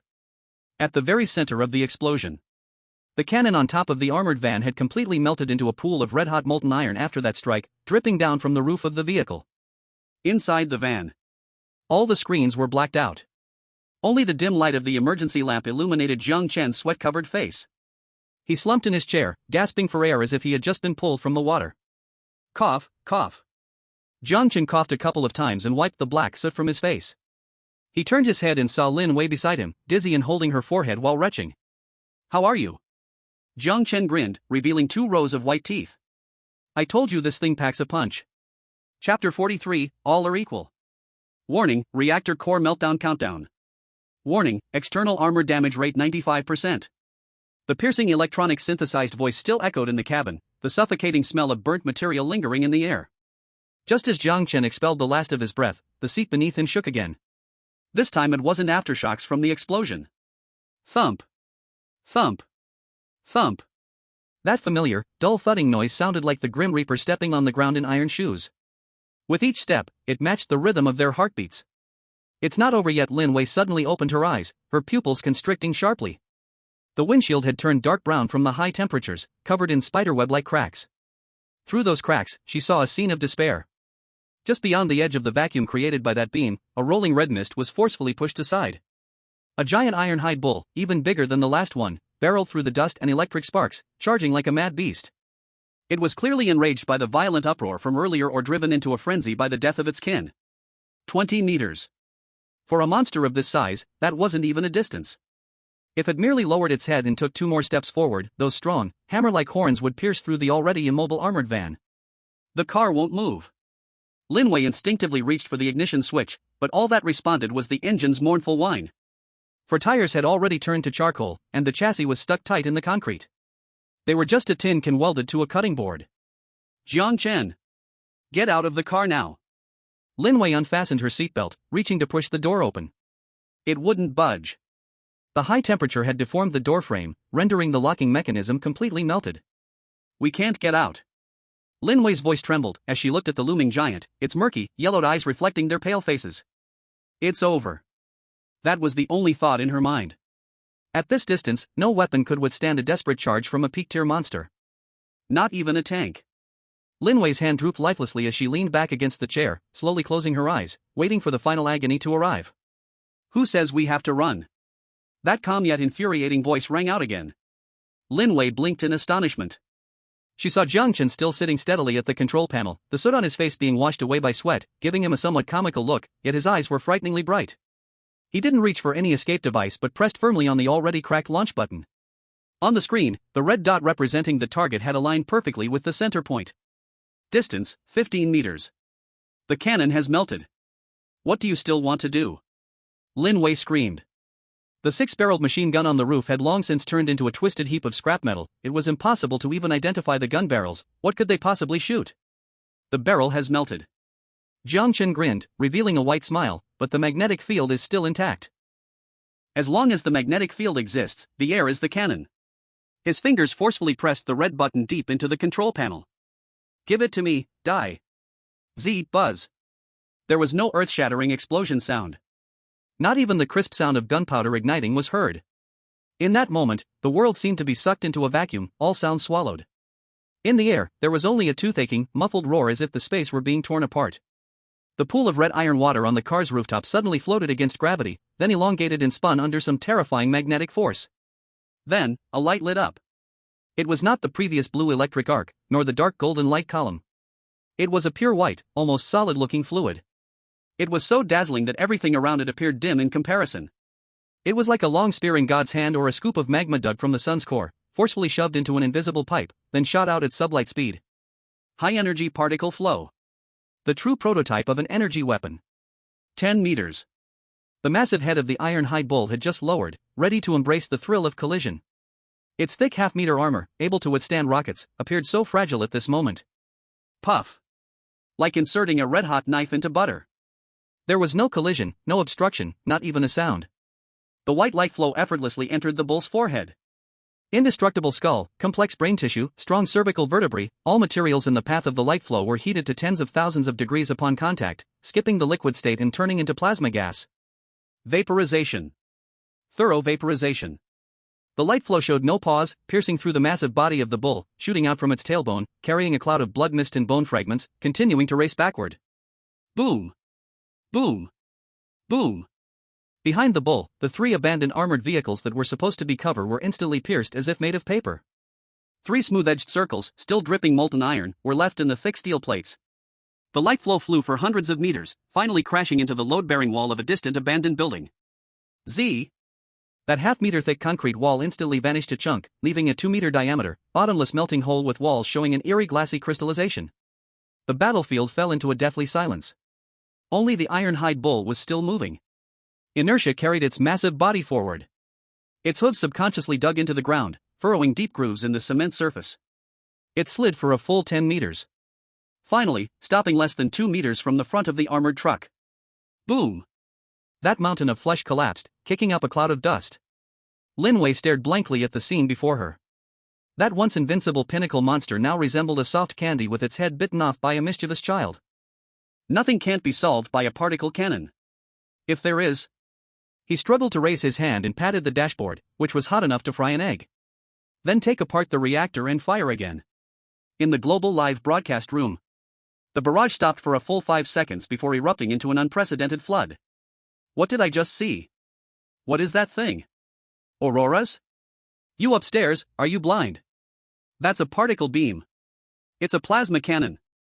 This is something only found in sci-fi movies. I'm on my knees. Really on my knees. While others are chopping zombies with machetes, this guy is already rolling up a planet-killing cannon? Where are the experts from Eagle Sauce Country? Come out and take a few steps? Who just said physical attacks are ineffective? This is physical transcending. Eagle Sauce Country Command Center. The old expert stared intently at the screen showing the bull's head that was vaporized in an instant, and the coffee cup in his hand fell to the ground and shattered. He trembled his lips, mumbling as if he had seen a ghost. Impossible. No acceleration track, no cooling system, no large capacitors. How could he possibly do it? This kind of energy level control. This kind of magnetic field confinement. This is not the current level of human technology at all. Investigate. Find out who this Jiang Chen is. Is he a secret agent sent by aliens? On the Wasteland. Jiang Chen certainly couldn't hear the expert's roars. He now only felt like his body was falling apart. Although that last blow felt great, the sudden surge of overload current, even with insulation gear, left one side of his body numb. Hey! He kicked the dazed Lin Wei with his toe. Stop looking, no flowers will bloom from staring. Hurry up, while those beasts are stunned, let's pack up and run. Lin Wei finally regained her senses, mechanically turning her head to look at Jiang Chen's still bright eyes in the darkness. Run, she instinctively asked, the vehicle is useless, where to run? The vehicle is useless, but people are still here. Jiang Chen unfastened his seatbelt and kicked open the already deformed car door. With a clang, the several hundred-pound blast door fell directly to the ground. The air from outside rushed in, bringing with it the unique charred and bloody scent. The beast tied in the distance had indeed stopped. Those mutated creatures, although lacking intelligence, had instincts.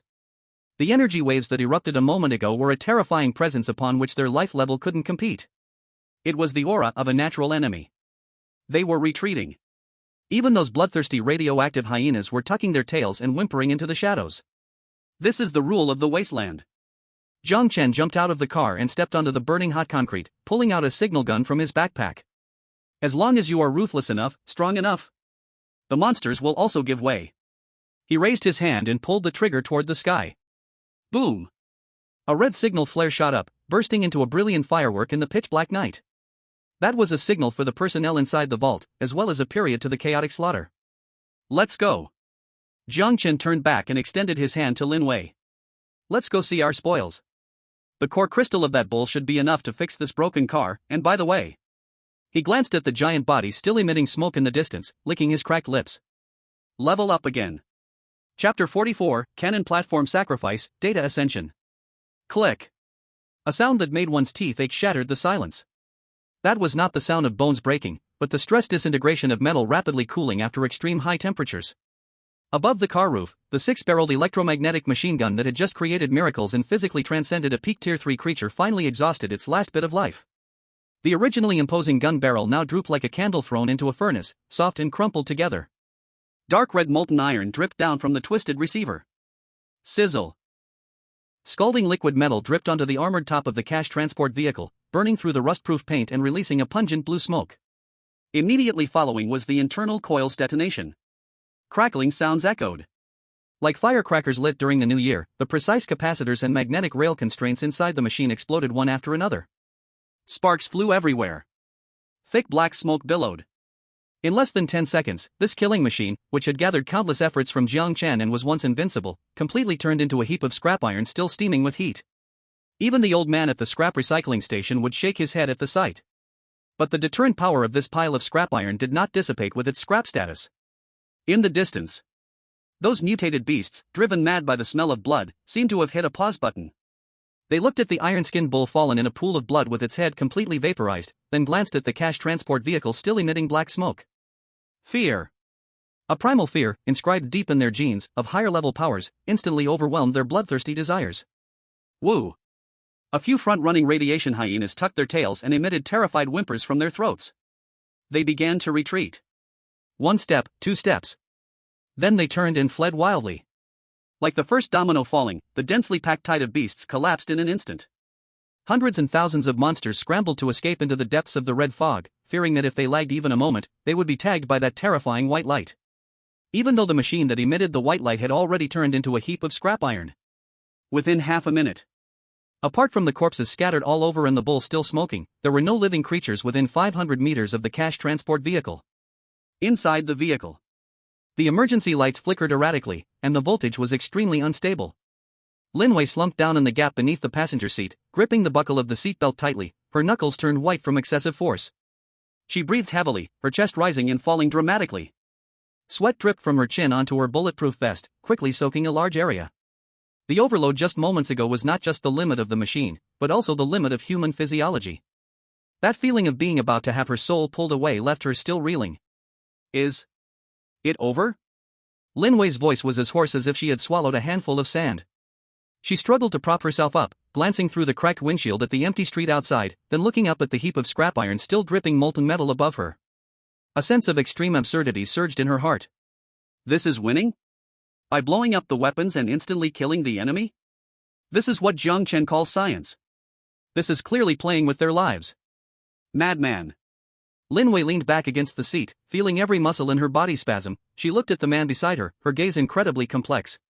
Do you know that if the magnetic field had shifted even slightly just now, it wouldn't have been that bull vaporized, but us?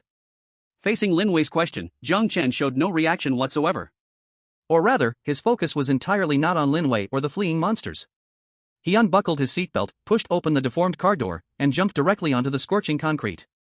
The soles of his shoes made a sizzling sound as they met the ground. Jiang Chen didn't mind at all.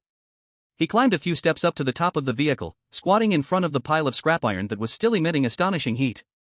No regrets, no sorrow. He even extended his hand, gently touching the completely melted and deformed barrel through the tactical gloves. It was very hot. But this heat excited him. On his retina, light blue system data streams were flashing frantically. Battle finished. Calculating overload data.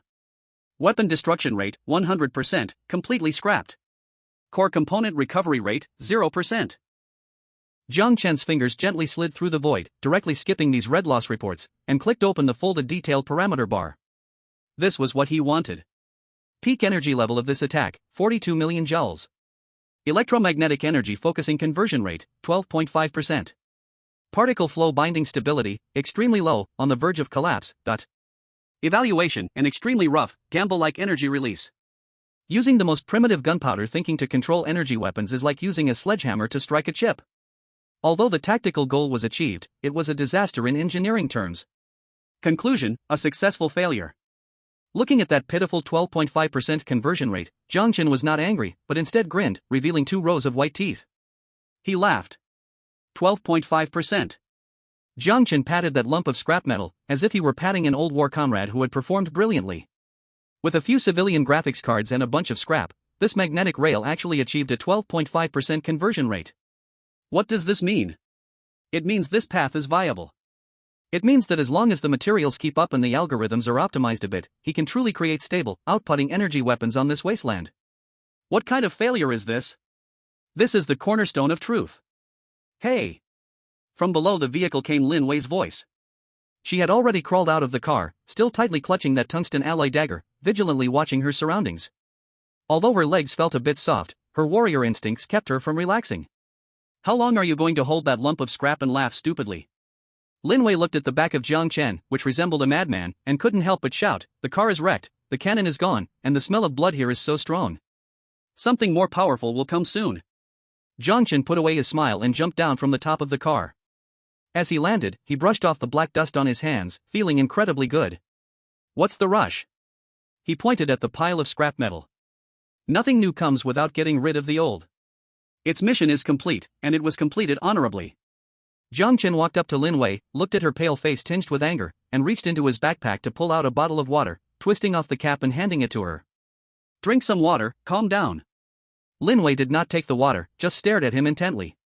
"Next time, can you give a heads up before such a suicidal attack? If I told you in advance, it wouldn't work." Jiang Chen stuffed the water into her hand, then turned and walked towards the iron-skinned barbarian bull that lay in the ruins. And who said it was suicide? He stopped by the huge corpse of the barbarian bull. At this close distance, the size of this monster was even more oppressive. Even without its head, its mountain-like body still exuded a terrifying aura. The heavy keratin layer was embedded with various metal scraps, resembling a biological tank. But to Jiang Chen, this was not a corpse at all. This was clearly a giant treasure chest. "This is our gain." Jiang Chen drew out the laser-cutting knife he used to cut lines. Buzz. The blue blade lit up. He did not care about the hard fur, but directly inserted the knife into the chest cavity of the barbarian bull. That was the place with the strongest energy reaction. Sizzle. The cutting knife struggled to advance through the tough muscle fibers, and a smell of char spread out. Lin Wei took a sip of water, calmed her nerves, and came over. "Are you looking for a crystal core?" "A core of peak tier 3, this is good stuff." Jiang Chen did not look back, using his wrist to jerk it sharply. Clack. A fist-sized, irregular crystal, appearing deep brown, was picked out by him, rolling onto the ground. As soon as this crystal core appeared, the surrounding air seemed to become heavier. Its surface radiated a yellow-brown halo, and inside, it seemed as if liquid was flowing slowly, exuding a dense, violent energy fluctuation. This is the 3rd-tier crystal core. Lin Wei instinctively held her breath. She had only seen this level of crystal core in textbooks or videos before. It is said that a 3rd-tier crystal core contains enough energy to power a small shelter for a whole month. On the black market, this thing is a hard currency that's priceless, enough to trade for a whole truckload of weapons and food. Jiang Chen bent down to pick up the crystal core. It was scorching hot. Like holding a beating heart. High energy crystal detected. Type, Earth/metal dual attribute mixed crystal core. Quality, rare. Contained features, gravity control, weak, metal affinity, strong, dot. Can be used for energy core upgrades, gravity field generator production, armor enhancement. Looking at the system prompt that popped up, the light in Jiang Chen's eyes was brighter than before. Metal affinity. This was simply a tailor-made attribute for him. With this thing, the big creation he had previously envisioned finally had its core energy. What a great profit. Jiang Chen wiped the crystal core on his clothes, casually pocketing it, the action as nonchalant as putting away an apple. Let's go. He stood up and looked around. Where to? Lin Wei asked, the car is already out of commission. Who said we have to drive away? Jiang Chen pointed to a half-collapsed commercial building not far away. There's an underground parking lot there. If I remember correctly, there should be quite a few luxury cars that aren't completely wrecked inside. What's the use of luxury cars? Those low-bottom sports cars can't even go 5 meters in the Wasteland. Lin Wei frowned. Who said I want to drive a sports car? Jiang Chen turned around, giving Lin Wei a mysterious smile, pointing to the crystal core in his pocket, then to the pile of dead bulls in the distance. With this heart, plus the 1-ton natural reactive armor from that bull. Lin Wei, your imagination is too poor. What we're building is not a car. Jiang Chen snapped his fingers and stepped towards the building. We are going to create a mobile war fortress. Chapter 45, S+ Evaluation, the national team goes mad. On the eastern horizon, the first pale ray of light struggled to break through the heavy radiation clouds. The morning in the wasteland had no bird calls, just the sound of wind whistling through the ruins, as if mourning the lives lost last night. Jiang Chen stepped on the ground, filled with shell casings and broken bones, his boots making crisp crackling sounds. He didn't look back at the already wrecked armored truck, nor did he care about the bull carcass being gnawed by several bold mutated rats behind him. Lin Wei followed closely behind, tightly gripping the dagger, occasionally casting wary glances behind her. We've arrived. Jiang Chen stopped in front of a half-collapsed building. The glass curtain wall that originally adorned the building had long since shattered, leaving only a dark steel skeleton, like a skull with a gaping mouth. At that moment, a familiar, emotionless mechanical voice suddenly erupted in his mind. Host Jiang Chen successfully resisted the first wave of distortion frenzy. Conducting battle settlement. Jiang Chen raised an eyebrow, his footsteps not slowing as he casually tore apart a rusty barbed wire blocking the door. Settlement complete. Kill count, 1247, including 1/3 tier peak creature, but. Facility damage rate, 100%, severe, dot. Casualties, 0. Tactical evaluation, S+. Evaluation reason, with extremely scarce resources, you independently developed and practically validated a directionally directed weapon that exceeds current technological levels. Although the means were crude, even suicidal, you successfully turned physical laws into your personal enforcers. Your actions not only protected your territory but also provided a new violent solution approach for the continuation of human civilization in the wasteland. Violent solution? Jiang Chen scoffed as he stepped into the dark hall. That's physical transcendence for me. The system paid no mind to his complaint, its voice suddenly rising a pitch. Triggering special reward mechanism, 10,000-fold return. Based on the host's practical weapon Type 1 automated vigilance turret, modified version, and its core algorithm, a reverse engineering and optimization of technology is being conducted for the civilization of the host, Dragon Nation. Analysis complete. Returned project, Smart Border Defense Watchtower System, full version. Data transmission in progress. In the real world, Dragon Nation, Supreme Strategic Command Center. The atmosphere in the hall was so tense it could have dripped water. Dozens of large screens displayed the miserable situations of contestants from various countries. Some were left skeletal by a tide of rats, some were trembling in cellars, while others were writing farewell letters to the camera. But the screen right in the center was pitch black. That was Jiang Chen's live streaming room. Since that terrifying white light flashed by, the drones have been disrupted by a strong electromagnetic pulse and have yet to recover the image. Still not connected? Chief Xiang slammed his thermos cup heavily on the table, splashing tea all over his hand. Is that kid dead or not? That noise just now, could a human make that? The technical supervisor was sweating profusely, his fingers flew over the keyboard. Chief, the signal interference is too strong. The magnetic field in that area is completely messed up. It's like a miniature nuclear bomb just went off. At that moment. Beep. A sharp alarm instantly pierced everyone's eardrums. All the red lights in the command center lit up simultaneously, and the large screens that originally displayed surveillance footage went black, replaced by frantic scrolling lines of green data. Enemy attack? An officer in charge of network security suddenly stood up, his face pale as a ghost. The firewall has been breached. What level of attack is this? Our quantum encryption lock didn't even last a second. No.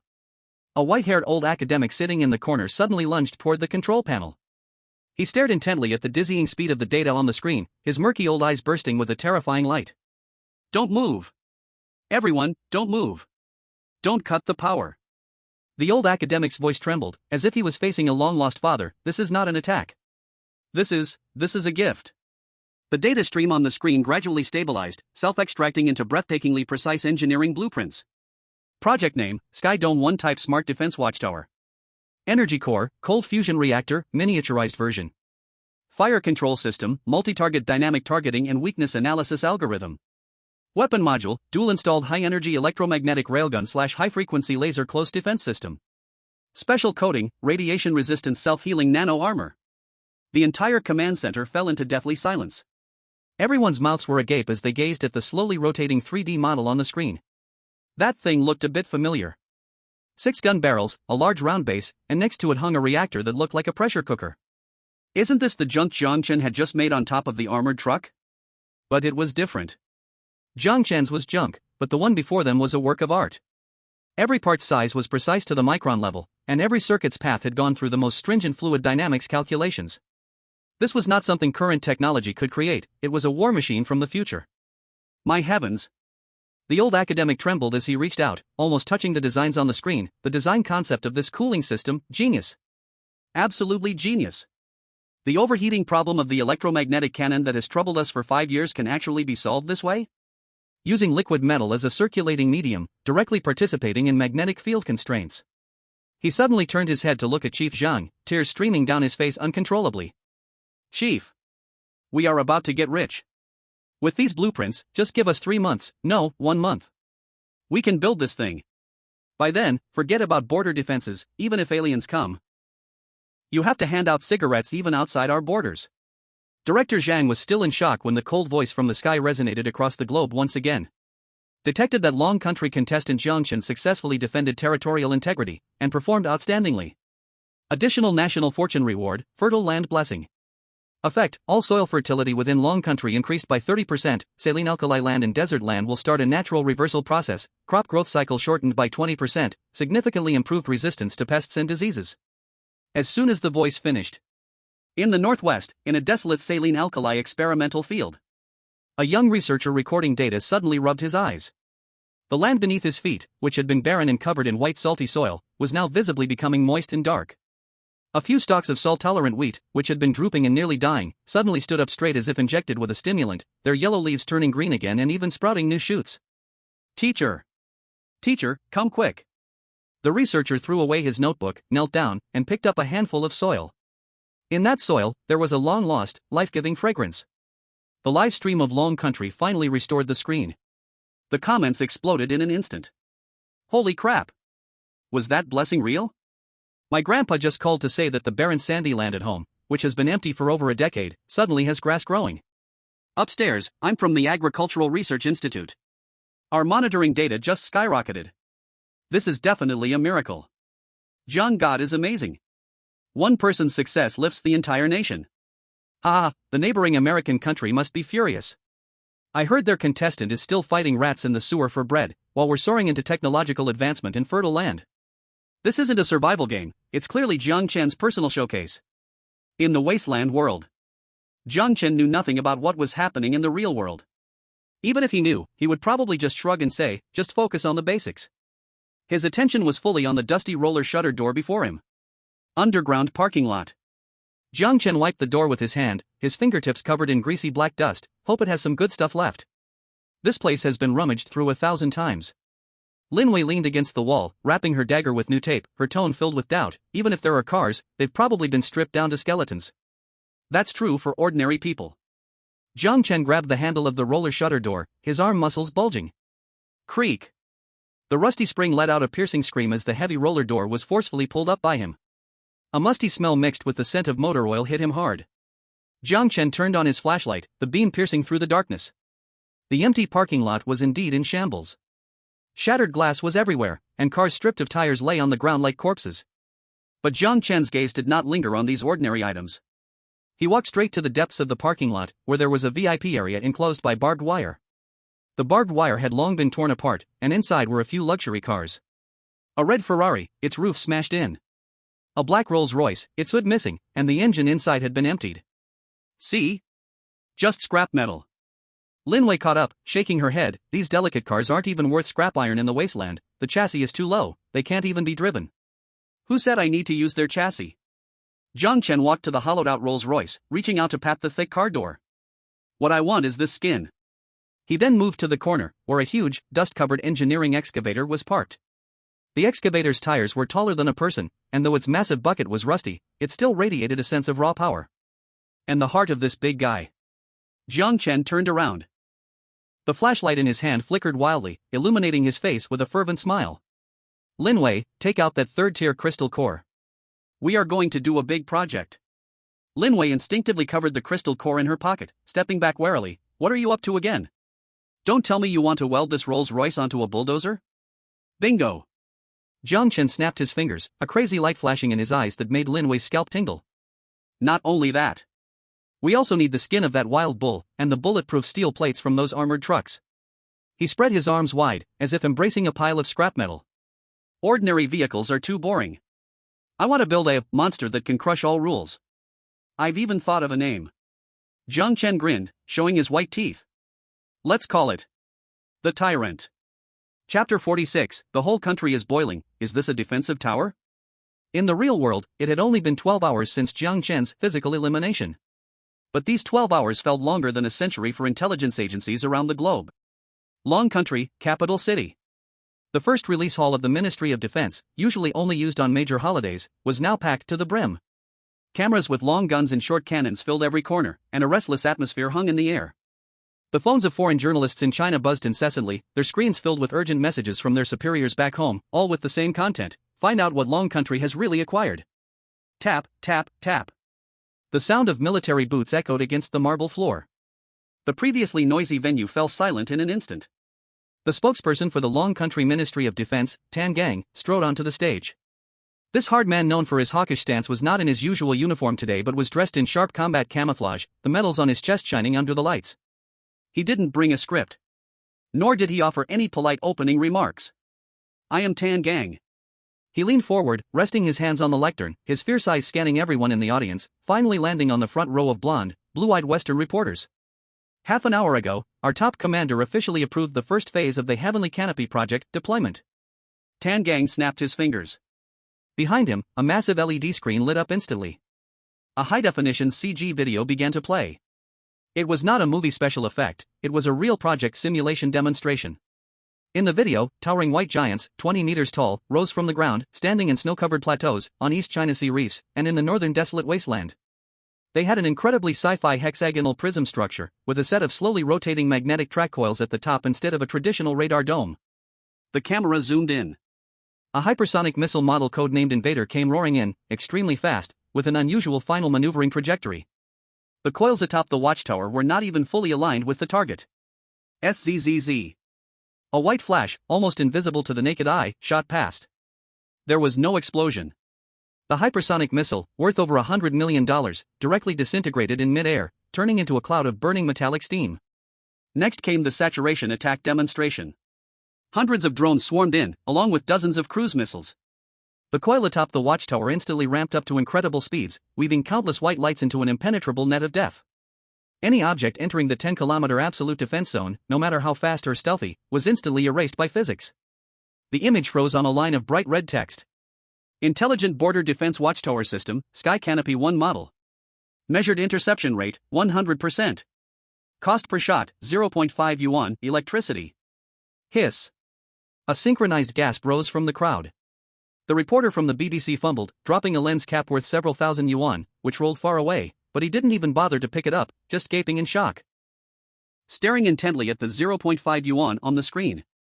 Tan Gang was very pleased with this reaction. He tapped the microphone, his voice deep and powerful, spreading across the globe through satellite signals. Many people ask, is this thing aimed at a certain country? I can now clearly tell everyone. Tan Gang's lips curled into a cold smile as he shook a finger. We are not targeting anyone. We just want to tell certain friends who are used to showing off in other countries' airspace. Starting today, within the borders of Dragon Country, we will enter an unmanned, all-weather, and all-angle intelligent defense era. Any unauthorized intruders, whether flying in the sky or swimming in the water, will face a saturated, devastating dimensional strike. Don't say we didn't warn you. Boom. These words were like a deep-sea bomb, turning the already tense international public opinion completely upside down. This was hardly a press conference? This was clearly setting the rules for the whole world. Across the ocean, in Eagle Sauce Country, the Oval Office was in chaos. The floor was covered with broken porcelain. That was the president's favorite set of bone china tea sets, now turned to garbage. Is this the magic you told me about? The commander pointed at the television screen on the wall, his face turning the color of pig liver, saliva spraying all over the defense minister standing opposite him. 0.5 yuan interception cost. 100% interception rate. You call this magic? This is freaking magic. This is alien technology. The commander grabbed the still-warm briefing and slammed it onto the defense minister's chest. Where are our militia missiles? Where is our Trident? And my most prideful aircraft carrier battle group? Tell me, are they still around? Defense Minister Bitter was a bald man with a face full of flesh, but at this moment, he shrank his neck, sweat dripping down his shiny forehead. Commander, they are still there. Bitter swallowed, his voice hardly louder than a mosquito. But according to the urgent simulation from the strategic simulation room just now, as long as Dragon Country deploys 100 of these lookout towers on the coastline, our 11 aircraft carrier groups won't even have the chance to come within 500 kilometers of their coastline. If we try to force our way in, the casualty rate is. Bitter paused, afraid to look the president in the eye. It is 100%. Complete destruction. Clang. The commander fell back into his chair, his eyes vacant. He was truly defeated. The foreign trolls who used to jump up and down online, mocking Jiang Chen as a lucky player, have now all gone silent. In their place is a kind of awkward flattery. Twitter, YouTube, Facebook comments across all social platforms have suddenly changed. Oh my god. Is this the mysterious power of the East? Father Dragon Country, do you see how standard my kneeling is? I want to immigrate to Dragon Country. I have a PhD in nuclear physics. I don't need a salary, just let me sweep the floor in Jiang Chen's laboratory. Get lost, you up there. Do you think you can just take a green card from Dragon Country? I am learning Chinese, Jiang Chen YYDS. The Dragon Country is boiling over. The top 10 trending topics on Weibo are all about Jiang Chen. Hashtag Jiang Chen, peerless national hero hashtag. Hashtag only 0.5 yuan eagle sauce mentality has collapsed hashtag. Hashtag kneeling to Jiang Chen hashtag. Countless young people rushed into the streets, waving national flags. That long-suppressed national pride erupted at this moment. The name Jiang Chen is no longer just a simple player ID. He has become a totem. He has become the pillar of the nation. In the capital, deep in an alley not found on any map. On the surface, it looks like an ordinary courtyard, but in reality, the area within a 2-kilometer radius is filled with both visible and hidden guards. Even a fly trying to enter must first be DNA tested. National Security Bureau Special Operations Command Center. On the huge monitoring screen, real-time images of all ports and airports in Dragon Country are displayed. Report, Director. A young informant took off his headphones, speaking rapidly. The SkyEye system has detected abnormal data. In the past 2 hours, 37 foreign personnel with diplomatic passports or business visas have been gathering in Jiangbei province. Among them, 5 have been confirmed as senior CIA field operatives, codenamed Scavenger. 3 others are non-official Mossad agents. These flies come buzzing as soon as they catch a whiff. Special Operations Department Chief Li Lei stubbed out his cigarette, crushing it hard into the ashtray. He turned around and looked at an old man with white hair sitting behind him. That was the leader of the Dragon Country Security Department, Old Chen. Old Chen, it seems the Eagle Sauce is cornered and wants to move against Jiang Chen's family. Li Lei's eyes were sharp. Should we just catch them in one swoop? These people can't leave once they come in. Old Chen held his teacup, gently blowing on the floating tea leaves, his expression calm as if he were watching a play. Catch what? Let them in. Old Chen took a sip of tea, a hint of a cunning smile appearing at the corners of his mouth. That kid Jiang Chen is fighting hard on the front lines, bringing such great honor to the country. If we can't even watch his backyard, we might as well go home and grow sweet potatoes. Where are Jiang Chen's parents now? Li Lei stood straight. Report. Half an hour ago, they were transferred to the Heavenly No. 1 underground nuclear shelter via a secure underground line. It was originally prepared as a wartime command post for the head of state, security level SSS. Very good. Old Chen put down his teacup, his gaze suddenly turning cold. So, who is still at Jiang Chen's home? Li Lei chuckled. It's our department's strongest Black Ace team, along with 2 teams of special forces, disguised as the neighbor aunt and the chess-playing grandpa. The surprise prepared for those CIA guys is enough to give them a taste of their own medicine. Old Chen nodded in satisfaction, his eyes turned towards the clear blue sky outside the window. Let them stir things up. Since they're here, let them all stay and become fertilizer. Additionally, Old Chen paused, his tone becoming exceptionally serious. Notify all foreign-related departments. Release a smoke screen to the outside, saying Jiang Chen's family is still at their old home and that the defenses are weak.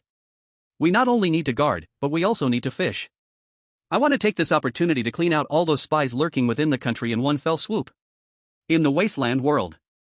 Jiang Chen sneezed. Achoo.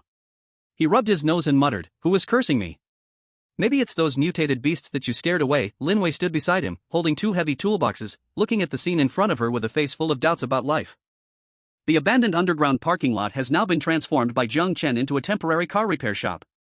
And it's a shop filled with the beauty of violence.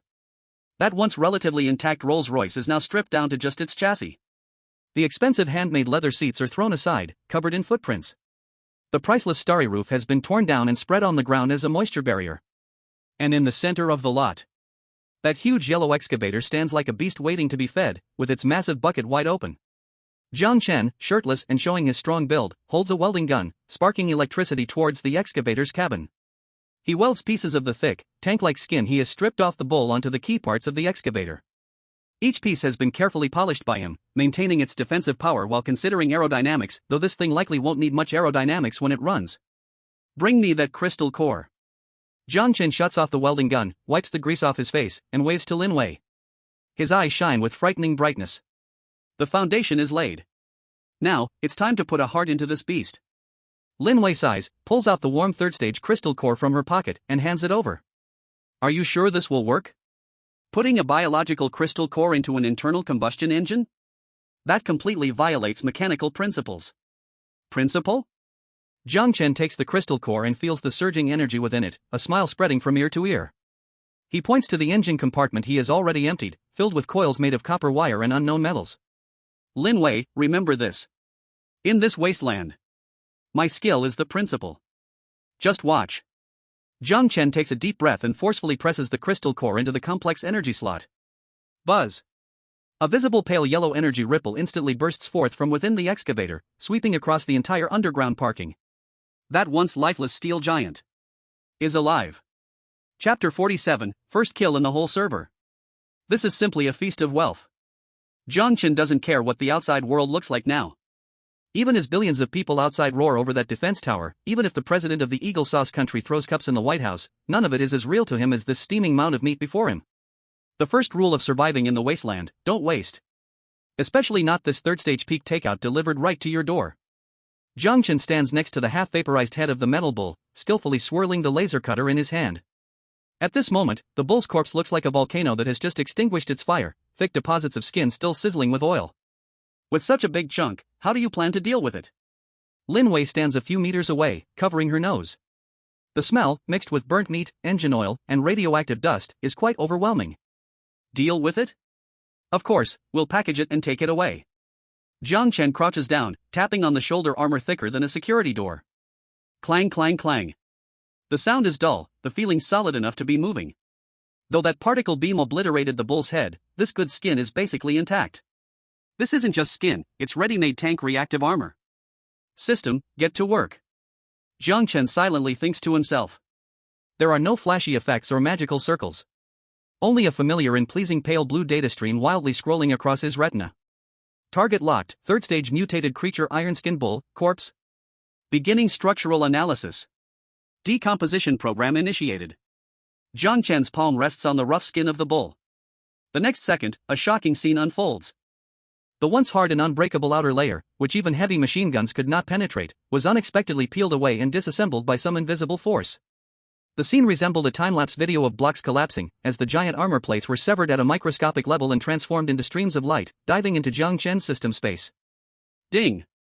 Congratulations, host, disassembly successful. Acquired rare material, high-strength biological armor plates * 32 pieces. Item description, a product merged by high-concentration radiation mutation and metal, its hardness surpassing depleted uranium armor, featuring excellent impact resistance and heat resistance. Suggested use: if you don't want to look like an iron barrel, you can reconstruct it into a lightweight exoskeleton armor. Defense increased by 300%, allowing you to survive a few more episodes in this damn world. Good stuff. Jiang Chen whistled. A 300% defense increase. This meant that even if he got hit head-on by an anti-material sniper rifle, the chances were he would only break a few ribs rather than turn into mush.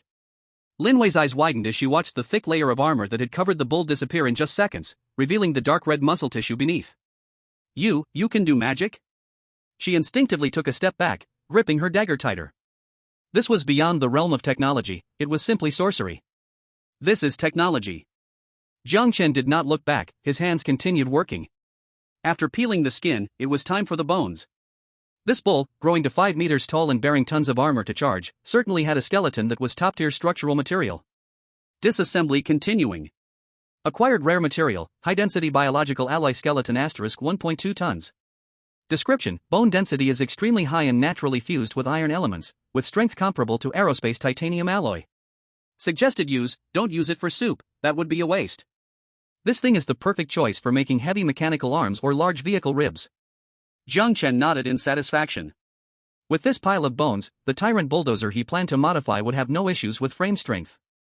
Otherwise, relying solely on that rusty bulldozer chassis, it might fall apart after just a few steps. Guliolu.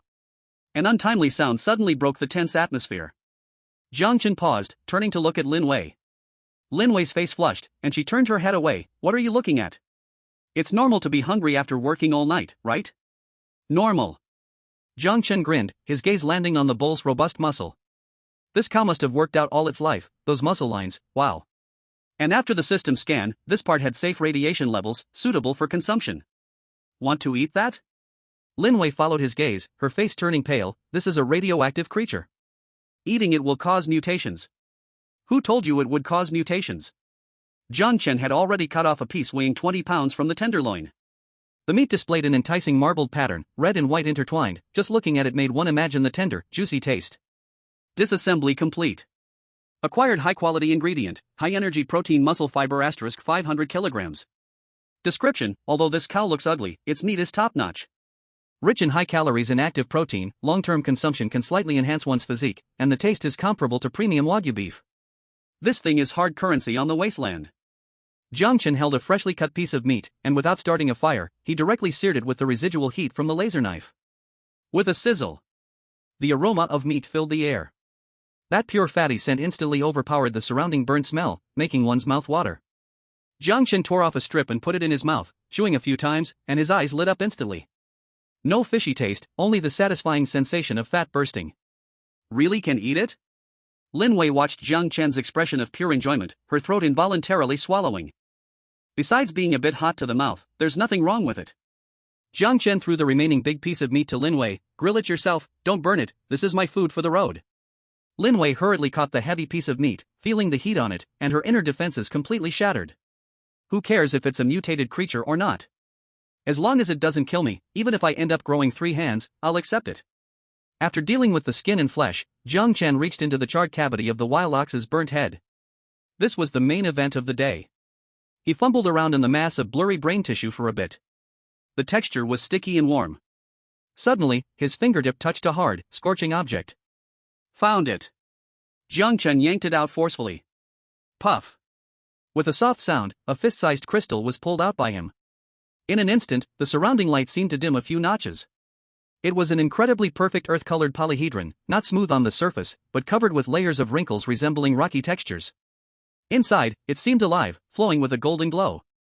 A heavy and massive wave of energy surged out without reservation. Ding! Acquired Tier 3 Peak Crystal Core, part of the Earth * 1. Energy level, S-Class.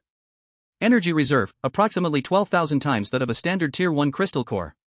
Special effect, extremely stable. Even in overloaded conditions, it is not easily prone to catastrophic explosions. Jiang Chen held this crystal core, feeling a tingling sensation in his palm. 12,000 times. This is the value of a Tier 3 peak. The reason that cannon exploded earlier was that it used too many low-level crystal cores, causing energy conflict and overheating. Now, with this heart of the Earth, as long as he didn't do something reckless like create a particle cannon, conventional electromagnetic weapons could basically be treated like water guns, and he wouldn't have to worry about running out of power. Is this its source of power? Lin Wei came over, holding the piece of meat, staring at the crystal core, her eyes full of shock. Even at a distance, she could feel that sense of oppression. Now it's mine. Jiang Chen casually stuffed the crystal core into his pocket, as if he was putting away a pack of cigarettes. Finally, only the huge stomach sack was left. This wild ox was also an omnivore, eating anything, so there must be quite a few undigested goodies in its stomach.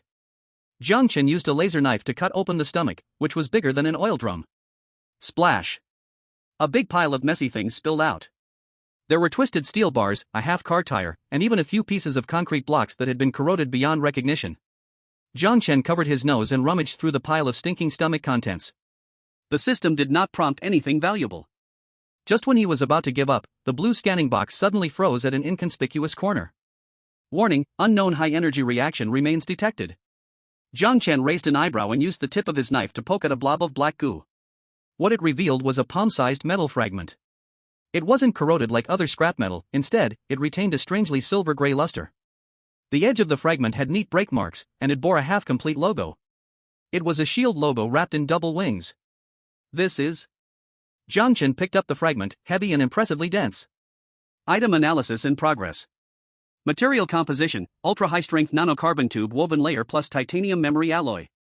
Matching database. Matching success rate, 7%. Source speculation, this fragment is suspected to come from a chest-mounted external armor plate of a type known as Sentinel Type 1 power armor. Power armor? Jiang Chen's pupils suddenly shrank. In this wasteland destroyed by nuclear war and mutated creatures, there were still such high-end items? What's wrong? Lin Wei noticed Jiang Chen's unusual behavior. Is there anything special about that piece of scrap metal? This is not scrap metal. Jiang Chen wiped the slime off the fragment, bringing it up to his eyes for a careful look. On the back of the fragment, there was a row of extremely small laser engravings. U.S. Army, Prototype 007, failed. Jiang Chen's lips curved into a playful smile. It seems the secrets of this world are even more than he imagined. This bull clearly devoured a poor soul in power armor, or perhaps swallowed this piece in some abandoned military base. Either way, it meant one piece of information. Somewhere in this wasteland, there exist remnants of more advanced technology. Even, there are other forces' regular troops surviving. Interesting. Jiang Chen stored the fragment in the system space, stood up, and dusted off his hands. We've taken what we need, and we've eaten enough. He turned to look at the creepy underground garage entrance, and his smile turned a bit sinister. Materials are ready. Lin Wei, stop gnawing on that raw meat. Put away your little knife. Next, we're going to do some real physical work. Lin Wei stuffed a piece of meat into her mouth and asked, muffled, what for? Jiang Chen pointed at the entrance piled high with luxury vehicle wrecks. Build a vehicle. A tyrant that can crush this wasteland. Build a vehicle, a tyrant that can crush this wasteland. Jiang Chen's voice echoed in the empty underground garage, filled with undeniable resolve. Lin Wei looked into his eyes filled with fervor, as if she could already see a steel beast crushing through the ruins. However, after the impulse, the cold reality stood before them. We're building it here? Lin Wei looked around. Besides wrecked cars and the smell of blood, there was nothing else. No useful tools, no stable energy, and certainly no safe working environment. Of course not. Jiang Chen's fervor faded, returning to calm. He turned, gazing at the top of the vault. There, the smoke hadn't dissipated, and the air was mixed with a dizzying charred scent, barbecue, poor quality oil, and the apocalyptic mix of ozone. Jiang Chen stood next to the pile of what had transformed into molten iron, the Type 1 automated guard turret, kicking aside the still smoking coil. Last night, this thing was a killer weapon, now it was just a heap of scrap metal that even a junkyard would reject. This thing is too wasteful, it can only be used as disposable chopsticks.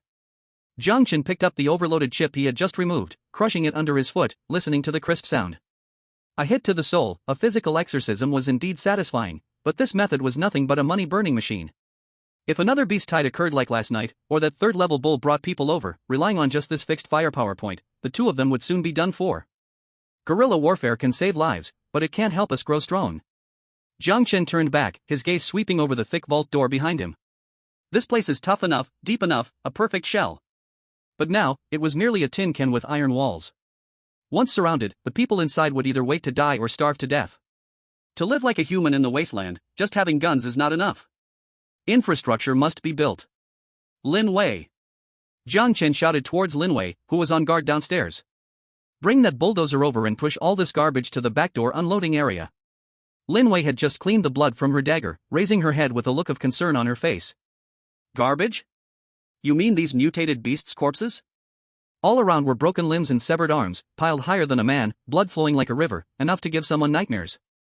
Or else, save them for dumplings during the new year?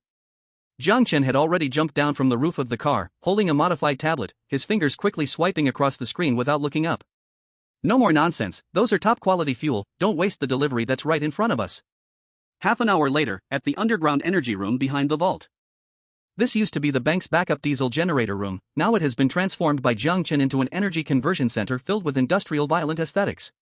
Jiang Chen dragged out the beginner biomass energy conversion furnace he had previously exchanged from the system mall. This thing looked like a gigantic mixer, equipped with a bunch of pipes of varying thickness, crudely plugged into the main energy pipeline of the vault.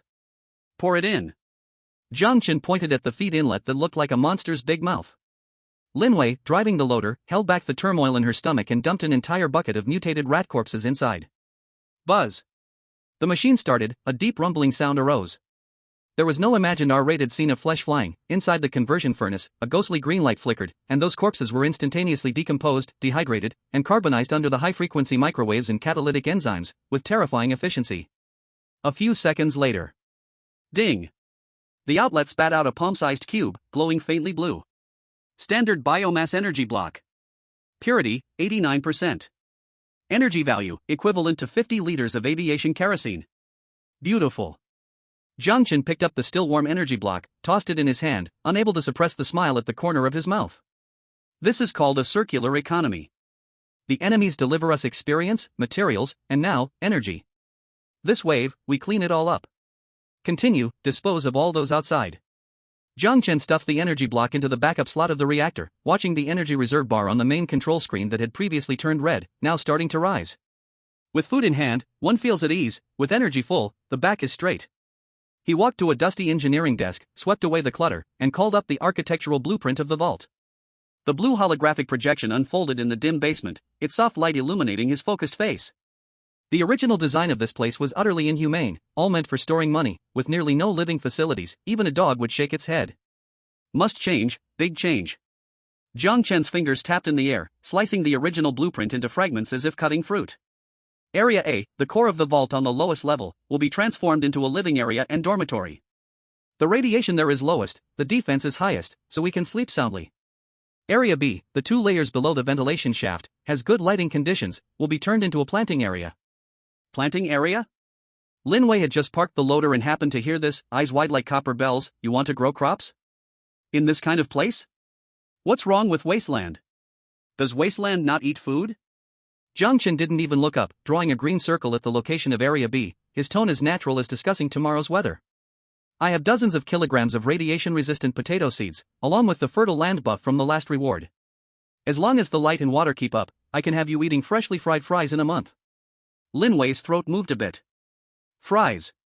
This word had a destructive power for her now, many magnitudes greater than diamonds or LV bags. That was the taste of civilization, the taste of happiness. Area C, the original security monitoring room and the armory, will be connected and turned into a precision processing area. My laboratory and production line will be there, so we can produce and sell ourselves. Jiang Chen's finger finally pointed to the outermost layer. Area D, the entrance and the ground part, that is a meat grinder. I will set up a heavy defense matrix there, whoever comes will die. The planning diagram was finished. It looked perfect, even a bit like a doomsday 5-star hotel. But there was one most deadly problem. Jiang Chen sniffed, his brow furrowing. This smell is too strong. The vault had been sealed for so long, combined with all the commotion just now, with corpses and gunpowder, the air inside was so murky that it could choke someone to death. The ventilation system had long collapsed, relying only on a few broken fans, sucking in nothing but PM 250. If people are to live here long-term, the lungs must be preserved first. Go to that underground parking lot we just visited. Jiang Chen put away the tablet and grabbed the toolbox, marching forward. Again? Didn't we just dismantle the luxury cars?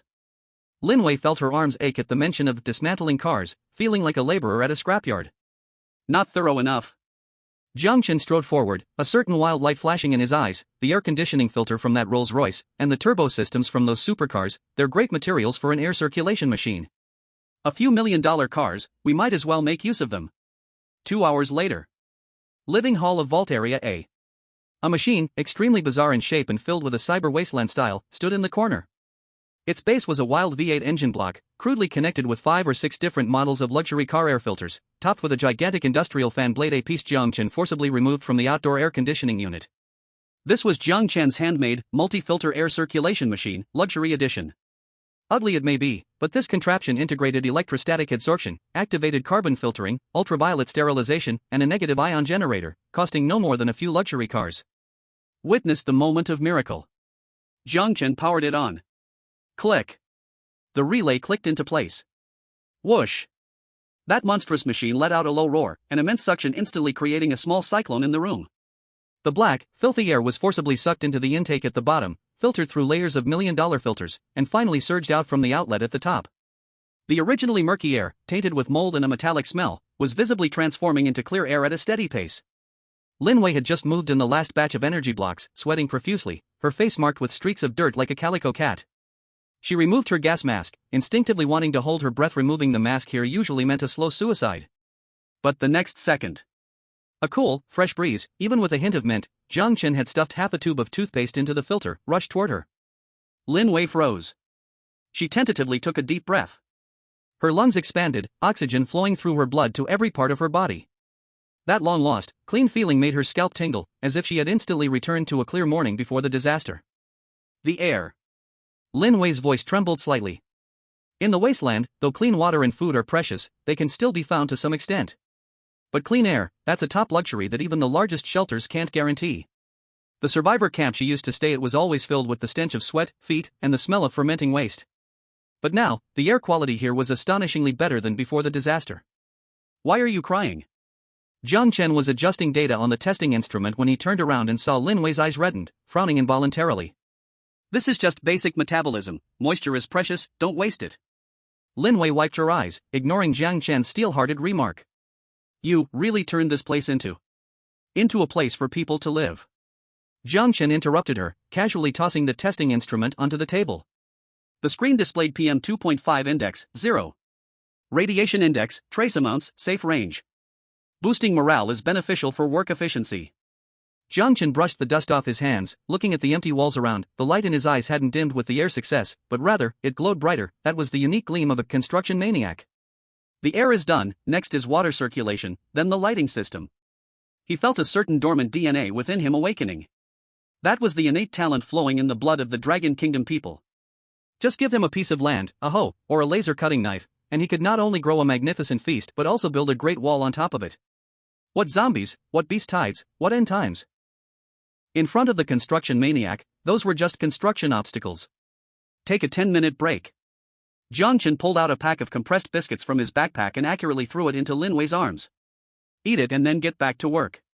We need to dig this place into an underground city that no one can attack. Chapter 49, Physical Holy Light, this is what life is about. On the third underground floor, the diesel engine room.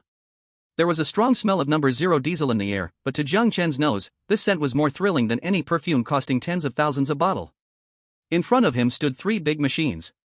These were the original backup generator sets from the vault, made by Cummins Heavy Industry, but after lying underground for many years, the cylinder bodies were rusted like relics from an excavation, and the pistons were stuck in the cylinder sleeves, unable to move at all. System, stop playing dead, get to work. Jiang Chen placed his hand on the oil-stained machine casing. Detected heavily damaged diesel generator sets *3. Calling for remaining metal materials. Repair plan generated, brutal boring plus micron-level piston reproach.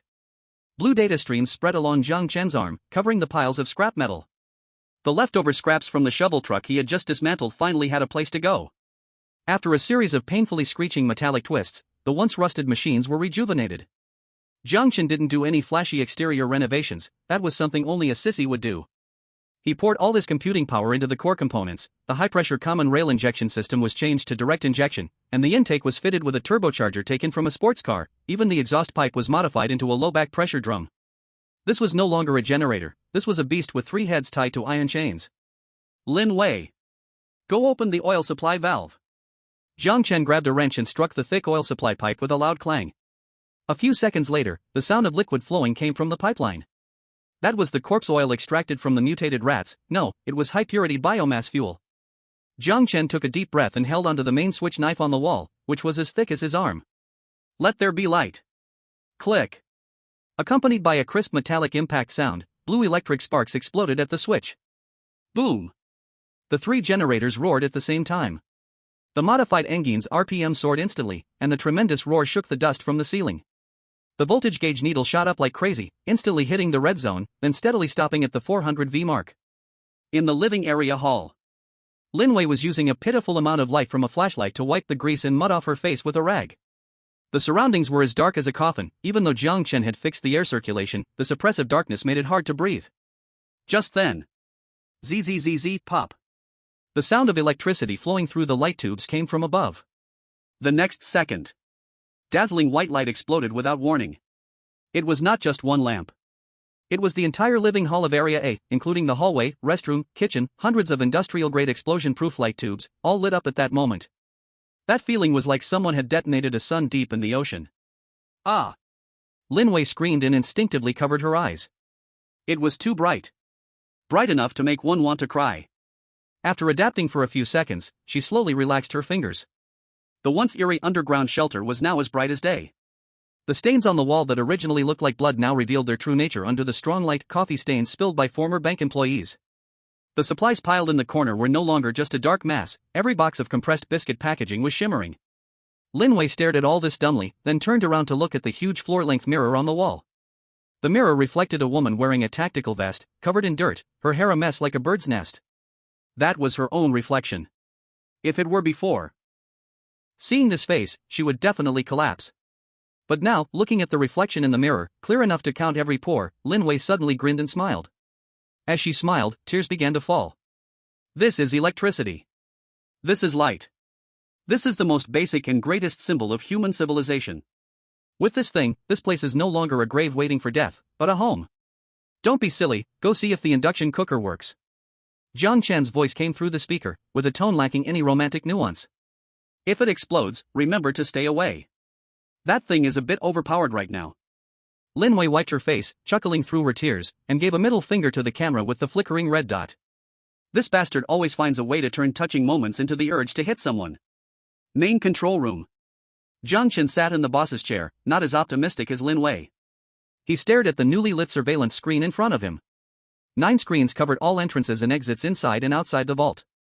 The images were clear and smooth. Compared to the previous dark days relying solely on guesswork, it was like upgrading from a slingshot to a cannon.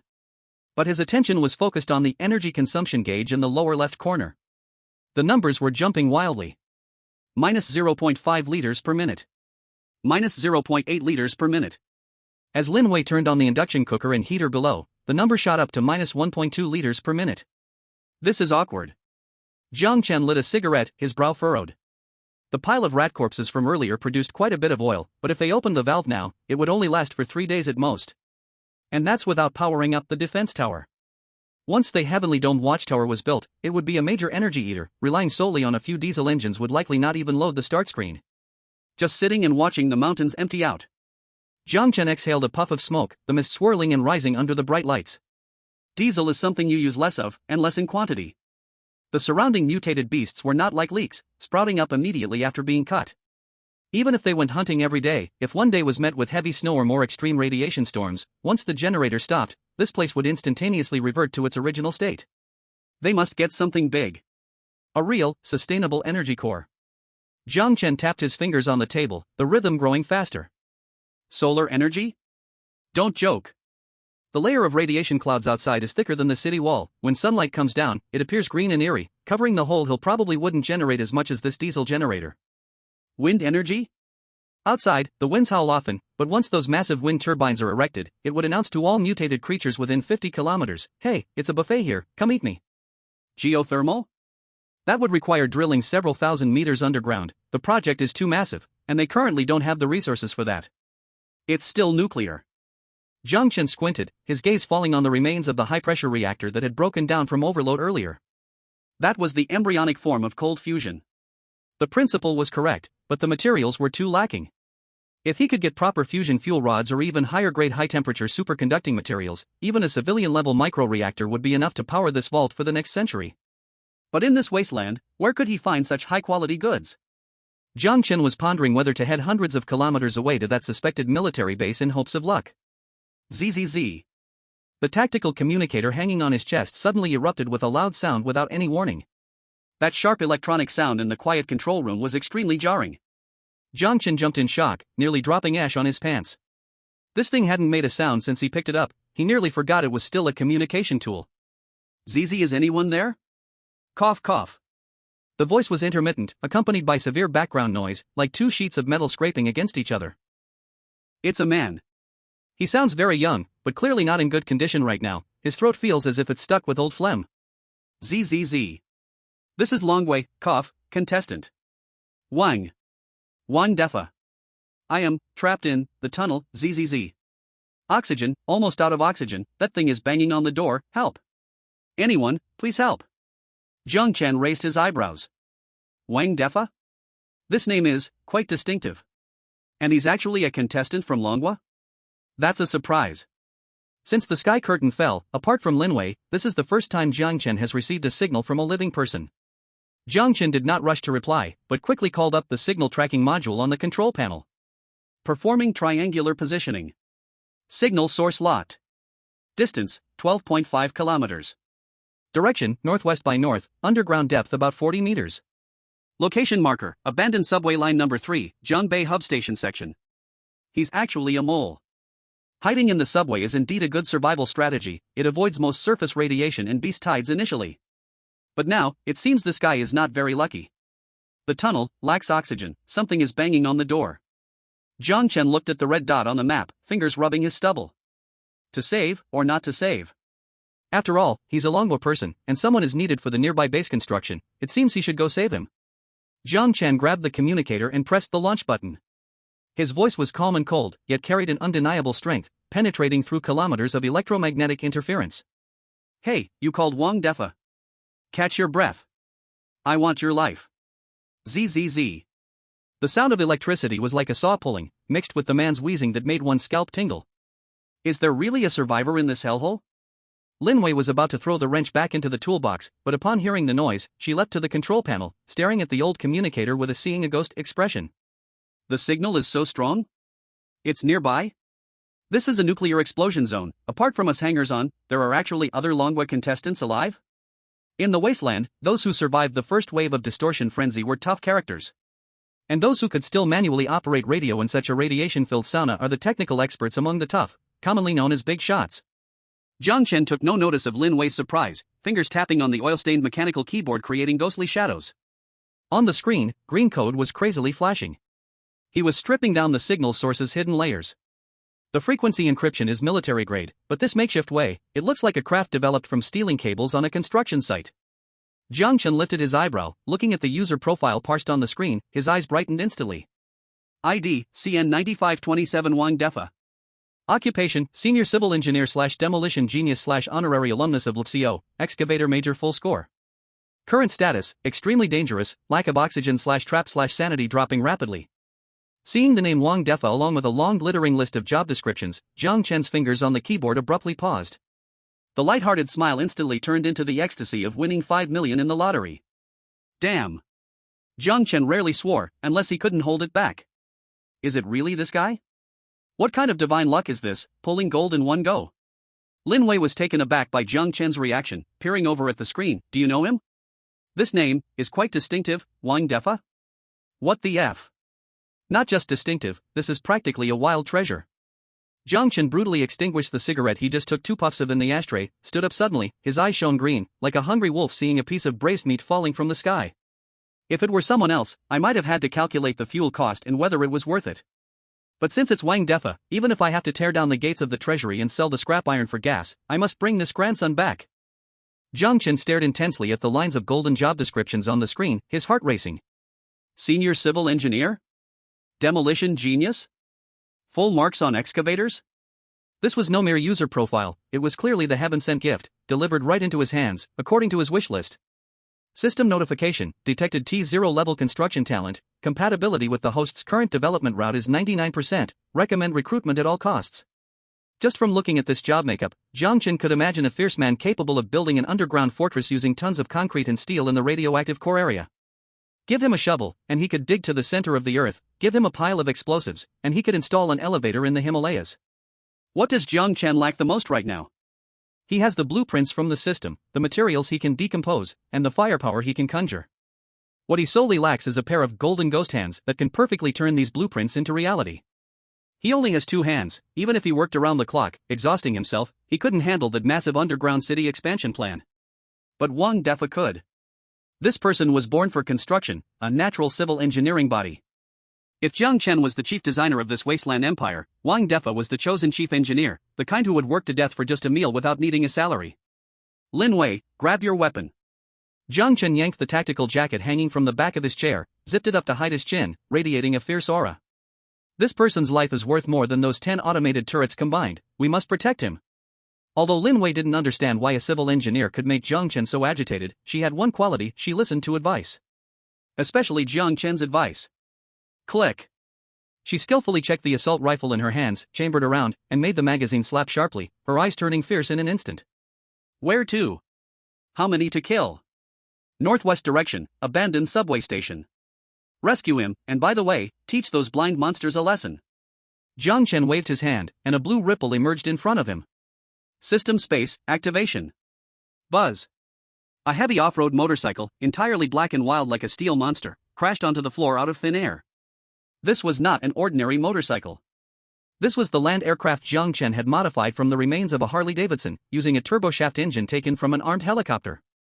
The tires were as wide as those of a road roller, and 2 mini-missile launchers hung on both sides of the body. Though they were empty now, the imposing presence was there, and the exhaust pipe was thick enough to fit a fist, exuding a sense of violent aesthetics. Get on. Jiang Chen swung onto the motorcycle and kicked the starter lever. Boom. The roar of the engine exploded in the enclosed underground space, shaking down the dust from above. This beastly roar made adrenaline surge. Lin Wei didn't say a word, long legs straddling the back seat directly. Her arms firmly wrapped around Jiang Chen's waist, her whole body pressed against his back, and the rifle rested against one side of Jiang Chen's shoulder, the muzzle pointed outward. A standard 2-person riding and shooting posture, fierce and cool. Hold on tight, this bike has no seatbelt. If you fly off, I'm not responsible. Jiang Chen twisted the throttle. The rear wheel spun wildly on the cement ground, creating a stinging burnt smell and white smoke. The next second, the motorcycle roared out like a black cruise missile, rocketing out of the vault door, leaving a trail on the wasteland. At this moment, 12 kilometers away from the vault, deep inside the abandoned subway station. In the darkness, only the flickering dingy green emergency lights glimmered, resembling ghostly fire. The air was thin enough to suffocate, every breath feeling like swallowing razor blades, burning painfully in the lungs. Bang! Bang! Outside the heavy blast door, dull thud sounded. That was some large mutated creature using its body as a battering ram. With every impact, the doorframe shed dust, the temporary welded steel reinforcements were severely deformed, emitting a painful screech of twisted metal, as if it would break apart in the next second. Behind the door, a young man, dressed in tattered work pants and sporting a stubbled face, was slumped on the ground. He clutched a modified walkie-talkie in one hand, while the other pressed hard against a wound in his abdomen, blood seeping through his fingers and turning the dust on the ground into mud. Cough cough. Damn it. Wang Defa spat out blood, gazing at the wobbling door, a grim smile spreading across his face that looked worse than crying. The bomb-proof door I designed is actually going to be my own coffin. Does this count as a work-related injury? Can I ask King Yen for reimbursement? Bang! Another loud bang echoed. A screw from the lock flew off, grazing his scalp and embedding itself in the wall behind him, sparking a shower of fire. The monster outside seemed to have caught the scent of blood, its crashes becoming even more frenzied, as if trying to tear the sheet of metal apart. Wang Defa closed his eyes in despair, his fingers weakly letting go of the walkie-talkie. At that moment, Ziz! The walkie-talkie in his hand, which had been silent for a long time, suddenly crackled to life. A voice, cold and calm yet filled with arrogance, pierced through the noisy static and drilled into his ears. Hey, you unlucky guy inside. Wash your neck and wait.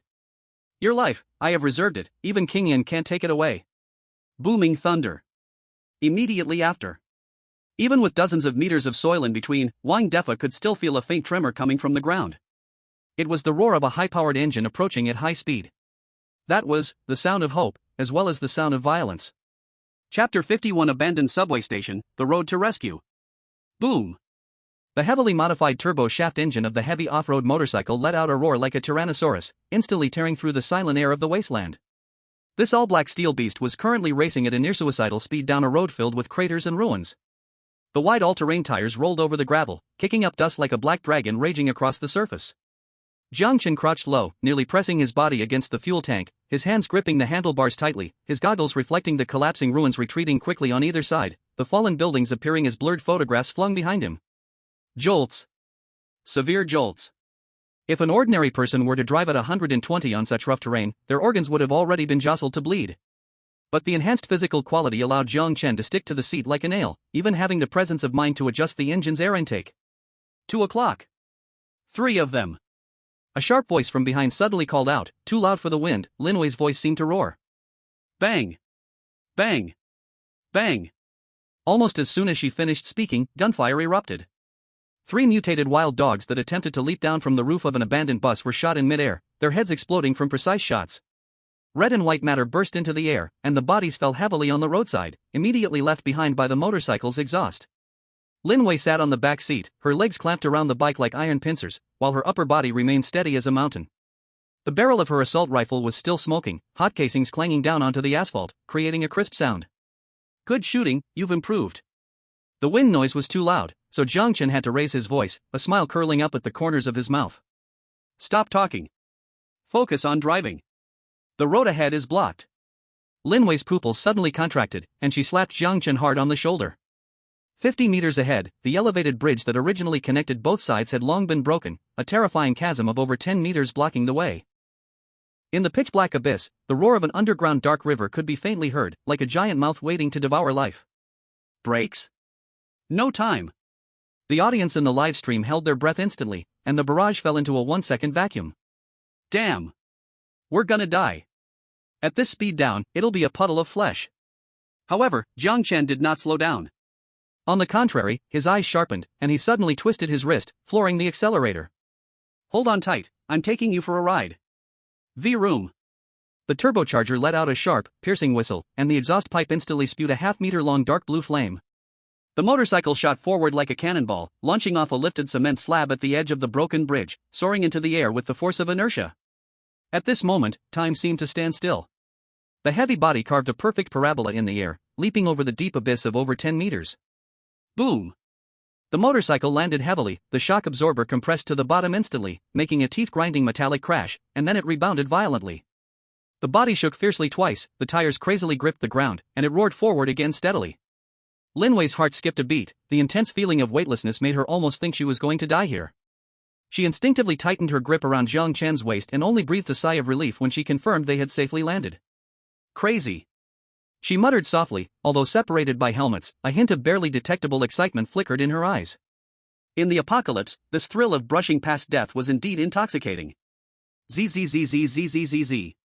The tactical communicator in Jiang Chen's ear was becoming increasingly noisy, like a saw pulling at his nerves. Boss, am I still alive? Wang Defa's voice sounded like it was drifting up from the bottom of a well, weak, intermittent, and even a bit confused as if he was seeing things. Oxygen seems insufficient. I see my great-grandmother waving at me. She's holding the red-braised pork I loved as a child. That's an illusion. Hold your breath, don't speak. Jiang Chen coldly interrupted his nonsense, glancing at the countdown on the tactical sight. 3 kilometers to the target. Wang Defa's vital signs were rapidly declining, his heart rate had spiked to 140, and blood oxygen saturation had dropped below 80%. Right now, this guy was like a leaking balloon, about to deflate at any moment. Hold on, if you die, I'll dig up your corpse and make a specimen to hang at the base entrance for warding off evil, so you won't even be at peace in death. There was a 2-second silence on the other end of the communication, followed by a weak sob with a crying tone. Boss, your way of comforting people is really something. I'll try my best. 5 minutes later. Squeak. The sharp sound of brakes echoed in the silent, desolate street, tires leaving 2 long, charred marks on the ground. Jiang Chen steadied the motorcycle with 1 foot on the ground, dust swirling around his feet. Before him stood an entrance to a subway station, now unrecognizable. The originally grand glass curtain wall had long shattered into pieces, a massive steel structure overhead had collapsed halfway, lying on the ground like a giant bird with broken wings. The entrance was even worse, thousands of tons of concrete blocks, twisted like twisted dough, and rubble piled together, forming a silent grave. This was the end of the signal source. That unlucky guy named Wang Defa was buried under these thousands of tons of rubble. Lin Wei jumped off the bike and quickly walked to the ruins, striking a large concrete slab fiercely with the butt of her gun. Thud, thud. A dull echo responded. Solid, with an astonishing thickness. Her expression instantly turned grave, brows knitting tightly. How do we save this? The entrance is completely sealed off. These concrete blocks combined with the rebar must weigh hundreds of tons, if not more. Unless we call in a heavy engineering team right now, relying on just the two of us. She shook her head, her tone heavy with despair. Digging with our hands? It won't be clear in 3 days. What about using explosives? The structure here is already very fragile, the vibrations will cause a secondary collapse, and the people inside will be crushed into a meat pie. This is an utterly hopeless situation. The viewers in the live broadcast room saw this scene and their hearts sank. The barrage exploded in an instant. Dragon Country, it's over, this is a dead end. This is too tragic, we finally found a living person. Dragon Country, how can we save this? This is simply a grave. Wang Defa is probably already cold inside. Sakura Country, Yoshi. The Dragon Country player is just wasting energy. It's so stupid to waste time on a useless person. Lighthouse Country, according to physics calculations, even with a crane, it will take at least 12 hours to clear, they have no chance. God bless him, but he is dead. Dragon Country, don't make noise. Believe in Jiang Chen. He definitely has a way. Dragon Country, to those upstairs, I want to believe too, but this is a physical barrier. Unless Jiang Chen can make these stones disappear. Jiang Chen ignored the noise from outside and Lin Wei's doubts. He walked up to the ruins, took off his goggles, and reached out to touch the rough, broken concrete surfaces. Cold, hard, with a breath of death. A faint sense of vibration was transmitted from his fingertips. That was the signal from Wang Defa, still tapping the pipe for help deep underground, though weak, it was not yet cut off. System, scan the structure. Constructing 3D structural model. Scan complete. Collapse depth, 18 meters. Obstacle composition, C40 concrete, 60%, high-strength threaded steel, 25%, gravel fill, 15%, dot. Warning, internal structure is extremely unstable, stress points are weak, conventional blasting or violent excavation will result in a 98.7% probability of total collapse. Jiang Chen looked at the dangerously bright red warning on his retina. Instead of panicking, he smirked, showing a hint of arrogance. Conventional methods won't work? Then let's not use conventional methods. If this were before, he could only stare wide-eyed at such a situation. But now, he held the system, his mind filled with advanced technology. If he couldn't even dig a hole, he might as well go home and grow sweet potatoes. Lin Wei, stay alert. Jiang Chen turned and walked back to the motorcycle, throwing open the heavy toolbox that hung at the back of the bike. What are you going to do? Lin Wei, although confused, still trusted him and obediently raised her gun, standing with her back to Jiang Chen, her gaze scanning the surroundings with caution. Digging. Jiang Chen replied without looking back, his voice as calm as if he were saying, it's time to eat. Chapter 52, the Soundwave Demolition Team goes online. Jiang Chen ignored Lin Wei's full, are you crazy expression and walked straight to the ruins. There lay a flipped Wuling God car, once used for patching leaks, now reduced to a rusty skeleton, its doors vanished, exposing the dust-filled interior, even sprouting mutant moss. System, scan the structure, decompose usable parts. Jiang Chen's palm pressed against the car body, a blue glow swelling in his hand. Data flowed like greedy snakes, instantly enveloping the entire van. Decomposition complete. Acquired, scrap high-carbon steel x 400 kilograms. Acquired, high-power neodymium iron boron magnets x4, from an illegally modified car subwoofer. Acquired, industrial-grade copper wire coils x12, from a generator. Acquired, high-polymer vibration membrane components x2. Looking at the list on the system panel, Jiang Chen raised the corner of his mouth into a playful arc. As expected, the previous owner of this god car was a tough character. He actually modified this broken car with a subwoofer powerful enough to blow the roof off. These neodymium magnets are a perfect match for making that thing. What are you going to do? Play some DJ music for these rocks? Lin Wei looked at the messy, oil-stained parts in Jiang Chen's hands, her rifle still cautiously perched on her shoulder, but her brow furrowed like it could squash a fly. Jiang Chen, the people inside are running out of oxygen, we don't have time for performance art. Close enough, but this piece will make the rocks feel moved enough to shatter. Jiang Chen did not explain much, throwing a pile of parts on the makeshift workbench, his hands began to move quickly in the void, his eyes becoming focused and excited. System, load the blueprint, start reconstruction. Reconstructing. Target blueprint, infrasound directional oscillator, Wasteland engineering version. Consumption, scrap steel, neodymium magnets, copper coils, electronic components. ZZZZ. The dazzling blue arc flickered frantically in front of the ruins, accompanied by the ear-splitting sound of metal being forcibly twisted and fused, as if countless invisible mechanical hands were rapidly working on the heap of scrap metal. In just 3 minutes. The light dissipated, and a strangely shaped, fierce machine filled with Wasteland industrial punk style crashed to the ground, kicking up a cloud of dust. It had no tracks. Instead, there were 3 hydraulic supports at the bottom, resembling insect limbs, deeply embedded in the ground. The main body was a rough black iron cylinder, covered with exposed copper coils, and in the center were several large magnets, emitting dangerous heat. At the very front was a giant horn-shaped speaker with a diameter of over a meter, its edge still showing half a red painted word meaning professional patching. This was very magical. This is a loudspeaker? Lin Wei was stunned, her mouth twitching. This thing looked exactly like a more vicious version of the loudspeaker used in the village to shout, collecting scrap for scissors and knives. No, this is the key. A physical key that can open the door to hell. Jiang Chen patted the giant metal horn, producing a crisp sound. Then he pulled out a heavy demolition hammer from the toolbox, nearly half his height, the hammerhead exaggeratedly large, lifting it with one hand while his muscles tightened under the combat suit. Step back, cover your ears, and open your mouth. Jiang Chen's voice suddenly became serious. What? If you don't want your insides to bleed, do as I say. Step back 5 meters.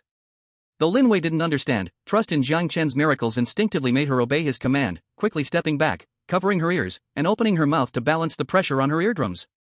Jiang Chen also put on heavy industrial noise-canceling earmuffs, reached out to the control panel, and operated it, turning the frequency knob to a specific scale, before slamming down the red start button. Come on, let's teach this pile of concrete a lesson. Voom. There was no earth-shattering explosion. In fact, there was not much noise at all. But in that moment, the air suddenly felt thick like water. Lin Wei felt a sudden pressure in her chest, her heart gripped tightly by an invisible giant hand. Soon after, a numbing and disgusting vibration began to spread through her bones. Her stomach churned, and the scene in front of her began to show a slight double vision. Even with her ears covered, that low-frequency vibration rushed straight from her feet to the top of her head, a primal fear of infrasound. Suddenly, the air in front of the machine began to distort bizarrely, visible transparent ripples, like water waves, collided violently against the concrete ruins blocking the subway entrance with a destructive frequency. The next second, a strange scene happened. The originally indestructible concrete blocks, which even explosives dared not touch, actually began to tremble. Dust fell from the surface, as if a gray rain had fallen. Following that, countless fine cracks appeared on the surface of those huge concrete blocks, like parched earth. Crack, crack, crack. The faint sound of breaking merged into one, like countless silkworms gnawing on mulberry leaves. The internal stress structure of the concrete, under the impact of the specific frequency of infrasound, began to resonate violently and collapse. They were no longer hard stones, but had turned into crisp cookies. Now! Open for me! Jiang Chen shouted, stepping forward, swinging the heavy demolition hammer in his hand. With a burst of strength from his waist, he drove his spine in a grand twist, and with one strike, the hammer, accompanied by a whistling wind, smashed hard against the 2-ton giant stone blocking the way.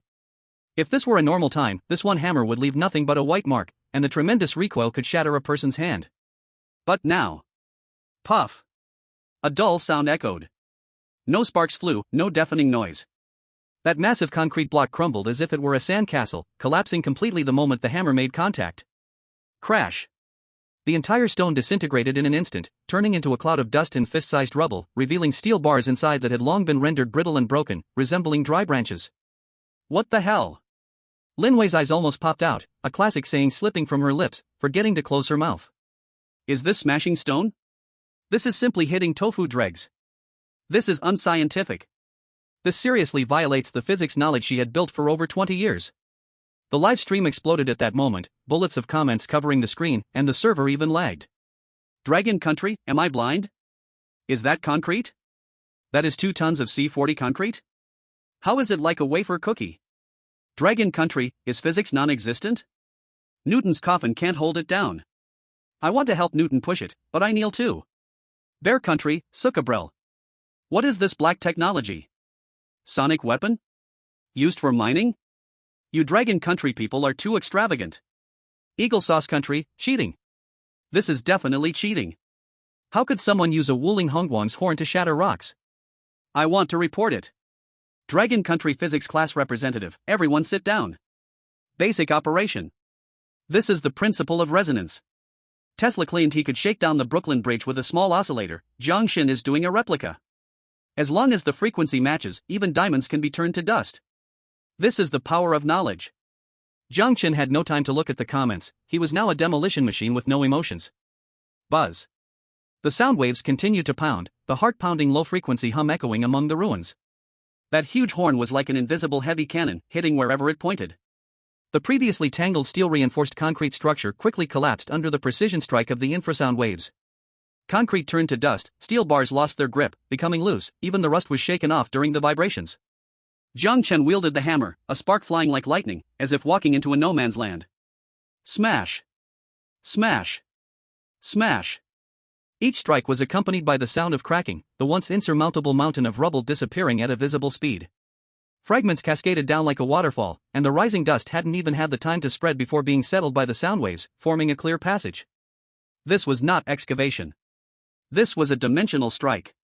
This was the violent aesthetics belonging to the engineering man.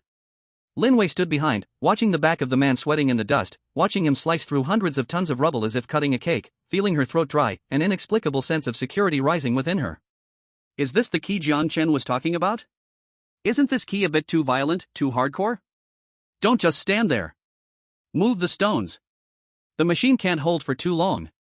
Jiang Chen turned around and shouted, his voice muffled through the dust mask.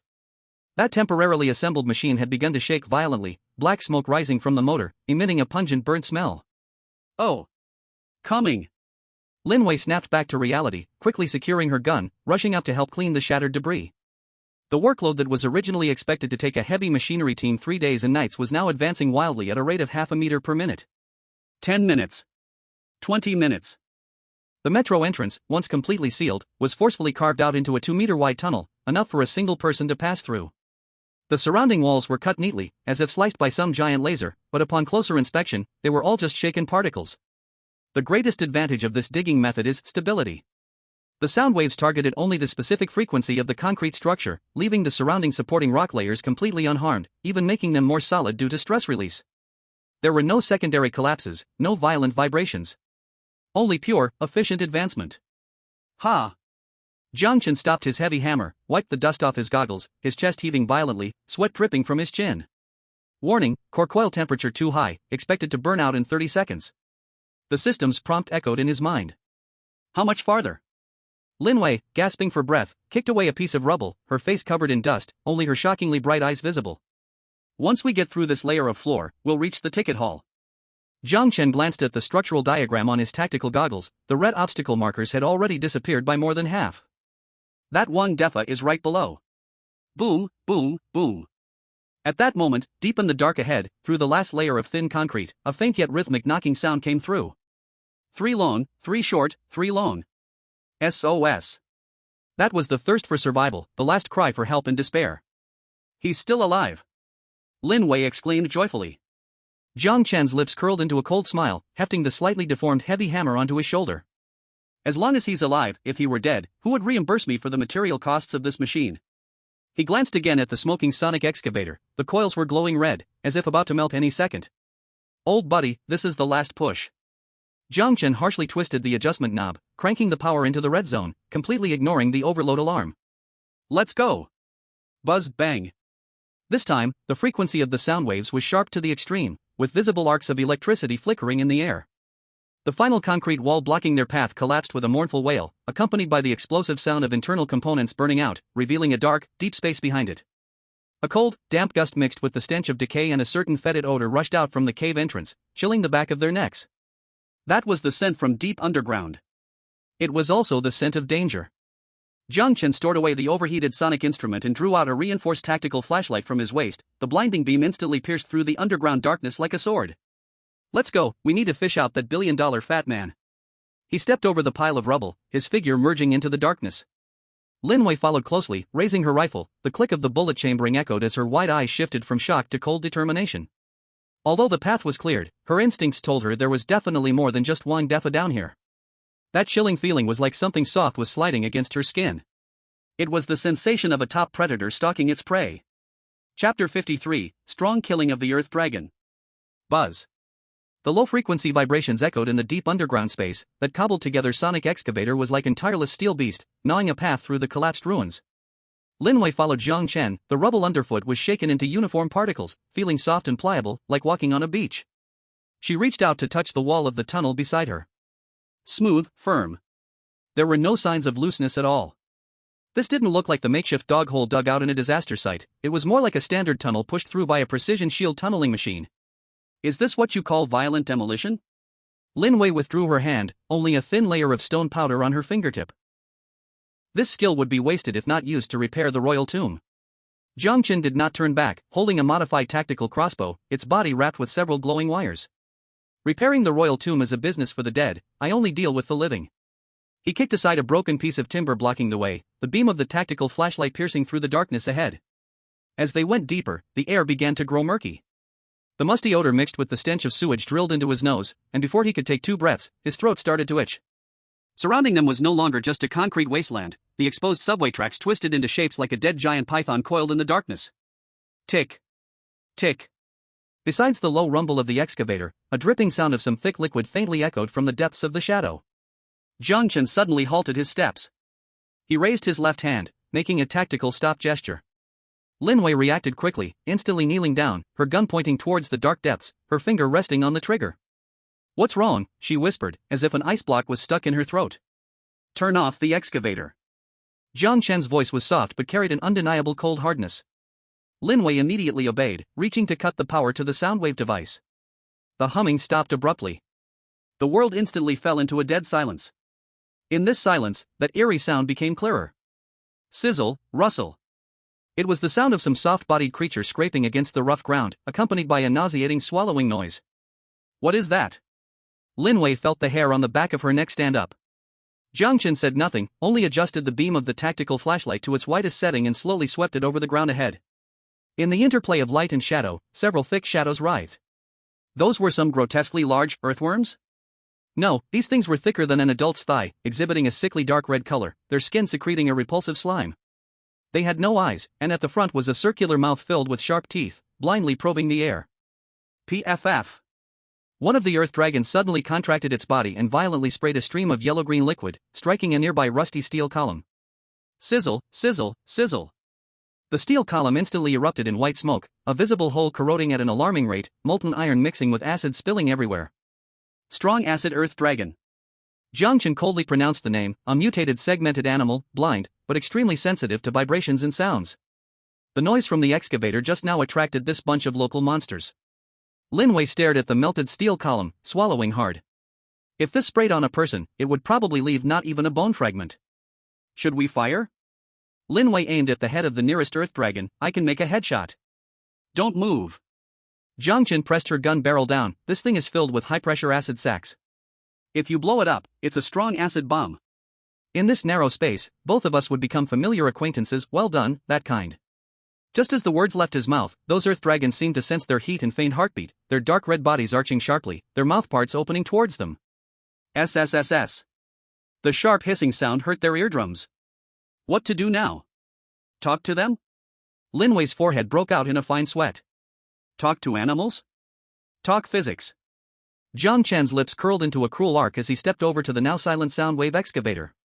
His fingers danced rapidly over the control panel, the low-frequency vibration mode meant for crushing concrete forcibly modified into an extremely sharp high-frequency wave. Cover your ears, let's give them an electric treatment. Smack. The red start button was slammed down hard. ZZZ. But rather an extremely sharp, high-frequency noise, like nails scraping a blackboard amplified 10,000 times, suddenly exploded. Even with noise-canceling earplugs, Lin Wei felt as if her brain was being stabbed with needles, and her teeth were chattering. And for those earthworms that relied on vibrations, this was like cramming a loudspeaker into their heads to play heavy metal rock. Screeching. A few earthworms instantly went wild. They rolled in agony on the ground, their thick bodies convulsing violently, sending surrounding gravel flying everywhere.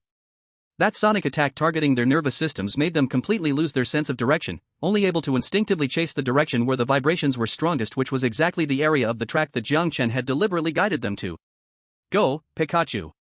Jiang Chen gripped a thick copper wire pulled from the power distribution box, with the other end connected to the spare capacitor of the excavator. At the moment those crazed earthworms rolled onto the abandoned tracks. Jiang Chen swung the copper wire, accurately landing it on the contact network above. Although the subway had long since lost power, it seemed there was still some damned residual electricity in the emergency power system of this area, or a bioplasma field formed by some mutated plant. Whatever it was, it turned into a weapon in Jiang Chen's hands. ZZZZ. A blue and white electric arc instantly traversed the entire track area. The group of earthworms that had been frantically rolling suddenly stiffened. Powerful currents traveled along their slick, wet skin, producing a series of painful cracking sounds. The air filled with a burnt meat smell, mixed with the stench of acidic liquid, nearly enough to knock someone out. Several earthworms stood straight like charred sausages, still occasionally twitching. Now's the time. Jiang Chen tossed the wire aside and raised the specially made tactical crossbow. Thud. Thud. Thud. The three crisp sounds of the bowstring vibrating nearly merged into one line. 3 specially made crossbow bolts became streams of light, drilling precisely into the open mandibles of 3 earthworms. No blood splattered. Only 3 muffled thud-thud-thud sounds echoed from within the earthworms' bodies. That was the sound of the crossbow bolt heads exploding inside.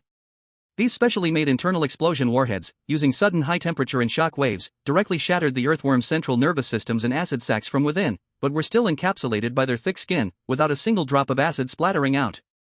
Perfect internal explosion. A few earthworms twitched slightly, completely collapsing to the ground, turning into piles of harmless dead meat. Lin Wei watched, dumbfounded. She had seen monsters killed by guns, hacked by knives, even blown up with explosives. But this method of using sonic waves to lure, terrain to kill, then ending with a minimally invasive surgery-style execution was simply unheard of. This was not fighting at all? This was clearly performing a precise surgical operation, except the patient was a few mutated earthworms, and the result was death. What are you dawdling for? Finish up. Jiang Chen hung the crossbow back on his waist, not even glancing at the corpses on the ground, and walked straight toward the excavator. These low-level monsters don't even have crystal cores, their only value is being taken back to feed pigs. Feed pigs? Lin Wei snapped back to reality, quickly following. Isn't this thing poisonous? After high-temperature treatment and acid-base neutralization, it's an excellent protein source. Jiang Chen restarted the excavator, his tone flat. In the apocalypse, wasting food is shameful. Lin Wei's mouth twitched as she decided not to think about what the meat sauce in the base cafeteria would be made from in the future. The excavator continued to roar. This time, no unseeing monsters dared to come and meet their death. The earlier high-frequency sound waves and electric shocks were enough to let the underground natives know that a formidable star had arrived. As the last giant concrete slab shattered, the dead end ahead finally disappeared. A narrow, dark passage, yet still structurally intact, appeared before him. That was the back door passage of the subway station's operations room. Jiang Chen turned off the machine and pulled out a tactical dagger from his waist, gently tapping it against the nearby metal pipe. Clang, clang, clang. 3 long taps. Clang, clang, clang. 3 short taps. The crisp tapping sound traveled deep into the passage through the pipes. A few seconds of deadly silence. Just when Lin Wei thought the people inside had lost consciousness. Clang, clang, clang. An extremely weak but rhythmic response came from the depths of the darkness. That was the thirst for survival. It was also a response to the rescuers. Alive. Jiang Chen sheathed the dagger, showing a satisfied expression. Looks like this fat guy's life is pretty tough. Chapter 54, Encountering a Wild Chief Engineer. The last concrete wall collapsed with a thunderous crash under the lingering shock waves, and the dust instantly filled the narrow passage. Without waiting for the dust to settle, Jiang Chen stepped over the pile of rubble beneath him, the beam of his tactical flashlight slicing through the murky darkness like a sword. Cough, cough, cough, cough, cough. A fit of violent coughing echoed from the corner, as if the person were about to cough out their lungs. The beam swept past, locking onto the corner. A gray figure was curled up there, surrounded by a makeshift triangular space created with a few broken precast slabs. The person wore a jacket so worn out that its color could no longer be discerned, hair disheveled like a bird's nest, face marked with streaks of dirt. One leg of his thick glasses was broken, tightly taped up, and hanging crookedly on his nose. Most strikingly, this fat man was tightly hugging a silver metallic toolbox, his knuckles turning white from the exertion, as if he were cradling not tools, but his long-lost son. This was the SSR-level talent that Jiang Chen had gone to great lengths to excavate, Wang Defa. Wang Defa was dazzled by the bright light and instinctively shrank back, his voice hoarse as if sandpaper were scraping a tabletop. Don't kill me. I'm tough. Not tasty. Really. I have high blood pressure and high cholesterol, eating me will block your blood vessels. Lin Wei followed behind and almost burst out laughing at those words. At such a time, this fat guy was still worried that the mutated beasts would find his meat unappetizing? Shut up. Jiang Chen stepped forward, looking down at him. I am human. Hearing the words human, Wang Defa trembled all over and struggled to open his small eyes, which were squeezed into a slit by his fat. As his vision gradually adjusted to the light and he saw Jiang Chen standing in front of him, he froze instantly. More precisely, he was fixated on Jiang Chen's gear. The menacing-looking, softly glowing electromagnetic tactical crossbow, the makeshift yet aesthetically industrial-looking simple exoskeleton, and the sonic excavator behind Jiang Chen, just powered down, still giving off steam and the smell of charred material. Wang Defa's eyes widened slowly, his mouth opening wide enough to fit a light bulb, and the deathly fear that had overtaken him vanished without a trace, replaced by an almost mad enthusiasm. What the? He sprang up from the ground, though he stumbled from weakness, it didn't affect his performance at all. He rolled and crawled to Jiang Chen's feet, reaching out to touch the hydraulic rods of Jiang Chen's exoskeleton. Is this hydraulic assistance? No, wait. This transmission structure, this is an electromagnetic muscle bundle? Oh my god. This precision. This craftsmanship. Did someone really hand-make this? Jiang Chen stepped back half a pace, avoiding those dirty hands. Wang Defa didn't care about being shunned, he turned his gaze back to the sonic excavator. The whole person was shaking with excitement. Is that a subsonic wave generator?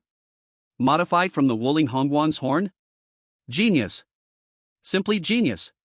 Using low-frequency resonance to destroy the concrete lattice structure, I mentioned this idea in my paper 3 years ago, but my mentor said I was crazy. Are you crazy too? Ha ha ha. This is amazing. Lin Wei looked at the crazy fat man and instinctively tightened her grip on the gun handle, quietly asking Jiang Chen, is this the top engineer you were looking for? I think he looks like he escaped from a mental hospital. Jiang Chen ignored Lin Wei's remarks and casually took out a bottle of water and a piece of high-energy compressed biscuit from his tactical pouch, tossing them into Wang Defa's arms.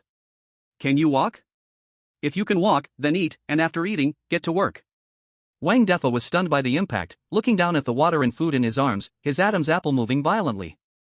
His obsession with technology was finally suppressed by overwhelming physical hunger. He stopped talking nonsense, twisted open the bottle cap and took a huge gulp, then tore open the package and directly stuffed the hard compressed biscuit, which was as tough as a brick, into his mouth, swallowing it without much chewing. Slow down, no one will care if you choke and die. Lin Wei frowned and reminded him. Wang Defa couldn't hear her at all. In less than 30 seconds, he had completely finished a bottle of water and a piece of compressed food enough to sustain an adult soldier for half a day. After finishing the last bite, he let out a long belch, and a hint of color finally returned to his face. Then, this fat man did something that caught Lin Wei off guard. He placed the toolbox, which he regarded as his life, onto the ground with a thud and knelt down earnestly before Jiang Chen. Master. God Jiang. From now on, you are my father. No, you are my rebirth parents. Wang Defa's pancake-like face was filled with sincerity, even with a hint of flattery. As long as you let me study your equipment, forget about work, even let me help you with the toilet, I'm fine with it. Please accept my knees. Jiang Chen looked at him expressionlessly. Get up. I don't need help with toilets. I need a chief engineer who can turn blueprints into reality. Chief engineer? Wang Defa was taken aback for a moment, then adjusted his precariously perched glasses on his nose, and his previously perverted demeanor suddenly changed. That change was subtle. It was like a rusty knife suddenly sharpened to a gleam. He got up from the ground, dusted off his pants, and did not rush to prove his loyalty. Instead, he turned to the wall that Jiang Chen had just blasted. He reached out his hand to touch the broken rebar and the still crumbling concrete surface, then picked up a piece of rubble and tapped it near his ear. Subsonic excavation is indeed efficient, but master, you were a bit reckless just now. Wang Defa turned around and pointed to a crack at the top of the tunnel, his tone becoming unusually professional and serious. This is the load-bearing transfer layer of the subway hub. If your vibration frequency was 5 Hz higher or lasted 3 seconds longer, this main beam would experience shear failure. He pulled out a stubby pencil from his pocket and began drawing directly on the dust-covered wall. A few simple lines quickly sketched out the surrounding stress structure diagram. Look here, the stress concentration point has already been damaged. Although it looks fine now, as long as there is a vibration source of over 500 kilograms passing above, like a car or a larger monster, this area will trigger a chain collapse, burying us underneath like dumpling filling. Lin Wei was stunned, instinctively looking up at the few steel beams above her that looked ready to collapse, a chill running down her back. So what? Jiang Chen raised an eyebrow, the corner of his mouth curling into an almost imperceptible arc. This was the person he wanted. Even if he was half-starved, even just rescued, in his professional field, this guy had absolute authority and stubbornness. So we can't go back the same way. Wang Defa clipped the pencil to his ear and pointed to a side ventilation pipe. We have to go that way. It's a bit of a detour, but the structure there is triangular, and the shockwave was absorbed by the rock layers over there. It's definitely safe. And... He paused, a glimmer of excitement flashing in his eyes. That place used to be a equipment room. If we are lucky, we might be able to take a few industrial-grade transformers with us. They contain a lot of good copper. Jiang Chen nodded, his appreciation no longer hidden in his eyes. Understanding structure, knowing how to avoid danger, and most importantly, this guy is even thinking about picking up trash. This is the infrastructure and resourceful gene engraved in the bones of Dragon Country people. I'll follow your lead, Jiang Chen said straightforwardly. Wang Defa felt as if he was floating upon hearing this. Being recognized by a master of black technology was even more satisfying for him than eating a delicious braised pork meal. Great. Please keep up. I'm very familiar with the underground paths. Wang Defa grabbed his treasured toolbox, and although his steps were a bit unsteady, his spirit was frighteningly high. The three quickly moved out. All the way, Wang Defa's mouth was non-stop. Master, your sound wave device has an interesting coil winding method. Did you reference Tesla coil principles? But how did you solve for heat dissipation? I didn't see you add liquid nitrogen cooling? And about that crossbow arrow, I saw the dead earthworm on the ground. That's an implosion warhead, right? This thing is a divine tool in a narrow space. But if it were me, I would add a delay fuse to let it drill deeper before exploding. That way the skin can stay intact, and it can sell for more money. Lin Wei walked at the back, keeping watch. Listening to the fat guy chattering ahead, she surprisingly found that the eerie underground tunnel didn't feel so oppressive anymore. This greasy and timid-looking fat guy transformed into a different person as soon as he talked about technology and engineering. That kind of greed for knowledge and desire for construction made him shine. We're here.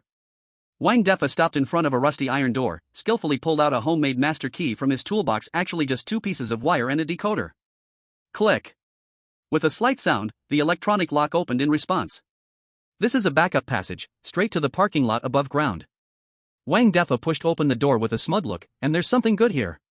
Behind the door was a small maintenance room. In the corner, there were a few barrels of unopened industrial lubricants and a bundle of brand new high-strength steel cables. This is a good find. Wang Defa rushed over and slapped a few barrels of oil. This stuff is worth more than gold right now. With this, the wear rate of machinery can be reduced by at least 40%. We have to take it with us. Without a word, Jiang Chen waved his hand and directly stored these supplies into the system space. By the time the three finally emerged above ground and saw the light of day again, the sky outside had darkened. The abandoned city ruins appeared especially desolate under the sunset, with occasional distant roars of mutated beasts. Wang Defa took deep breaths of the murky but at least oxygen-rich air above ground, feeling as if he had come back to life twice. Our mode of transport is over there. Jiang Chen pointed to a pile of scrap metal not far away, where the wreckage of a modified bulldozer lay, surrounded by several rusted motorcycle frames. Wang Defa's expression immediately fell. Master, this we can't walk there, right? He looked at the pile of junk, no longer expecting any miracles to come from it. Jiang Chen didn't explain further, just calmly said, close your eyes. Though filled with doubt, Wang Defa instinctively did as told. Lin Wei, however, focused tightly on Jiang Chen, wanting to see what he was about to do. All she saw was Jiang Chen reaching out his hand, aimed at that pile of scrap. There was no earth-shattering sound, nor dazzling light. Everything was unnaturally quiet. All right. Just a few seconds later, Jiang Chen's voice rang out. Wang Defa opened his eyes, and in the next second, his whole body froze, his eyes bulging as if they were about to pop out of his sockets. The scrap copper and iron in front of him had disappeared. Instead, there was a rugged-looking, imposing black armored pickup truck, quietly parked there, like a steel beast ready to pounce. The surface of the vehicle was flawless, without even a trace of welding marks. This is Wang Defa stammered, his brain completely crashing. He couldn't understand how he had just closed his eyes for a moment, and a pile of junk had turned into a brand new war vehicle? This wasn't magic, this was a miracle. He turned his head sharply to look at Jiang Chen, his gaze no longer filled with evaluation and surprise, but with pure, soul-deep awe and fervor. Get in the car. Jiang Chen had already opened the car door and sat in the driver's seat, as if he was merely doing a trivial task. Yes. Great God.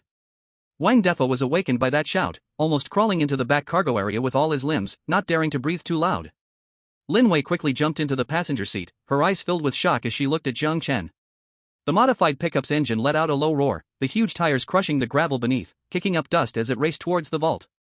In the cargo area, although Wang Defa was jolted all over the place, he held onto the toolbox tightly, his face showing an extremely lewd yet hopeful smile. He knew that this time, he not only gambled on his life but also hitched a ride on the thigh of a true god. God no, boss. Does the base provide meals? I want to eat braised pork, even canned food will do. A weak voice of the fat man drifted in the wind. Jiang Chen held the steering wheel, a smile tugging at the corner of his mouth. There will be plenty to eat. As long as you can turn my base into an indestructible fortress, I'll make you a feast fit for a king. This time out, I've struck gold. Chapter 55: The Obsession of a Civil Engineer. The armored pickup roared as it rolled over the scattered gravel and plunged into the thick protective door of the vault. As soon as the vehicle stopped, Wang Defa couldn't wait to jump out. On the way, he had touched every inch of the pickup's interior, patted every piece of armor plate, his mouth filled with words like awesome, wow, and the tolerance control is amazing. For someone in engineering, Jiang Chen's industrial manufacturing capabilities were nothing short of miraculous. Is this our base? Wang Defa looked around, gazing at the spacious, bright, and fresh underground space, unable to resist taking a deep breath. There was no musty smell, no burnt odor from radioactive dust, and he could even smell a faint, fresh scent reminiscent of a forest after rain. That was the multi-filter air circulation system in operation. Not only is there electricity, but there's also a fresh air system. Wang Defa adjusted his glasses, which were taped together, with a face full of ecstasy. Jiang Chen turned off the engine and got out, throwing the heavy toolbox to Wang Defa. Don't just stand there in amazement, the maintenance and expansion of this place is your responsibility from now on. Now, go take a look at the temporary support structure over there. I need to reinforce Area B. Wang Defa took the toolbox, nodding repeatedly with a fawning expression. Got it. Leave it to me. I'm a pro at structure. As long as there's enough material, I can build you a Padala palace.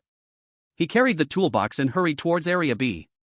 Lin Wei leaned against the car door, watching the lively figure of the fat man, taking off her helmet and shaking her hair. This fat guy looks lewd, but when he's working, he seems quite capable. Jiang Chen opened a bottle of water and took a sip. That's his life-saving skill. Of course, he has to seem capable. Yet. The voice had barely faded. Suddenly, a scream, like the sound of a pig being slaughtered, came from the B area. Stop. Stop. Don't touch that. Immediately followed by the sound of hurried footsteps, Wang Defa rolled back like a balloon full of air, his face red and his neck thick, pointing at the silver-gray column just erected in the B area, his finger trembling. Boss. Jiang Chen. Who designed that thing? Who put that column there? Jiang Chen raised an eyebrow. I did. Nonsense. This is absolute nonsense. Wang Defa instantly exploded, his previous flattery and respect gone, replaced by an almost hysterical anger. He rushed to the column, hitting it hard with the wrench in his hand, making a loud clanging noise. The length and width of this column are way beyond the standard. Its cross-section is so small, and there are no horizontal ribs. Once it faces shear force, it will instantly become unstable and bend. Wang Defa spat, pointing at the heavy rock layers above them. There's at least 3,000 tons of earth above. And you're using this toothpick to hold it up? Is this a load-bearing structure? This is literally tofu dregs. You're playing with lives.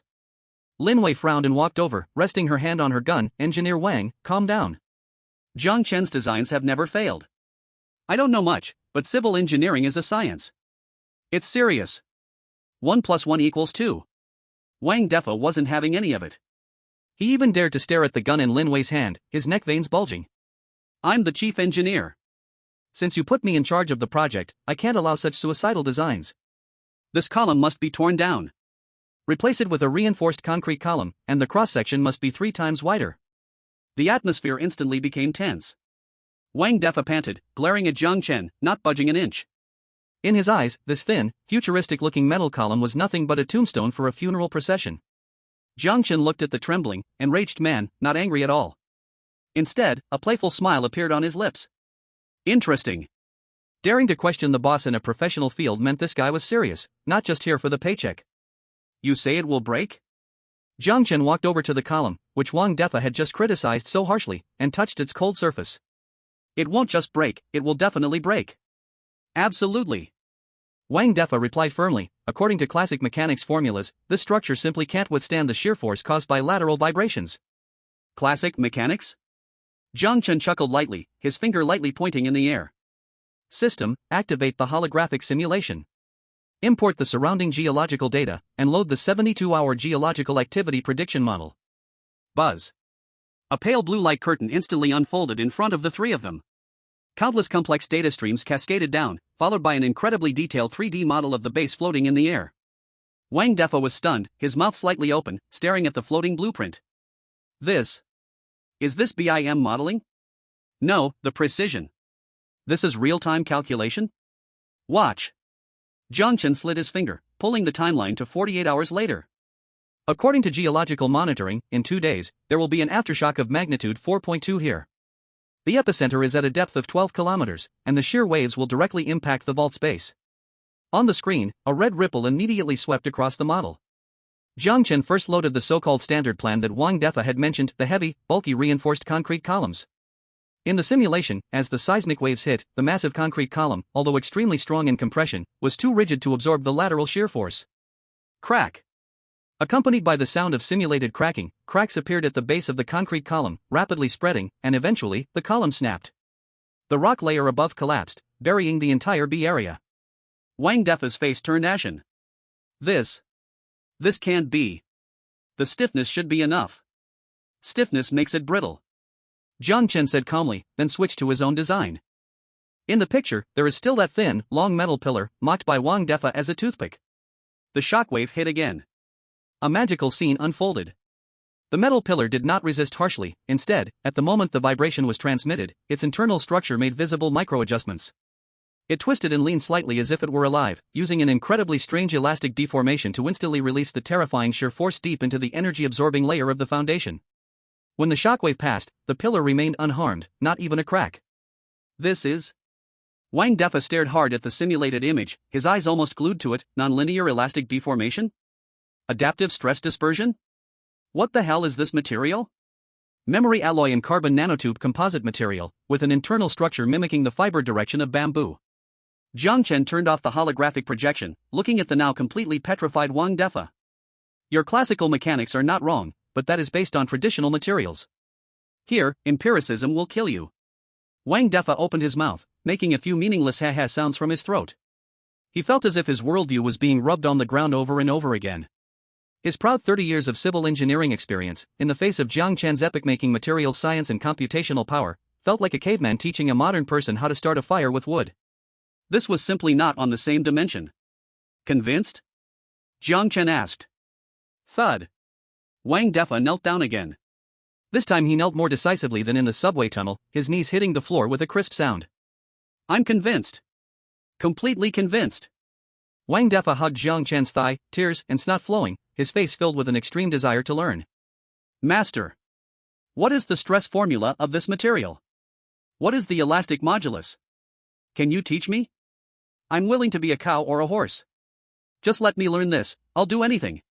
For a technology fanatic, nothing excites him more than seeing such a timeless engineering miracle. So-called faith, so-called persistence, are worthless in the face of truth. Lin Wei stood by, dumbfounded. The speed at which this chubby man changed his face was faster than flipping a book. Get up and talk. Jiang Chen withdrew his leg in disgust. From now on, you will provide the planning for the base, and I will review the materials and core technologies. If you don't understand something, you can ask, but don't use your old thinking to measure my new technology. Yes, yes, yes. You are the chief designer, I am the construction team leader. Wherever you point, I will hit. Wang Defa got up from the ground, patting his chest to guarantee. The appearance of a sycophant made Lin Wei shake her head. However, after this farce, the three-person team structure was firmly established. Jiang Chen was responsible for core technology research and strategic decision-making, the brain. Lin Wei was responsible for combat and security, the fangs. Wang Defa was responsible for engineering, construction and logistics maintenance, the hands. The form of the iron triangle began to take shape. Late at night. The lights in the vault dimmed, switching to energy-saving mode. Jiang Chen was still in the lab, tapping away at a pile of blueprints, while Lin Wei brought out a cup of hot water to take a breather, only to find Wang Defa squatting alone in the corner of Area B, which was not yet fully completed. He wasn't sleeping, nor was he studying his beloved blueprints. This plump man, who looked lewd and noisy by day, was now quietly stroking the metal pillar that had humiliated him, staring blankly into space. He held a half-smoked cigarette that he had dug up from who knows where, not lit, just holding it under his nose, greedily sniffing the smell of tobacco. Not sleeping yet? Don't want to work tomorrow? Lin Wei walked over and leaned against the nearby wall. Wang Defa jumped in fright, quickly hiding the cigarette behind him. Seeing it was Lin Wei, he sighed in relief, forced a bitter smile. Can't sleep, too quiet that it makes one uneasy. Homesick? Lin Wei asked. Wang Defa was silent for a long time, taking the cigarette fragment out again and rubbing it in his hand. It's gone, long gone. His voice was soft, floating in the empty underground space. That day, I was still at the construction site scolding the supervisor. My wife called me, saying the child had a fever and asked me to come home early. Wang Defa sniffed, revealing a smile on his chubby face that looked worse than crying. I said okay, I would finish pouring this beam and then go back. Then, the earthquake came. My landmark building, touted to withstand an 8-point earthquake, collapsed in front of my eyes like a stack of blocks. My home is on the 26th floor. Lin Wei tightened her grip on the cup, not knowing what to say. Ever since that day, I've been thinking, if only I could build a house that would never collapse. Wang Defa raised his head, looking at the thick rock layers above. The lewd light in his eyes vanished, replaced by a touching obsession. No matter if there are earthquakes, tsunamis, or monster cannibals outside. As long as the door is closed, it is safe inside, with lights on and water hot. He turned to Lin Wei, pointing at the cold metal walls around them. The river god is a madman, but he can turn this madhouse into the home I imagine. So, as long as he doesn't kick me out, even if I die here, I will make this place into the hardest turtle shell in the world. Lin Wei looked at the unremarkable fat man in front of her, and a soft spot in her heart was moved.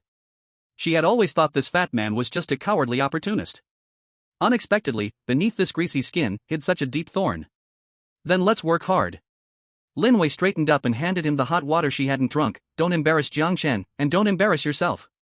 Wang Defa was stunned for a moment, took the cup with both hands, feeling the warmth in his palms, and nodded heavily. Don't worry, Sister Wei. As long as I'm here, if this base collapses a brick, just fill me in to make a foundation. Stop joking and go to sleep early. Lin Wei waved her hand and turned to leave.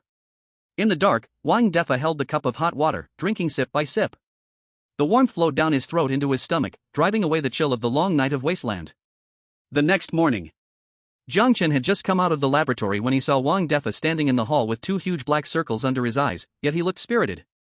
He held the precious toolbox, his body adorned with various measuring instruments, looking like a Christmas tree. Boss. Morning. I have reorganized the structural diagrams of areas B and C. Wang Defa slammed a densely drawn sketch on the table, his eyes shining terrifyingly bright. But I found a big problem. It seems something is wrong beneath our vault. Wrong? Jiang Chen took the drawing. Yes. I used the sonar detector to scan the foundation last night, and the echo showed there's a huge cavity below, and... Wang Defa lowered his voice, speaking mysteriously, there's a sound of water down there, a very loud sound of water. Jiang Chen's movement paused, and he abruptly raised his head. A subterranean cavity? The sound of water? If that's an underground river, then it means a continuous clean water source, even infinite energy. Lead the way. Jiang Chen rolled up the drawing, a glimmer of excitement flashing in his eyes. Let's check out your great discovery. Chapter 56, there's a big artery underground, this wave of energy is free.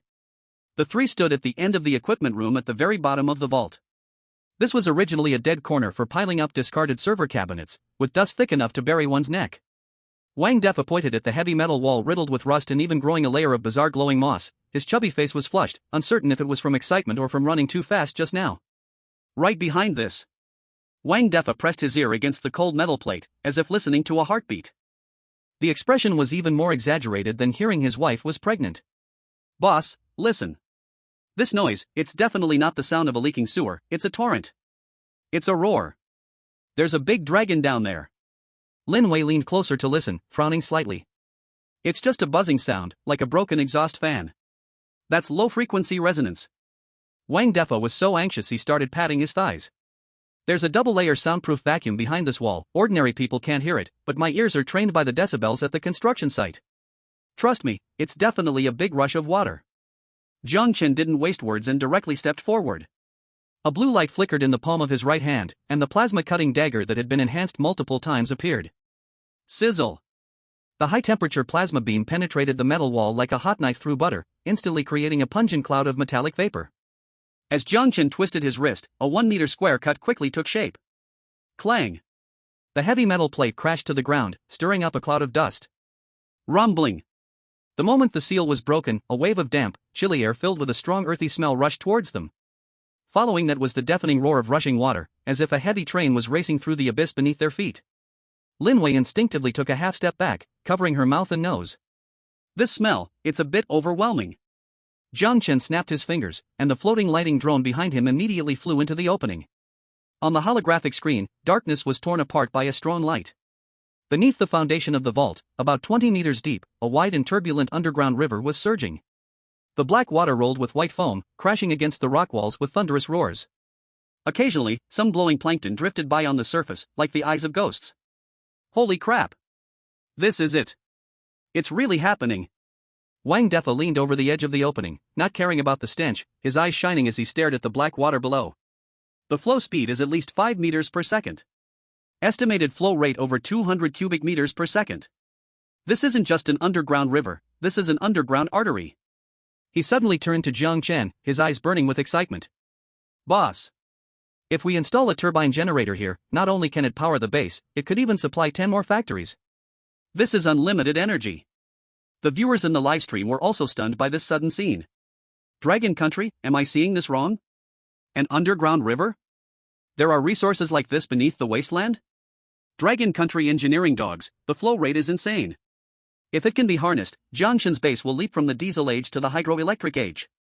Eagle Sauce Country, damn it. Why is their luck so good? We're drinking urine in the desert, and they're watching the sea underground? Sakura Country, baka. That water must be toxic. Drinking it will cause mutations. Jiang Chen looked at the data on the holographic screen, a slight smile lifting the corners of his mouth. Scan complete. Target, underground river, tributary. Flow speed, 5.2 meters per second.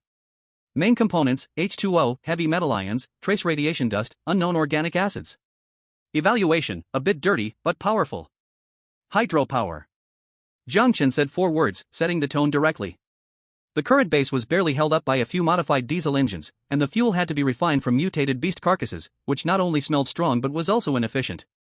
Once battle began and the defense towers were fully operational, that little power would run out in minutes. But this underground river was different. As long as the water keeps flowing, the electricity will be endless.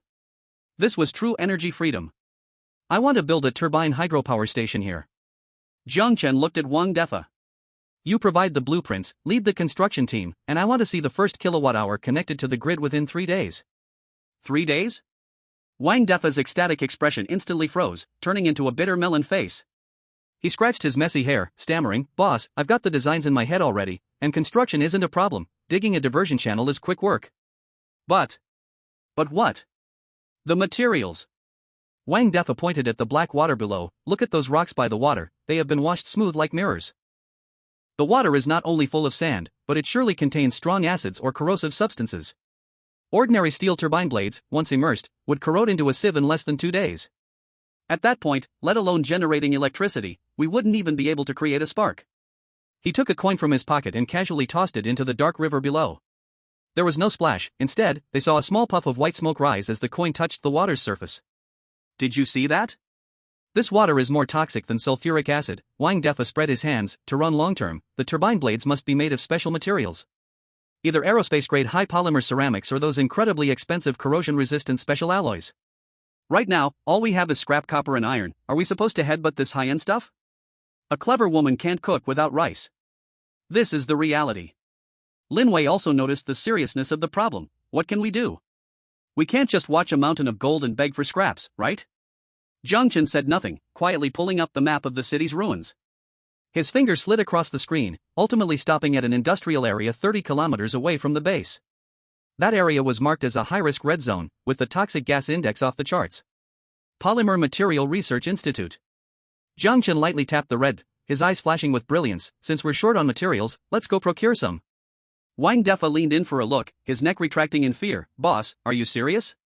That place is a heavy chemical disaster zone. It's said that when toxic gas leaks, not even a fly can escape. Entering as mere mortal beings wouldn't we just get pickled right away? Wealth and honor come from taking risks. Jiang Chen closed the map and turned to leave. Besides, I don't plan on sending you. Huh? Wang Defa was momentarily stunned. You stay at home and finish the basic construction of the generator set.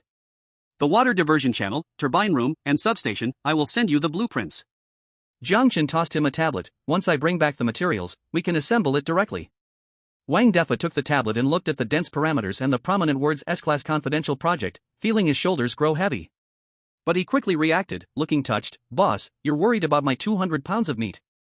I knew you couldn't bear to send me to my death. You're overthinking it.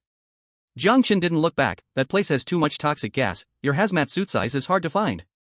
And your body type gets stuck in ventilation ducts easily, which would slow down my escape. Wang Defa. That's heart-wrenching, buddy. Half an hour later. The base gate slowly opened. The newly modified Tyrant pickup did not move. Instead, a lightweight and nimble off-road motorcycle took its place. Lin Wei had already donned a completely new outfit. It was no longer a patchwork of fabric but a form-fitting, biokeratin-reinforced protective suit. The black armor plates glimmered coldly, perfectly hugging her curves. The joints were made with highly elastic soft materials, ensuring protection without hindering movement. This was the Valkyrie beginner version Jiang Chen had reconstructed from the skin of the previous armored bull. How does it feel? Jiang Chen was checking the mounted weapons on the motorcycle. Lin Wei moved her wrist, feeling the layer that felt like a second skin, her lips curving up, light, sturdy, and, finally not so ugly. What are we doing this time? Picking up trash or hunting dragons? It's both scavenging and an adventure. Jiang Chen got on the motorcycle and patted the back seat. The goal is to obtain the formula and samples of corrosion-resistant materials. As for hunting dragons, if that dragon blocks my path, then I'll take it out too. That's quite a boast. Lin Wei nimbly hopped onto the back seat, her arms naturally wrapping around Jiang Chen's waist, her body pressing against his back, but I like it. What about my task? Take good care of your boss. Jiang Chen twisted the throttle, the engine growling deeply, don't let me die, after all, I am the hope of all humanity. Pfft, narcissist. Boom. The motorcycle shot out like a black lightning bolt, instantly tearing through the vault's gates, kicking up dust as it sped toward the death zone shrouded in yellow-green toxic mist. The live stream chat exploded again. Dragon Nation, God Jiang is out to cause trouble again. This time it's a chemical institute? The name already sounds eerie. Biochemical class representative, that area is full of highly toxic chemical residue, combined with radiation mutation, the monsters inside will definitely all have toxic attributes. This is a risky move for God Jiang. Bystander, what are we afraid of? God Jiang can even craft soundwave digging machines by hand, a little toxic gas is nothing. Let's wait and watch as God Jiang empties out the chemical institute. Wang Defa fan club, I feel sorry for brother FA, just recognized his father and now he's being hated for being fat, still has to stay home digging ditches. The wind howled. As they got closer to the red dot, the surroundings began to look strange. The once dense mutated plants started to thin out, replaced by vast patches of withered yellow and charred black land. The air carried a nauseating sour stench, and even through the helmet's filter, Jiang Chen could feel his throat itch. The sky seemed to be covered with a yellow-green filter, the sunlight weak and powerless. Ahead, a massive complex of buildings appeared hazily through the toxic fog. There were no birds singing, no insects buzzing. Only a deathly silence. We're here. Jiang Chen squeezed the brake, and the motorcycle stopped 500 meters from the institute's entrance. He looked at the crooked, half-corroded door, eaten away by some kind of strong acid, and the thick yellow-green mist inside. His expression gradually grew serious. This place was 100 times more dangerous than the zombie-infested city ruins. Because here, the killers were not just monsters, but also the ever-present air. Chapter 57, Targeting the Chemical Institute. Jiang Chen folded the motorcycle's stand and dismounted. The soil under his feet was wet and soft, a foreboding black-brown color, like it had been soaked by strong acid repeatedly, emitting a stench that mixed chemical waste with decaying organic matter. Every breath of air here is trying to kill you, Lin Wei's voice came through the helmet communicator, crackling with static, but her tone was calm. She got off the motorcycle and kept her rifle ready at all times. We can't go through the front door. Jiang Chen didn't look back, his gaze sweeping across the institute's broken walls. The security system is probably still working, but in a more deadly way. He raised his hand, pointing to an inconspicuous bump on the wall. It looked like a rusted camera, but around the lens, there was a circle of dark green crystals, faintly glowing under the dim sunlight. Toxic spore sprayer, level 3 biological defense facility. Jiang Chen's tone was as calm as introducing a dish. It releases highly corrosive spores when it detects heat sources. A tiny bit of contact, and your bones and flesh will dissolve within 3 seconds. Lin Wei followed his gaze, gripping her rifle tightly. These silent killing traps were even more chilling than monsters with sharp claws and fangs. So, we'll use the back door. Jiang Chen pulled up the holographic map, marking a spot on the side of the institute building. This was the wastewater discharge outlet back in the day, leading straight into the underground pipeline. It might be dirtier inside, but at least we can avoid the surface defense systems. I have no objections. Lin Wei answered quickly. The survival rule of the Wasteland was to trust the judgment of the professional, especially when that professional was Jiang Chen. Let's go, move quickly. Jiang Chen stowed the map, lowered his posture. The filters here deplete 5 times faster than outside. We don't have much time to waste. After saying that, he led the way, moving swiftly and silently between the ruins and rubble. Lin Wei followed closely behind, her Valkyrie armor blending seamlessly into the surrounding shadows with its matte black finish. The two approached the heart of this death factory like two specters, silently drawing closer. The so-called wastewater discharge outlet was, in reality, an even more nauseating area. A depression the size of a soccer field gathered a thick, colorful liquid, as if a painter's palette had been overturned on the ground, bubbling up with a gurgling sound. The air was thick with a pungent, acrid smell, as if countless invisible needles were stabbing at the mucous membranes of their nostrils. In the center of the depression, a gigantic pipeline with a diameter of over 3 meters lay like a dead steel python, half submerged in the chemical stew. Are we going in there? Lin Wei's voice carried a hint of disgust. Yes. Jiang Chen stopped walking, pointing at the seemingly calm liquid. Don't touch this stuff, it's a mix of strong acids and organic solvents. Your armor can only hold for 10 seconds at most. As soon as he finished speaking, a massive bubble in the center of the colorful slime burst with a loud pop, and suddenly, a mass of muddy biological matter lunged out from beneath the surface. It had no fixed shape, resembling a huge amoeba, with a semi-transparent, gelatinous body that enveloped several crystals flashing with eerie red light. A number of slippery tentacles shot out like lightning, darting straight for Jiang Chen and Lin Wei on the shore. Corrosive slime monster. Lin Wei reacted instantly, raising her gun to shoot. Rat-tat-tat. The bullets hit the gelatinous mass but sank into it as if a cow had fallen into the sea, only creating ripples without slowing it down one bit. Physical attacks are ineffective. Aim for its core. Jiang Chen calmly reminded her, dodging a sweeping tentacle that smashed into the rock behind him, emitting a hissing sound of corrosion and billowing white smoke. Receiving the command, Lin Wei immediately switched to burst fire mode. Bang! Bang! Bang! 3 specially made armor-piercing rounds hit 3 red crystals with precision. Screech! The slime monster let out a shrill howl, not through vocal cords, but as a mental shock. It writhed furiously, with magma-like liquid flowing out from the shattered core, its entire body quickly carbonizing and turning black, and finally disintegrating with a splash, rejoining the chemical brew beneath them. Quick reaction. Jiang Chen praised, pulling out a grappling gun from behind and aiming it at the pipeline. With a clang, the hook latched firmly onto the edge of the pipeline. I'll go first, you cover me. Jiang Chen grabbed the rope, his body moving with the grace of a monkey, swinging a few times before landing at the cold mouth of the pipe. After confirming it was safe, he signaled to Lin Wei. Lin Wei skillfully swung over as well. Inside the pipe was an inky darkness and a haunting silence, illuminated only by the tactical flashlights on their helmets. The air was thick with a strange smell of rust and mold, and beneath their feet was a layer of slick sediment. Every step made a squishing sound. Stay close, the pipes here are complex, like a maze. As Jiang Chen spoke, he released a dragonfly-sized miniature drone from his wrist's tactical terminal. The drone flapped its nearly silent metal wings, flying into the darkness ahead, transmitting a real-time constructed 3D map to Jiang Chen's helmet visor. The two quickly traversed through the pipes, resembling the intestines of a giant beast. Various glowing fungi clung to the walls, casting an eerie, unsettling light. Suddenly, the image of the flying drone flickered and cut out instantly. Zzz. A jarring metallic grinding sound came from all directions. Lin Wei quickly leaned against Jiang Chen, aiming her gun forward, taking up a defensive stance. Above! Jiang Chen shouted suddenly, looking up sharply. Dozens of metal creatures, the size of a palm and resembling tideworms, crawled out from behind the exhaust grates above. They had sharp mouthparts and limbs, with their abdomens flashing with dangerous red light. It came rushing down like a tide. Tier 3 mutant, corroding beetle. Be careful of their corrosive liquid. Before the voice fell, a swarm of beetles had already sprayed dark green acid. Hiss, hiss, hiss.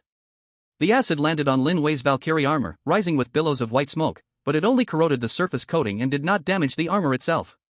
They are attracted to my armor. Lin Wei shouted while smashing the beetle that lunged at her with the butt of her gun. Hold on. Jiang Chen quickly took out a disc-shaped device from his backpack and slammed it onto the ground. Buzz. An invisible electromagnetic pulse instantly spread out. All the attacking corroding beetles froze as if their power source had been cut off, falling from the walls and ceiling, twitching on the ground for a moment before becoming still. Go! Jiang Chen pulled Lin Wei and charged forward without hesitation.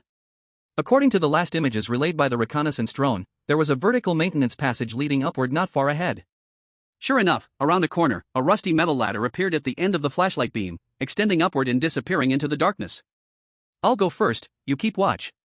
Lin Wei stepped ahead, reached for the ladder, tested its strength, and then agilely started to climb. Jiang Chen stood below, holding his gun at the ready, ensuring that no stray beetles would escape. Soon, Lin Wei's voice came through the communicator, filled with a hint of suppressed astonishment. Jiang Chen, you'd better come up and take a look.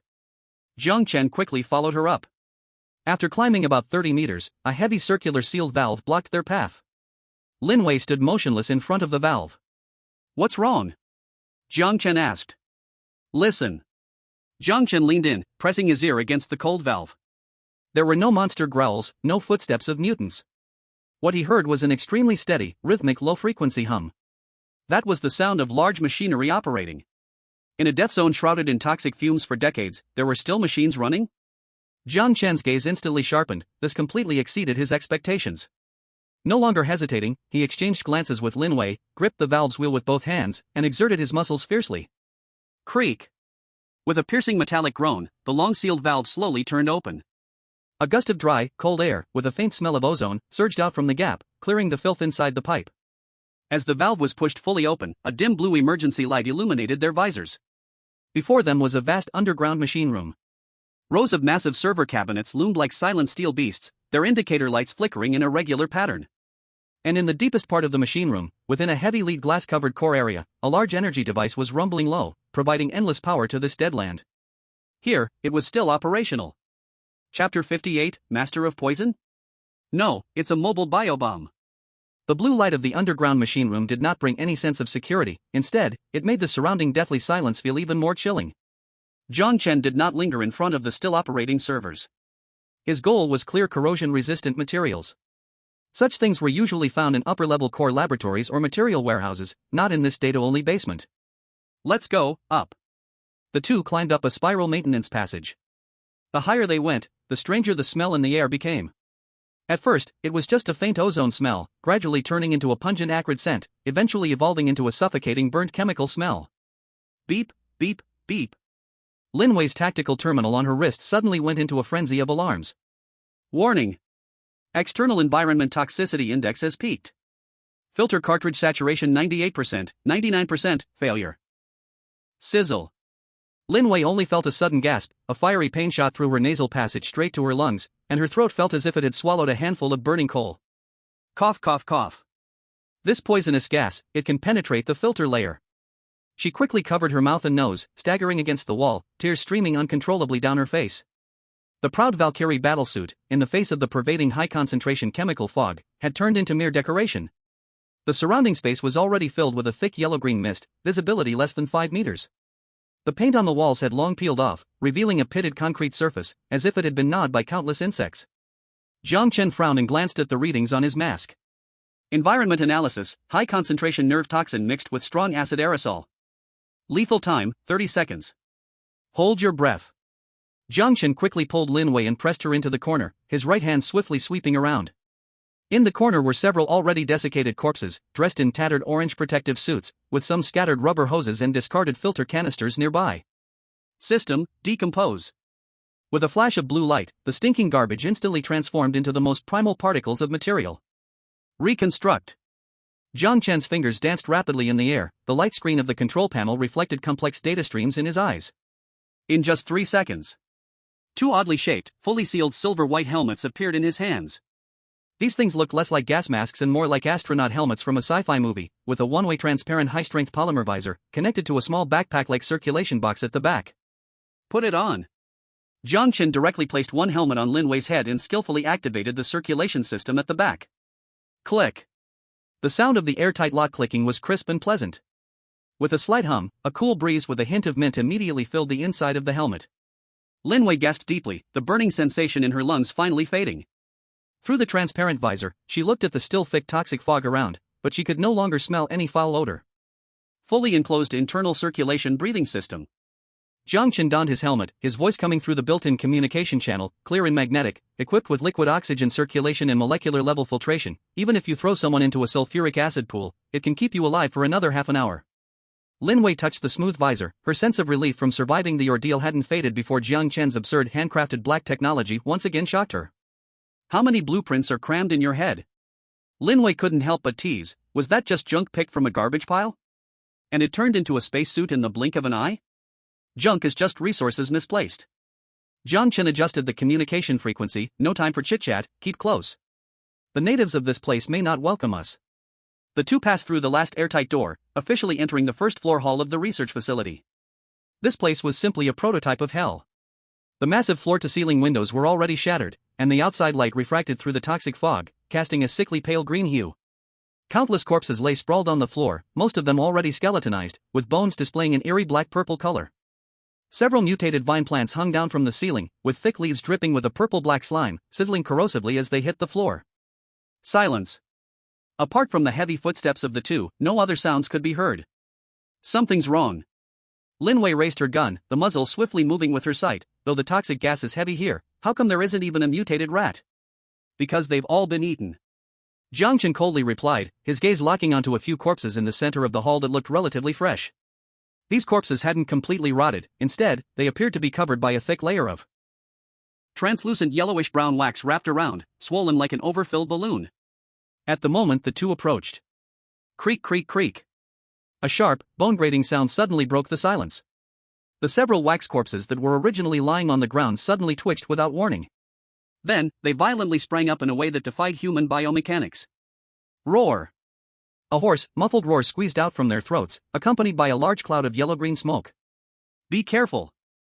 Venomous zombies! Before Jiang Chen finished his warning, the few monsters had already pounced over. Their speed was astonishing, completely unlike those slow-moving zombies. Their swollen bodies seemed filled with pressurized gas, each step splattering a pool of corrosive liquid. Bang! Bang! Lin Wei reacted extremely quickly, hitting the chest of the foremost monster with 2 precise shots. However, the expected blood splatter did not appear.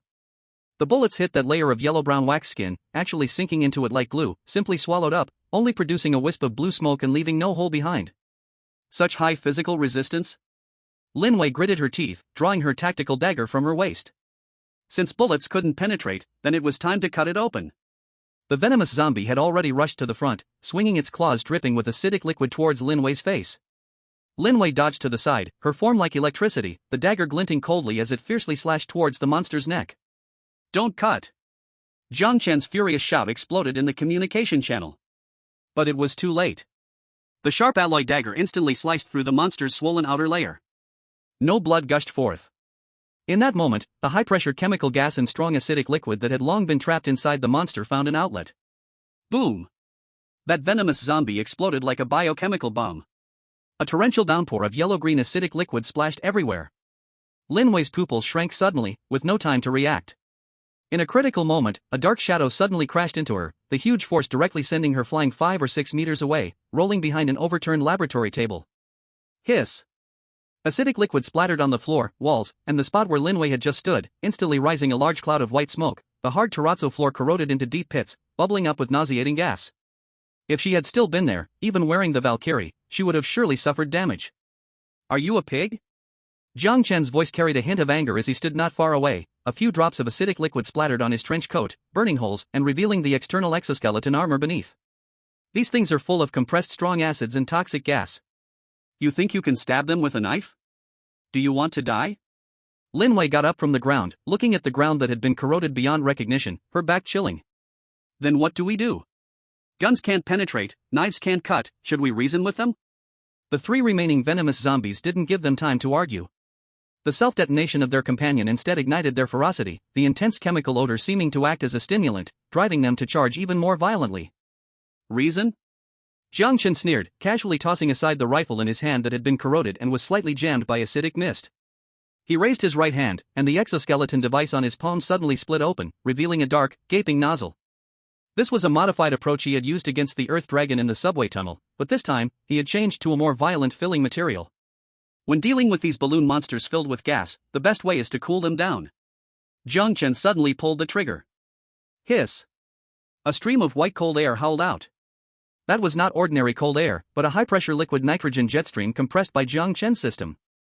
The extreme low temperature instantly swept across the entire hall. The venomous zombie in the front charged ahead, its body still in a leaping pose, but as it made contact with the white mist, it froze in place. That layer of elastic, bulletproof wax skin quickly frosted over and hardened at nearly 200 degrees below zero, transforming into a crystal as brittle as glass. The high-pressure gas and liquid that had been boiling inside was also instantly frozen. Crack! The monster fell to the ground. There was no explosion, no splattering. It shattered on the ground like a low-quality ice sculpture, breaking into a pile of ice fragments. The other 2 monsters clearly had never seen such a scene. They instinctively wanted to retreat, but Jiang Chen gave them no chance at all. He rotated his wrist slightly, and the liquid nitrogen sprayer swept across.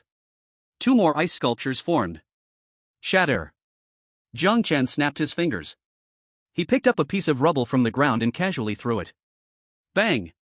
The last monster that had been frozen shattered at his command, scattering ice crystals everywhere, with frozen internal organs and yellow-green crystals still visible within. The entire process took less than 10 seconds. The originally perilous biochemical battlefield instantly transformed into a giant cold storage. Lin Wei stared blankly at this scene, unable to suppress a gulp. This man, his way of killing monsters is always so artistic? Or perhaps, twisted. Is this the corrosion-resistant material you were looking for? Lin Wei kicked at the ice fragments on the ground and found a piece that hadn't completely frozen yet, still retaining some toughness even in the low temperature. That's a defective product. Jiang Chen walked over, picked up a fragment with tweezers, took a look, and tossed it aside. These monsters were just marinated in the chemical waste here. The real good stuff is at the source. He looked up, his gaze penetrating through the swirling poisonous mist towards the large metal door at the end of the hall marked with S-class hazardous material storage. Not only did the door have a heavy mechanical lock, but it was also covered by a layer of purple-red fungus blanket that was slowly writhing as if it had a life of its own. Are you ready? Jiang Chen replaced the compressed canister on the liquid nitrogen sprayer. The main course is just beginning. Lin Wei took a deep breath, clenched her gun tightly, and her eyes regained sharpness. As long as you don't freeze me into a popsicle, you can do whatever you want. Jiang Chen's lips curled into a slight smile as he strode towards the eerie large door. Just as he approached within 5 meters of the door, the layer of purple-red fungus blanket suddenly stopped writhing. Then, on the door, the giant skull emblem slowly opened its eyes. A cold, electronic synthetic voice echoed in the hall. Unauthorized biological proximity detected. Activating elimination procedure. Releasing experimental subject, Tyrant T-001. Boom. The several-ton heavy metal door was blasted open by a single punch from within. Chapter 59, Scientific Punishment, Handcrafted Neutralizer, The Fall of the Crispy Tyrant. The smoke rolled away like a startled python, and finally, the creature that had punched the several-ton heavy metal door open revealed its true form in the sickly green fog. Tyrant T-001. If the previous venomous zombie was a failed experiment, then this thing in front of them was a hodgepodge of industrial waste and decaying flesh, forcibly stitched together by a mad scientist. It stood over 4 meters tall, its left half covered in heavy and rough lead plate armor, rivets driven directly into the bones. The right half was bare, with purple-red muscles, fibers twisted like tree roots, countless transparent intravenous tubes inserted deep into the muscle, flowing with fluorescent green liquid that pulsed with its breath. The most nauseating part was its back, carrying a huge, rusted metal tank, from which yellow-green mist hissed out, sounding like a walking gas chamber. Roar! The tyrant howled skyward, the sound mixed with a stench-laden airflow, shaking dust down from the ceiling above. Following its roar, in the dark shadow of the warehouse behind it, again swaying, dozens of venomous zombies squeezed out. These small monsters were clearly the appendages of the tyrant, all swollen and shining, with skin so thin it seemed to burst at a poke, rushing towards the side. In the live broadcast room, the audience's sanity points plummeted wildly. Dragon Country, what the hell is this thing? I can smell it through the screen. Eagle Sauce Country, oh my god, can humans really deal with such monsters? That lead plate is thicker than tank armor. Sakura Country, it's over, this time the Dragon Country contestant is definitely going to die. This is a biochemical weapon, it can't be solved by brute force. At the scene, Jiang Chen did not hesitate at all, grabbing Lin Wei's wrist and turning to run towards the side passage of the hall. Retreat! Aren't we going to fight? Lin Wei ran along and turned back to fire 2 shots. Bang! Bang! The bullets hit the tyrant's lead plate armor, not even causing a spark, like peanuts hitting a steel plate, instead enraging the opponent, making the tyrant quicken its pace. What are you shooting for? That's a moving chemical factory. Jiang Chen kicked open a half-closed side door and pushed Lin Wei inside. If the tank on its back breaks, even wearing this astronaut helmet, will be pickled directly by the high-concentration strong acid steam, turning into 2 sour cucumbers. The two rushed into an abandoned medicine room. Outside, the footsteps were heavy as thunder, thud, thud, thud, each step felt like stomping on their heartbeat. The tyrant clearly hadn't fully adapted to this patched-up body, moving slowly, but those agile venomous zombies had already chased to the door, the pungent sour smell drilling in through the crack of the door, and the alarm was ringing frantically inside the helmet. Block the door! Jiang Chen shouted sharply. Without saying a word, Lin Wei burst with all her strength, pushing down 2 heavy iron cabinets to firmly block the doorway. Bang! Bang! There were severe crashing sounds from outside, the iron cabinets swaying wildly. Then, a spine-chilling sizzle sound erupted. The door panel quickly changed color and produced smoke, as the monsters were corroding the door with the acid inside their bodies, iron and acid flowing down together, shocking to behold. At most, we can hold for 1 minute. Lin Wei watched the rapidly melting door lock, gripping her tungsten alloy dagger tightly, her knuckles turning white. After 1 minute, we will have to fight these self-exploding balloon monsters in close combat. Jiang Chen, if I can't make it, don't worry about me. 1 minute? Enough for me to teach them a lesson. Jiang Chen didn't even look at the doorway, his gaze was terrifyingly calm as it quickly swept across the messy medicine room. It was as chaotic as if it had been swept by a typhoon, the floor covered with broken glass and moldy documents, but in the corner shelf, a few intact large barrels remained, with blurry chemical molecular formulas printed on them. System, scan the ingredients. Jiang Chen's fingers traced through the air, blue data streams rapidly cascading down in front of his eyes. Target analysis, high concentration industrial alkaline powder, calcium hydroxide mixture, sodium bicarbonate residue. Environmental analysis, the main component of the poisonous gas outside is highly volatile organic strong acid, pH 0.8. Looking at this data, Jiang Chen's lips curled up with a hint of playful arc. Isn't this a coincidence?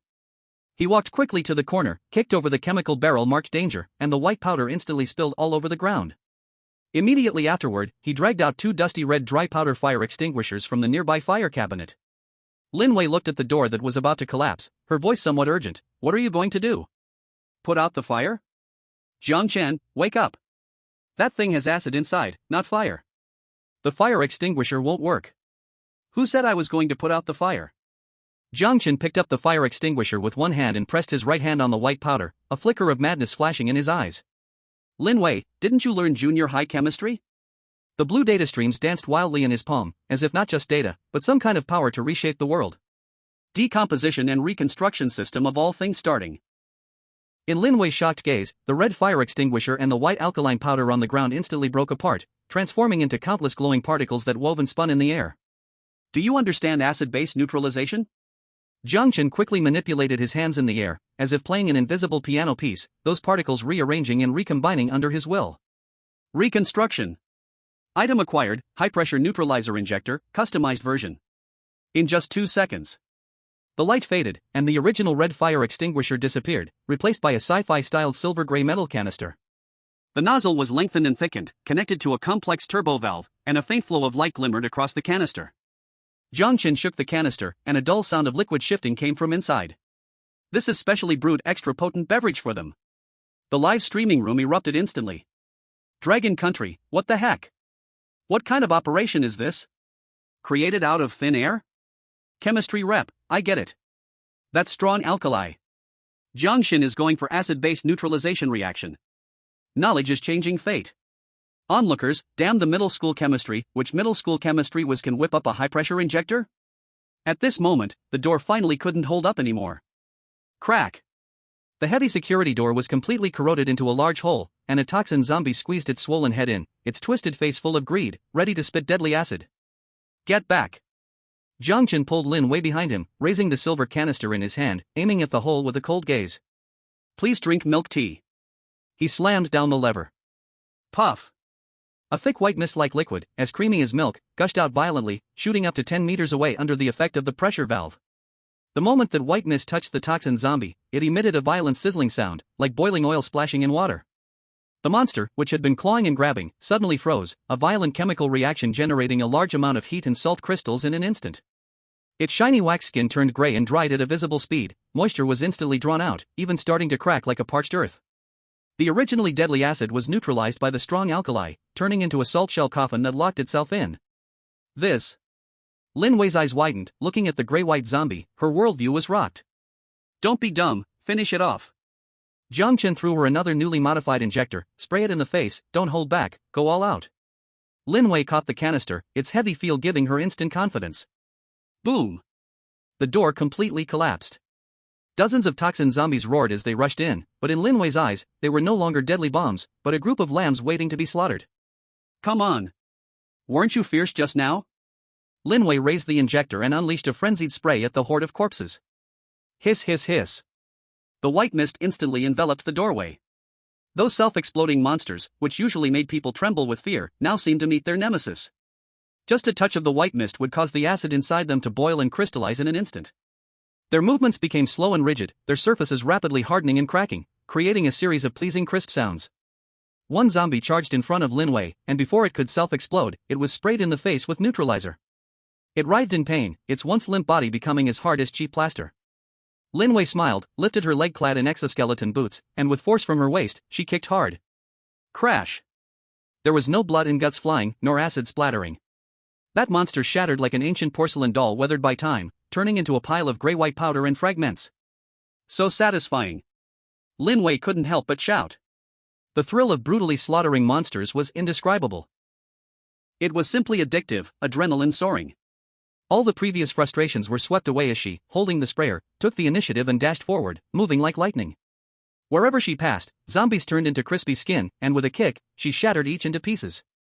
In just over 10 seconds, the entrance of the pharmacy was covered with a pile of chemical waste. Don't just focus on playing.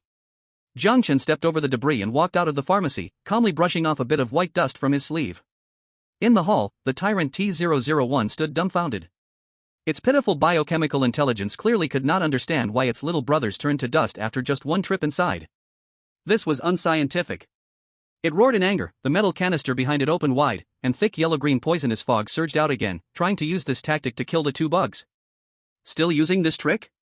Jiang Chen looked at the approaching poisonous fog and sneered. He adjusted the valve of the sprayer, switching it to wide dispersion mode. Clean the air for me. Hiss. A large amount of white neutralizing agent mist spread out, colliding with the yellow-green poisonous fog. The air was filled with the sound of tiny explosions, as if countless small firecrackers were detonating. Those deadly toxic gases were quickly neutralized and settled, turning into harmless white dust that floated down to the ground. The hall, once like a purgatory, was now actually experiencing a snowfall. The pure white snowflakes landed on the tyrant's ugly head, appearing especially ironic. The tyrant T-001 was completely stunned. The biochemical weapon it was proud of was a joke in front of Jiang Chen's can of insecticide. No more poisonous gas, right? Jiang Chen casually threw away the empty can in his hand, which fell to the ground with a crisp sound. He turned to Lin Wei, raising an eyebrow.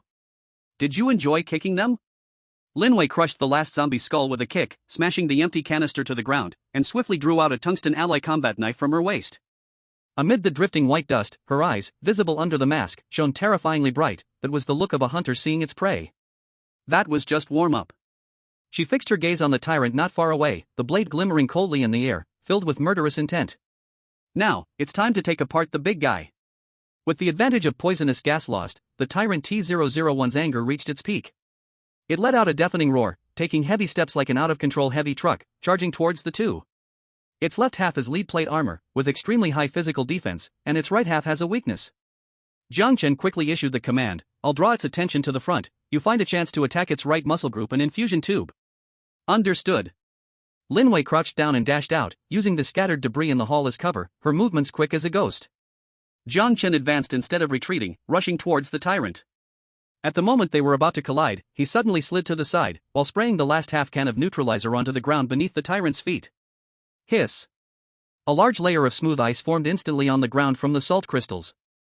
The tyrant, weighing several tons, lost its balance the moment one foot stepped onto it while charging at high speed, crashing to the ground with a loud thud, causing the floor to crack. Good opportunity. Lin Wei rushed in from the flank, her tungsten alloy combat knife slicing through the air, accurately targeting the exposed tendon connecting the tyrant's right arm to its body. Puff. The purplish-red muscle fibers were easily severed, and several infusion tubes connected to the venom canister snapped, with dark green liquid spraying out. Roar. The tyrant let out a painful howl, struggling to get up, but its right arm could no longer exert any force. Jiang Chen had already circled around to its back, looking at the massive metal canister, his gaze cold. He chose not to attack but pressed his palm against the valve of the metal canister. All things decompose and reconstruct system launch. Reconstruction target, high-pressure valve. Plan, lock internal structure. The blue light flashed and vanished. The tyrant struggled to stand, its left fist smashing toward Jiang Chen with the sound of thunder. But at that moment, the canister behind it began to emit a buzzing alarm sound due to internal pressure that could not be released. Its biochemical core was madly increasing pressure to forcibly expel toxins. Bang! A dull sound echoed, not from the outside, but from inside the tyrant. Excessive pressure caused a certain organ within it to burst first.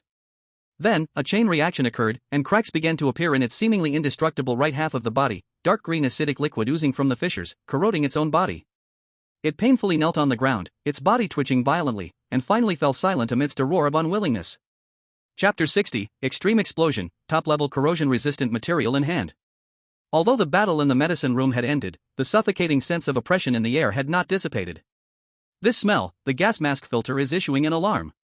Lin Wei glanced at the red light flashing crazily on the inside of her helmet, her voice tense.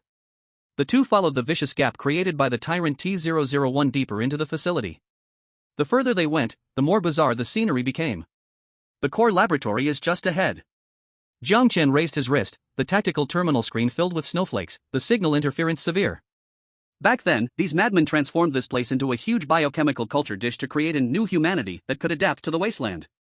It seems they failed, but what they cultivated might be more troublesome than the new humanity. Lin Wei tightened her grip on her rifle, her combat boots stepping on the sticky, stringy ground, making a nauseating splat sound. This place is 100 times more disgusting than the sewers. She held back her nausea. Jiang Chen, are you sure the corrosion-resistant material we are looking for is in this hellish place? Risk is often proportional to reward. Jiang Chen casually pried a piece of dark red crystal from the wall, glanced at it, then disdainfully tossed it aside. Any equipment that can survive here for decades, whether metal or polymer, must have an S-level corrosion resistance. At the end of the passage, a half-meter-thick explosion-proof door stood ajar, a chilling green glow seeping through the crack. Jiang Chen made a tactical gesture. Lin Wei immediately pressed against the wall, carefully leaning out to take a glance. Just that one look sent chills down her spine, her hair standing on end. Behind the door was a circular space the size of a basketball court, with countless thick pipes converging like blood vessels, connecting to a giant reaction kettle 10 meters high in the center. And perched atop that reaction kettle was a massive, translucent, writhing mass of flesh. It had no fixed shape, its semi-fluid gel-like body wrapped countless metal wreckage, twisted firearms, and even clearly visible human bones that had not been fully digested, as well as several still-beating, enormous mutated hearts. This thing was breathing. With every contraction, poisonous green steam would erupt from the numerous pores on its surface. In the real world, the live broadcast room erupted. Dragon Country, holy cow! What the hell is this Cthulhu monster? Sanity points are dropping like crazy. Eagle Sauce Country, oh my god, according to the biological thermal imaging display, the energy response of this thing is 3 times higher than the previous tyrant. This is a tier 3 no, close to a tier 4 monster. Cherry Blossom Country, it's over, this fluid monster is physically immune, the Dragon Country competitors are really going to die here. In the Wasteland, Jiang Chen's voice echoed in the communication channel, calm as if reading an autopsy report, giant venom sprayer, tier 3 mutated being, the watchdog here. It seems the treasures we are looking for are right beneath its ass in the reaction kettle. As soon as the words fell, that lump of flesh suddenly stopped wriggling. It sensed the warmth of a living person. In an instant, the gelatinous surface of its body suddenly cracked open with dozens of eyes, varying in size and filled with blood vessels. The pupils spun wildly and finally locked onto the 2 people at the door. SZZZ. Without any forewarning, the holes in that creature's body suddenly contracted, and 3 streams of dark green liquid shot out like high-pressure water jets. Scatter! Jiang Chen shouted sharply, his body sliding to the left against inertia. Lin Wei reacted even faster. With her exoskeleton power at full, she rolled out close to the ground. SZZZZZ.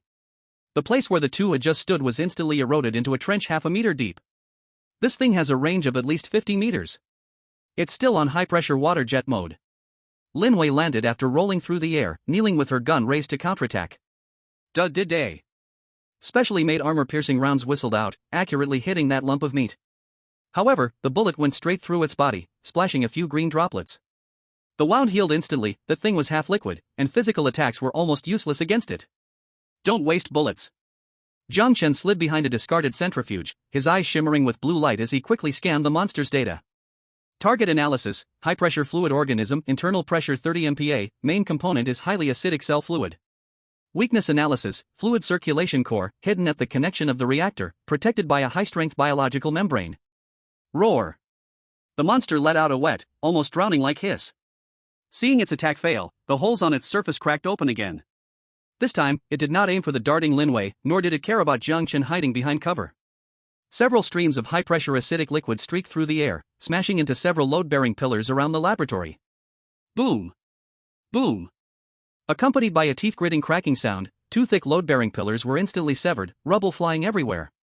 The entire ceiling of the laboratory suddenly sagged, a large amount of dust and debris fell, and the overhead lights flickered ominously, as if doomsday had arrived. What the hell? Lin Wei froze for a second, dodging falling debris while cursing. Did this dumb thing miss? Miss my ass. Jiang Chen looked at the crumbling ceiling, his face dark. This beast has a high IQ. It knows it can't hit us, and wants to collapse this place directly, burying us alive as fertilizer. In the live broadcast room, military experts from various countries were dumbfounded. Germany, does this monster understand structural destruction? Is it still a living being? This is a biological weapon. Dragon Country, stop analyzing. Run, Jiang Chen. The building is going to collapse. A loud bang came from above, another beam broke, crashing down by the reactor, shaking the ground violently. Jiang Chen's brain raced, his gaze sweeping over the remaining pillars and the monster's attack frequency. There's 90 seconds left. He quickly said over the communication channel, his speech rapid yet clear, this place can last a maximum of 1.5 minutes. Lin Wei, don't worry about those tentacles. Can you see the few pipes it's pressing against by the reactor? I can see them. But they're blocked. Lin Wei shouted while desperately dodging the splashing acidic liquid. It's guarding the core tightly. There's no shooting angle at all. It has high pressure inside, relying on those few nozzles to relieve pressure.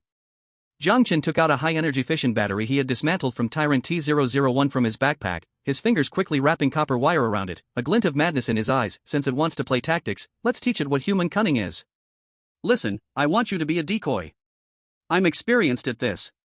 Lin Wei gritted her teeth, kicking away a fallen stone. How to lure? Don't run around, just charge directly at its face. Jiang Chen spoke rapidly. Its current attack logic prioritizes destroying the building structure. As long as you pose a real threat to its nozzles. In order to survive, it will definitely turn its firepower back on you. You want me to block the gun barrel? Lin Wei cursed, but her body had honestly adjusted its power output. Jiang Chen, when we get back, I want to eat braised pork. 2 Gene. If it's even a single gram less, I'll stew you. 10 Gene is fine. Get to it. Lin Wei roared, the exoskeleton engine roaring under overload. Instead of retreating, she surged forward, charging directly into the terrifying mass of flesh against the pouring acid rain. The monster indeed sensed the threat. That tiny bug actually dared to rush toward its core?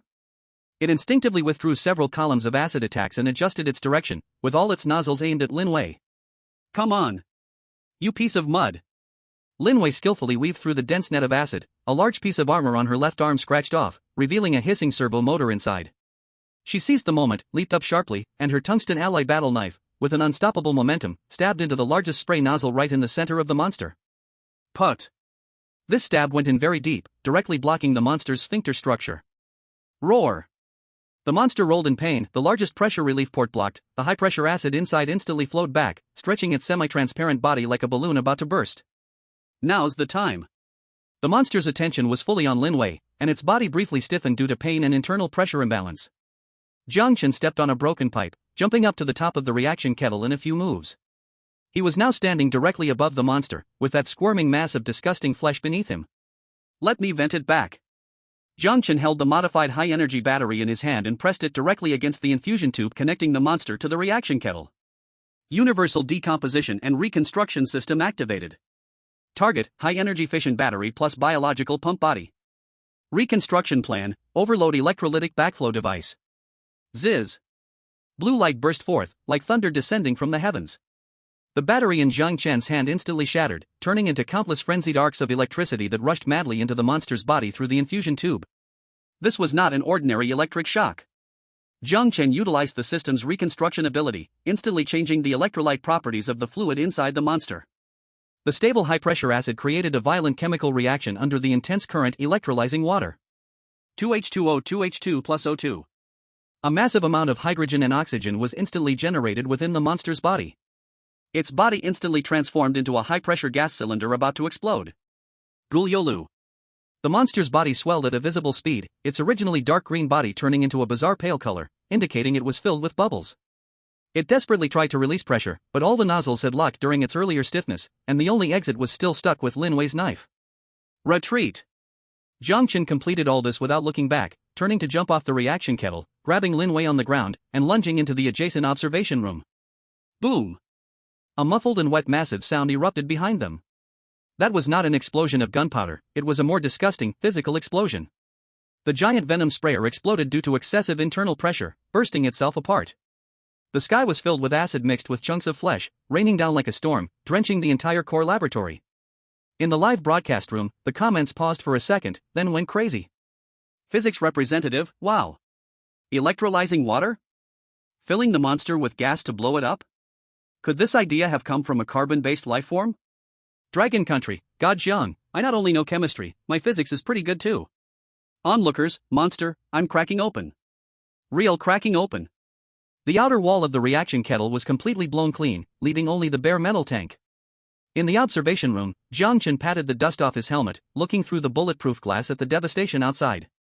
Tisk, so dirty. He said disdainfully, wrinkling his lips. Lin Wei was breathing heavily, gazing at the mess all around, then looked at Jiang Chen, who wore a calm expression. I couldn't help but curse, is this what you call deception in warfare? You're treating them like balloons that will just pop. You're a freak. Regardless of whether it's a black cat or a white cat, a good cat is one that catches mice. Jiang Chen stood up, tidying his clothes, and now we don't have to worry about materials. He pointed outside. After the monster exploded, the inside of the reaction kettle was revealed. In the solution that had been soaked in strong acid for who knows how many years, several silver-gray metal plates were quietly lying there, their surfaces as smooth as new, without even a scratch, exuding a charming industrial luster. Ultra-high molecular weight polyethylene composite material, plus aerospace-grade titanium alloy skeleton. Jiang Chen's eyes sparkled frighteningly. This is top-quality stuff that can't even be bought with money. At this moment, a crisp sound came from above, crack. A huge concrete slab was teetering, and the entire laboratory began to tilt violently. Stop looking. If we don't grab something and get out, we might really end up as pie filling. Lin Wei kicked open the observation room door and rushed toward the reaction kettle recklessly. Jiang Chen followed closely behind, with blue light of disassembly and reconstruction illuminating in his hand, a smile on his lips. Pack it up. This is the heart of our base's hydropower generator. Chapter 61, Scalpel-like explosion, open your mouth for me. Although the flesh mound on the reaction kettle had exploded a gap, this thing's vitality was surprisingly strong. The scattered chunks of flesh on the ground seemed to have awareness, crazily wriggling and gathering towards the center. At the opening that had been blown apart, countless flesh buds were entangled together, visibly healing at a discernible speed. Is it still not dead?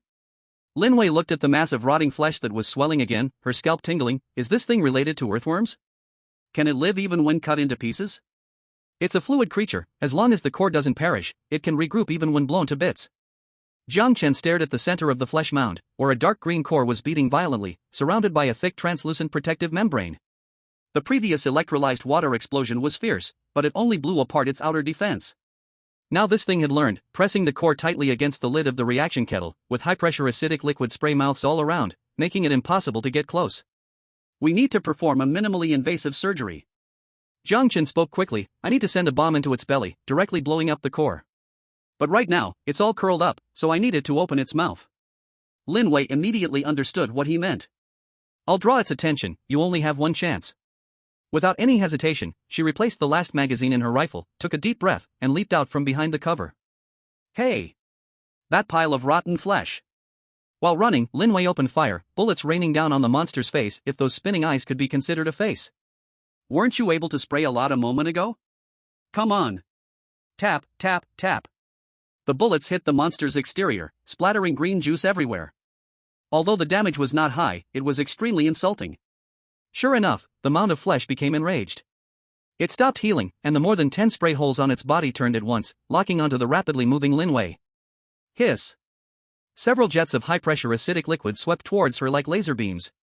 Lin Wei pushed the power of her exoskeleton to the limit, jumping quickly among the rubble, her movements so swift that only an afterimage remained. An acid spray grazed her shoulder, hitting a centrifuge behind her.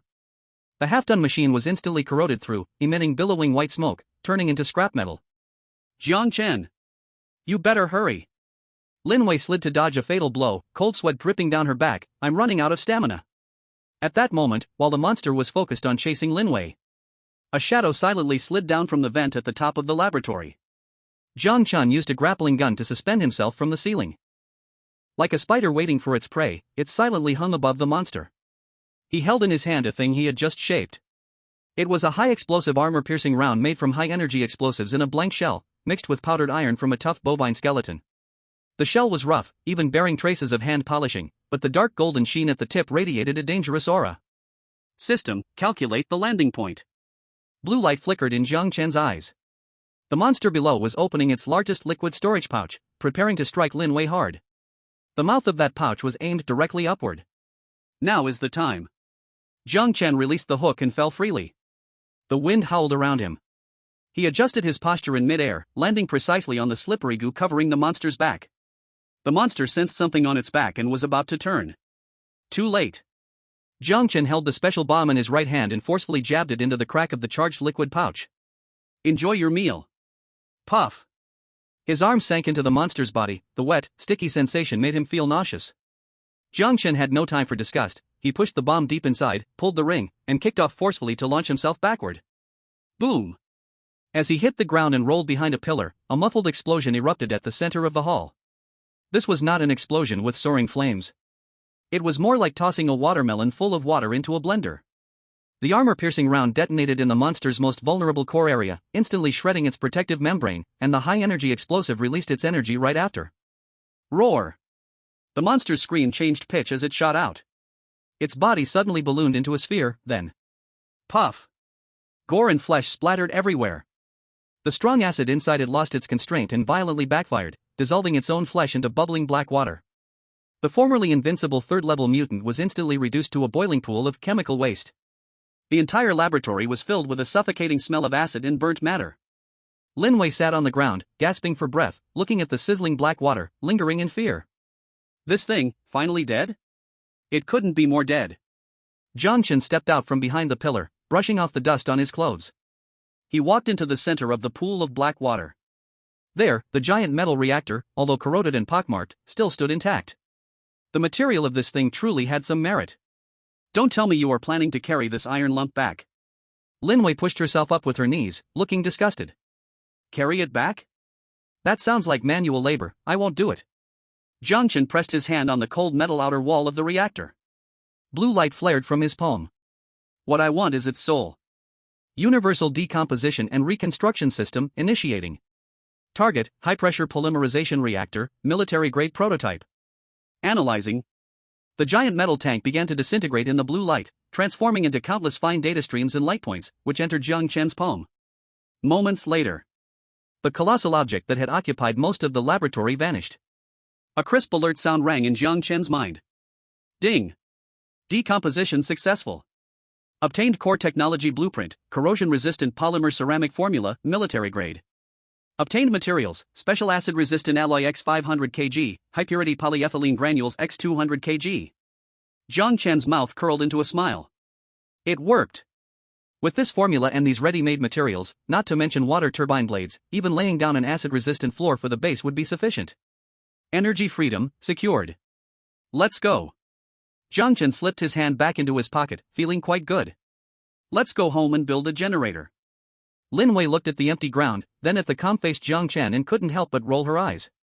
Is this it? I risked my life running around for half a day. Just a touch? It's a technical job, it just has to be pleasing to the eye. Jiang Chen turned around and walked out. What do you want to eat when we get back? I'll add some extra for you. Braised pork. It has to be the kind with both fat and lean meat. Lin Wei caught up, her tone fierce. If there's even a single piece missing, I'll chop you up and feed you to the zombies. Alright, I'll make sure you're full. The two walked through the messy laboratory, one in front and the other behind. The ceiling above was still dropping debris, the explosion had loosened the structure, and it was about to collapse. But Jiang Chen walked steadily. This adventure was a huge profit. When they returned to the base, it was already deep into the night. Wang Defa was squatting at the vault door, smoking, his chubby face scrunched up. Seeing the two shadows appearing from the darkness, he jumped up, threw away his cigarette butt, almost tripping over himself in excitement. Boss! Sister Wei! You finally made it back.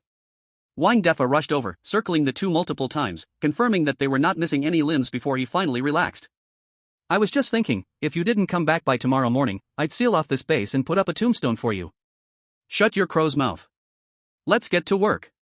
Jiang Chen walked straight to the control panel. Preheat all those 3D printers and clear the nozzles. I need to input new parameters. Wang Defa froze for a moment, then quickly reacted, his eyes wide like copper bells. Boss, did you really empty the chemical institute? That's polymer material. Can our crappy printer handle it? The ordinary ones definitely can't. Jiang Chen sat down at the control panel, his fingers flying across the keyboard, a waterfall of data wildly scrolling across the screen. So I also conveniently modified the printer's nozzle program. As he hit the enter key, a complex 3D model of a turbine blade appeared on the screen. It was all silver white, with smooth lines, and a line of small text was annotated beside it. Material, high polymer nanoceramic composite. Corrosion resistance level, S+. Wear resistance level, S. Wang Defa leaned over to take a look, nearly drooling. Holy crap, this isn't a water turbine blade, this is a blade for aerospace engines, right? He suddenly turned to Jiang Chen, his eyes filled with fervent admiration. Boss, you are my biological father. If we make this, our underground dark river will generate power into the next century. Stop the chatter and get to work. Jiang Chen stretched lazily. We'll work through the night, I want to see the first kilowatt connected to the grid by tomorrow morning. Understood. Wang Defa, like he'd received a shot of adrenaline, hugged the materials and dashed into the workshop. Anyone who sleeps tonight is a grandson. Lin Wei took off her exoskeleton, feeling like all her bones were going to fall apart. She looked at these two men who went crazy whenever they encountered technology, shaking her head helplessly. Fools! She muttered, turning to head towards the kitchen. Since the boss said to take care of her, she wouldn't hold back. That night, the workshop on the basement level of the vault was brightly lit. The hum of the 3D printers never stopped. Jiang Chen sat at the operating station, constantly monitoring the printing parameters. As the cold, shiny ceramic blades formed piece by piece, the spark in his eyes grew brighter. This was not just a hydropower generator. It was the foundation for him to stand firm in the wasteland. With electricity, there would be industry. With industry, there would be defenses. By tomorrow, that torrent of an underground dark river would become the strongest heart of this base. And before that, he still needed to prepare a big gift for those mice eyeing this place. Jiang Chen pulled up the external surveillance footage of the base. On the screen, a few sneaky red dots were moving in the ruins several kilometers away. They were other competitor scouts. Looks like some people can't sit still. Jiang Chen gently tapped his fingers on the desk, a cold smile growing at the corner of his mouth. Once the power is connected, I'll test my new defense tower on you. Chapter 63, Steel Sentinel and Combat Readiness Upgrade. The bottom level of the vault base was as hot and tense as a pressure cooker about to explode. 3 modified 3D printers were running at full power, their laser nozzles leaving trails in the air while a high-pitched buzzing noise nearly pierced the eardrums. The air was filled with a strong mix of ozone, machine oil, and the distinct burnt smell of metal melting at high temperatures. Wang Defa was bare-chested and covered in grease. He was pacing around the workbench where several freshly formed turbine blades lay, holding a caliper and mumbling incomprehensible technical terms. This luster, this density. He was obsessed, gently stroking the silvery ceramic blades. From the kitchen came the sizzling aroma of roasted meat, barely managing to cut through the industrial fumes. Crazy people, a bunch of crazy people. Lin Wei walked out holding a plate. She tore off a large piece of roasted, crispy mutated wild boar meat, chewing it while mumbling indistinctly. However, when she raised her head to look around, her chewing came to an involuntary halt. What the? The roasted meat in her hand nearly fell to the ground. Was this still the underground vault that had looked like a garbage dump just days ago? Evenly cut anti-slip metal plates covered the floor, with joints perfectly welded together with silvery solder, feeling solid and firm underfoot, exuding a cold, hard industrial beauty. Those wires that used to hang from the ceiling like cobwebs, possibly leaking electricity and catching fire at any moment, had all vanished, tidily tucked away in galvanized metal conduits along the walls. Even those with obsessive-compulsive disorder would kneel in gratitude, crying out, so comfortable. The entire hall was cleverly divided into several clear areas using discarded metal cabinets, heavy-duty shelves, an iron mesh, a storage area, a weapon maintenance area, a living area. In fact, in the corner, a huge explosion-proof glass water tank and several copper pipes had been used to build a simple shower. Lin Wei's mouth dropped open as she circled around the shower a couple of times, even spotting the connected hot water circulating pump and showerhead. In the radiation-polluted wasteland, the allure of hot showers was no less enticing than a whole crate of assault rifle ammunition. Boss! Sister Wei! You all come look! Wang Defa burst out of the work area like a gust of wind, his face marked with black and white streaks, wearing a crooked yellow safety helmet while clutching a large torque wrench. How is it? My skills are pretty good, right?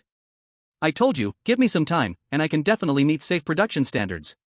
He puffed out his chest and gestured with the wrench around the hall, his tone filled with pride. I've redone the walls with lead plate layering and waterproofing, and the ventilation system has added 3 levels of filtration. Now it's a standard combat-ready shelter. Warm in winter, cool in summer, and it can even resist radiation. Even if the outside is in chaos, we can still sing in our underwear inside. Jiang Chen also stepped out from behind the control panel at this moment. He rubbed his swollen temples, holding a cup of instant coffee. He had been staring intently at the increasingly closer red dots on the external monitor, his nerves were stretched to the limit. He took a look around, his gaze finally resting on those flawlessly handled details. You call this pretty good? Jiang Chen looked at Wang Defa, and for once, a slight smile appeared on his face. Wang Gong, if you did renovations, you might just end up as a publicly traded company boss. Hee, absolutely. We're from Luxio, cough cough, basically we are professionals.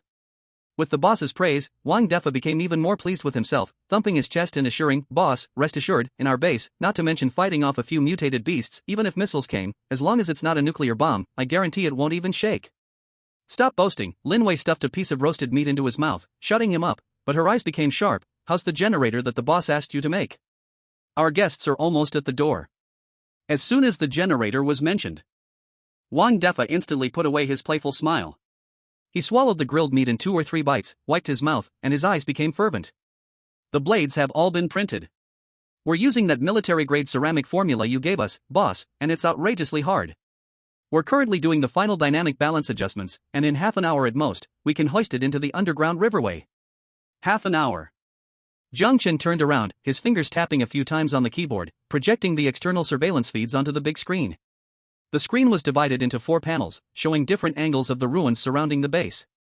In the night vision capture, 7 or 8 fully armed figures moved quickly into tactical formation, using the ruins as cover. They were well equipped, even carrying thermal imaging devices and door-breaching explosives, clearly not ordinary wanderers but prepared hunters. At the same time, a few kilometers away in the shadows of the ruins, the team leader, named Scorpion, lowered his voice and scoffed into the communicator, confirmed the coordinates, that lucky guy from Dragon Country is right under this bank building. Brothers, this is a juicy target. The Sky Curtain reported he just got that growth liquid, and if we take him out, not only can we grab supplies, but we can also collect bonus rewards from Eagle Sauce Country. Captain, the livestream said this guy is a bit tricky and can make bombs. A team member hesitated. What are you afraid of? A bomb is just a crude gadget, can it break our bomb-proof shield?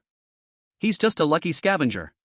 Hurry up, finish the fight in 10 minutes, and don't let teams from other countries steal the glory. Inside the base, Jiang Chen watched the greedy figures on the screen, a cold smile curling at the corners of his mouth. Looks like someone thinks we're soft persimmons. He did not show any panic but instead called up another blueprint from the control panel, directly overlaying the surveillance feed. It was a sinister-looking steel beast, filled with the aesthetics of violence. The thick 6-barrel rotary gun emitted a chilling cold light, and the heavy servo motor base resembled a tank turret, with a series of parameters annotated nearby that made one's scalp tingle. Blueprint name, Sentinel I-type close-in gun platform, modified version. Rate of fire, 6,000 rounds/minute, can be overclocked to 8,000 rounds. Ammunition supply, dual-channel electromagnetic chain supply/drum direct supply. Ammunition type, 12.7mm depleted uranium armor-piercing shells/high-explosive incendiary shells. Fire control system, AI automatic targeting/thermal imaging tracking. Wang Defa only glanced at it, and the wrench in his hand fell with a crash onto his foot, but he seemed not to feel the pain at all. He suddenly lunged at the wall, almost pressing himself against the holographic blueprint, his eyes wide as saucers, his lips trembling, unable to say a word. Boss, this thing. This is the guard of our new base. Jiang Chen's voice was very calm, as if he were talking about a trivial matter. I've prepared all the materials, the gun barrel and motor are in those sealed boxes over there, reconstructed from a down-armed helicopter. Now, it just lacks power. Lin Wei, as a combat personnel, understood the value of this data even more. She gasped, staring at the 6,000 rounds/minute text, feeling her scalp tingle. 6,000 rounds per minute. This isn't a gun platform, it's a metal storm. Even a Tier 3 mutated beast would be turned into mush at this rate of fire, right? Wang Defa suddenly turned his head, looking at Jiang Chen, his expression a mix of fervor, admiration, and disbelief. Boss, you're my dad. No. You're my ancestor. If this thing is built, not even a fly will be able to fly in within a kilometer. He leaped like he was electrified, picked up the wrench from the ground, and turned to dash towards those sealed material boxes, his speed making him seem almost like a different person. Half an hour. No. 20 minutes. I only need 20 minutes to get the generator ready for you. With power, this turret will come alive. Wang Defa shouted while running. Tonight, it has to sing. I want to hear it roar. Watching Wang Defa suddenly explode with 12 points of work enthusiasm, Lin Wei helplessly shook her head, but her hand was already on the gun handle, her eyes igniting with the will to fight. 20 minutes, I'll guard the entrance. As long as they dare to show their heads, I'll make them know what it's like to be stuck. Go. Jiang Chen sat back in front of the control panel, his fingers flying across the keyboard, pulling up the fire control system's preset program code. Data streamed down the screen like a waterfall, reflecting in his calm eyes. For a true engineer, nothing is more life-giving than creating the masterpiece of their dreams with their own hands. On the screen, the icon for the Sentinel Eye turret remained gray and offline. But Jiang Chen knew that when the energy of that underground dark river was ignited, when the current coursed through the nerve system of this base, this ferocious steel beast would open its eyes. He glanced at the monitor again. In the ruins, the Scorpion team had already sneaked up to the entrance of the bank building, placing directional explosives. Boom, boom. A muffled explosion echoed faintly through the ventilation ducts. Come on, that knocking sounds loud. Jiang Chen murmured, his fingertip hovering above the red system activation key, a hint of bloodthirst flashing in his eyes. Hope your heads are harder than my depleted uranium penetrators. Chapter 64, Extreme Reconstruction, Awakening the Sentinel. Boom! The dull explosion roared through the ventilation duct, shaking the entire underground vault. Dust fell from the ceiling, hitting everyone on the head. The Scorpion team had blown open the first blast door of the bank building. Damn it, these sons of bitches are really bold. Wang Defo was blasted down to the ground, his face turned pale. Without saying a word, Lin Wei picked up her rifle, steam puffing from the joints of her exoskeleton, her whole being already in a combat stance. Boss, they're coming in. I'll go up and hold them off. You can't hold them off. Jiang Chen's voice came from behind the control panel, exceptionally calm. They have heavy firepower. You won't last 3 minutes in a head-on fight. He stood up and walked straight toward the sealed material boxes. If they want to blow the door, let them blow it. Wang Fatty, where's our generator? Still need the blades. Wang Defa got up, rolling as he pointed at the bare rotor on the workbench. Without blades, this is just a pile of scrap metal. Boom! Another loud crash, even closer than before. The second door was blown open. Lin Wei's breath quickened slightly as she stared intently at the only passage to the surface. Jiang Chen. If we don't come up with something, we'll be trapped inside. Don't rush. Jiang Chen replied without turning back, let them knock. His awareness instantly sank into the system space. At the control panel, the sounds of explosions and urging from outside seemed to be cut off. He was the only ruler here. Corrosion-resistant high molecular ceramic formula, loading. Materials, high-purity quartz sand, special acid-resistant alloy powder. Model, Wang Defa's fluid mechanics optimized version. Reconstruction starts.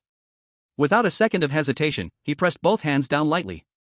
On the control panel, 2 blobs of material instantly liquefied under an invisible force field, merging into a ball of molten rock. In the next second, the molten rock ball was forcibly stretched and shaped, forming 12 perfect, aerodynamically arced blade prototypes in an instant. Quench. Polish. Jiang Chen's mental strength was highly focused, and every command was precise to the millisecond. Cold mist surged out, wrapping the fiery red blades. Following that, countless invisible beams rapidly swept over the blade surfaces, conducting nano-level polishing. The entire process took less than 30 seconds. 12 silver-gray leaves, shimmering with a warm ceramic sheen, quietly floated in the air, like artworks. Under the terrified gaze of Wang Defa and Lin Wei, Jiang Chen simply stood there in a daze for several seconds. Boss. You need to say something. Wang Defa was so anxious he was about to cry. Before he could finish his words. Crash. 12 beautifully shaped turbine blades appeared out of thin air, neatly arranged on the workbench. Wang Defa's voice stopped abruptly, and he rushed forward, cradling a blade, treating it more carefully than if it were his own child. Wow. Wow. Wow. He kept repeating these 2 words, using his greasy sleeve to rub the smooth surface of the blade, then bringing it under the light for a closer look, his mouth agape as if he could fit an egg in it. Boss. Where did you pull this from? This is a turbine blade from an aerospace engine, right? Boom. A loud sound of metal being torn echoed from the top vault door. They are coming in. Lin Wei's communicator blared with a piercing alarm sound. Stop looking. Assemble. Jiang Chen hissed, Wang Fatty, you have 1 minute. 1 minute? Wang Defa snapped back to his senses, looking at the precise rotor, then at the blade in his hand, sweat pouring down immediately. Boss, this is delicate work. 1 minute, let me try. He went completely crazy, grabbing a torque wrench, shouting at Lin Wei, Sister Wei. Lend a hand. Pass them to me one at a time. Lin Wei no longer hesitated, her exoskeleton arms fully activated, as she steadily passed the blades into Wang Defa's hands like a precise mechanical arm. Click.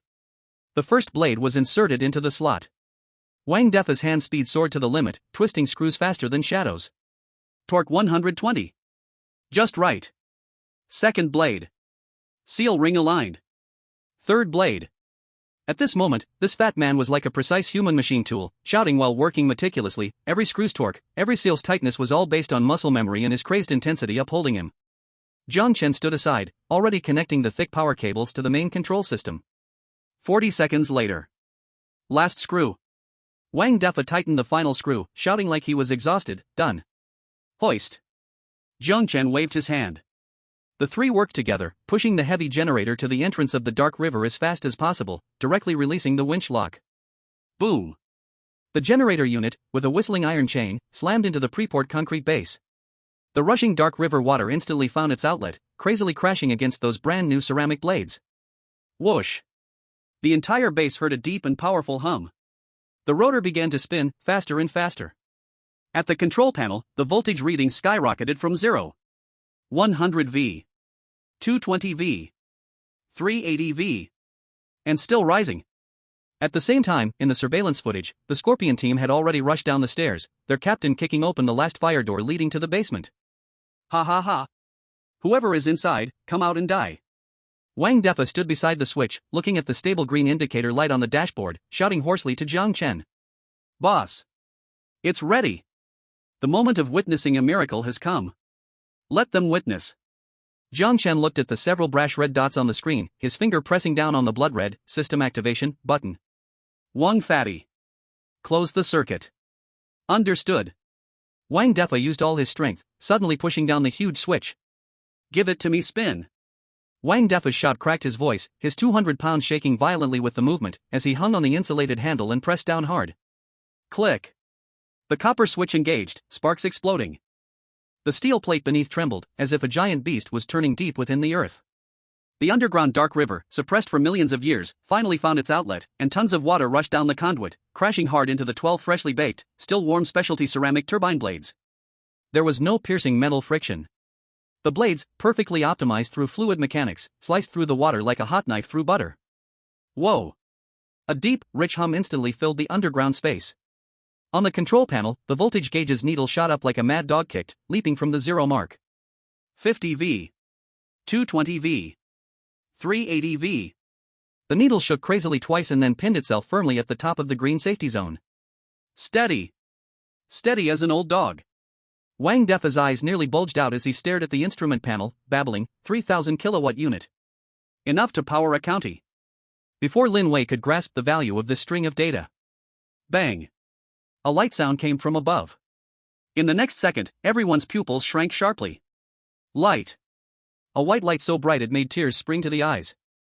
No longer the flickering yellow emergency lights, but hundreds of industrial-grade LED explosion-proof lamps lit up simultaneously. The entire underground vault was as bright as day, even a speck of dust in the corner was clearly visible. Buzz. The symphony of machines followed closely. The air circulation machine chirped happily, and a strong new breeze rushed in, instantly clearing the mixed smell of oil and barbecue. The water purification system's booster pump started, and the indicator light jumped from murky yellow to pure blue. Even the refrigerator compressor in the distant kitchen began to vibrate. This was the beauty of industry. This was the violence of energy. Lin Wei instinctively raised her hand to shield her eyes. After adjusting to the bright light, she looked at the rejuvenated base in front of her, her grip on the gun loosening involuntarily.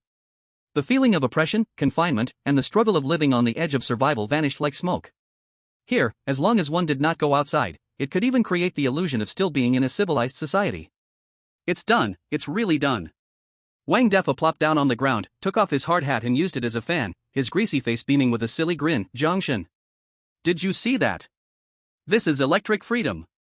From now on, I'll use the air conditioning whenever I want. If anyone tells me to save power, I'll go after them. Jiang Chen sat in an ergonomic chair, squinting his eyes against the bright light. He picked up the instant coffee beside him and took a sip, the corners of his mouth lifting slightly. Well done. These 4 words were worth more than any bonus. At that moment, the grand and chilling announcement echoed suddenly in everyone's mind around the globe. Global announcement: Dragon Country contestant Jiang Chen has successfully built the deep underground hydropower energy system.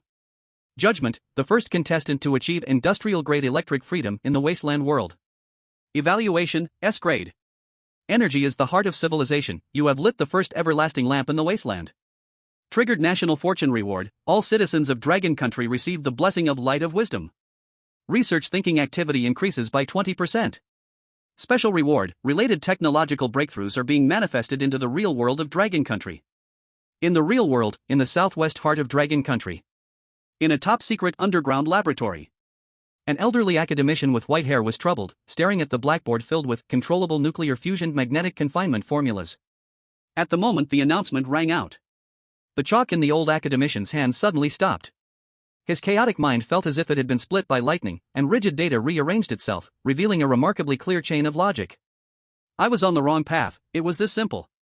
The old academician's face flushed red as he suddenly turned and shouted, "Hurry! Adjust the parameters.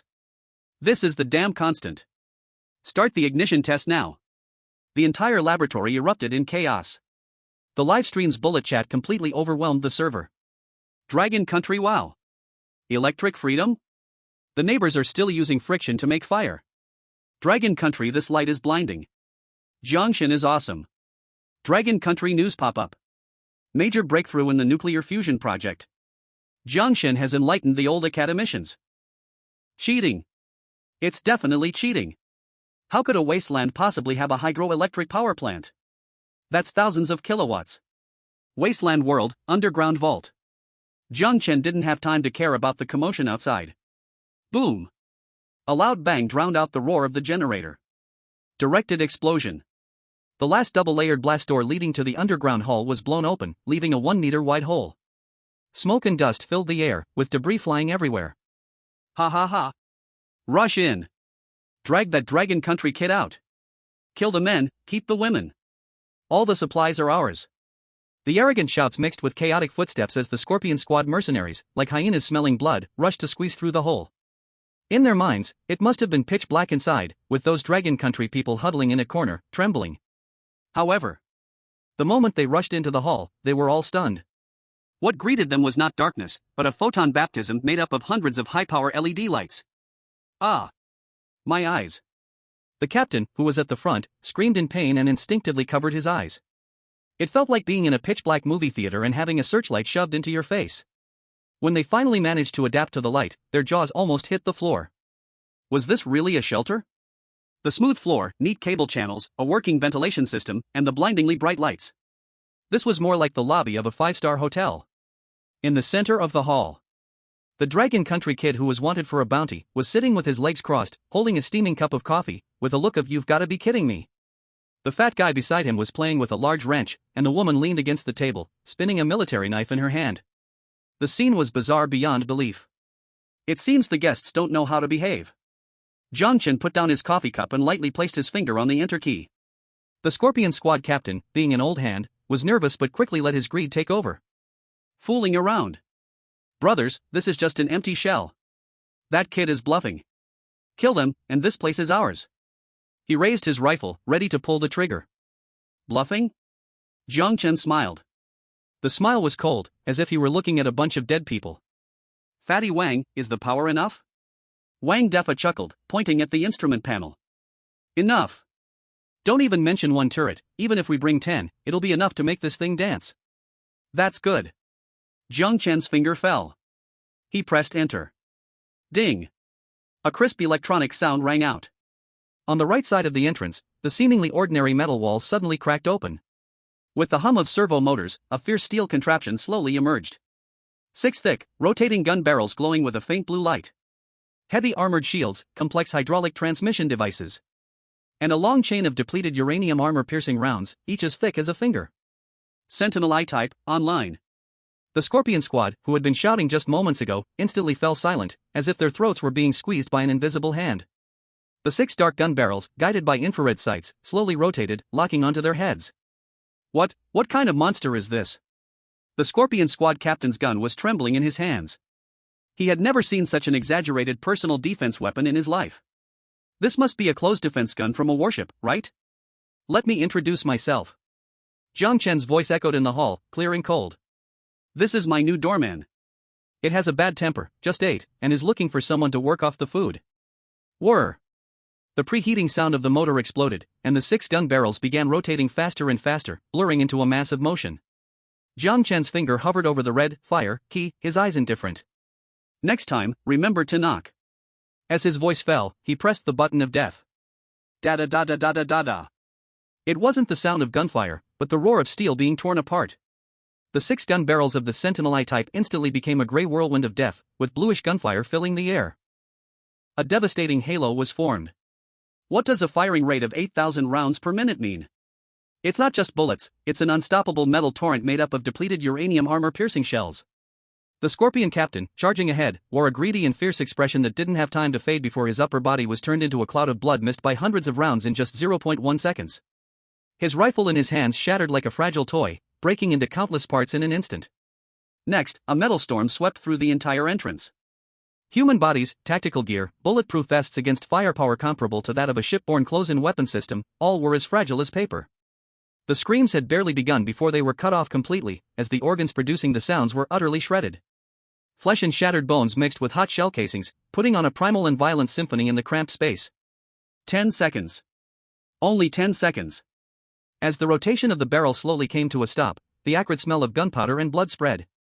At the entrance, there wasn't a single person standing. The ground was covered with unidentifiable remains, and the walls were painted with a thick layer of red-black wall art. The entire underground hall was silent. Wang Defa and Lin Wei stared blankly at this scene, their throats dry. They had imagined the Sentinel to be powerful, but never thought it would be so unrealistically strong. This was no longer a battle, but an industrial-scale massacre. Jiang Chen calmly watched the ammunition reserve numbers rapidly decline on the control panel, his brow furrowed slightly. Pretty powerful, but it uses a lot of bullets. At that moment, an even grander and colder sky notification once again echoed around the world. Global announcement: the Scorpion Squad sent by the Eagle Sauce Country when invading the shelter of Dragon Country contestant Jiang Chen was completely annihilated by the defense system. Judgment: Eagle Sauce Country contestants encountered a dimensionality reduction strike in the first frontal armed conflict, with all team scores and individual scores reset to 0. Triggered national luck punishment: the probability of natural disasters occurring in Eagle Sauce Country increases by 20%, domestic resource production decreases by 20%. Citizens' physical values decrease by 10%. Boom! This announcement exploded around the world like a nuclear bomb. In the real world, Eagle Sauce Country. A muscular man lifting weights in the gym suddenly felt his arms go weak, and over 100 kilograms of barbell crashed down, nearly taking his life. An athlete sprinting in a 100-meter race suddenly felt his legs give out halfway and fell face-first to the ground. In the live broadcast room, the citizens of Eagle Sauce Country went completely mad. Eagle Sauce FUCK. My arms have no strength. God, what happened? Eagle Sauce, no. This is cheating. It's a scheme from that dragon person. Eagle Sauce 20% decrease in resource production? My mines are wrecked. Eagle Sauce punishment. This is punishment from God. Why did we provoke that devil? In contrast, the Dragon Country live broadcast room was an ocean of celebration. Dragon Country, ha ha ha. So satisfying. Try to steal and end up losing. Let you cause trouble. Dragon Country, this wave is simply an epic debuff. Eagle Sauce, don't cry, stand up and fight. Dragon Country God Jiang, heard you wanted to steal my stuff? Here, let me show you a big treasure. One shot and wipe your place out. Dragon Country, this is more than a victory, it's completely stripping the other side of their underwear. So relieving. In the Wasteland world, underground vault. Jiang Chen had no interest in the external uproar, he merely glanced at the mess on the ground and said to Lin Wei, who was still in a daze beside him. Strip off the useful equipment, drag the bodies out, don't dirty my ground. Then, he turned to the equally stunned Wang Defa. Old Wang, go check the ventilation system, increase the power, it's too pungent in here. Oh. Alright, God Jiang. Wang Defa, coming back to his senses, picked up the wrench, looking at Jiang Chen's back with fervent admiration. This is the true big boss. Killing and burning, all while remaining unruffled. Jiang Chen stretched lazily and walked back to the control panel, his gaze passing over the bloody battlefield. Toward Area B, where the cultivation racks had just begun to sprout new greenery. To him, killing was just a means of survival. And that patch of green was the hope for the future. Chapter 66, Vegetable Sprouting, the Hopeful Green. The smell of blood in the underground hall had not yet dissipated, but the nauseating scent of rust was quickly covered by another odor. It was the fresh scent of ozone and flowing recycled water. The Sentinel gun barrels were still radiating residual heat, and the infrared scanners tirelessly swept over the ruins of the entrance. Jiang Chen paid no attention to the corpses scattered across the ground. That was Lin Wei's job. He didn't even care about the Scorpion that had just wiped out an elite mercenary team. To him now, the dead held no value, only resources for survival mattered. Old Wang, stop grinning like an idiot. Jiang Chen casually placed his empty coffee cup on the control console and pointed at the B area displayed on the monitor. The power's on, there's water, it's time to get to work. Wang Defa was leaning next to the generator, practically wanting to kiss the spinning turbine. Upon hearing Jiang Chen's words, he struggled to move his 200-pound body, looking utterly confused. Get to work? Boss, didn't we just send those sons of bitches off? What else do we need to do?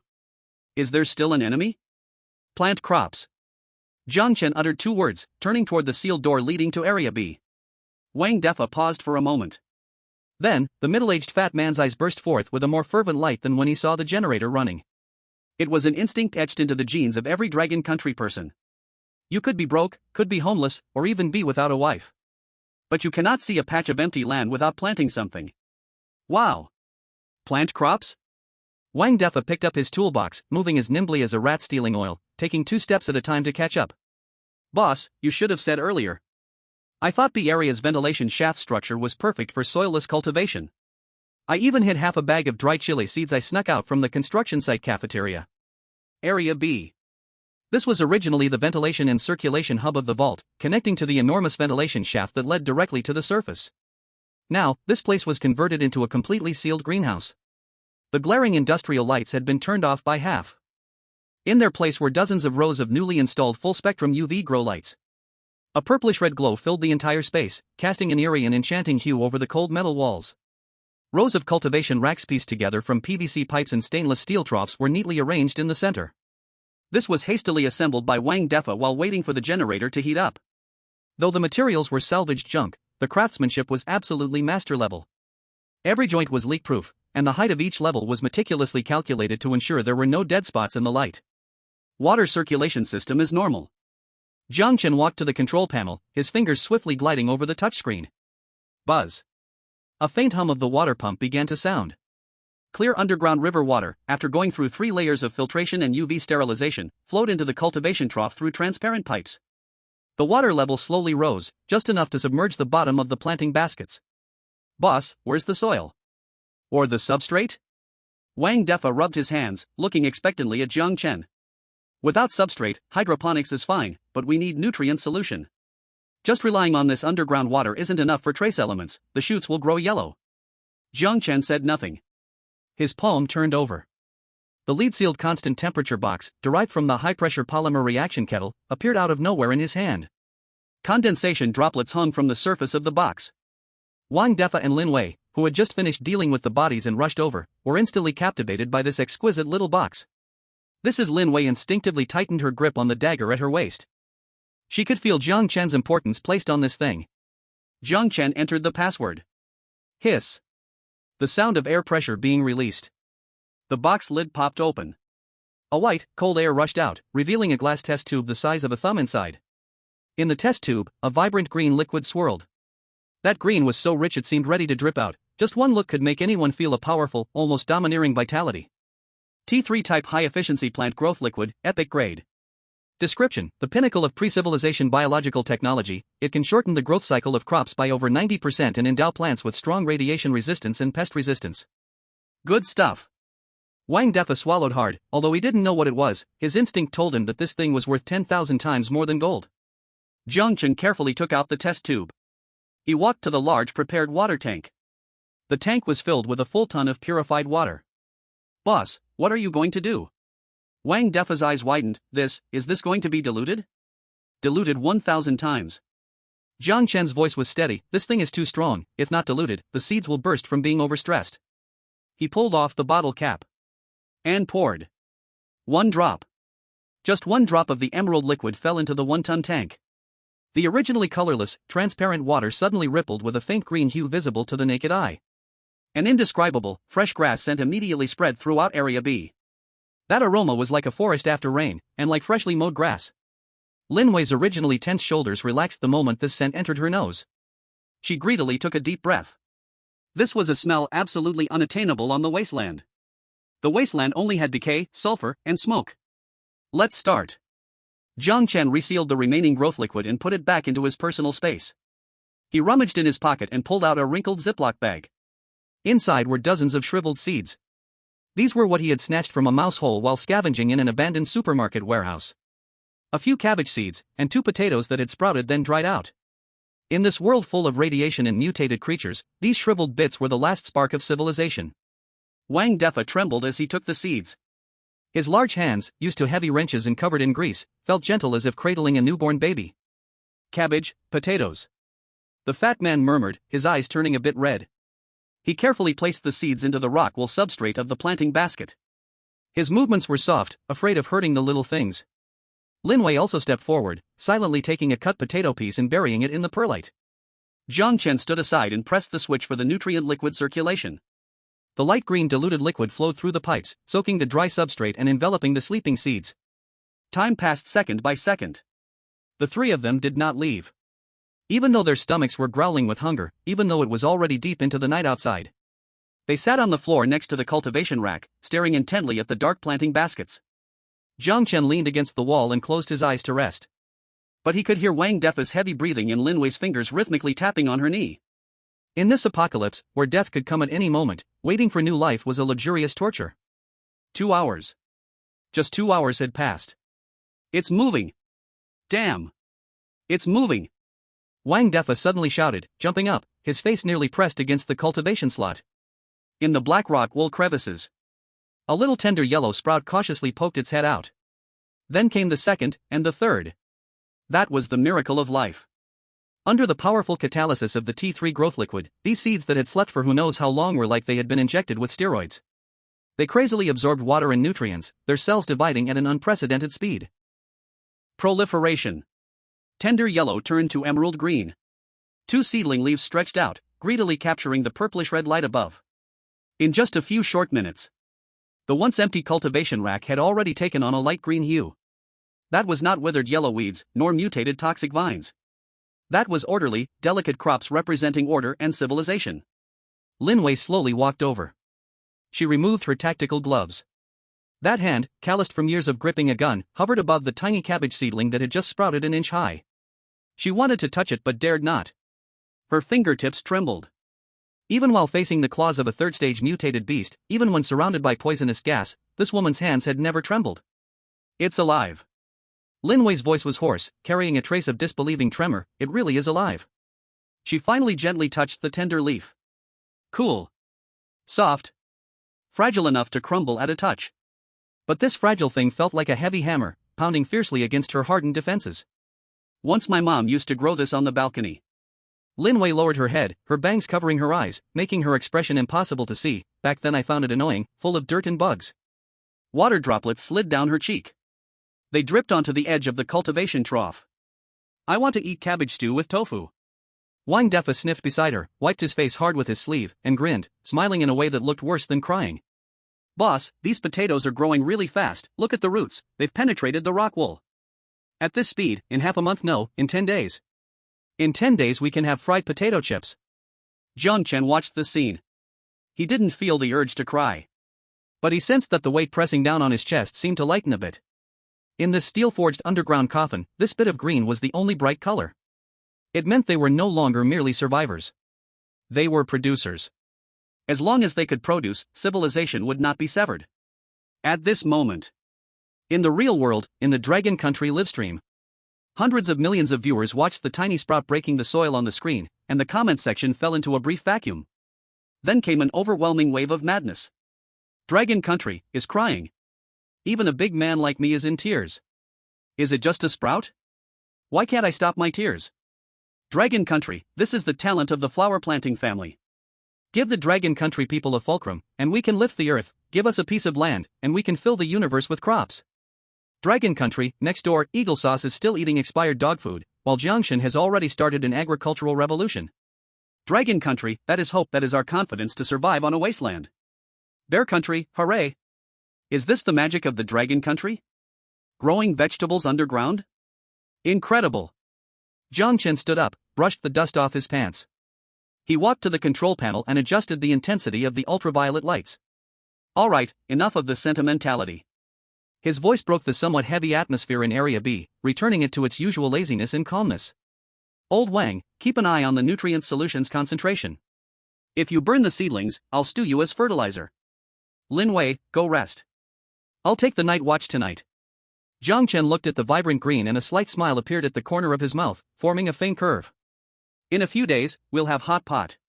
Hearing the word hot pot, Wang Defa and Lin Wei's eyes brightened simultaneously. That was a concrete imagination of the future. No longer will I survive until tomorrow? But rather, what will we eat tomorrow? This is hope. The simplest, yet the hardest hope. Chapter 67: The Shape of the Iron Fortress. 6 o'clock in the morning. Underground vault living area. The grinding sound of a fully automatic Italian coffee machine broke the silence. The rich aroma of Blue Mountain coffee wafted through the freshly upgraded central air conditioning system, filling every corner. The indoor temperature was 22 degrees Celsius, humidity 45%. Jiang Chen was wearing loose pure cotton loungewear, sinking into the soft leather sofa. He held a white porcelain coffee cup in his hand, and in front of him floated a semi-transparent holographic map. It showed the terrain and landforms within a 30-kilometer radius. This extreme sense of relaxation, contrasted with the radiation-infested, monster-ridden wasteland above, felt like two parallel universes. Footsteps approached from the end of the corridor. Wang Defa had two huge dark circles under his eyes, his hair a mess like a bird's nest, yet he tightly clutched a roll of blueprints in his hand. Lin Wei followed behind him, though she also looked a bit tired, her eyes sparkled with uncontainable excitement. "Boss, good morning." Wang Defa plopped down into the chair opposite him, not even bothering to glance at the steaming cup of coffee. He slammed the blueprints onto the table, the motion rough like a gambler's. "This is that Absolute Defense Plan version 2.0 that I worked through the night on." Jiang Chen set his coffee cup down and gently traced the lines on the blueprints with his fingertips. Dense lines, complex mechanical structures marked, and that shocking engineering quantity. "According to your ideas, do you want to build an underground city here?" "Not just an underground city." Wang Defa suddenly jumped up, his hands gesturing wildly in the air. "We need to establish an independent ecological cycle, Area A for living, Area B for planting, Area C for industry, Area D for energy." At this point, his originally high-pitched tone suddenly dropped sharply. His chubby face wrinkled up like a ball. "But boss, a clever woman can't cook without rice." He pointed to the thick defense line on the outer edge of the blueprints. "Here, the original entrance of the building is too weak. To withstand the impact of third-tier beasts, we need at least a 2-meter-thick wall of high-grade reinforced concrete. But outside is all radiation wasteland, where can we find C80-grade cement? Just relying on those weathered stones is simply like using tofu dregs." Lin Wei added from the side. "Even though that poison scorpion squad was completely wiped out yesterday, their blasting methods reminded us. If next time the enemy comes with heavy drilling bombs, the current entrance defense certainly won't be enough." Jiang Chen remained silent. He stood up and walked to a row of monitoring screens. The screens displayed the miserable scene after last night's battle. The ground was littered with bodies that had been cleaned up. But the remnants of several modified off-road vehicles torn apart by the Sentinel machine gun, and the piles of mutated beast bones stacked in the corner like small mountains, were still shocking. "Who says we have to use concrete?" Jiang Chen turned around, a smirk tugging at the corner of his mouth. "Come with me." In Area D, the material storage warehouse. The air was filled with a faint smell of machine oil and lingering blood. Wang Defa stared at the heap of scrap metal and stark white bones in front of him, looking bewildered. "Boss, you don't mean to use these?" Jiang Chen walked to the enormous third-tier bull skeleton. This monster's bone density was extremely high, even in death, it still exuded a chilling sense of oppression. Beside it lay the wreckage of several tons of poisoned Scorpion Squad vehicles. Those were made of special alloy steel. In the wasteland, there's no trash, only resources in the wrong place. Jiang Chen raised his hand. His palm faced the heap of seemingly unrelated junk. His consciousness sank into the system. Detected high-density biological bones, third tier. Detected special vehicle armor steel, abandoned. Detected tungsten alloy scrap. Generating plan. All decomposition and reconstruction initiated. Buzz. A bluish light instantly filled the entire warehouse. Wang Defa instinctively covered his eyes. Under Lin Wei's astonished gaze, the incredibly hard bull skeleton began to break down, turning into countless white dust particles. Then, the vehicle wreckage twisted, liquefied, and transformed into a crimson flow of metal. The two completely different materials converged in midair. The flexibility of the bones. The hardness of the alloy. Under the strict intervention of the system rules, molecular-level reorganization was happening. Zzzz. After the ear-piercing sound of electric current. A piece shaped like a regular hexagon. A thick, heavy blackboard dropped from nowhere to the ground. Thud. The ground shook violently. That dull crashing sound showed just how terrifying the density of these boards was. The light faded away. Wang Defa trembled as he approached. He reached out and touched the surface of the board. Cold, rough. The surface was covered in a honeycomb-like texture similar to biological bones, but when struck, it made a crisp sound like metal. What is this material? As a senior civil engineer, he had no idea this kind of thing even existed. Jiang Chen withdrew his hand and glanced at the data on his retina. Biological calcified tungsten steel composite armor plate. Characteristics: has the energy-absorbing toughness of biological bones and the ultra-high hardness of tungsten steel. Defense level: can ignore direct hits from armor-piercing rounds below 120 mm caliber, can withstand full-force impacts from peak stage 3 otherworldly beasts. A new formula. Jiang Chen said casually. 10 times harder than your C80 concrete. Wang Defa's jaw dropped, nearly dislocating. The way he looked at Jiang Chen was no longer as if he saw a human, but as if he were looking at a walking god. Don't be in a daze. Jiang Chen pointed to the board on the ground. This board comes with a self-locking structure, no cement bonding needed. Lin Wei, put on the exoskeleton and be responsible for transportation. Old Wang, you handle positioning and structural interlocking. Before sunset today, I want to see a new door. Construction site. The scene of dust flying and mixers roaring did not appear. Instead, it was a construction filled with violent aesthetics like building with Lego blocks. Lin Wei, wearing the Valkyrie exoskeleton, heard the low hum of hydraulic arms. She easily lifted the 2-ton composite armor plate, fitting it precisely into position. Clack! The crisp sound of metal interlocking rang out. Seamlessly fitted. Wang Defa held a level and was so excited his face turned red. This structural strength, even if hit by a missile, would take ages. The originally straight entrance to the underground building had been completely transformed. Jiang Chen did not use a traditional closed door. Instead, he used these high-strength boards to create a complex Z-shaped passage. A death maze. Any enemy trying to rush in would not be able to see the situation inside at first. They must slow down and turn in the narrow, winding passages. And every corner is an excellent ambush point. At the end of the passage, 2 hydraulic composite gate doors, a full meter thick, slowly closed. That suffocating heaviness was enough to fill any intruder with despair. But that was not enough. Jiang Chen stood atop the newly completed defense wall, looking down at the carefully designed death passage. Just taking hits without fighting back is not my style. He opened the system space again. The previous Sentinel Eye had terrifying power, but that was for the gold-eating beasts. Depleted uranium armor-piercing rounds, 1 for 1 lesser. Using it against normal mutated beasts or minor attackers would be a waste. Deconstruct the Scorpion Team assault rifle. Deconstruct old steel pipes. Deconstruct servo motors. Reconstructing. This time, what appeared before Jiang Chen was no longer the menacing 6-barrel Gatling. Instead, there were 8 streamlined, industrial-styled small automatic turrets. Standard automatic guard machine gun. Caliber, 5.56 mm. Rate of fire, 800 rounds/minute. Ammunition supply, universal ammo belt/large capacity magazine. Install these in the hidden fortifications of the maze walls. Jiang Chen pointed to the reserved shooting holes on both sides of the passage. And the 4 dead corners of the base. These ordinary turrets would work in tandem with the core sentinel. When minor enemies came in, the ordinary turrets would handle the cleanup. When elite units or heavy vehicles appeared, the sentinel would target and eliminate. A firepower network with no blind spots was officially formed. Where's the radar? Lin Wei installed the last machine gun, wiping the sweat from her forehead. Having guns without eyes won't do.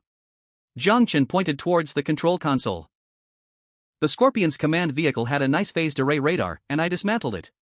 After systematic merging and reconstruction. Originally a small radar that could only be used on vehicles, it has now transformed into the base's all-domain thermal imaging surveillance system.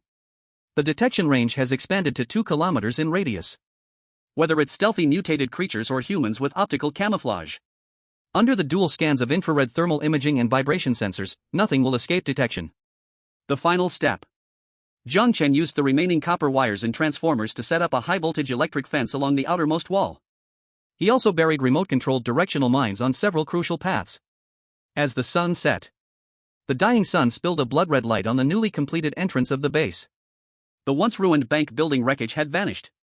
In its place stood a pitch-black, steel fortress that radiated a cold metallic sheen. It lay quietly atop the wasteland like a giant beast lying in wait. The dark shooting holes and the faint sparking of the electric fence silently warned all onlookers. No entry for the living. In the live broadcast room, hundreds of millions of viewers watched this shocking scene, and the comments exploded. Dragon Country, wow. It was a ruin in the morning, and it's a fortress by night? Is this the racial talent of a construction madman? Dragon Country, this is so cool. What material is that black wall made of? It looks harder than tank armor. Dragon Country Z-shaped death maze, crossfire net, plus that freaky sentry who on earth can get in? Eagle sauce, oh my god, our players are still using wood to build fences, and he has moved into a steel fortress? Bear, this is not scientific. How was that wall built? No heavy machinery, no cement factory, it's simply magic. Foot basin chicken baka. This is definitely cheating. I want to report this. In the base control room. Jiang Chen looked at the parameters displayed on the big screen. Defense level, SSS, as strong as an iron wall. Energy system, hydropower generator, operating stably. Resource reserve, surplus. Safety coefficient, extremely high. He took a gentle breath, leaning back against the chair. The sense of survival crisis that had always hung over him finally dissipated by more than half at this moment. With this stronghold, he could finally free his hands to explore the deeper secrets of this wasteland. Dinner is on tonight. Jiang Chen's voice echoed in the control room. To celebrate the completion of our new home. Chapter 68, The Birth of the Biomonster. 3,000 kilometers away from Jiang Chen's underground fortress with a constant temperature of 22 degrees. Death Valley. This is one of the areas on Blue Star with the highest concentration of radiation. Strong winds whipped up black gravel with strong acidic properties, like countless tiny files, crazily grinding the exposed rocks. The sky presented a sickly dark purple, with heavy radiation clouds low enough to seem like they would crush the ground. Jack Smith leaned against a giant rock that had been corroded with countless holes by acid rain, gasping for air. His lungs felt like they had 2 balls of burning coal stuffed inside, each breath accompanied by intense stabbing pain. His tactical protective suit had long turned into rags, hanging around his bleeding wounds. His right arm displayed a strange bluish-purple color, a sign of severe radiation burns. Damn it, damn it! Jack squeezed out a curse between his teeth. He had just checked the global live broadcast ranking through the terminal on his wrist. That kid from Dragon Country was sitting there drinking coffee. It was freshly ground Blue Mountain coffee. Even through the screen, Jack could almost smell the rich aroma. Meanwhile, he had been drinking recycled urine for 2 days. This huge gap was driving him crazier than the pain of his wounds. Awoo! A mournful wolf howl penetrated through the wind and sand, getting closer. It was a pack of mutated hyenas. These beasts had speed comparable to a cheetah and a bite force strong enough to crush steel plates. They had been tracking Jack for a full 3 hours. Jack gripped the only tactical dagger left in his hand. The blade was already curled. No bullets, no food, not even water. Jack licked his cracked, peeling lips, and a spark of desperate madness flashed in his eyes. If God has abandoned me, then I will seek a deal with the devil. He suddenly turned around, no longer fleeing, but stumbling into the center of the meteorite crater behind him. There was the source of radiation. And that was the reason why the Death Valley was called Death. As he moved closer to the center, the wind and sand actually decreased. What replaced it was a chilling silence. There were no plants on the ground, not even the most drought-resistant radiation moss could survive. But in the deepest part of the crater, there emanated an eerie purple light. It was a massive structure half buried in the ground. It looked like a beehive magnified countless times, its surface covered with a layer of translucent biological film. In the center of the hive, there was a mass of soft tissue the size of a fist. It floated in midair, pulsating rhythmically like a heart. Thump! Thump! With each pulse, the surrounding air produced visible ripples. Even the violent radiation particles seemed to be swallowed by this thing. Warning! Unknown high-energy biological reaction detected. Warning! Extremely dangerous. Immediate evacuation recommended. The red alert of the sky system flashed frantically in his retina. Jack stopped in his tracks. He stared at that mass of soft tissue. His intuition told him that this thing could kill him. But another more primal and greedy instinct roared, "Eat it! Merge with it!" The howls of wolves behind him were now within 100 meters. That was the countdown to death. To hell with the warning! Jack roared, his eyes bloodshot. Rather than being devoured and turned into waste by those beasts, he'd rather take a big gamble. He stumbled toward that purple light. No hesitation. No testing. He directly stretched out his already useless right arm and plunged it forcefully into that pulsating soft tissue. Plop. The sensation was like sticking his hand into a bowl of warm, thick mucus. Immediately. Excruciating pain. Pain that surpassed the limits of human nerves. Ah ah ah ah ah. Jack threw his head back, letting out an inhuman scream. That purple soft tissue acted like a living parasite, frantically crawling up his arm. Veins burst. Muscle fibers were forcibly torn apart, then reassembled at a speed that defied biological principles. A black-purple chitinous shell pierced through his skin, covering his right arm, shoulder, and even spreading to half of his cheek. His finger bones elongated with cracking sounds, becoming sharp and curved. The human palm disappeared completely. In its place was a 1-meter-long, glowing purple bone blade. The pain vanished. What replaced it was a feeling of power strong enough to burst veins. Jack knelt on the ground, gasping for breath. Sweat mixed with blood dripped down. He slowly raised his head. That originally blue right eye had turned into an emotionless compound eye structure, emitting a cold red light. Howl! 3 mutated hyenas broke through the fog. They smelled the scent of blood and excitedly lunged at him. In the past, Jack needed to empty a magazine just to barely fend them off. But now, Jack's mouth split open, revealing a smile that was incredibly fierce. Dinner is served. Whoosh! A purple shadow flashed through the air. No one even saw how Jack made his move. The three hyenas lunging in midair suddenly froze. The next second. Crack! Their bodies were neatly split into 6 segments in the air. The cut was as smooth as a mirror, and even the texture of the internal organs was clearly visible. No blood gushed out, because all the blood evaporated the moment it touched the bone blade. Greedy, that strange biological weapon absorbed it all. Snap! Body parts fell to the ground.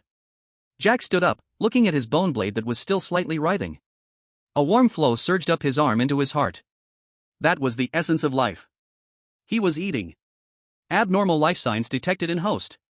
Power assessment, increased by 500%. Gain traits, basic Zerg regeneration, biological devouring. The system's prompt sounded in his mind, no longer a cold warning, but a delightful song. I am a god. Jack looked at his mutated arm, his voice becoming hoarse with a metallic tone. This power intoxicated him. It made him feel that his more than 20 years as a human were simply a waste of life. What technology? What firearms? In the face of absolute physical evolution, all were garbage. Jack walked out of the crater. The winds and sands were still brutal, but he no longer felt any chill. That layer of chitinous shell was not only hard but could perfectly isolate radiation. Half an hour later. At the edge of Death Valley. 2 ragged figures huddled in a rock crevice, trembling. Those were Park Gukchang from the Stick Country, and Yumechuan Nehru from the Cherry Blossom Country. These two were unlucky, their landing point was near Death Valley, and their supplies had long run out, only able to barely survive by eating radioactive lizards. Thud, thud, thud. Heavy footsteps approached. Every step left deep cracks on the rocks. The two looked up in terror. They saw a figure half human, half monster, silhouetted against the light, like a demon crawling out of hell. Monster, monster. Park Gukchang's legs went weak in fear, he directly wet his pants. Yumechuan Nehru, even more frightened, pulled out his broken sword, his hands shaking like a Parkinson's patient. Jack stopped in front of them. His compound eyes glimmered with red light, scanning these two ants. Want to die, or want to live? His voice was hoarse, carrying an undeniable pressure. The two were stunned. This is human language? Jack waved his hand casually. Boom!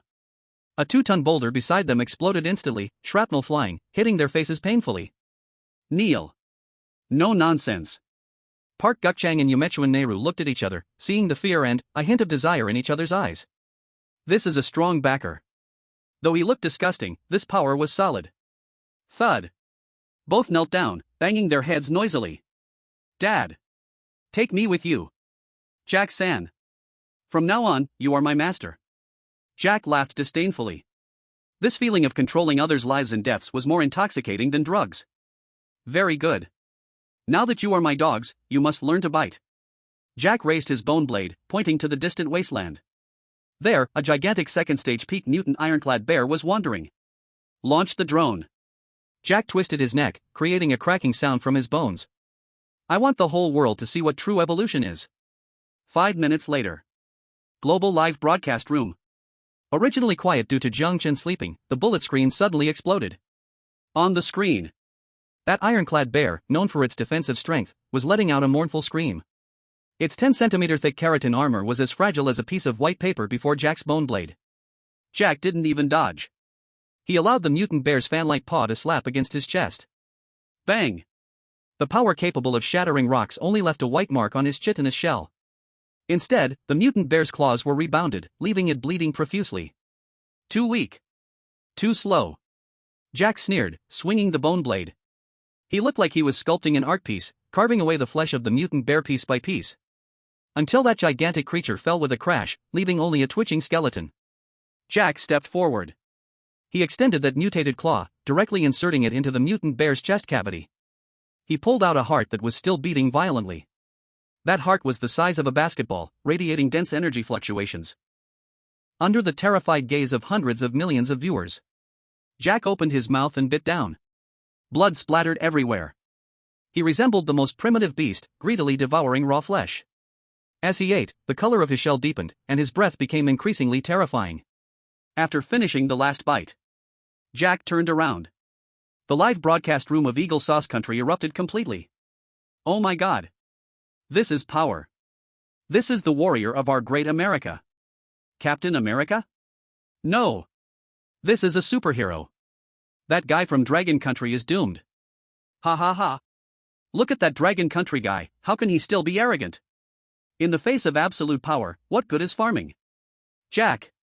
Kill him. Take all the resources from Dragon Country. Yet in the Dragon Country live broadcast room, the atmosphere became exceptionally serious. Although everyone still believed in Jiang Chen, Jack's strange, brutal, and unreasonable biological power truly sent a chill down people's spines. Is this still a human? That knife can cut through an armored bear like it's slicing vegetables? I'm a bit nervous, brothers. Can Jiang Chen's cannon withstand such a monster? He seems to be able to heal too. Isn't this a biological weapon? Eagle Sauce Country has sacrificed even their face, going straight for mutation? Don't be afraid. Trust Jiang Chen.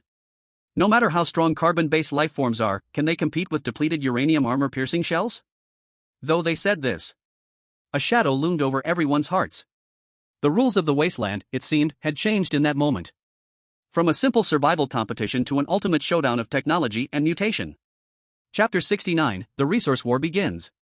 In the Eagle Sauce Country live broadcast room, the scene was so bloody it made people nauseous. Jack Smith, mouth full of blood, grasped the twitching heart of a mutated bear, tearing it apart like a beast. The background behind him was filled with yellow sand and severed limbs, the stench so revolting it could be smelled through the screen. In the bullet screen, viewers from Eagle Sauce Country went wild, declaring this as the ultimate form of evolution, mocking the guy from Dragon Country who could only farm and would soon be devoured alive. The scene shifted. In Dragon Country, in the underground living area of the vault. Goodoo. In a stainless steel pot, milky white bone broth was boiling. Jiang Chen skillfully sprinkled a handful of fine noodles into it, then plucked a few tender green scallions from the hydroponic box, chopped them finely, and sprinkled them on top of the noodles. The fragrance instantly burst forth. Wang Defa sat at the table, his eyes almost bulging out, his Adam's apple rolling up and down, the sound of him swallowing as loud as thunder. Boss, is this scallion for real? Having muddled through in the wasteland for so long, he had only eaten synthetic paste for ages and had long forgotten the taste of green plants. Freshly grown, give it a try. Jiang Chen served him a bowl, while he also took a bowl for himself and slurped down a large mouthful. As the hot soup entered his stomach, every pore of his body opened up. This extreme sensation of relaxation formed a stark contrast to the monstrous creature gorging on raw meat next door. The viewers from Dragon Country instantly straightened their backs. Look at what living beings are doing, this is how life should be lived. Jack eating raw meat is nothing, Jiang Chen is having scallion noodles. That's scallion. Do you understand vitamins? Wang Defa held the bowl, nearly dropping tears into the soup. Just as he wanted to express his feelings, the lights overhead suddenly flickered twice. Immediately after, the originally projected blue sky and white clouds turned into a blinding red. Woo! A sharp air raid siren blasted without warning in the minds of all contestants worldwide. Jiang Chen paused with his chopsticks. That cold, grand, and emotionless mechanical voice arrived. The first phase of the survival adaptation period has ended. Survival of the fittest, only the strong survive. Notification, 3 days later, the second phase of the resource competition will officially begin. This voice carried no emotion, yet it made everyone's hearts tighten. Jiang Chen set down his bowl and walked to the control panel. The map on the screen was undergoing a dramatic change. The gray fog that shrouded most of the wasteland seemed to be forcibly wiped away by an invisible giant hand. Dense points of light lit up. White, blue, purple. Each point of light represents a resource. Rule change, all resource points possess uniqueness and non-renewability. Occupation rule, establish a forward base at the resource point and hold it for 24 hours, granting permanent ownership of the resource to the occupying nation, triggering a 100-fold to 1,000-fold manifestation in reality. The moment this announcement was made, the real world exploded. This was no longer a survival game. This was a war for national fortune. Winners take all, losers aren't even left with soup. Wang Defa leaned over, looking at the tempting points of light on the map, his face pale. This is forcing us to go out and fight for our lives. He pointed at a golden area flashing on the map, his finger trembling. Boss, look at this. 50 kilometers away from the base. At the foot of a dead volcano, golden light soared into the sky. S-Class Resource Point, Titan Heavy Industries No. 7 Armory. Reward Preview, Individual Exoskeleton Production Line, Complete, Heavy Vehicle Blueprint, Titan Core. These words were enough to drive any high-ranking official of a nation crazy. An individual exoskeleton production line. If it could manifest in reality, the individual combat capability of the Dragon Kingdom would leap into a new era. Good stuff. Jiang Chen stared at the coordinates, his fingers gently tapping the table. But this location is a bit too hot to handle. He scaled down the map. Although the Dragon Kingdom's starting point was rich in resources, its position was awkward. The southeast corner was an abandoned financial district, which was their base. Surrounding it were signal sources lighting up representing Sakura Nation, Stick Nation, and 2 other minor vassal countries. This was a natural encirclement. Clearly, the Sky Curtain system was up to something, intentionally placing the Dragon Kingdom on a powder keg. The regional channel was already buzzing. Although we couldn't understand the bird language of Sakura Nation and Stick Nation, their malice was palpable even through the screen. Jack was far away, but those sycophants definitely received the orders. Either drag Jiang Chen down, or seize the armory to present it to their master. Boss, we have water, electricity, and food, plus the sentry artillery. Wang Defa swallowed hard, tentatively asking, why don't we just stay in the base? After all, as long as we don't go out, no one can come in. He was genuinely scared. Outside were all monsters and those foreign competitors driven mad with bloodlust. Isn't it good to guard this little piece of land and farm? Jiang Chen turned around, looked at Wang Defa, and shook his head. Old Wang, guarding the treasury and farming is what a farmer does. We are hunters. He pointed at the golden armory icon on the map. If we don't take this, and someone else does, it will be used to make cannonballs to attack us. Jiang Chen's voice was not loud, but it carried a fierce determination. Wang Defa opened his mouth, then sighed. All right, you're the boss, you decide. But how are we going to travel 50 kilometers? The outside roads are all craters and ruins, and our broken pickup truck has long fallen apart. Who said we need to take the pickup? Jiang Chen's lips curled up as he turned and walked towards the D-District garage. Follow me, let me show you what real man's romance is. D-District garage. The air was filled with the smell of engine oil. The ground was piled high with the spoils of previous battles. The wreck of the off-road vehicle, blown up by the Scorpion Squad and left with only its chassis, sat alone in the middle. Next to it were mountains of leftover armor plates and spare turbines taken from the generator sets. Jiang Chen stood in front of this pile of scrap metal. He took out 3 crystal-clear crystal cores from his pocket. These were first-stage mutated beast crystal cores, containing wild energy. They were also his savings from this period of time. System, start the full decomposition and reconstruction. Target, heavy assault vehicle. Materials to be used, crystal core *3, off-road vehicle chassis, biochemical armor plates, turbocharger unit, automatic machine gun tower. High-energy crystal cores detected, energy is sufficient. Generating plan. Construction confirmed, Doomsday Fortress-class battle vehicle Tyrant. V-Room. The deep blue light instantly engulfed the entire garage. This time, the commotion was bigger than ever before. The 3 crystal cores shattered in the air, transforming into pure energy streams, which flowed into the pile of scrap metal. Wang Defa covered his eyes, peeking through his fingers. What he saw made his worldview collapse. The hard steel flowed and stretched like liquid. The chassis grew wildly, the original 4 wheels were dismantled and reassembled into 6 massive, independently driven wheels, each covered with thick, explosion-proof armor. The body rose higher, biological calcified armor plates layered on, forming sharp-edged geometric facets. This structure not only deflected bullets but also greatly cushioned impacts. Sizzle. The electric sound was ear-piercing. On the roof, 2 automatic machine guns fused together, their barrels thickened, and the ammo boxes enlarged, turning into a double-barrel heavy turret. Even more outrageous was the back of the vehicle. A honeycomb-shaped launcher appeared out of thin air, densely packed with dozens of miniature self-destructing drones. 10 minutes later. The light faded. A steel behemoth lay quietly in the center of the garage. It was pitch black, like ink, with a matte finish flowing over its surface. The front had a massive ram added, still stained with the blood remnants from earlier materials, making it look ferocious and terrifying. This was no longer a vehicle. This was a mobile war fortress. Wang Defa's legs gave way, and he collapsed to the ground, reaching out to touch the cold wheel. My dear mother, this is too violent. As a mechanical enthusiast, all he wanted to do right now was hug the vehicle and sleep with it. Lin Wei stood nearby, tightly gripping her sniper rifle, a hint of shock flashing in her eyes. She originally thought Jiang Chen just wanted to fix a car. But instead, he had crafted a tank with his bare hands. Get in the car. Jiang Chen opened the heavy door and sat in the driver's seat. Inside the cockpit were holographic dashboards, with a wide field of view and no blind spots. Wang Defa, go to the rear cabin and take charge of power monitoring and drone operations. Lin Wei, go up to the turret and handle fire suppression. The 2 quickly took action. Though Wang Defa was terrified, as soon as he touched those high-tech control levers, he immediately got into the zone. Lin Wei crawled into the turret, pulled back the bolt, and with a click, she loaded the gun. What about the base? Wang Defa asked through the vehicle's comms. Activate intelligent custodial mode. Jiang Chen pressed a button on the console. The sentinel machine guns and electric fences at the base entrance all activated, entering the highest alert status. As long as it's not a freak like Jack coming to attack, any small fry will die as soon as they come. Are you ready? Jiang Chen gripped the steering wheel, feeling the low growl of the engine. That was the sound of a beast awakening. Hold on tight. Boom. The gas pedal was floored. Tyrant roared, its 6 massive tires gripping the ground, kicking up dust, like a black cannonball charging out of the underground garage. The heavy blast door slowly lifted. The blinding sunlight fell on the menacing front of the vehicle, reflecting a cold, terrifying light.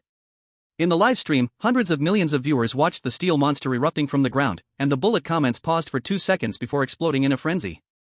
Dragon Nation, holy crap! What is this? The Batman Battle Car, Post-Apocalypse Edition?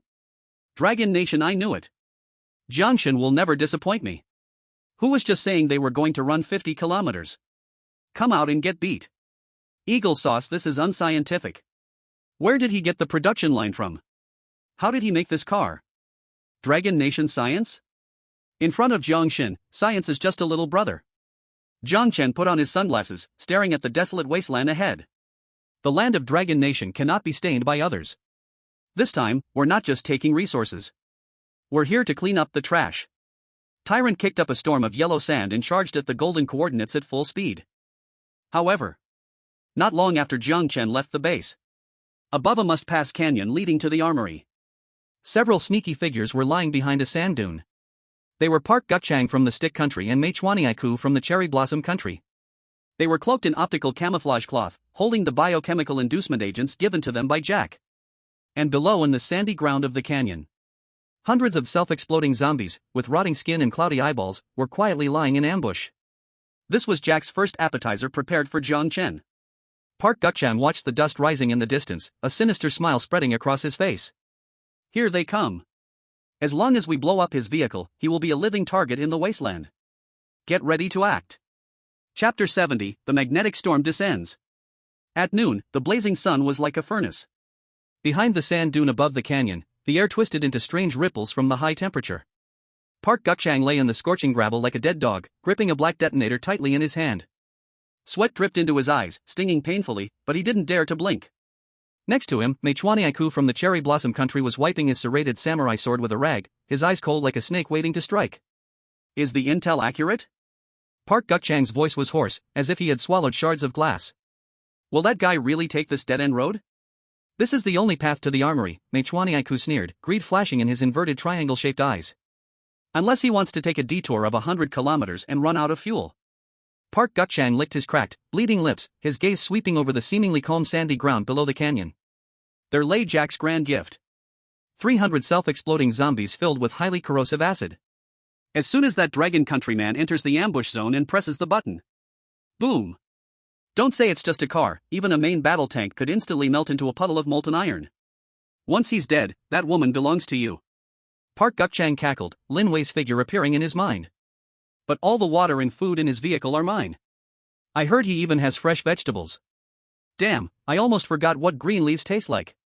Before he finished speaking, the ground suddenly trembled. A piece of rubble rolled down from the cliff, hitting his helmet with a crisp sound. Immediately after, buzz. A deep, rich roar, as if from a giant beast in the abyss, violently transmitted through the scorching ground. That wasn't the roar of an old pickup truck. That was the rumble of industrial violent aesthetics. It's here. Mei Chuaniaiku suddenly crouched down. At the canyon entrance, a strong wind suddenly gusted. A black steel storm recklessly shattered the dust and rushed into view. Entirely black, with sharp angles. The huge V-shaped front bumper glinted with a chilling matte finish under the sunlight, with a few strands of dried flesh hanging from it, signaling what it had crushed before. 6 explosion-proof wheels crushed over rocks, producing a painful cracking sound. The twin-barreled turret on the roof of the vehicle undulated with the motion of the body, turning flexibly, the dark gun barrels exuding a suffocating sense of oppression. Park Gukchang's mouth dropped open, his jaw nearly dislocating. Is this the car driven by that scrap collector? He looked at the empty water bottle in his hand and then at the doomsday fortress-like war vehicle. Jealousy grew like a poisonous weed, instantly consuming his reason. Why? Everyone else was drinking urine and eating dirt. Why did this dragon countryman get to cruise in something like a giant mech? Die. Just die. Park Guk-chan's eyes turned bloodshot as his thumb pressed hard on the red button. Inside the Tyrant cockpit, the air conditioning kept a constant 20 degrees. The vehicle's sound system flowed with soothing jazz music, separating it into two different dimensions from the scorched earth world outside. Jiang Chen held the steering wheel with one hand, sipping a cold Coke in the other, feeling relaxed. In the back seat, Wang Defa was drooling over the complex drone control panel. Suddenly, beep beep beep. The central holographic radar instantly turned bright red, the piercing alarm shattering the elegance of the jazz music. On the screen, in the very front of the canyon bottom, hundreds of strange red dots suddenly lit up. The waveform was chaotic, carrying strong electronic signal characteristics. What the hell is that? Wang Defa shuddered in fright, nearly jumping out of his seat. A minefield? At this density, are they trying to blow up the planet? In the passenger seat, Lin Wei quickly brought up the turret view, her face changing dramatically. No. The heat sources are moving. They are alive. Boss. It's a pocket ambush. There must be an ambush on both cliffs. Wang Defa turned pale, gripping the handrail tightly. Reverse. Quick, reverse. If this vehicle loses its track, we'll end up like meat in a can. But Jiang Chen didn't even hit the brakes. He leisurely placed the soda can back into the cup holder. Click. Reverse? Jiang Chen glanced at the frantically moving red dots on the radar, the corners of his mouth curling into a mocking smile. In my dictionary, there is no reverse gear. He lightly tapped his finger. The driving mode instantly switched from cruise to assault. The engine roared, suddenly rising by an octave, like a Tyrannosaurus awakening. Hold on tight, let me show you a big firework. Boom. Boom. Boom. In the center of the canyon, the sand exploded. Hundreds of monsters, oozing green slime and with rotting skin, roared as they burst out from the ground. Their abdomens were swollen, like pregnant women after 10 months, radiating a strange fluorescent green. On the back of their heads, a red chip flashed with a desperate urgency. Beep beep beep beep. Roar. The horde surged like a tide towards the speeding tyrant.